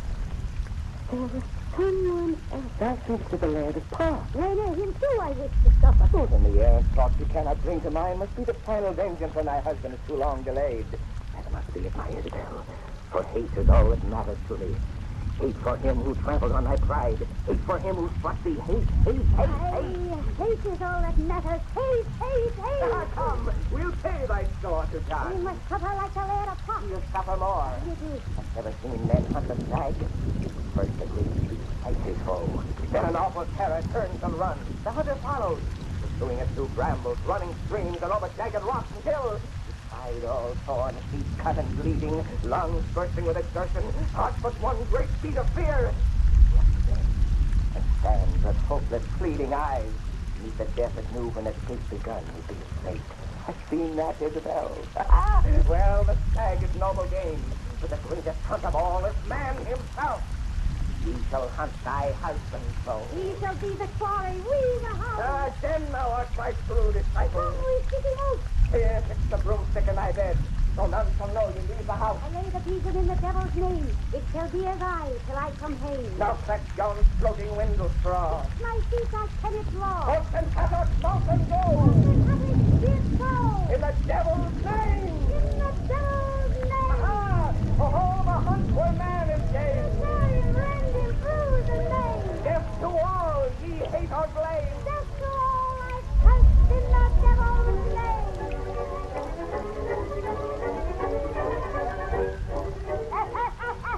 She forgot she cast her sister, Satan. But you can make a little bed, oh, Lucifer ain't forgetting. You folks got to wait till next week to hear the finish of his party little arm. And then you'll hear plenty about what happens when you call in the devil's name.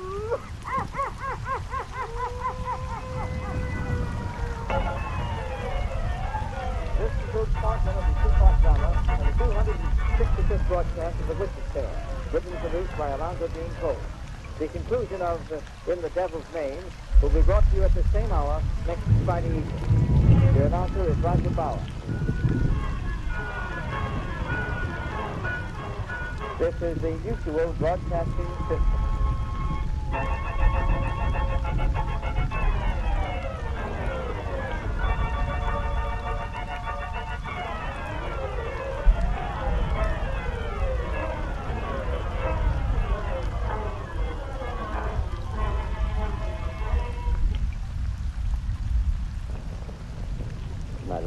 my 10 fingers. When one is only half alive, one can only wish for death. I will die within a week. Then you must swear to use your magic as I tell you. Swear to help me in my hate. I am your son. You will do the thing I ask. I do the thing you ask. I trust no one. You must swear. Swear it by everything the Tigani feel. By God, the devil, by thunder, and by fire. Amakarava, I swear to devil, to them, to good and to love. The Star Spangled Theater. Presenting Isabel Jewell. Presenting Bert Lysell. Presenting Horror by Alonzo Green Cole.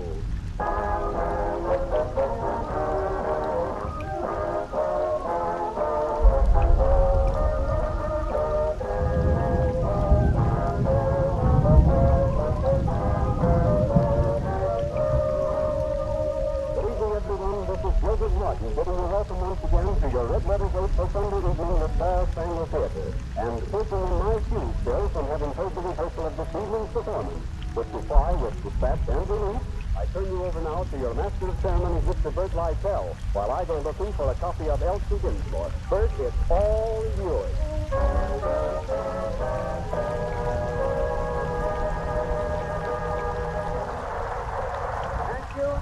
Thank you, ladies and gentlemen. Good evening.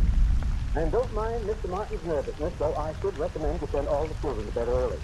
We have a very exciting half hour ahead of us from the Star Spangled Theater. Exciting, Bert. It's blood-curdling. It's blood-chilling. Oh, of course it's chilling. So much so that poor Bob Wilcox shouted himself hoarse at rehearsal this afternoon. He's got laryngitis. He's lost his voice, so I'm going to pinch it for him, and I'm going to play the doctor. But first, let me introduce some charming people out there to this charming young person here. This is lovely Isabel Jewell at the cinema. Isabel, you'll have to help me out about your latest activities. Well, Bert, I've just completed an extended personal appearance tour, and now I'm in town to do Elmer Rice's very fine play, The Flight to the West. Oh, that is a fine play. Now, Isabel, when you return to Hollywood, I hope you have some more pictures like, let's see, Lost Horizons, Two Cities, huh? Anyway, you're such a splendid actress, I know you'll be able to suffer a lot during this performance and come up smiling for Flight to the West. So, ladies and gentlemen, by this time you're aware that the play tonight is a bit of a thriller. Well, it should be. Comes from the pen of a master of horror drama, Alonzo Green Cole, who used to chill your bones with the Rhythmic tale. Do you remember that radio series designed to make you very nervous indeed? And incidentally, Mr. Cole will play the part of Gino in tonight's play. Tonight's story is called The Gypsy's Hand, and the gypsy start of the whole thing tells you how it began.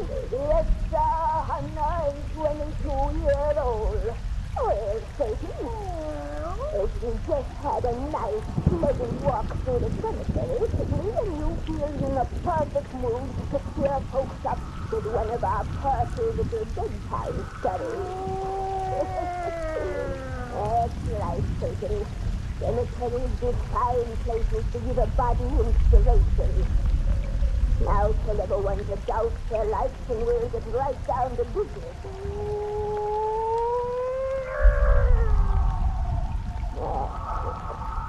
Make it nice and dark and cozy like. Drop to the fire and gaze into the embers. Gaze into them deep. And soon you'll see the operating room in a big New York hospital. A cheerful room it is. Where they cut folks up. And there begins our yarn about the gypsy's hand. The gypsy's hand.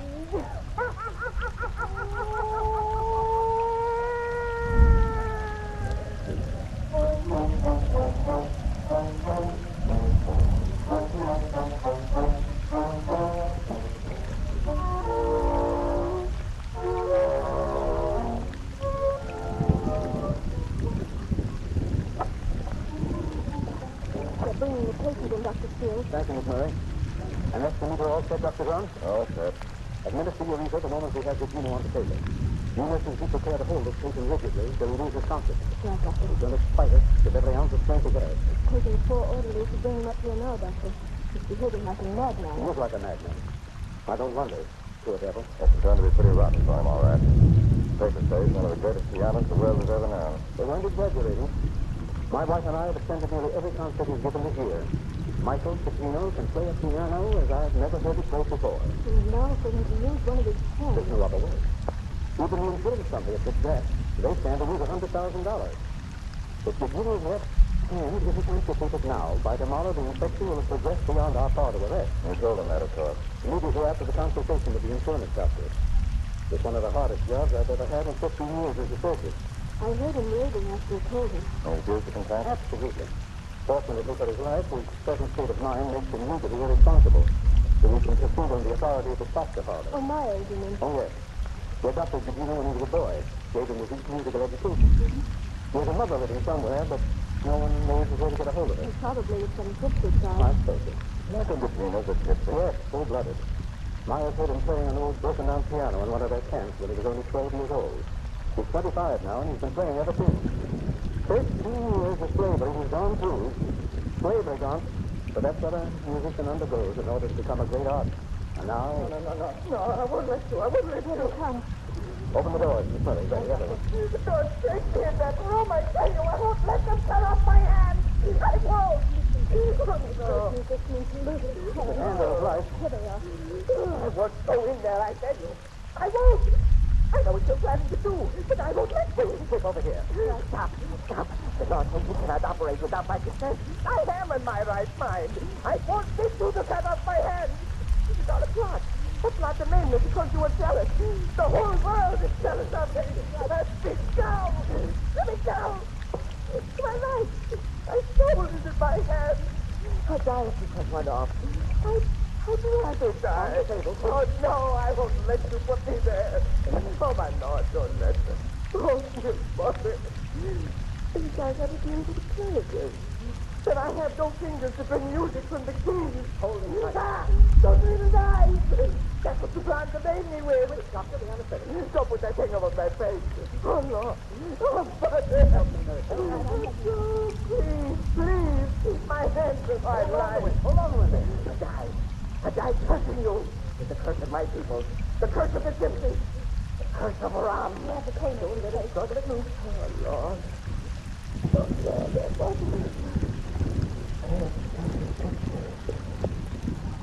curse of Ram. He was taking hold.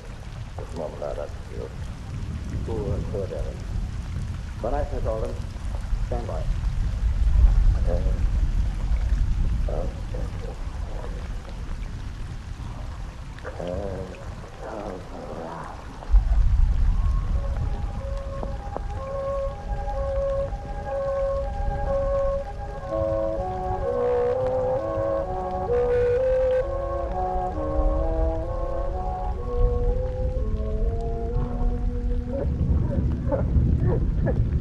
When I came through, Mother, but again I knew what was going on around me.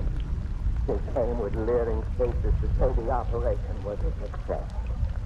A success! With my left hand ending in this useless stump. Then when they let me go, when their work was complete, I came back to our tribe. Back to you for vengeance. For vengeance on them and to die. Come, Dr. Crackles. May come back. Oh, don't speak to me in Romani. I've been too long away from you. I do not understand. I speak in English. You are my child. I love you. That's why I'm here again. Getting your tender for all these years away, because I am your son. You love me. You're the only one who will understand. Everybody else hates me. Everybody else contradicts me. They even say that I am mad. Mad. I know the reason. It's because I am a great artist. Because they are jealous of the despised gypsy, who's the greatest musician in all the world. Was. Dr. Rocklow. Look what they have done to me, Mother. Look at my wrist, filled with once 5 fingers that were half my life. Gone. Just because I scratched myself upon a nail. Just a tiny scratch that only hurt a little bit would have healed itself in time. They gave them an excuse to steal my hand. They took it away so I can never play again. Life still unreal. You will help me pay them back. You are wise, Mother, the wisest woman in all our tribe. You know secrets of the living and the dead. I have come to bid you use those secrets. Life still unrest. You are sick, Bravo. Oh, no, I am not sick. I'm dying. And before I die, you must swear to lay the curse I wish upon you. You are no die.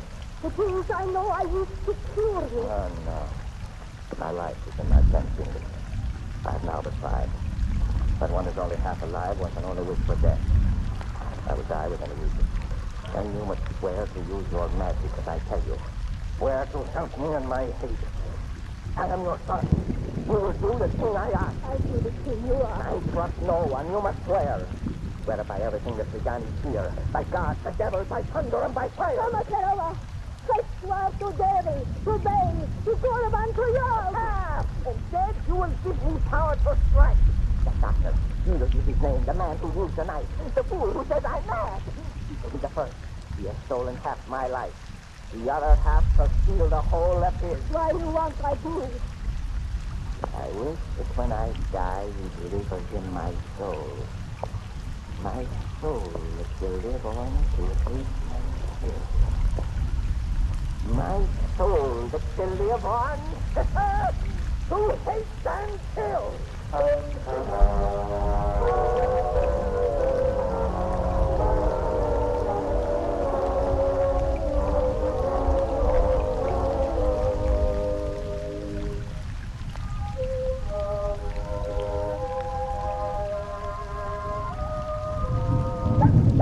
Quiet, Pepper, quiet. I hear him. I'll let your master in. Well, hello, Mr. Dr. Steele. Hello, Mrs. Dr. Steele. I'm back the same day I went away, you see. You don't have to convince Pepper of that. He seems to think that you've been away for years. Here, that's enough, Pup. Hey, Doc, let me get the table so I can drop these bundles.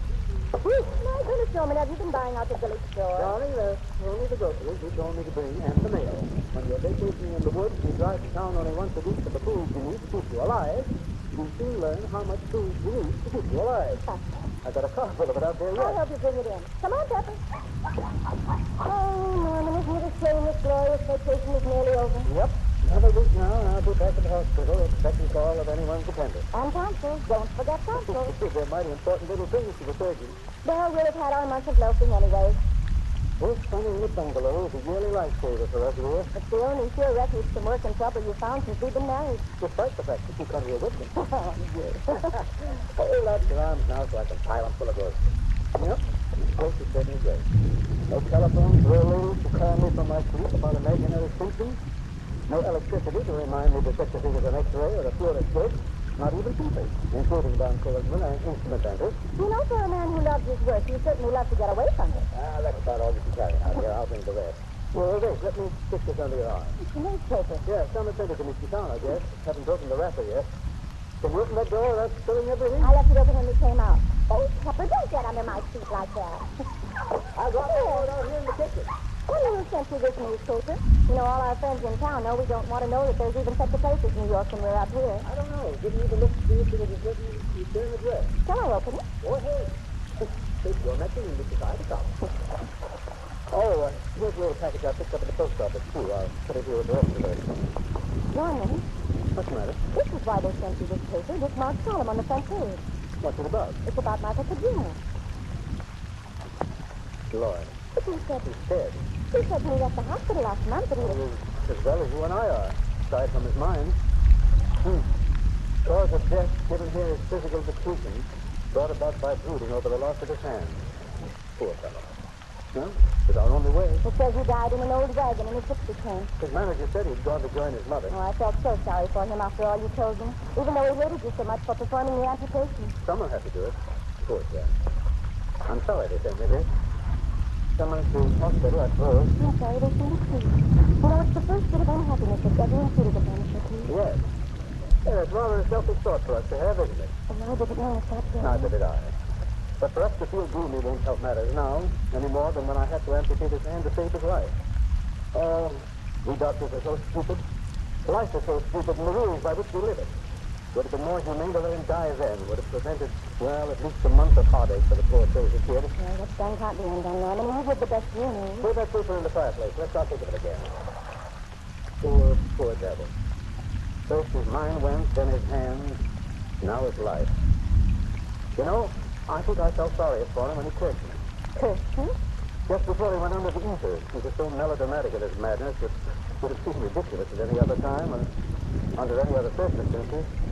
He prayed for a gypsy curse to be laid on me, the curse of Ram, whatever it is. You never told me about that. Didn't I? Struck me too silly, I suppose. I suppose it is silly, only they do say that gypsies have always possessed certain supernatural powers. Good Lord. You're not getting superstitious at your age, are you?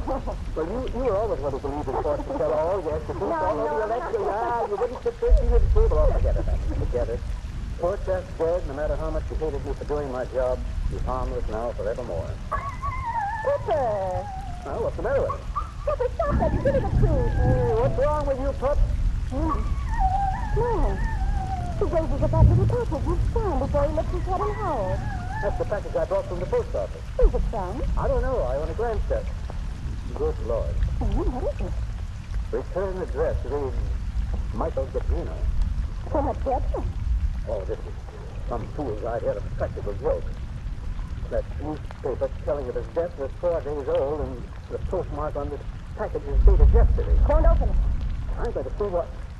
There's a wooden box inside the wrapping. Don't open that box. Of course I will. When I find out how to lift his lid. No, wait. Now look at Pepper there. Dogs know when things are wrong, and every bristle in his back is standing out in fear. It's that box he's afraid of. Throw it in the fire. You're talking nonsense. I have the lid loose in the house, and it's there. Oh, good Lord. A human hand severed at the wrist. It's Gabrino's. I'd know those fingers anywhere. Take it away out of my sight. Who could have sent this to me under his name? Take it away. Wait. The hand I amputated was destroyed. This is the left hand. This is the right. Wait a minute. The dead thing. They're moving. It's climbing from the box. It's fastened on my clothes. Take it for yourself.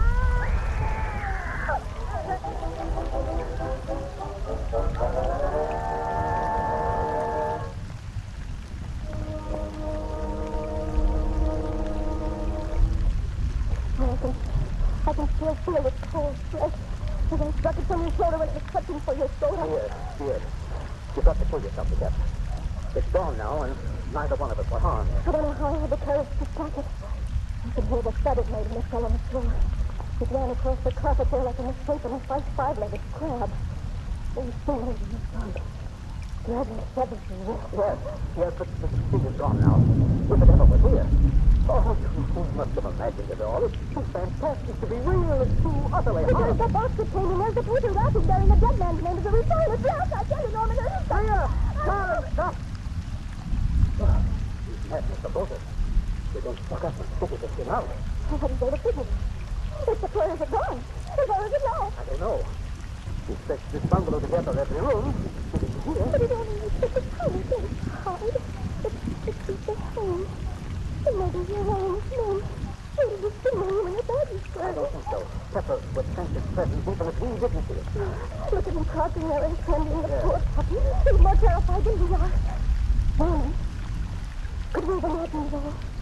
Could even this bird be a victim of some mad delusion? I'm trying to think plainly now that it's over. My reason tells me it's impossible that the dead are dead, that a severed human hand cannot have life. You poor Luke had really said his soul was in his hands. A mad soul. And he was a gypsy Norman. The race is very cruel, the rest of mankind.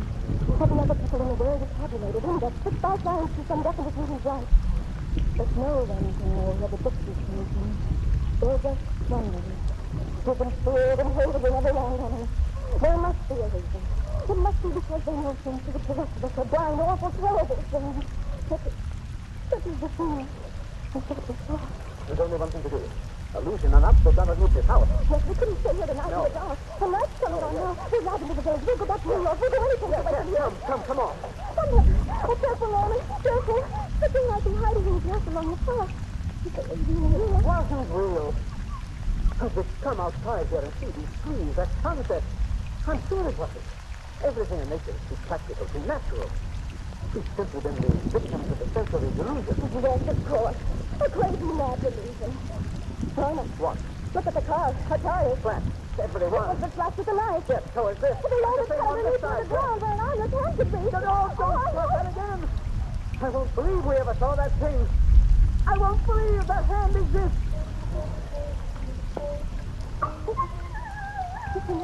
A piano. Ours. Inside the house. Only one hand is on the key. One hand.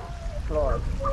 That ghastly air is playing. Do not know much the matter with it. It won't pull the strings to send me dancing to my coffin. Norman, come back here. No, if that thing is in there, I'm going to... No, don't go in that house. Norman, wait for me. Norman.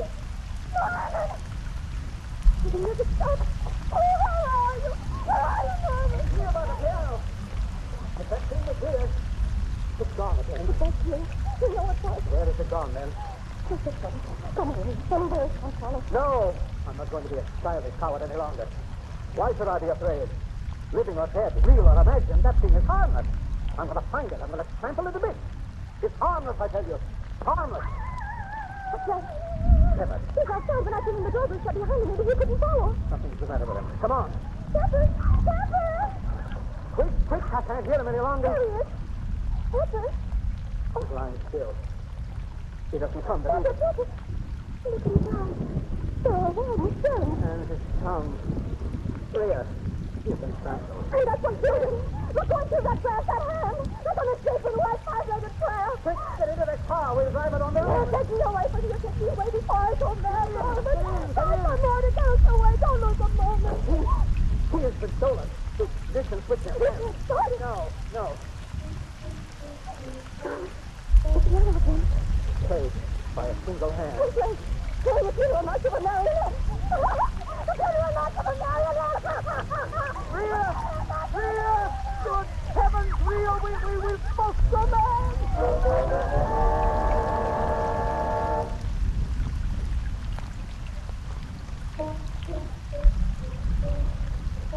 Okay, what just you did. Well, maybe we should have tried to investigate this morning when you couldn't find the car. But it wouldn't go, but I just couldn't. I'd imagine where all the hand was listening. In every clump of grass and in every tree. The house on me with the strange sound was so clever. We were wired to come back here to the house to shut ourselves in this room behind locked doors and bolted windows. Yes, it can't get to us this way. And we have lamps here. Outside it's dark. I couldn't stand the dark. Rhea!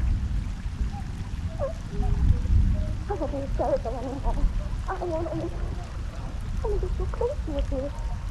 It's in the machine. I'm not feeling it. But here we can't see it. That's the awful part about it. See? Why the craze, we know where it is. And that it isn't attempting to come in here. It can't get in here. You're going to be a cat. Oh, it's a flesh and bones. Nothing of its size can get into this room. Oh, the melody over and over and over. If it stops, my brain is going to smash. What is the good to drive us mad on and slowly with fear and horror? Oh, the impulse directed to I felt pity for Virginia when he touched me. I laughed at his crazy threats. Oh, no.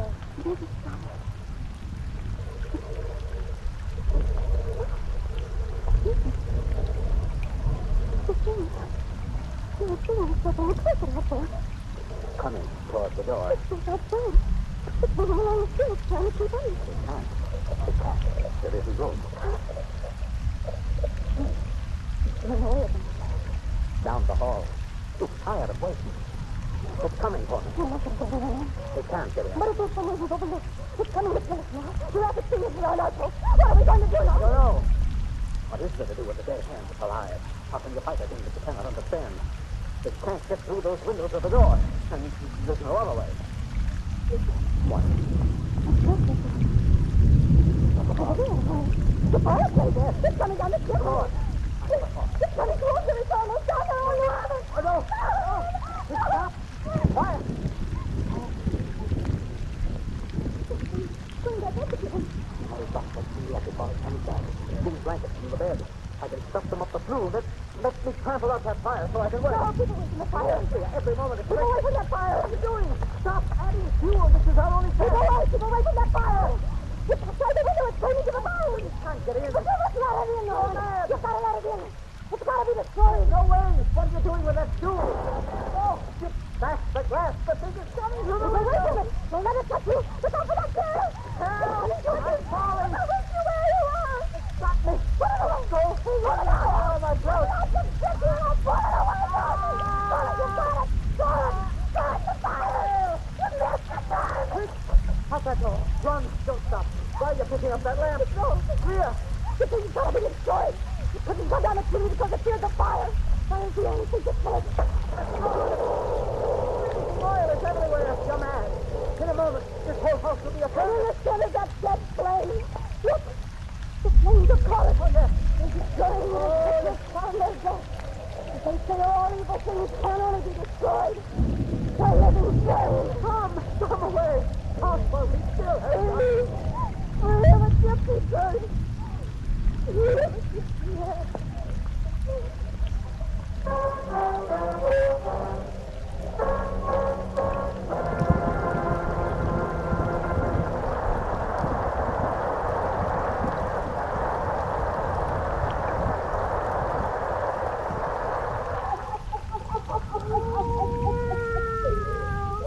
Now folks knows how to get rid of a living dead man's hand, so it's fire's a mighty handy thing to have around, especially on winter evenings. Satan and me's got business to tend to now. Important business, Satan. Near midnight, Satan.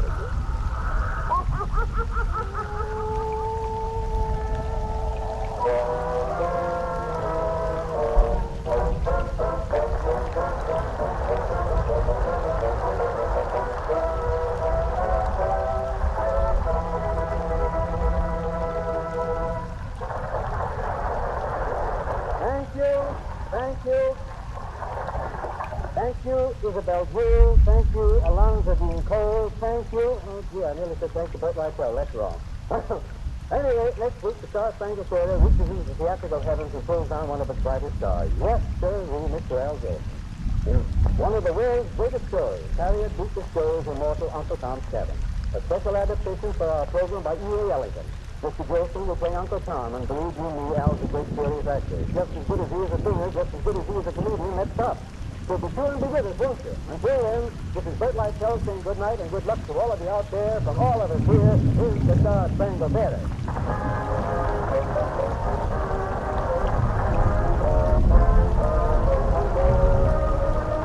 In the Star Spangled Theater presented The Gypsy's Hand by Alonzo Dean Cole, starring Isabel Jewell and Bert Lytle. Original music composed by Ernie Watson.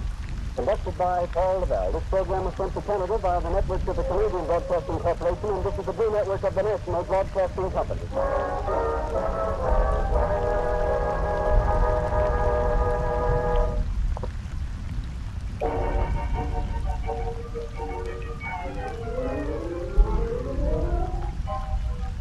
We bring you The Witch's Tale, written and produced by Alonzo Dean Cole.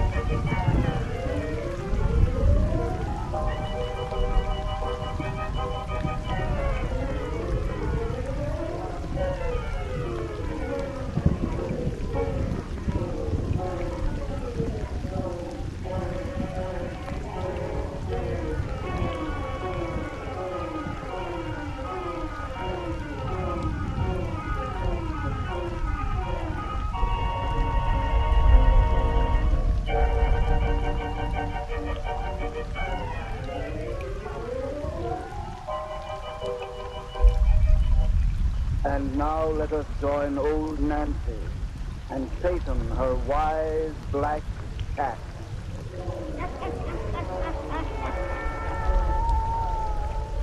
Hannah and 11-year-old I be today. Yes, sir. Hannah and 11-year-old. Now, if you folks would just douse out them lights, Satan and me'll seen the finish of that cheerful little yarn we started last time. That's right, Satan. We told how them young newlyweds from America went to England and rented a house which everyone says is haunted.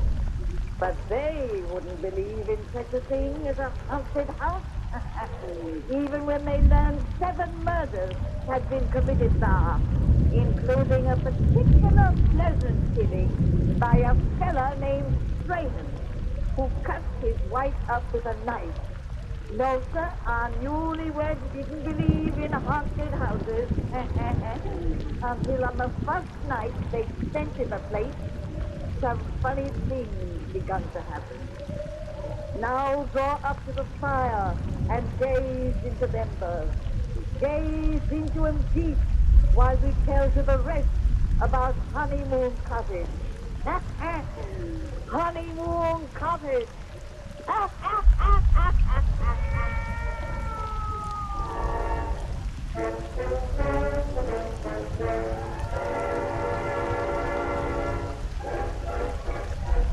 Oh, gee, darling.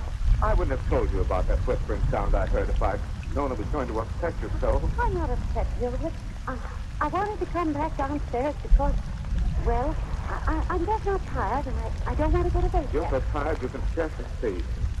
You were afraid to stay up there after I told you of that voice. You said it whispered one word. Gilbert. Oh, it didn't whisper anything. I imagined it. I must have. You didn't hear a voice, and you were standing right beside me. Yes, standing by the door to that room. A strange, Gilbert's wife. Dear, you can't believe in such incredible things as ghosts. That the dead can return to harm the living. Oh, it's ridiculous. Dr. Thomas started our nerves going with his crazy insistence that we leave this house and the creepy tales he told about it. That's what's the matter with us tonight. Just nerves and imagination. I suppose so, but Gilbert, it wasn't only the whisper you heard that made me want to come back downstairs. I felt something. What do you mean?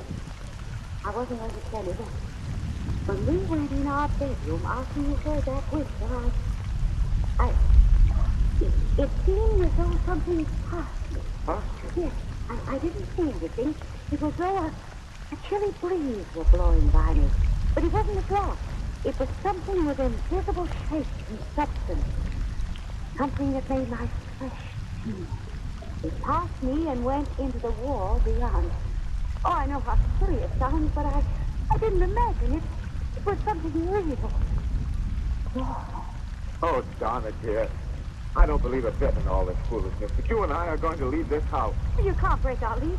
We can't afford to lose a whole year's rent. I can't consider money where your health and nerves are But concerned. that money means so much to us. Oh, there must be a natural explanation for the things we've heard and felt.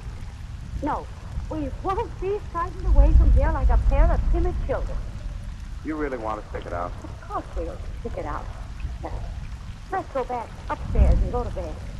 Nothing has happened here that really should alarm me. Oh, of course not. Evelyn. What? That's whisper again. Yes. Saying one word as it did before. Something that sounds like night. Night? Yes. Can't you hear it? There's a thing. Oh, I'm certainly not going to let anything start me going that we both can't hear or feel. Oh, Evelyn! That face! In the window! Good Lord, I saw it too! It's gone now. It was all yellow. What? The face of a dead man. I think someone is trying to make us the victim of a poor sort of practical joke. Where are you going? Out to find the corpse who looks in windows. No, don't go in there. Where are you? Bet I'm going. Evelyn, someone for some reason is trying to frighten us away from this house. That's the natural explanation of all this. I'm going to find out who it is and why. There goes the peeping Tom with the yellow face. You stay where you are, dear. Oh, no, Gilbert. Don't go after him. Oh, I'm afraid. Stay where you are, Evelyn. You. I see you in those bushes. Come out of there, whoever you are. Come out and explain your motive for peering in my window. I came to beg that you leave that house forever. Ah, you did, eh? You, like Dr. Thomas, are trying to frighten me away. I have come a long way to warn you of the harm that lies there. Beware of whispers. How did you know? I know too well. Don't listen to whispers. Don't obey whispers. Leave Honeymoon Cottage before the full of the moon. Come on, turn the light where I can see you. Come on, let me look at you.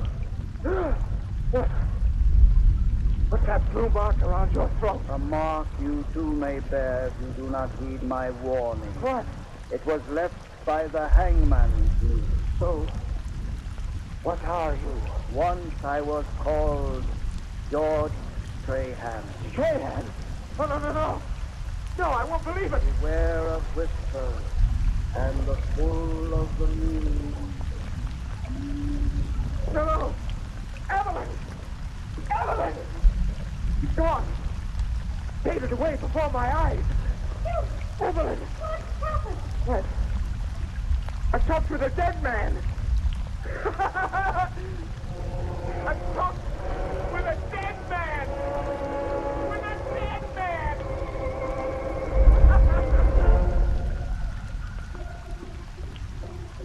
No, wait a minute. You were right, Dr. Tom.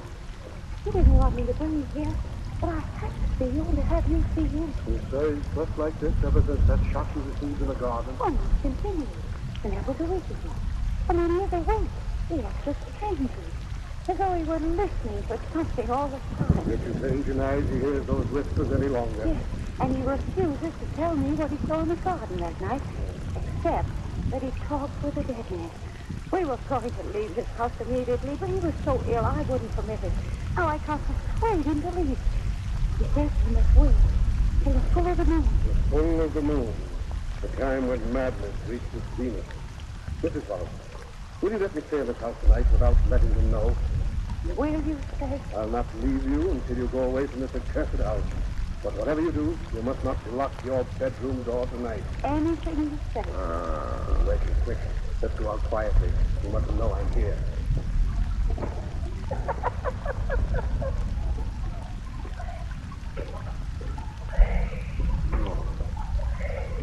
You come catching again.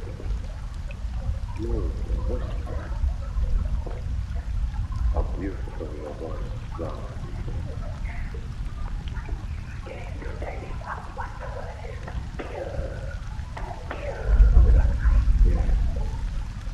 Wonderful tonight. Kill her with a knife.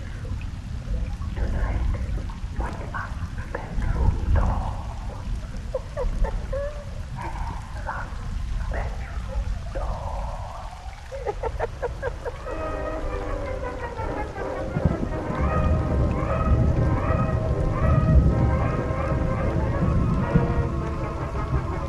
Gilbert, darling, don't stand there at the window any longer. Moon is a bit full tonight.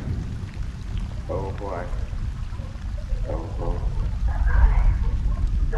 You look so strangely, so intent, as though you were listening to something I can't hear. I'm listening to nothing. Please come over here to me. Don't you love me any longer? You say that as though you didn't know what love means. Gilbert! Gilbert! Tonight. Oh! I can't stand this any longer. There's a presence in this terrible house that I can't see. Something has stolen the man I married and left another in his place. Oh, Gilbert, we must leave this place tonight. Now! Tonight. Yes, tonight. Now. Gilbert, you look mad. Lock the door. Gilbert, don't! Give me that key! Blood. What have you in your hand? The knife. Gilbert! The kill. Wait! The kill. Help! Knife. Help! With that knife! You don't know what you're doing! Help! Help! Drop that knife. I stopped it, Mrs. Wallace. Are you all right? It hurts. God, I dropped you with a tail. What made him try to kill me? I don't know. Good Lord. Look. A woman! She's going through that wall.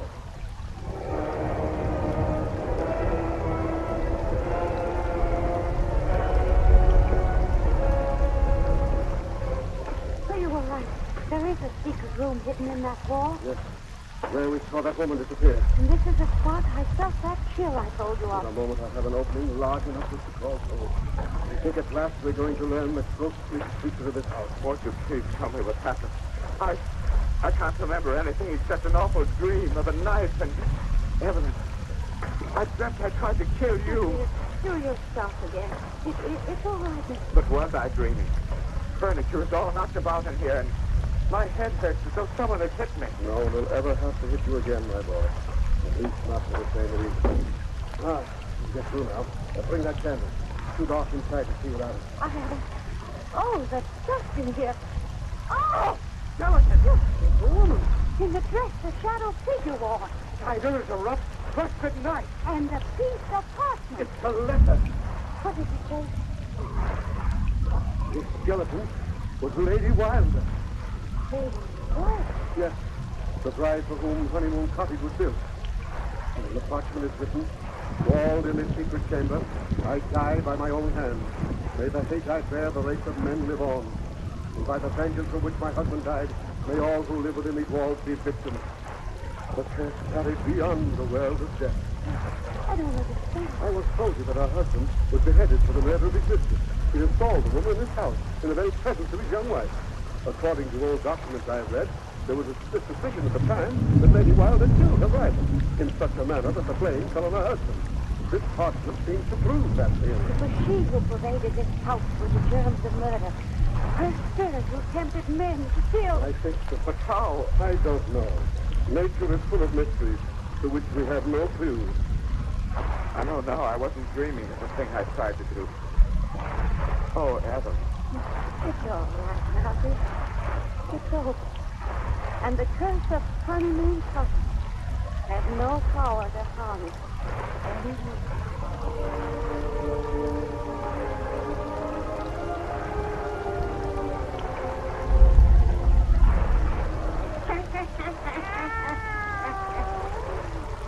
And that's our yarn of Honeymoon Cottage. It's torn down now, and the bones of Lady Wilder has been laid in a proper grave, while they can't do no more harm. But it still makes a nice bedtime story, eh, Satan?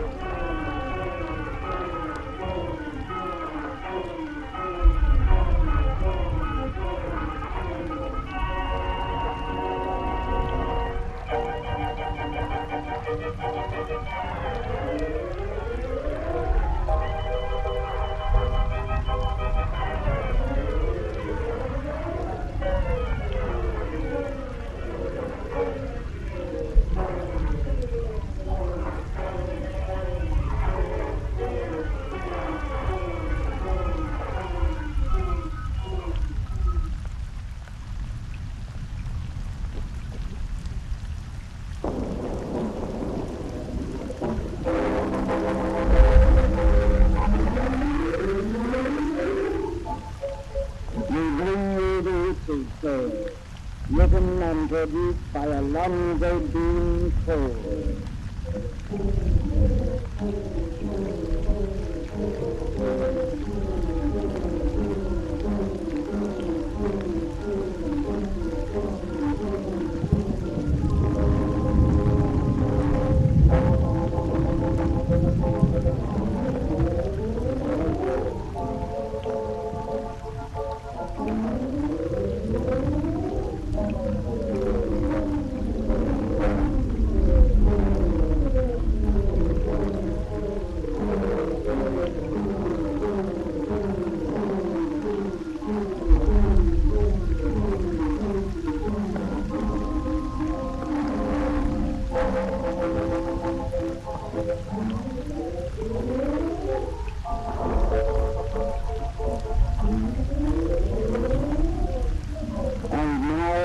Join old Nancy and Satan, her wise black Colonel,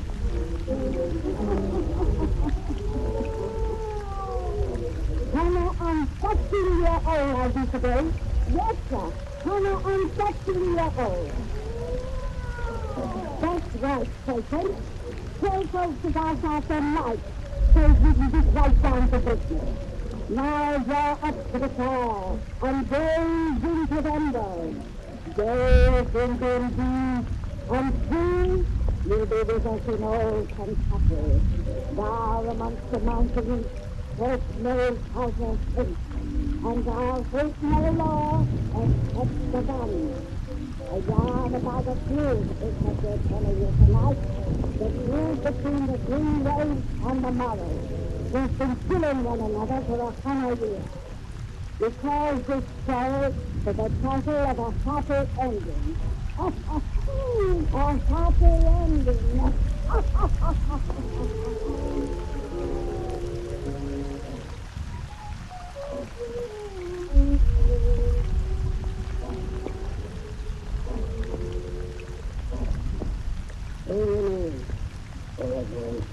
Bring down on the bed. Welcome.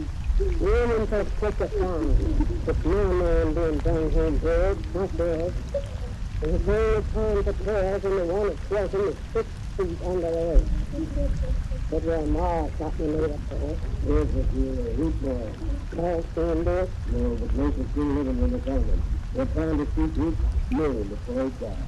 There's no pistol in this funeral, but was laying at his side. He's fully loaded, not a cottage fire. Which means he never had a chance. Yeah, we noticed that. The sheriff's after you right now. Yeah. Since then, there's a greenway call from the law. But it's a many miles. There ain't no greenway left but you and Pete. No, it's once enough. Good Foster, when you drive to town, when you have a station agent telegraph my son. You know what to do, yeah, then. What do you want us to put in the telegram? Just say, the first of coffee. Bring your son. Yes, there has been here 5 years of this. The city of his feeling there changed. The being ain't never changes for a mother, if he's friend.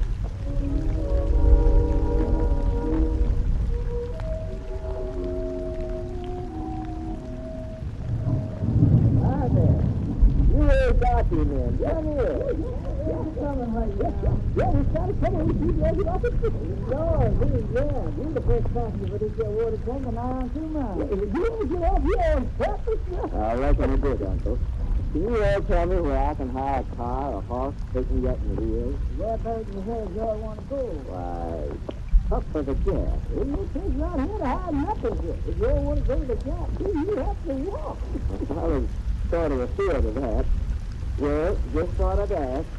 Good day. Wait a minute, boys, right now. I hear a car coming. Maybe somebody will give you a lift card later. No, he's not. It's best you to get it. You said you within 2 miles of the gas. Told you will. And he's there. Oh, wait, I can't ask the woman. You'll be glad to do it. Oh, Miss Becky! Miss Becky! But this your sitting man is over here. Let's get off of the chair. You want to go to the gas. Glad to take you as a few. Mighty kind of you, miss, but I really can't. Well, that's a neighborly thing to do. Throw your gift back in the bag and sit here and talk with me. You need to throw your bag at you. I'm certainly much obliged to you, miss. Now, sure. So you got a gun case there. You all come to these here, so handy? Yes, I've come here for nothing. Got your bags in, boss. No, much obliged. Here. Thank you, boss. You just look the bride to you. Bye, Lord, Uncle. See you all later. Bye, baby. What? God, no, you and me, all this. You were folks here. Hey, look at that feed. It's somewhere else there. Me too. But we ain't never seen no folks down here with city clothes like them. Yeah, we were so you. That's where the Greenway Company is. They say Pete Greenway coming home. No good. Pete Greenway, he's that right man is. He's been away 5 years. He's a man. Come to hook the man. He's got good northern people. And he just came in that car with his best man.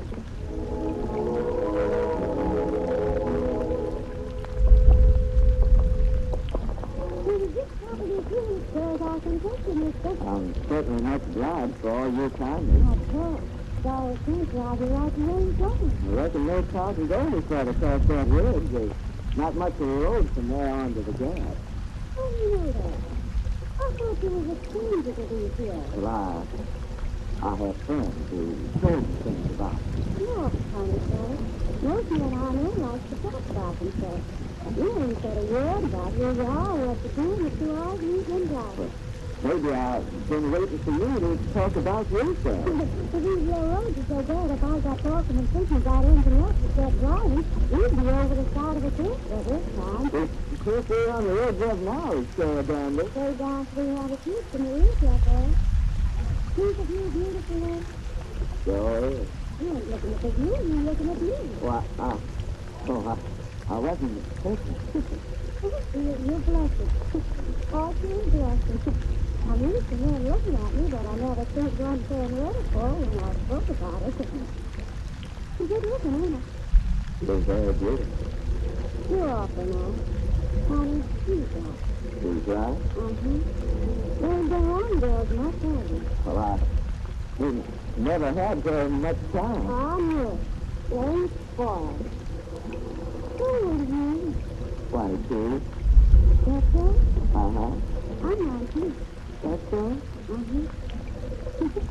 Well, I think so. Well, you are out the road. Yeah. This is where I'll have to get out and leave you. I kind of hate to. Well, I kind of hate to help you. There's a mustache. We don't do it the same way from here on. I'm sorry, too. Yeah. Let's drive for the list. Hey, you must be hungry after this long ride. I am. I got a little snack in the back. If you ain't in a hurry, you could sit down and have a picnic. Well, I'm in no hurry. I'm terribly hungry. Well, let me shut off this motor then. Now, you sit in the back and find a lunch. Here it is, right side the gun. Oh, I found it here. Give it to me. I unwrap it carefully and use the paper for a table. Well, that's a good place to start it. Yeah. Ain't this really beautiful spot? I come here often.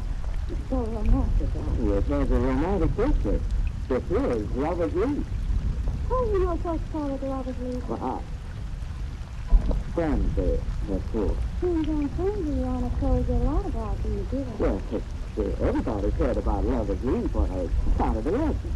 You mean the story told about? Yeah, about the Indian boy and girl 300 years ago, stuck from its edge and they killed upon the rocks below. Well, they killed themselves because they loved each other, and the folks tried to keep them apart. Yeah. They said around here their ghosts constantly village after sundown. It's awful bad luck to see them, because the only place for them is approaching death. I've heard that. It's sad story, ain't it? Oh, it's so funny when they have a happy ending. So do I. So it's where the lovers get married at the end. Yeah, well, you're happy ever after. I like being happy, man. So do I.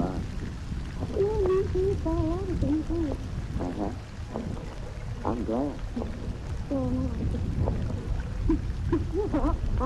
I haven't even started yet, well, Peter. Let's go down.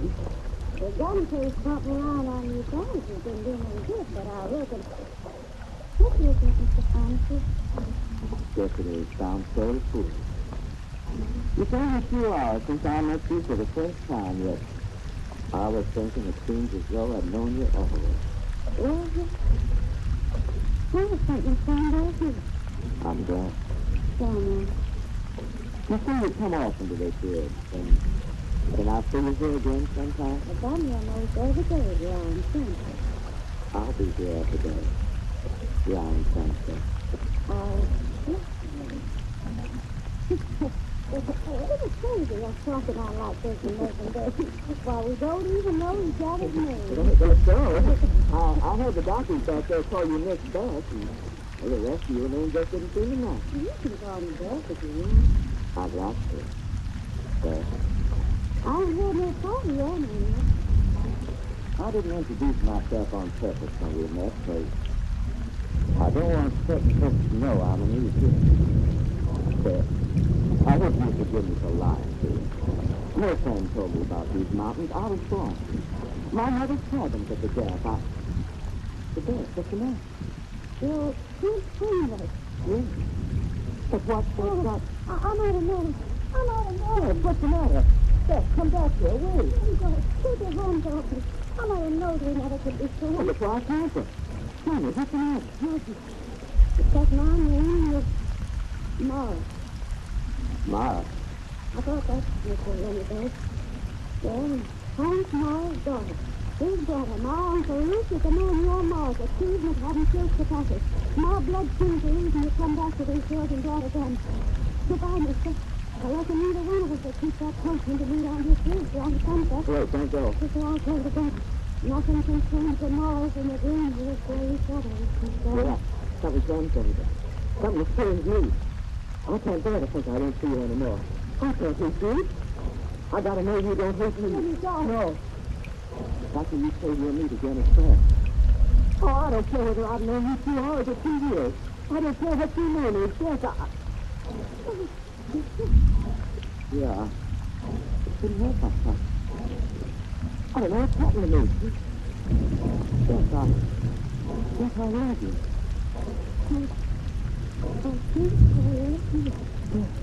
What do you think?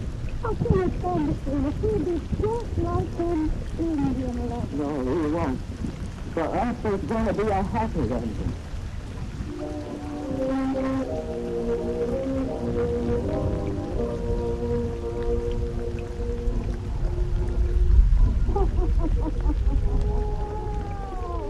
Come to me and say next time I have a birthday.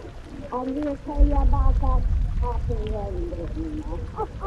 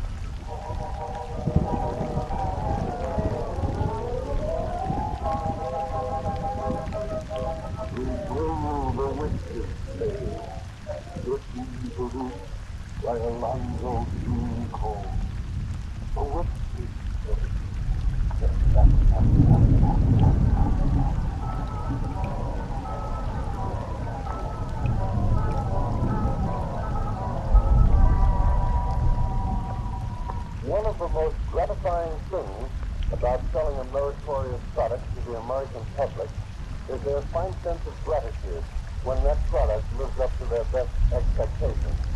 This certainly is the continuous experience of the makers of Crucian salt. Letters from grateful users pour into them consistently from all over the nation, and every letter is read. As millions of users of Crucian know, there is a little pink slip in each packet. This little slip is simply to tell users that the makers of Crucian are glad to learn at first hand the extent of everyone's success with their product. Incidentally, the pamphlet in the package tells every Crucian user that a wonderfully informative 20-page booklet is available free for the asking. This very interesting, authentic booklet is entitled How to Achieve Stylish Splendidness Without Injuring Your Health. Many hundreds of thousands of people have sent for this booklet, and a great many of them have later asked for and received extra copies for friends, which only goes to show how people like to pass on to others good news and personally proven advice. Now let's hear briefly what Miss Rita Wilson of City Island, New York tells us. I realized I was getting too stout, 230 pounds, and my physician advised me to take Crucian salt. I am now reduced by 48 pounds of steel fine. I'm delighted with this. Then there's this report from Miss M. Sutner of Richmond, New York. She is the head of the Gallery.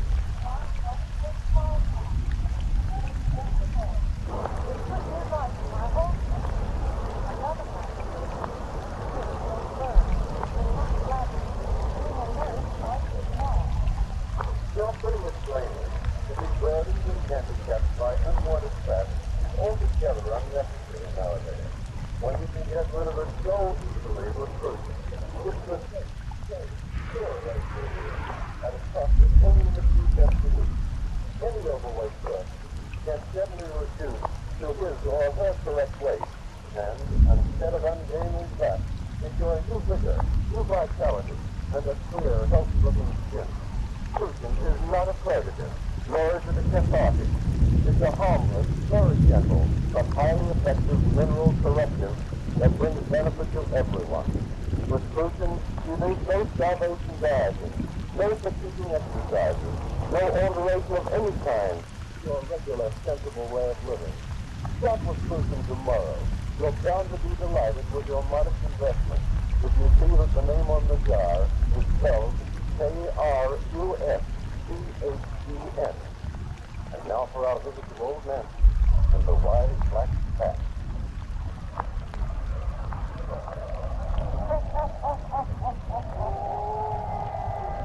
Hannah, I'm expecting your own ID today. Yes, sir. Hannah, I'm 13-year-old. Real station. If you tell folks to dance out their life, you'll be getting down to business. That's it. Make it nice and dark. Yeah. Now draw up to the fire and gaze into embers. Gaze into an east, and soon you'll be in California, the land of the setting sun. And there you'll meet some people from the land where the sun is up.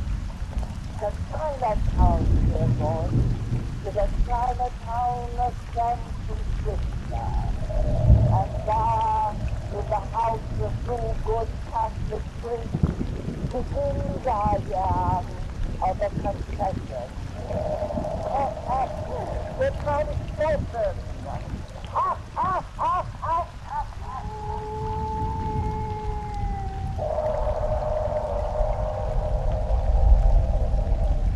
Now, my boy. Soon as all you'll be discouraged because another of our projects movies of a backpacker.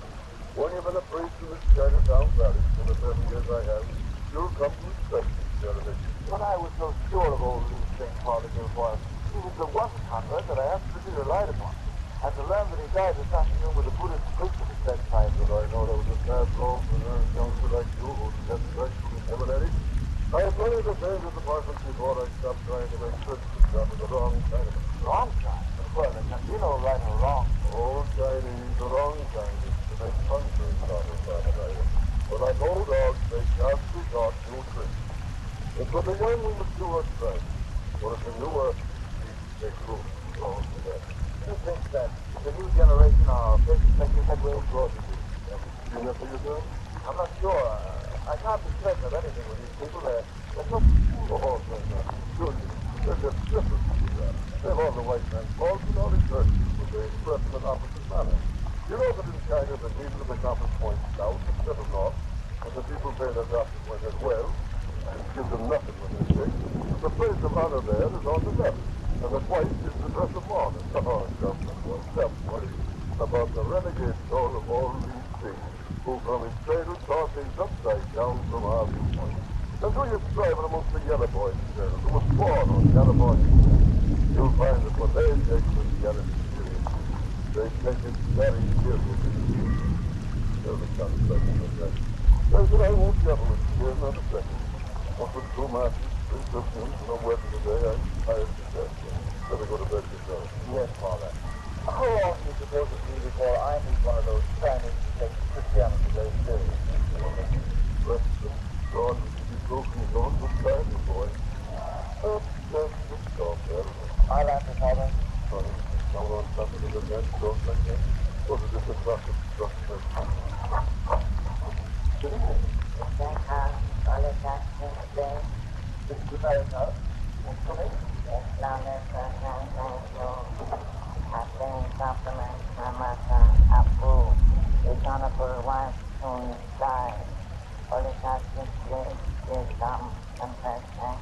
What is it, Father?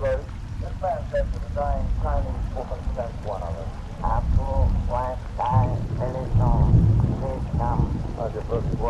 I let you go, Father Gilfoyle. You're so tired. Well, I'm never tired when there's duty to be done. I'd like to go if you permit me, Father. Let me attend this woman. All right, boy. We'll have to give you the proof to it just now, after. Thank you, Father. Apple white sky. I'll be ready in a moment. Who is the dog who you come from? Where does he live? Apple, honorable master. I shall place you there. I thought I knew every living soul in Chinatown, but his name is strange. I have everything. I'm ready. Apple white sky. Good night, Father. Wait. It seems like there's something strange about the place. Strange? Just no Chinese?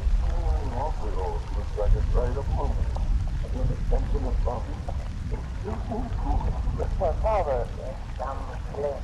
Apple white sky. I don't like that message. He comes from a dying woman, Father. A Chinese who is not a backslider. I must go. Some apple white sky. Show me the way. I show. Good night, Father. Good night, Father. Go like that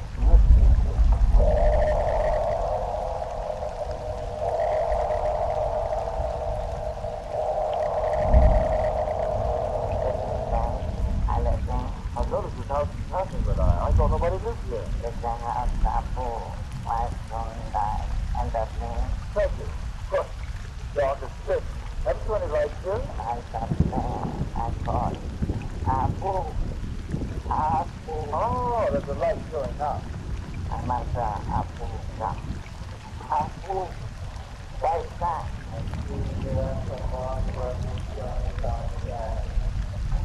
Reverend Father, the unworthy apple, bid you welcome to the new house. And you see the way at my miserable stairs. Yes, thank you. Now that there's some light. Well, have you called an American doctor for your sick wife, Mr. Wu? No, Reverend Father, the colored apple has called no American physician. You must do so at once. With all due respect to your national medicine, sick woman should not be entrusted to the care of a Chinese physician. I have secured no physician of my own race to attend my dying wife. No doctor at all? My wife requires the physician of the spirit, honorable master, not the healer of the body.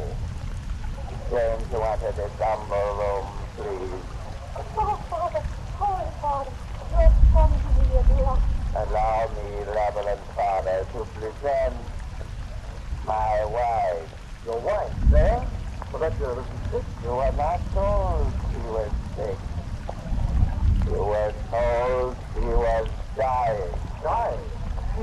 Why, she's as well as I am. She is dying, worthy superior, because I am about to kill her. What? You will note as you approach closer that she is bound to the chair she sits in. About her throat is a silken cord now loose, which will soon be pulled tight to stop her blood.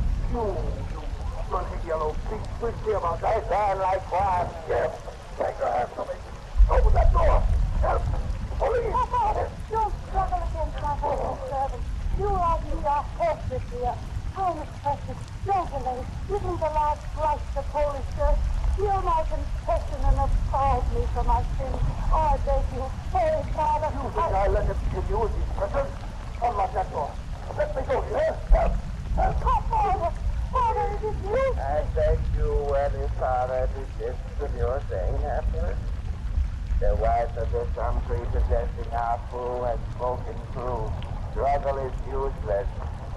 There is nothing you can do to save her life. But as she is of your Christian faith, you can prepare what you call her soul. Father, please, God, give me absolution. Then you can go. You may call the police. Call anyone you wish. Yes, then you may go and tell anyone you wish. You mean when I hear your wife's confession, you let me go to meet the police upon your head? Yes, I swear it on the blood of a white cock. And that is an oath which no Chinese will break. I don't understand. It's just a joke you're playing. An unholy joke on a priest that loves your people. Oh, no, Father. No. We play no jest on you, my worthy friend. But if you meant to kill this girl, you wouldn't swear an oath that I can release tale. You also say more natural. There's a horrid something in this room. Something I can only feel. What is it that's so awful here? Confess Oh, give me up. It's duty is to control. I need consolation, Father. All my misery is great. Hear my confession for the pounding of my spirit. I hear your confession. But if this is a trick to mock the Holy Church, may the curse of God fall on you all. I swear with no trick. Confess me, Father. Very well. Leave us alone. I can. Be quiet. My servant, believe. I regret that I must remain. No! My husband already knows what I am about to say, Father. And if he left us here alone, you cannot help me to escape. Escape is quite impossible. I have prepared myself for this condition. The cause that drives me to this chair will now let me kneel before me. Those cards, unfortunately, cannot be removed. We'll see about that later. Proceed, my sister. Bless me, Father, for I have sinned. A sin that has brought me unto death. Bless me, Father. Then I will have the serious right? I confess to Almighty God, the Blessed Mary ever Virgin, that I have loved not my husband, but another. What was the matter this time? Man old enough to be your father when he was not. My very wisdom, you know a daughter of Mr. Bay. China. You and I are no longer Chinese. You were born here in San Francisco. Neither of us can even speak correctly in our mother tongue. You are American. If you'd only been with me, to give me strength to refuse. Of course, I was a way of preparing for our future. You were weak enough to take off. Oh, you must understand it. Forgive me, Ma. You must. Forgive me, Ma. You must. Oh, it wasn't because I... Oh, it wasn't because I... Oh, it wasn't because I didn't love you. I shall always love you. Oh, you understand me, Ma? Oh, no, wait. If I let it instead of waiting, I thought it would be sweet and kind for us both to know. You were told that we were sweethearts. But if I was we must not meet again. I shall not intrude upon your domestic happiness. Oh, please, you must. Please. I can't be angry with you. I can't, if you will. Bring home, Mom. I love you. I am the wife of our fool. I mean to be a good wife.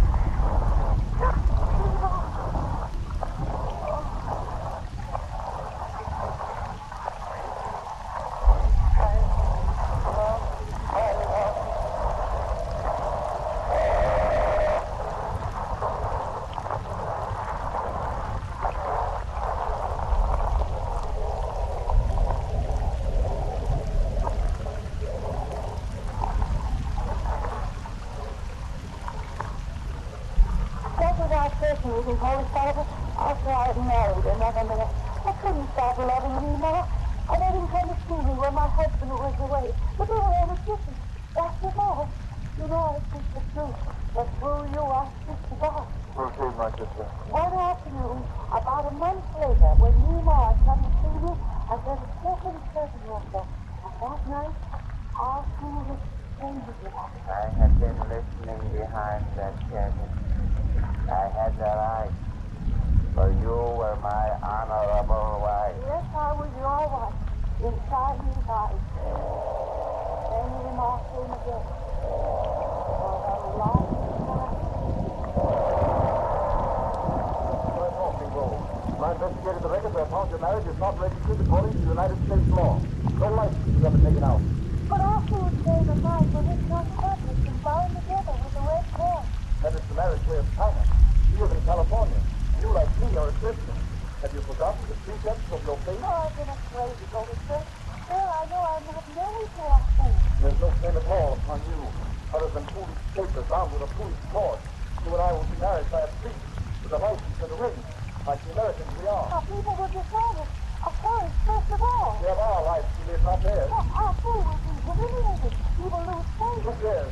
We have no right to do a division. We will try to offend himself. Let him try. I don't fear him. You will be my wife in the eyes of God. Oh, you must be right. We are the land of fighting, the fucking future, and the soul of our skin. And I love you. I'll go with you to be together always. Always. Come in, Lord, now. Yes. Now. Yes. just to lose. Yes. A husband who is not married to his wife in American Christian eyes. The poor Chinaman who will lose faith when Ming-Lo leaves him for another man. I can't strike one. Let me go. Put your hands on me. Bind him to that table. Tie my wife to that chair. Gag that man.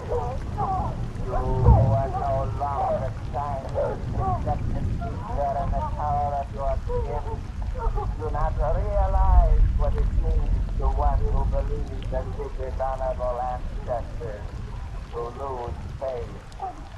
That you are about to learn how that disgrace can be avoided. One. What are you going to do? I am going to show you a custom of your father's.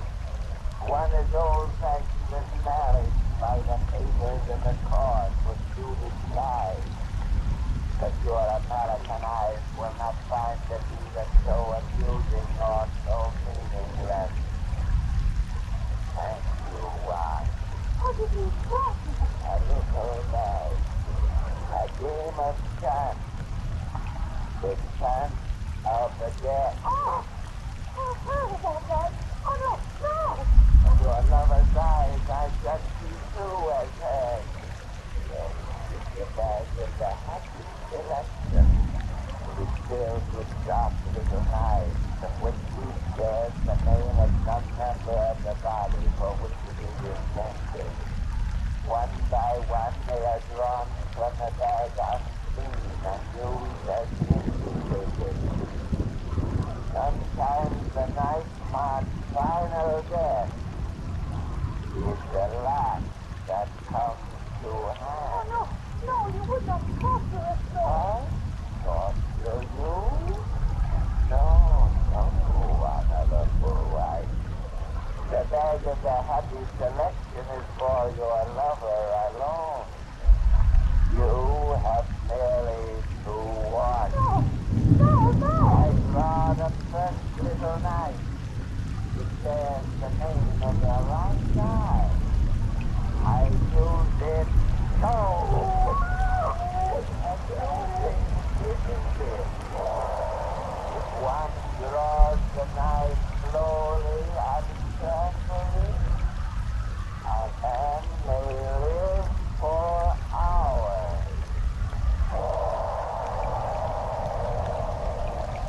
You do that for hours, Father. The night marks from the distance, the long-term ball, and I was made to watch.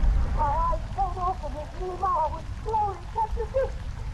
And at last, no more. You laid in there for some less sleep. So horrible, I can't believe. Oh, look, God, the step. I will. It came.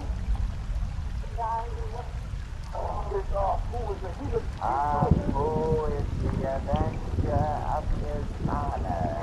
You don't think of it, Father, but at least we'll not protect him. When we'll get the absolute. Oh, my sister, what a sin, what a punishment you've had. If you think it's punished enough, then give me absolute. I will give you what you ask. Let spirits of us stay in dominant consciousness to the external thanks of stormy. At last. Oh, You need have no fear of this. I'm leaving this filthy house and you're going with me. I regret that for my honorable wife I have made contrary plans. That cord about her neck is to be used for the teaching of another ancient custom of my people. The 1,001 painful death. I've heard of that plan, Courtland. You would slowly tighten the cord and she will scream no more. Then unloose it and bring her to. Then repeat the process again and again. That cord shall not be used. I'll see that. I stand likewise. Don't put your bloody hands on me. Let go of me. Your unworthy servants regret the necessity of restraint. I keep let me release me. You talk of your kindly honor. I have your oath and I shall be allowed to pass straight through that door. I shall keep my oath, and you may summon the police if you will. They will come too late. So I stand. The door is open, Reverend Father. You are at liberty.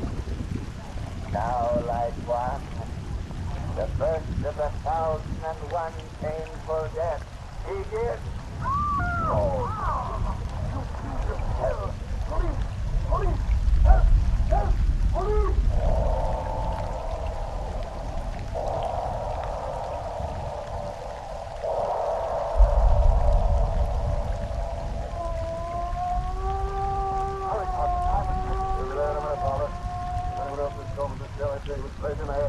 Who was this a load of bones?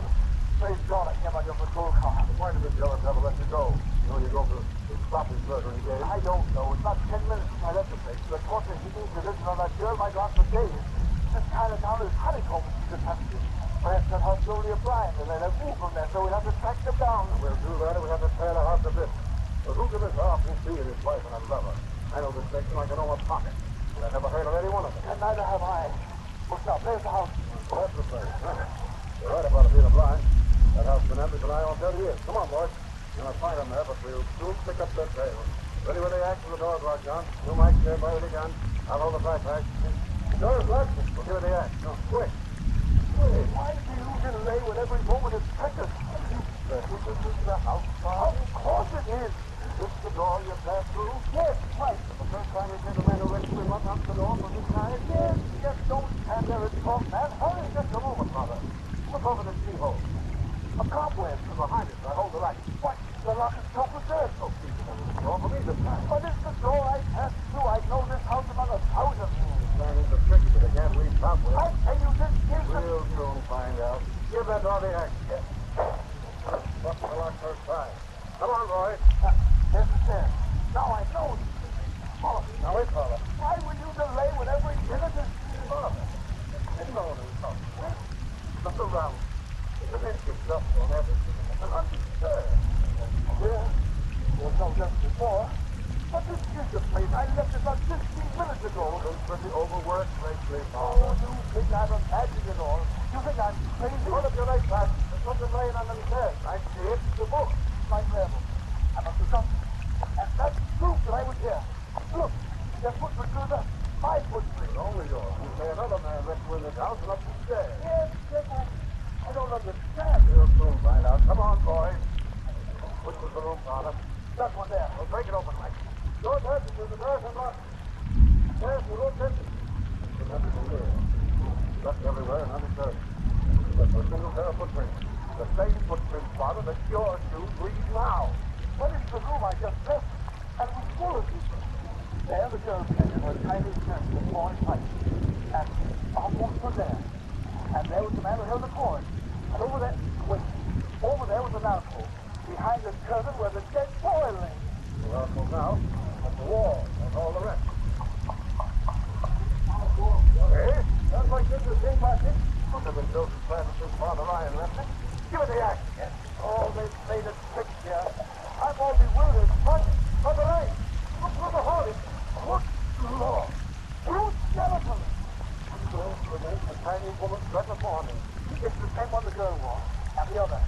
About those couple of bones, I've recognized the little fragments of the boy's clothes. I remember who was out. Only out. This back in China 13 years ago. Chris, nothing answers that to me. That young wife, Chris, she disappeared. Right. What? Oh.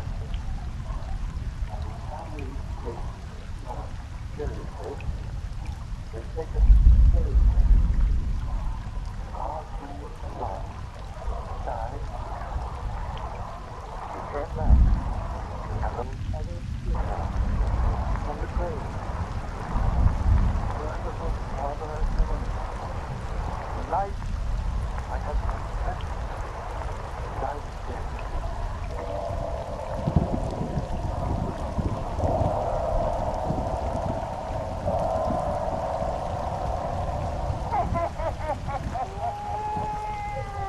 Well, that's the end of that sensation.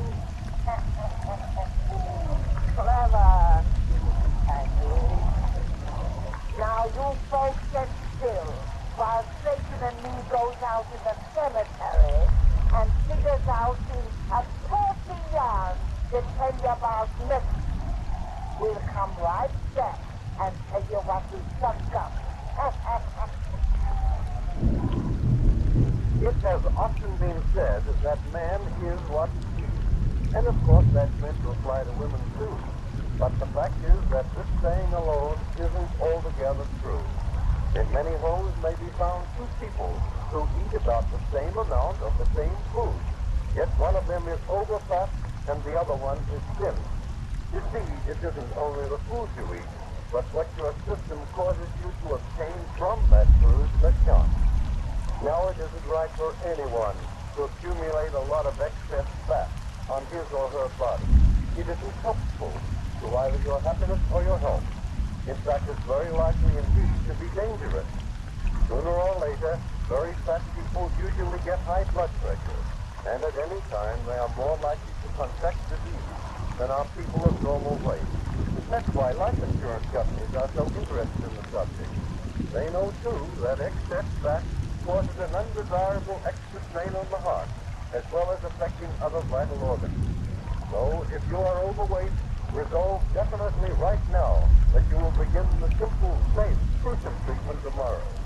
Take no heed at all of such misleading sayings as, laugh and grow fat. Being fat yourself is nothing to laugh about. It's just something that others laugh at when they look at overfat people.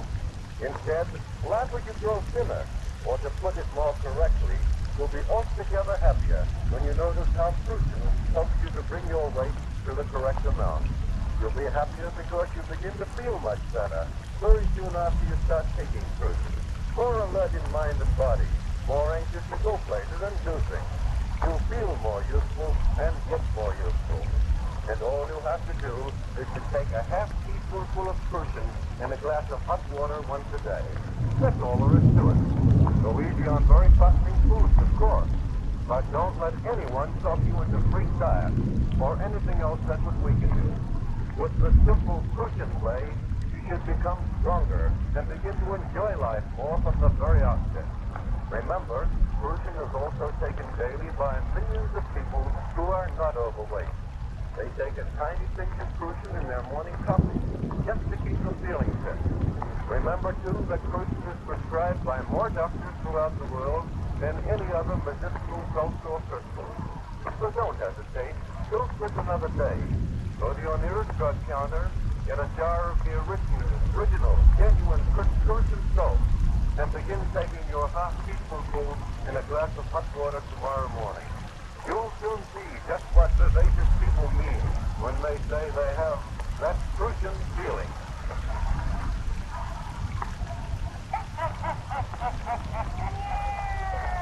Well, Satan, you and me have sucked up a very puppy yarn, defending folks that they call other places. It's a cheerful story of black magic, and we call it Devil Hands. Devil Hands.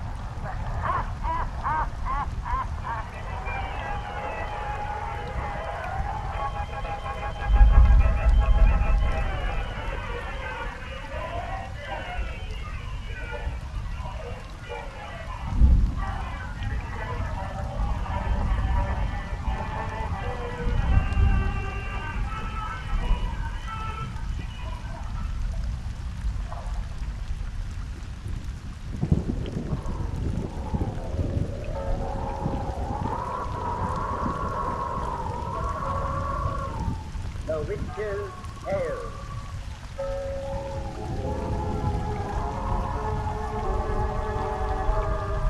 The fascination of the eerie. Weird, blood-chilling tales told by old Nancy, the witch of Salem, and Satan, her wise black cat. They're waiting for you now.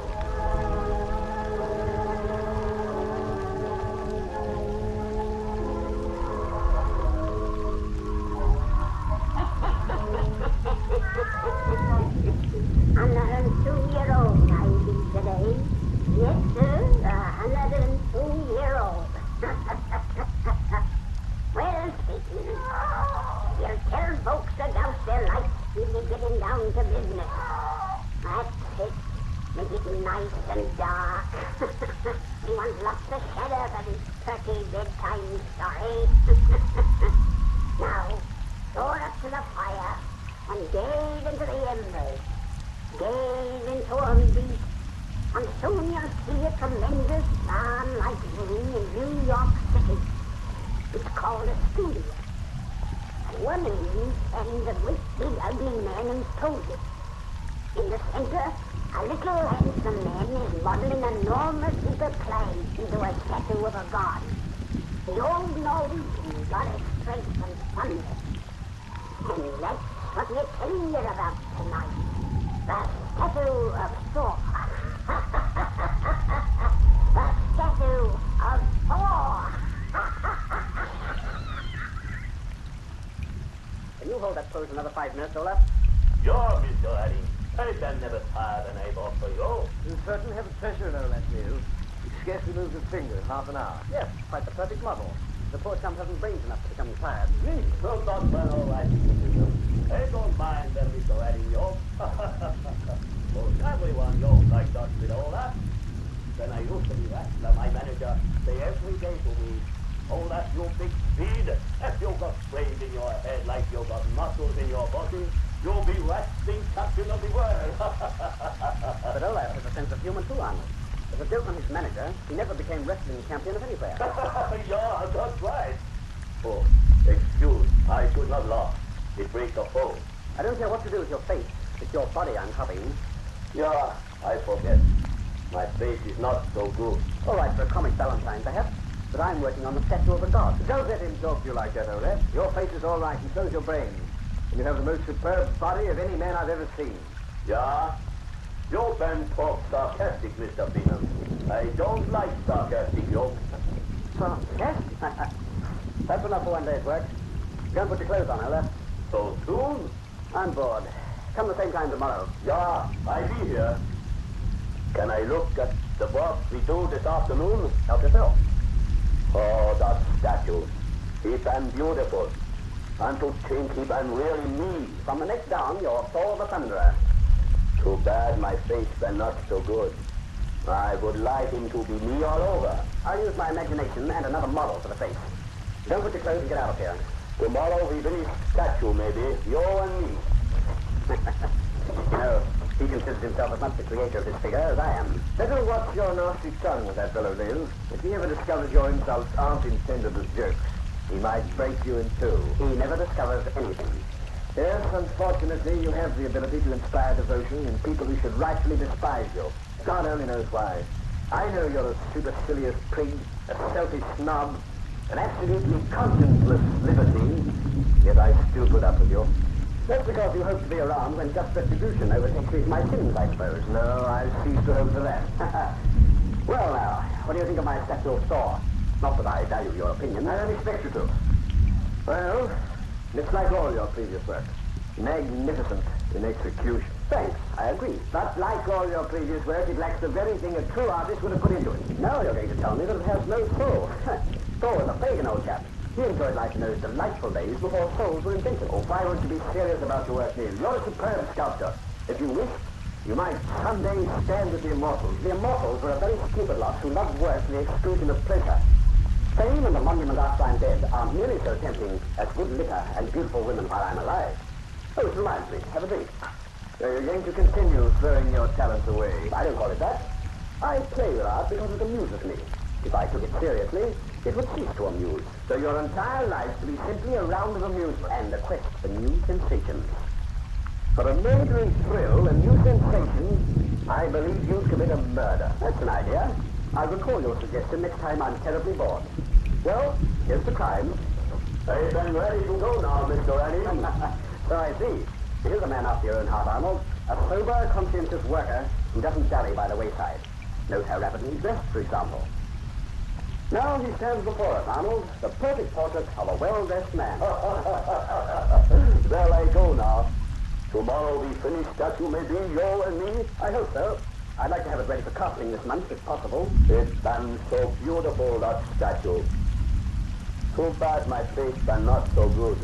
I would like it to be me all over. Yes, we've already settled that point. Get out, Ella. Yeah, I go now. Oh, Mr. Eddie. Mr. Eddie. I gonna get married. Huh? Olaf!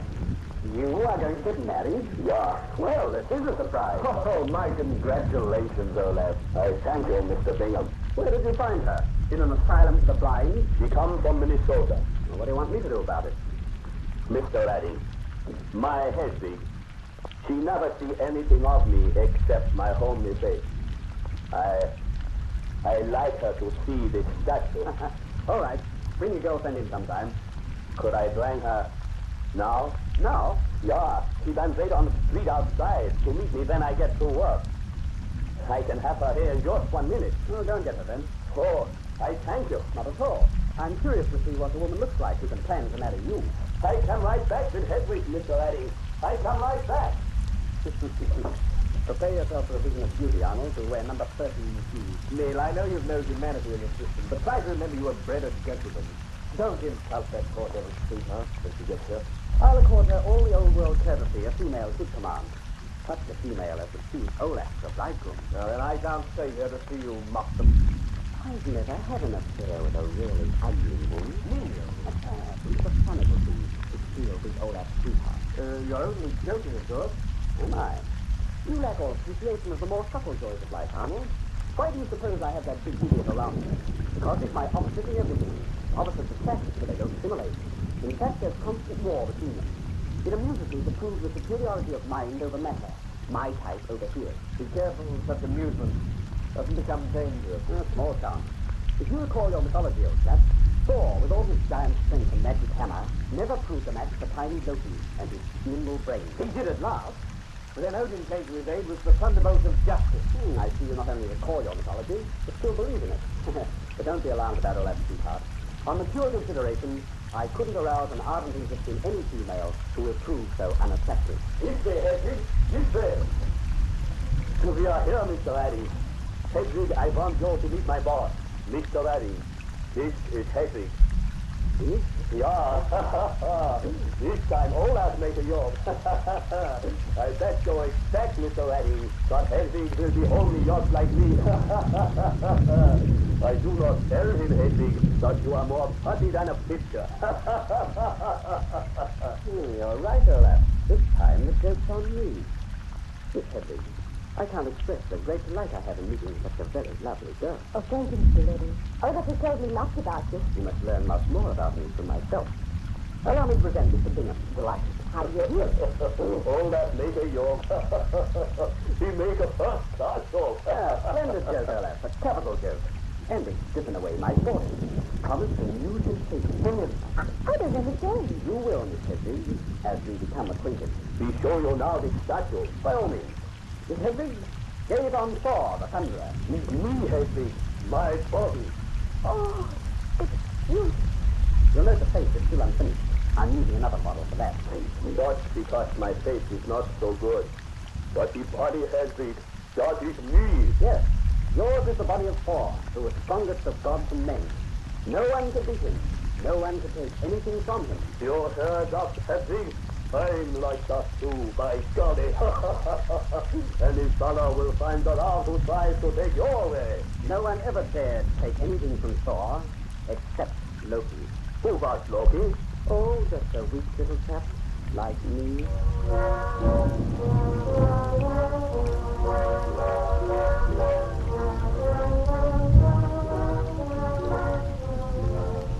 I shouldn't have come again, Neil. I'm afraid. My dear Hedwig, Olaf hasn't brains enough to suspect us. Perhaps I wouldn't be so nervous if he went in the studio with that statue patiently and watching her every time you kiss me. It doesn't watch with Olaf's face. Oh, but it has his huge body with all those bulging muscles. Formidable, aren't they? Those hands could tear us into tiny bits. Oh, don't say such things. All right, since the remote prospect frightens you so much. But that clay model won't be here to bother your conscience much longer. It's finished now. Tomorrow I start to prepare the mold. And next week I'll cast it into bronze. Oh, I know it's silly, but I'll do it easier when it's down from here. You're too much of a coward to properly enjoy this little idol of ours, my dear. Once you're afraid of being burned as you are, you shouldn't play with fire. Oh, I know. I couldn't help myself. I never met a gentleman like you before. Thank you. Only the sinners between you. You don't understand his kind like I do. I was born in this country, but I'm greedy too and know my people. You think they're not all of a dumb, but they're not. And they're only easy going until they learn someone's doing things against them. But that's what gives this game its zest. Oh, I'm just a game to you. Of course not. I love you devotedly. Why, thanks to you, I've only been slightly bored. You've provided a new sensation. Oh, you're so different from other men. I don't understand you, but I'm crazy about you. Oh, who's there? Oh, it's only a button. Who did you think it was? What do you want, Warden? I must see you at once, sir. All right, come in. What's the matter? Why the excitement? The big Swedish man, sir. Your model. Oh, shut up. What about him? He was just the door, sir, inquiring for this lady. No one here? He said he had reason to believe you were here, madam. I was able to allay his suspicions and sent him away. But there was a nasty looking reviver. Oh, he knows me. He'll kill us both. He doesn't know, or Gordon wouldn't have been able to get rid of him. The game becomes more interesting. Oh, I am just a game to you. Everything is. Gordon, ask me to draw a curtain from the limousine and bring it to the carriage door from the Skyland Ball. At once. If Olaf's still hanging around, you'll be in that car and away before he has time to investigate. But we mustn't see one another again, Hedwig, until after the statue is passed. Until the statue? Then there'll be no danger. Loki always best ashore by striking first. I don't understand you. I'm planning an, as yet, untried sensation. One that Mr. Bingham suggested the day I met you. Olaf and I will play a little game, and Olaf is sure to lose.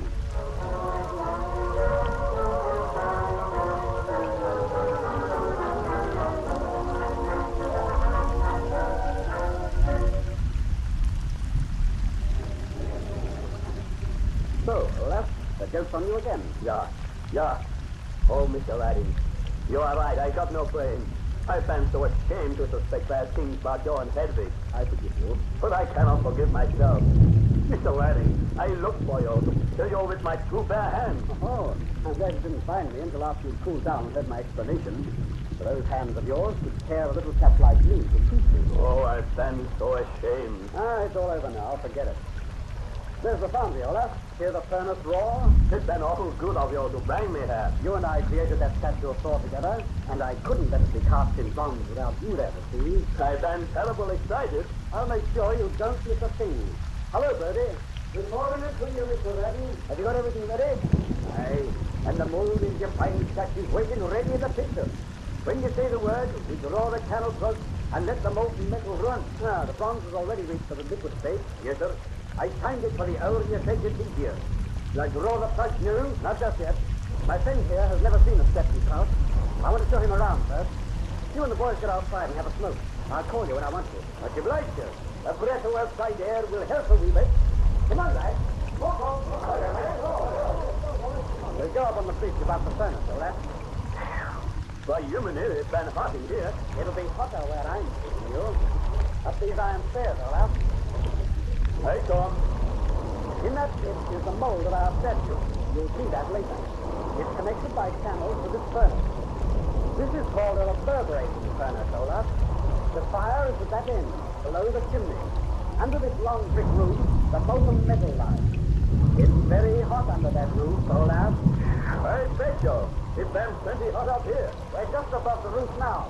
From this bit, the cold bronze is thrown into those hoppers and down into the charging hole. What been charging hole? I'll show you. This lever controls their covering. My, Rocky! With the cover out, you can realize how hot it is inside. Underneath that hole is a drop of molten metal. Jumping humidity! And that hole is just large enough to fit a strong man's body. Good thing to know if you ever want to commit a perfect murder. You've been always joking, but I don't want to commit no murder.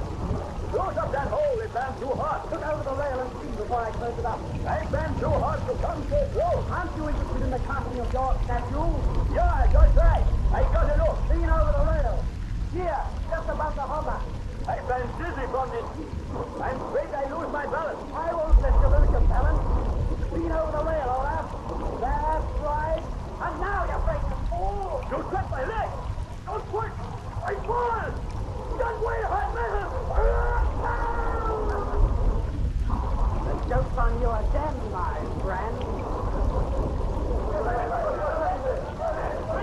What's that, Melvin? Never? That's an awful scream. Oh, I have the charging all over. The furnace roared so loud I called to you to top of my lungs. Please, you calling? Yes. Let me replace this cover so we can talk in a normal tone.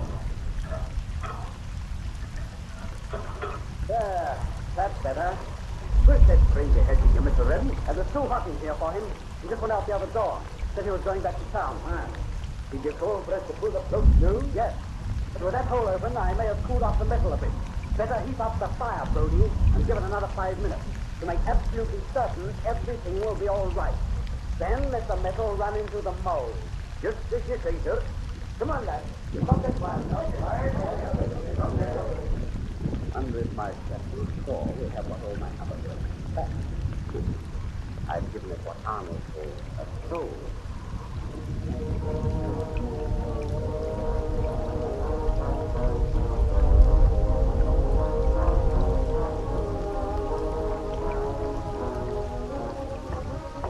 Awfully good, you, Arnold, to come and help me break off this mold. Oh, not at all. You know how curious I am to see the statue in finished bronze. The casting went off without a single hit. I'm sure the finished work will satisfy our fondest expectations. And I expect much, Arnold. I took your former criticism to heart. I really labored to give old Thor a soul. Yes? I can't imagine you laboring at anything. That's because you don't know me so well as you think you do. But why Olaf's not here? I didn't think anything could keep him away when his statue reached completion. Yes, his statue. Sir, I'm worried about Olaf. You know, they told me at his boarding house that he hasn't been seen since the day I took him to the foundry. Doesn't Hedvig know where he is? He hasn't the vaguest idea. No one has, apparently. He's completely disappeared. That's funny. But I imagine he'll turn up. He may be off on a drunk somewhere. He'll never lose a chap like Olaf. No. It wouldn't be justice for anything tragic to happen to him. And you believe in justice, Arnold? I told you I cease to believe in it. Because nothing ever happens to you. Yes, I remember. Sir, we have the head mold completely loosened now. Hope we take it off and we'll expose the face. Careful of the surface underneath. Now. I've got it. There it goes. Neil. Gone. That face is Olaf. I thought you used another model for the head. What's this? That's not the face of Thor I made. Well, then, what happened in the casting? Man, you're pale, you're shaking. What's the matter? Nothing. Arnold, does it seem to you that statue's eyes are moving? Yes. I seem to follow you. That bronze face seems alive.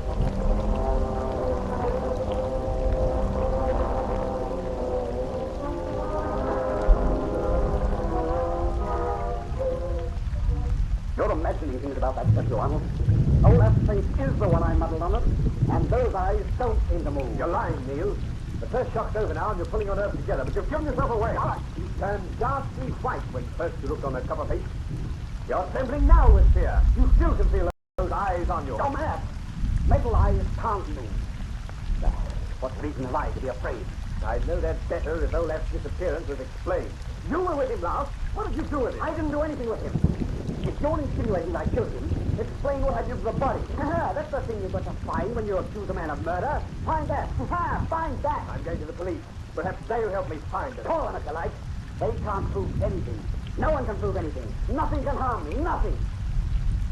Now get out of here. Leave me alone so I can think. I don't know why or how you killed that man, but I know that when you did it, you believed justice to be cheated. I'm beginning to believe in justice again, and so are you. Get out, you fool. Get out. Get out. I'm going. To leave you with your conscience, and that statue's knowing eye. Get out. Get out. Get out. God. Olaf's face instead of the one I modeled. Maybe his soul is in that statue. Oh, no, that's rot. With those eyes, I just turned, but I can feel them on me. Thor never proved a match for Loki until Odin came to his aid with thunderbolts of justice. God, that's madness. Thor! Oh, this must be eternal rain. It's thundering. Just natural thunder. What's that? What's that? Who's that? This silent board is calling some. This way. Come in, come in. Borden, leave us. Yes, sir. You're not angry because I'm here, Neil. You told me not to come again until the statue was finished. I couldn't stay away any longer. It seems I just had to be with you. Why did it seem that way? Why? Because I was lonesome for you, I suppose. Yes, of course, that was it. It wasn't because he wanted us together. He? What do you mean? Nothing. Neil, have you heard from Lola? Yes, I heard from him today. Where is he? He's where he can't hurt me. Can't hurt me. I'm there to came. I didn't want to be alone. And the statue of Philly had been... Is that it there? Yes. Why haven't you taken off the mold? I have from the face. The body is still held prisoner. I want to see it. No. Don't go near it. Don't look at his face. Don't let his eyes see you. Neil, what's the matter? Nothing. You haven't even kissed me yet. I'll kiss you now. I'm not afraid. Door! Why did you push me away? That thunder startled me. Thunder? Yes. It must be quite a storm outside. The sun was shining when I came in. I heard no thunder. You heard no... No. Then it's in this room. Coming from a statue. Statue? Look! The mold is cracking. It's falling from the bottom. Oh, the statue is moving. It has all the face. And it has all that soul. I put it there. Hey, saw the thunder. He waited through a page as you and I were here together. His eyes are on me. I can't move. It's breaking out his arms. For me. It's cracking.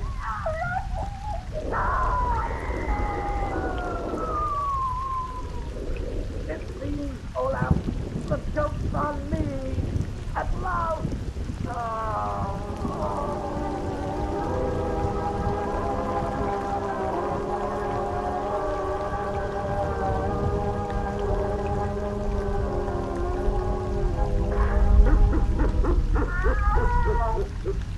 Well, that's the end of that mystery. And the moral is, don't get too fresh with great big swings. You folks come see us on me birthday.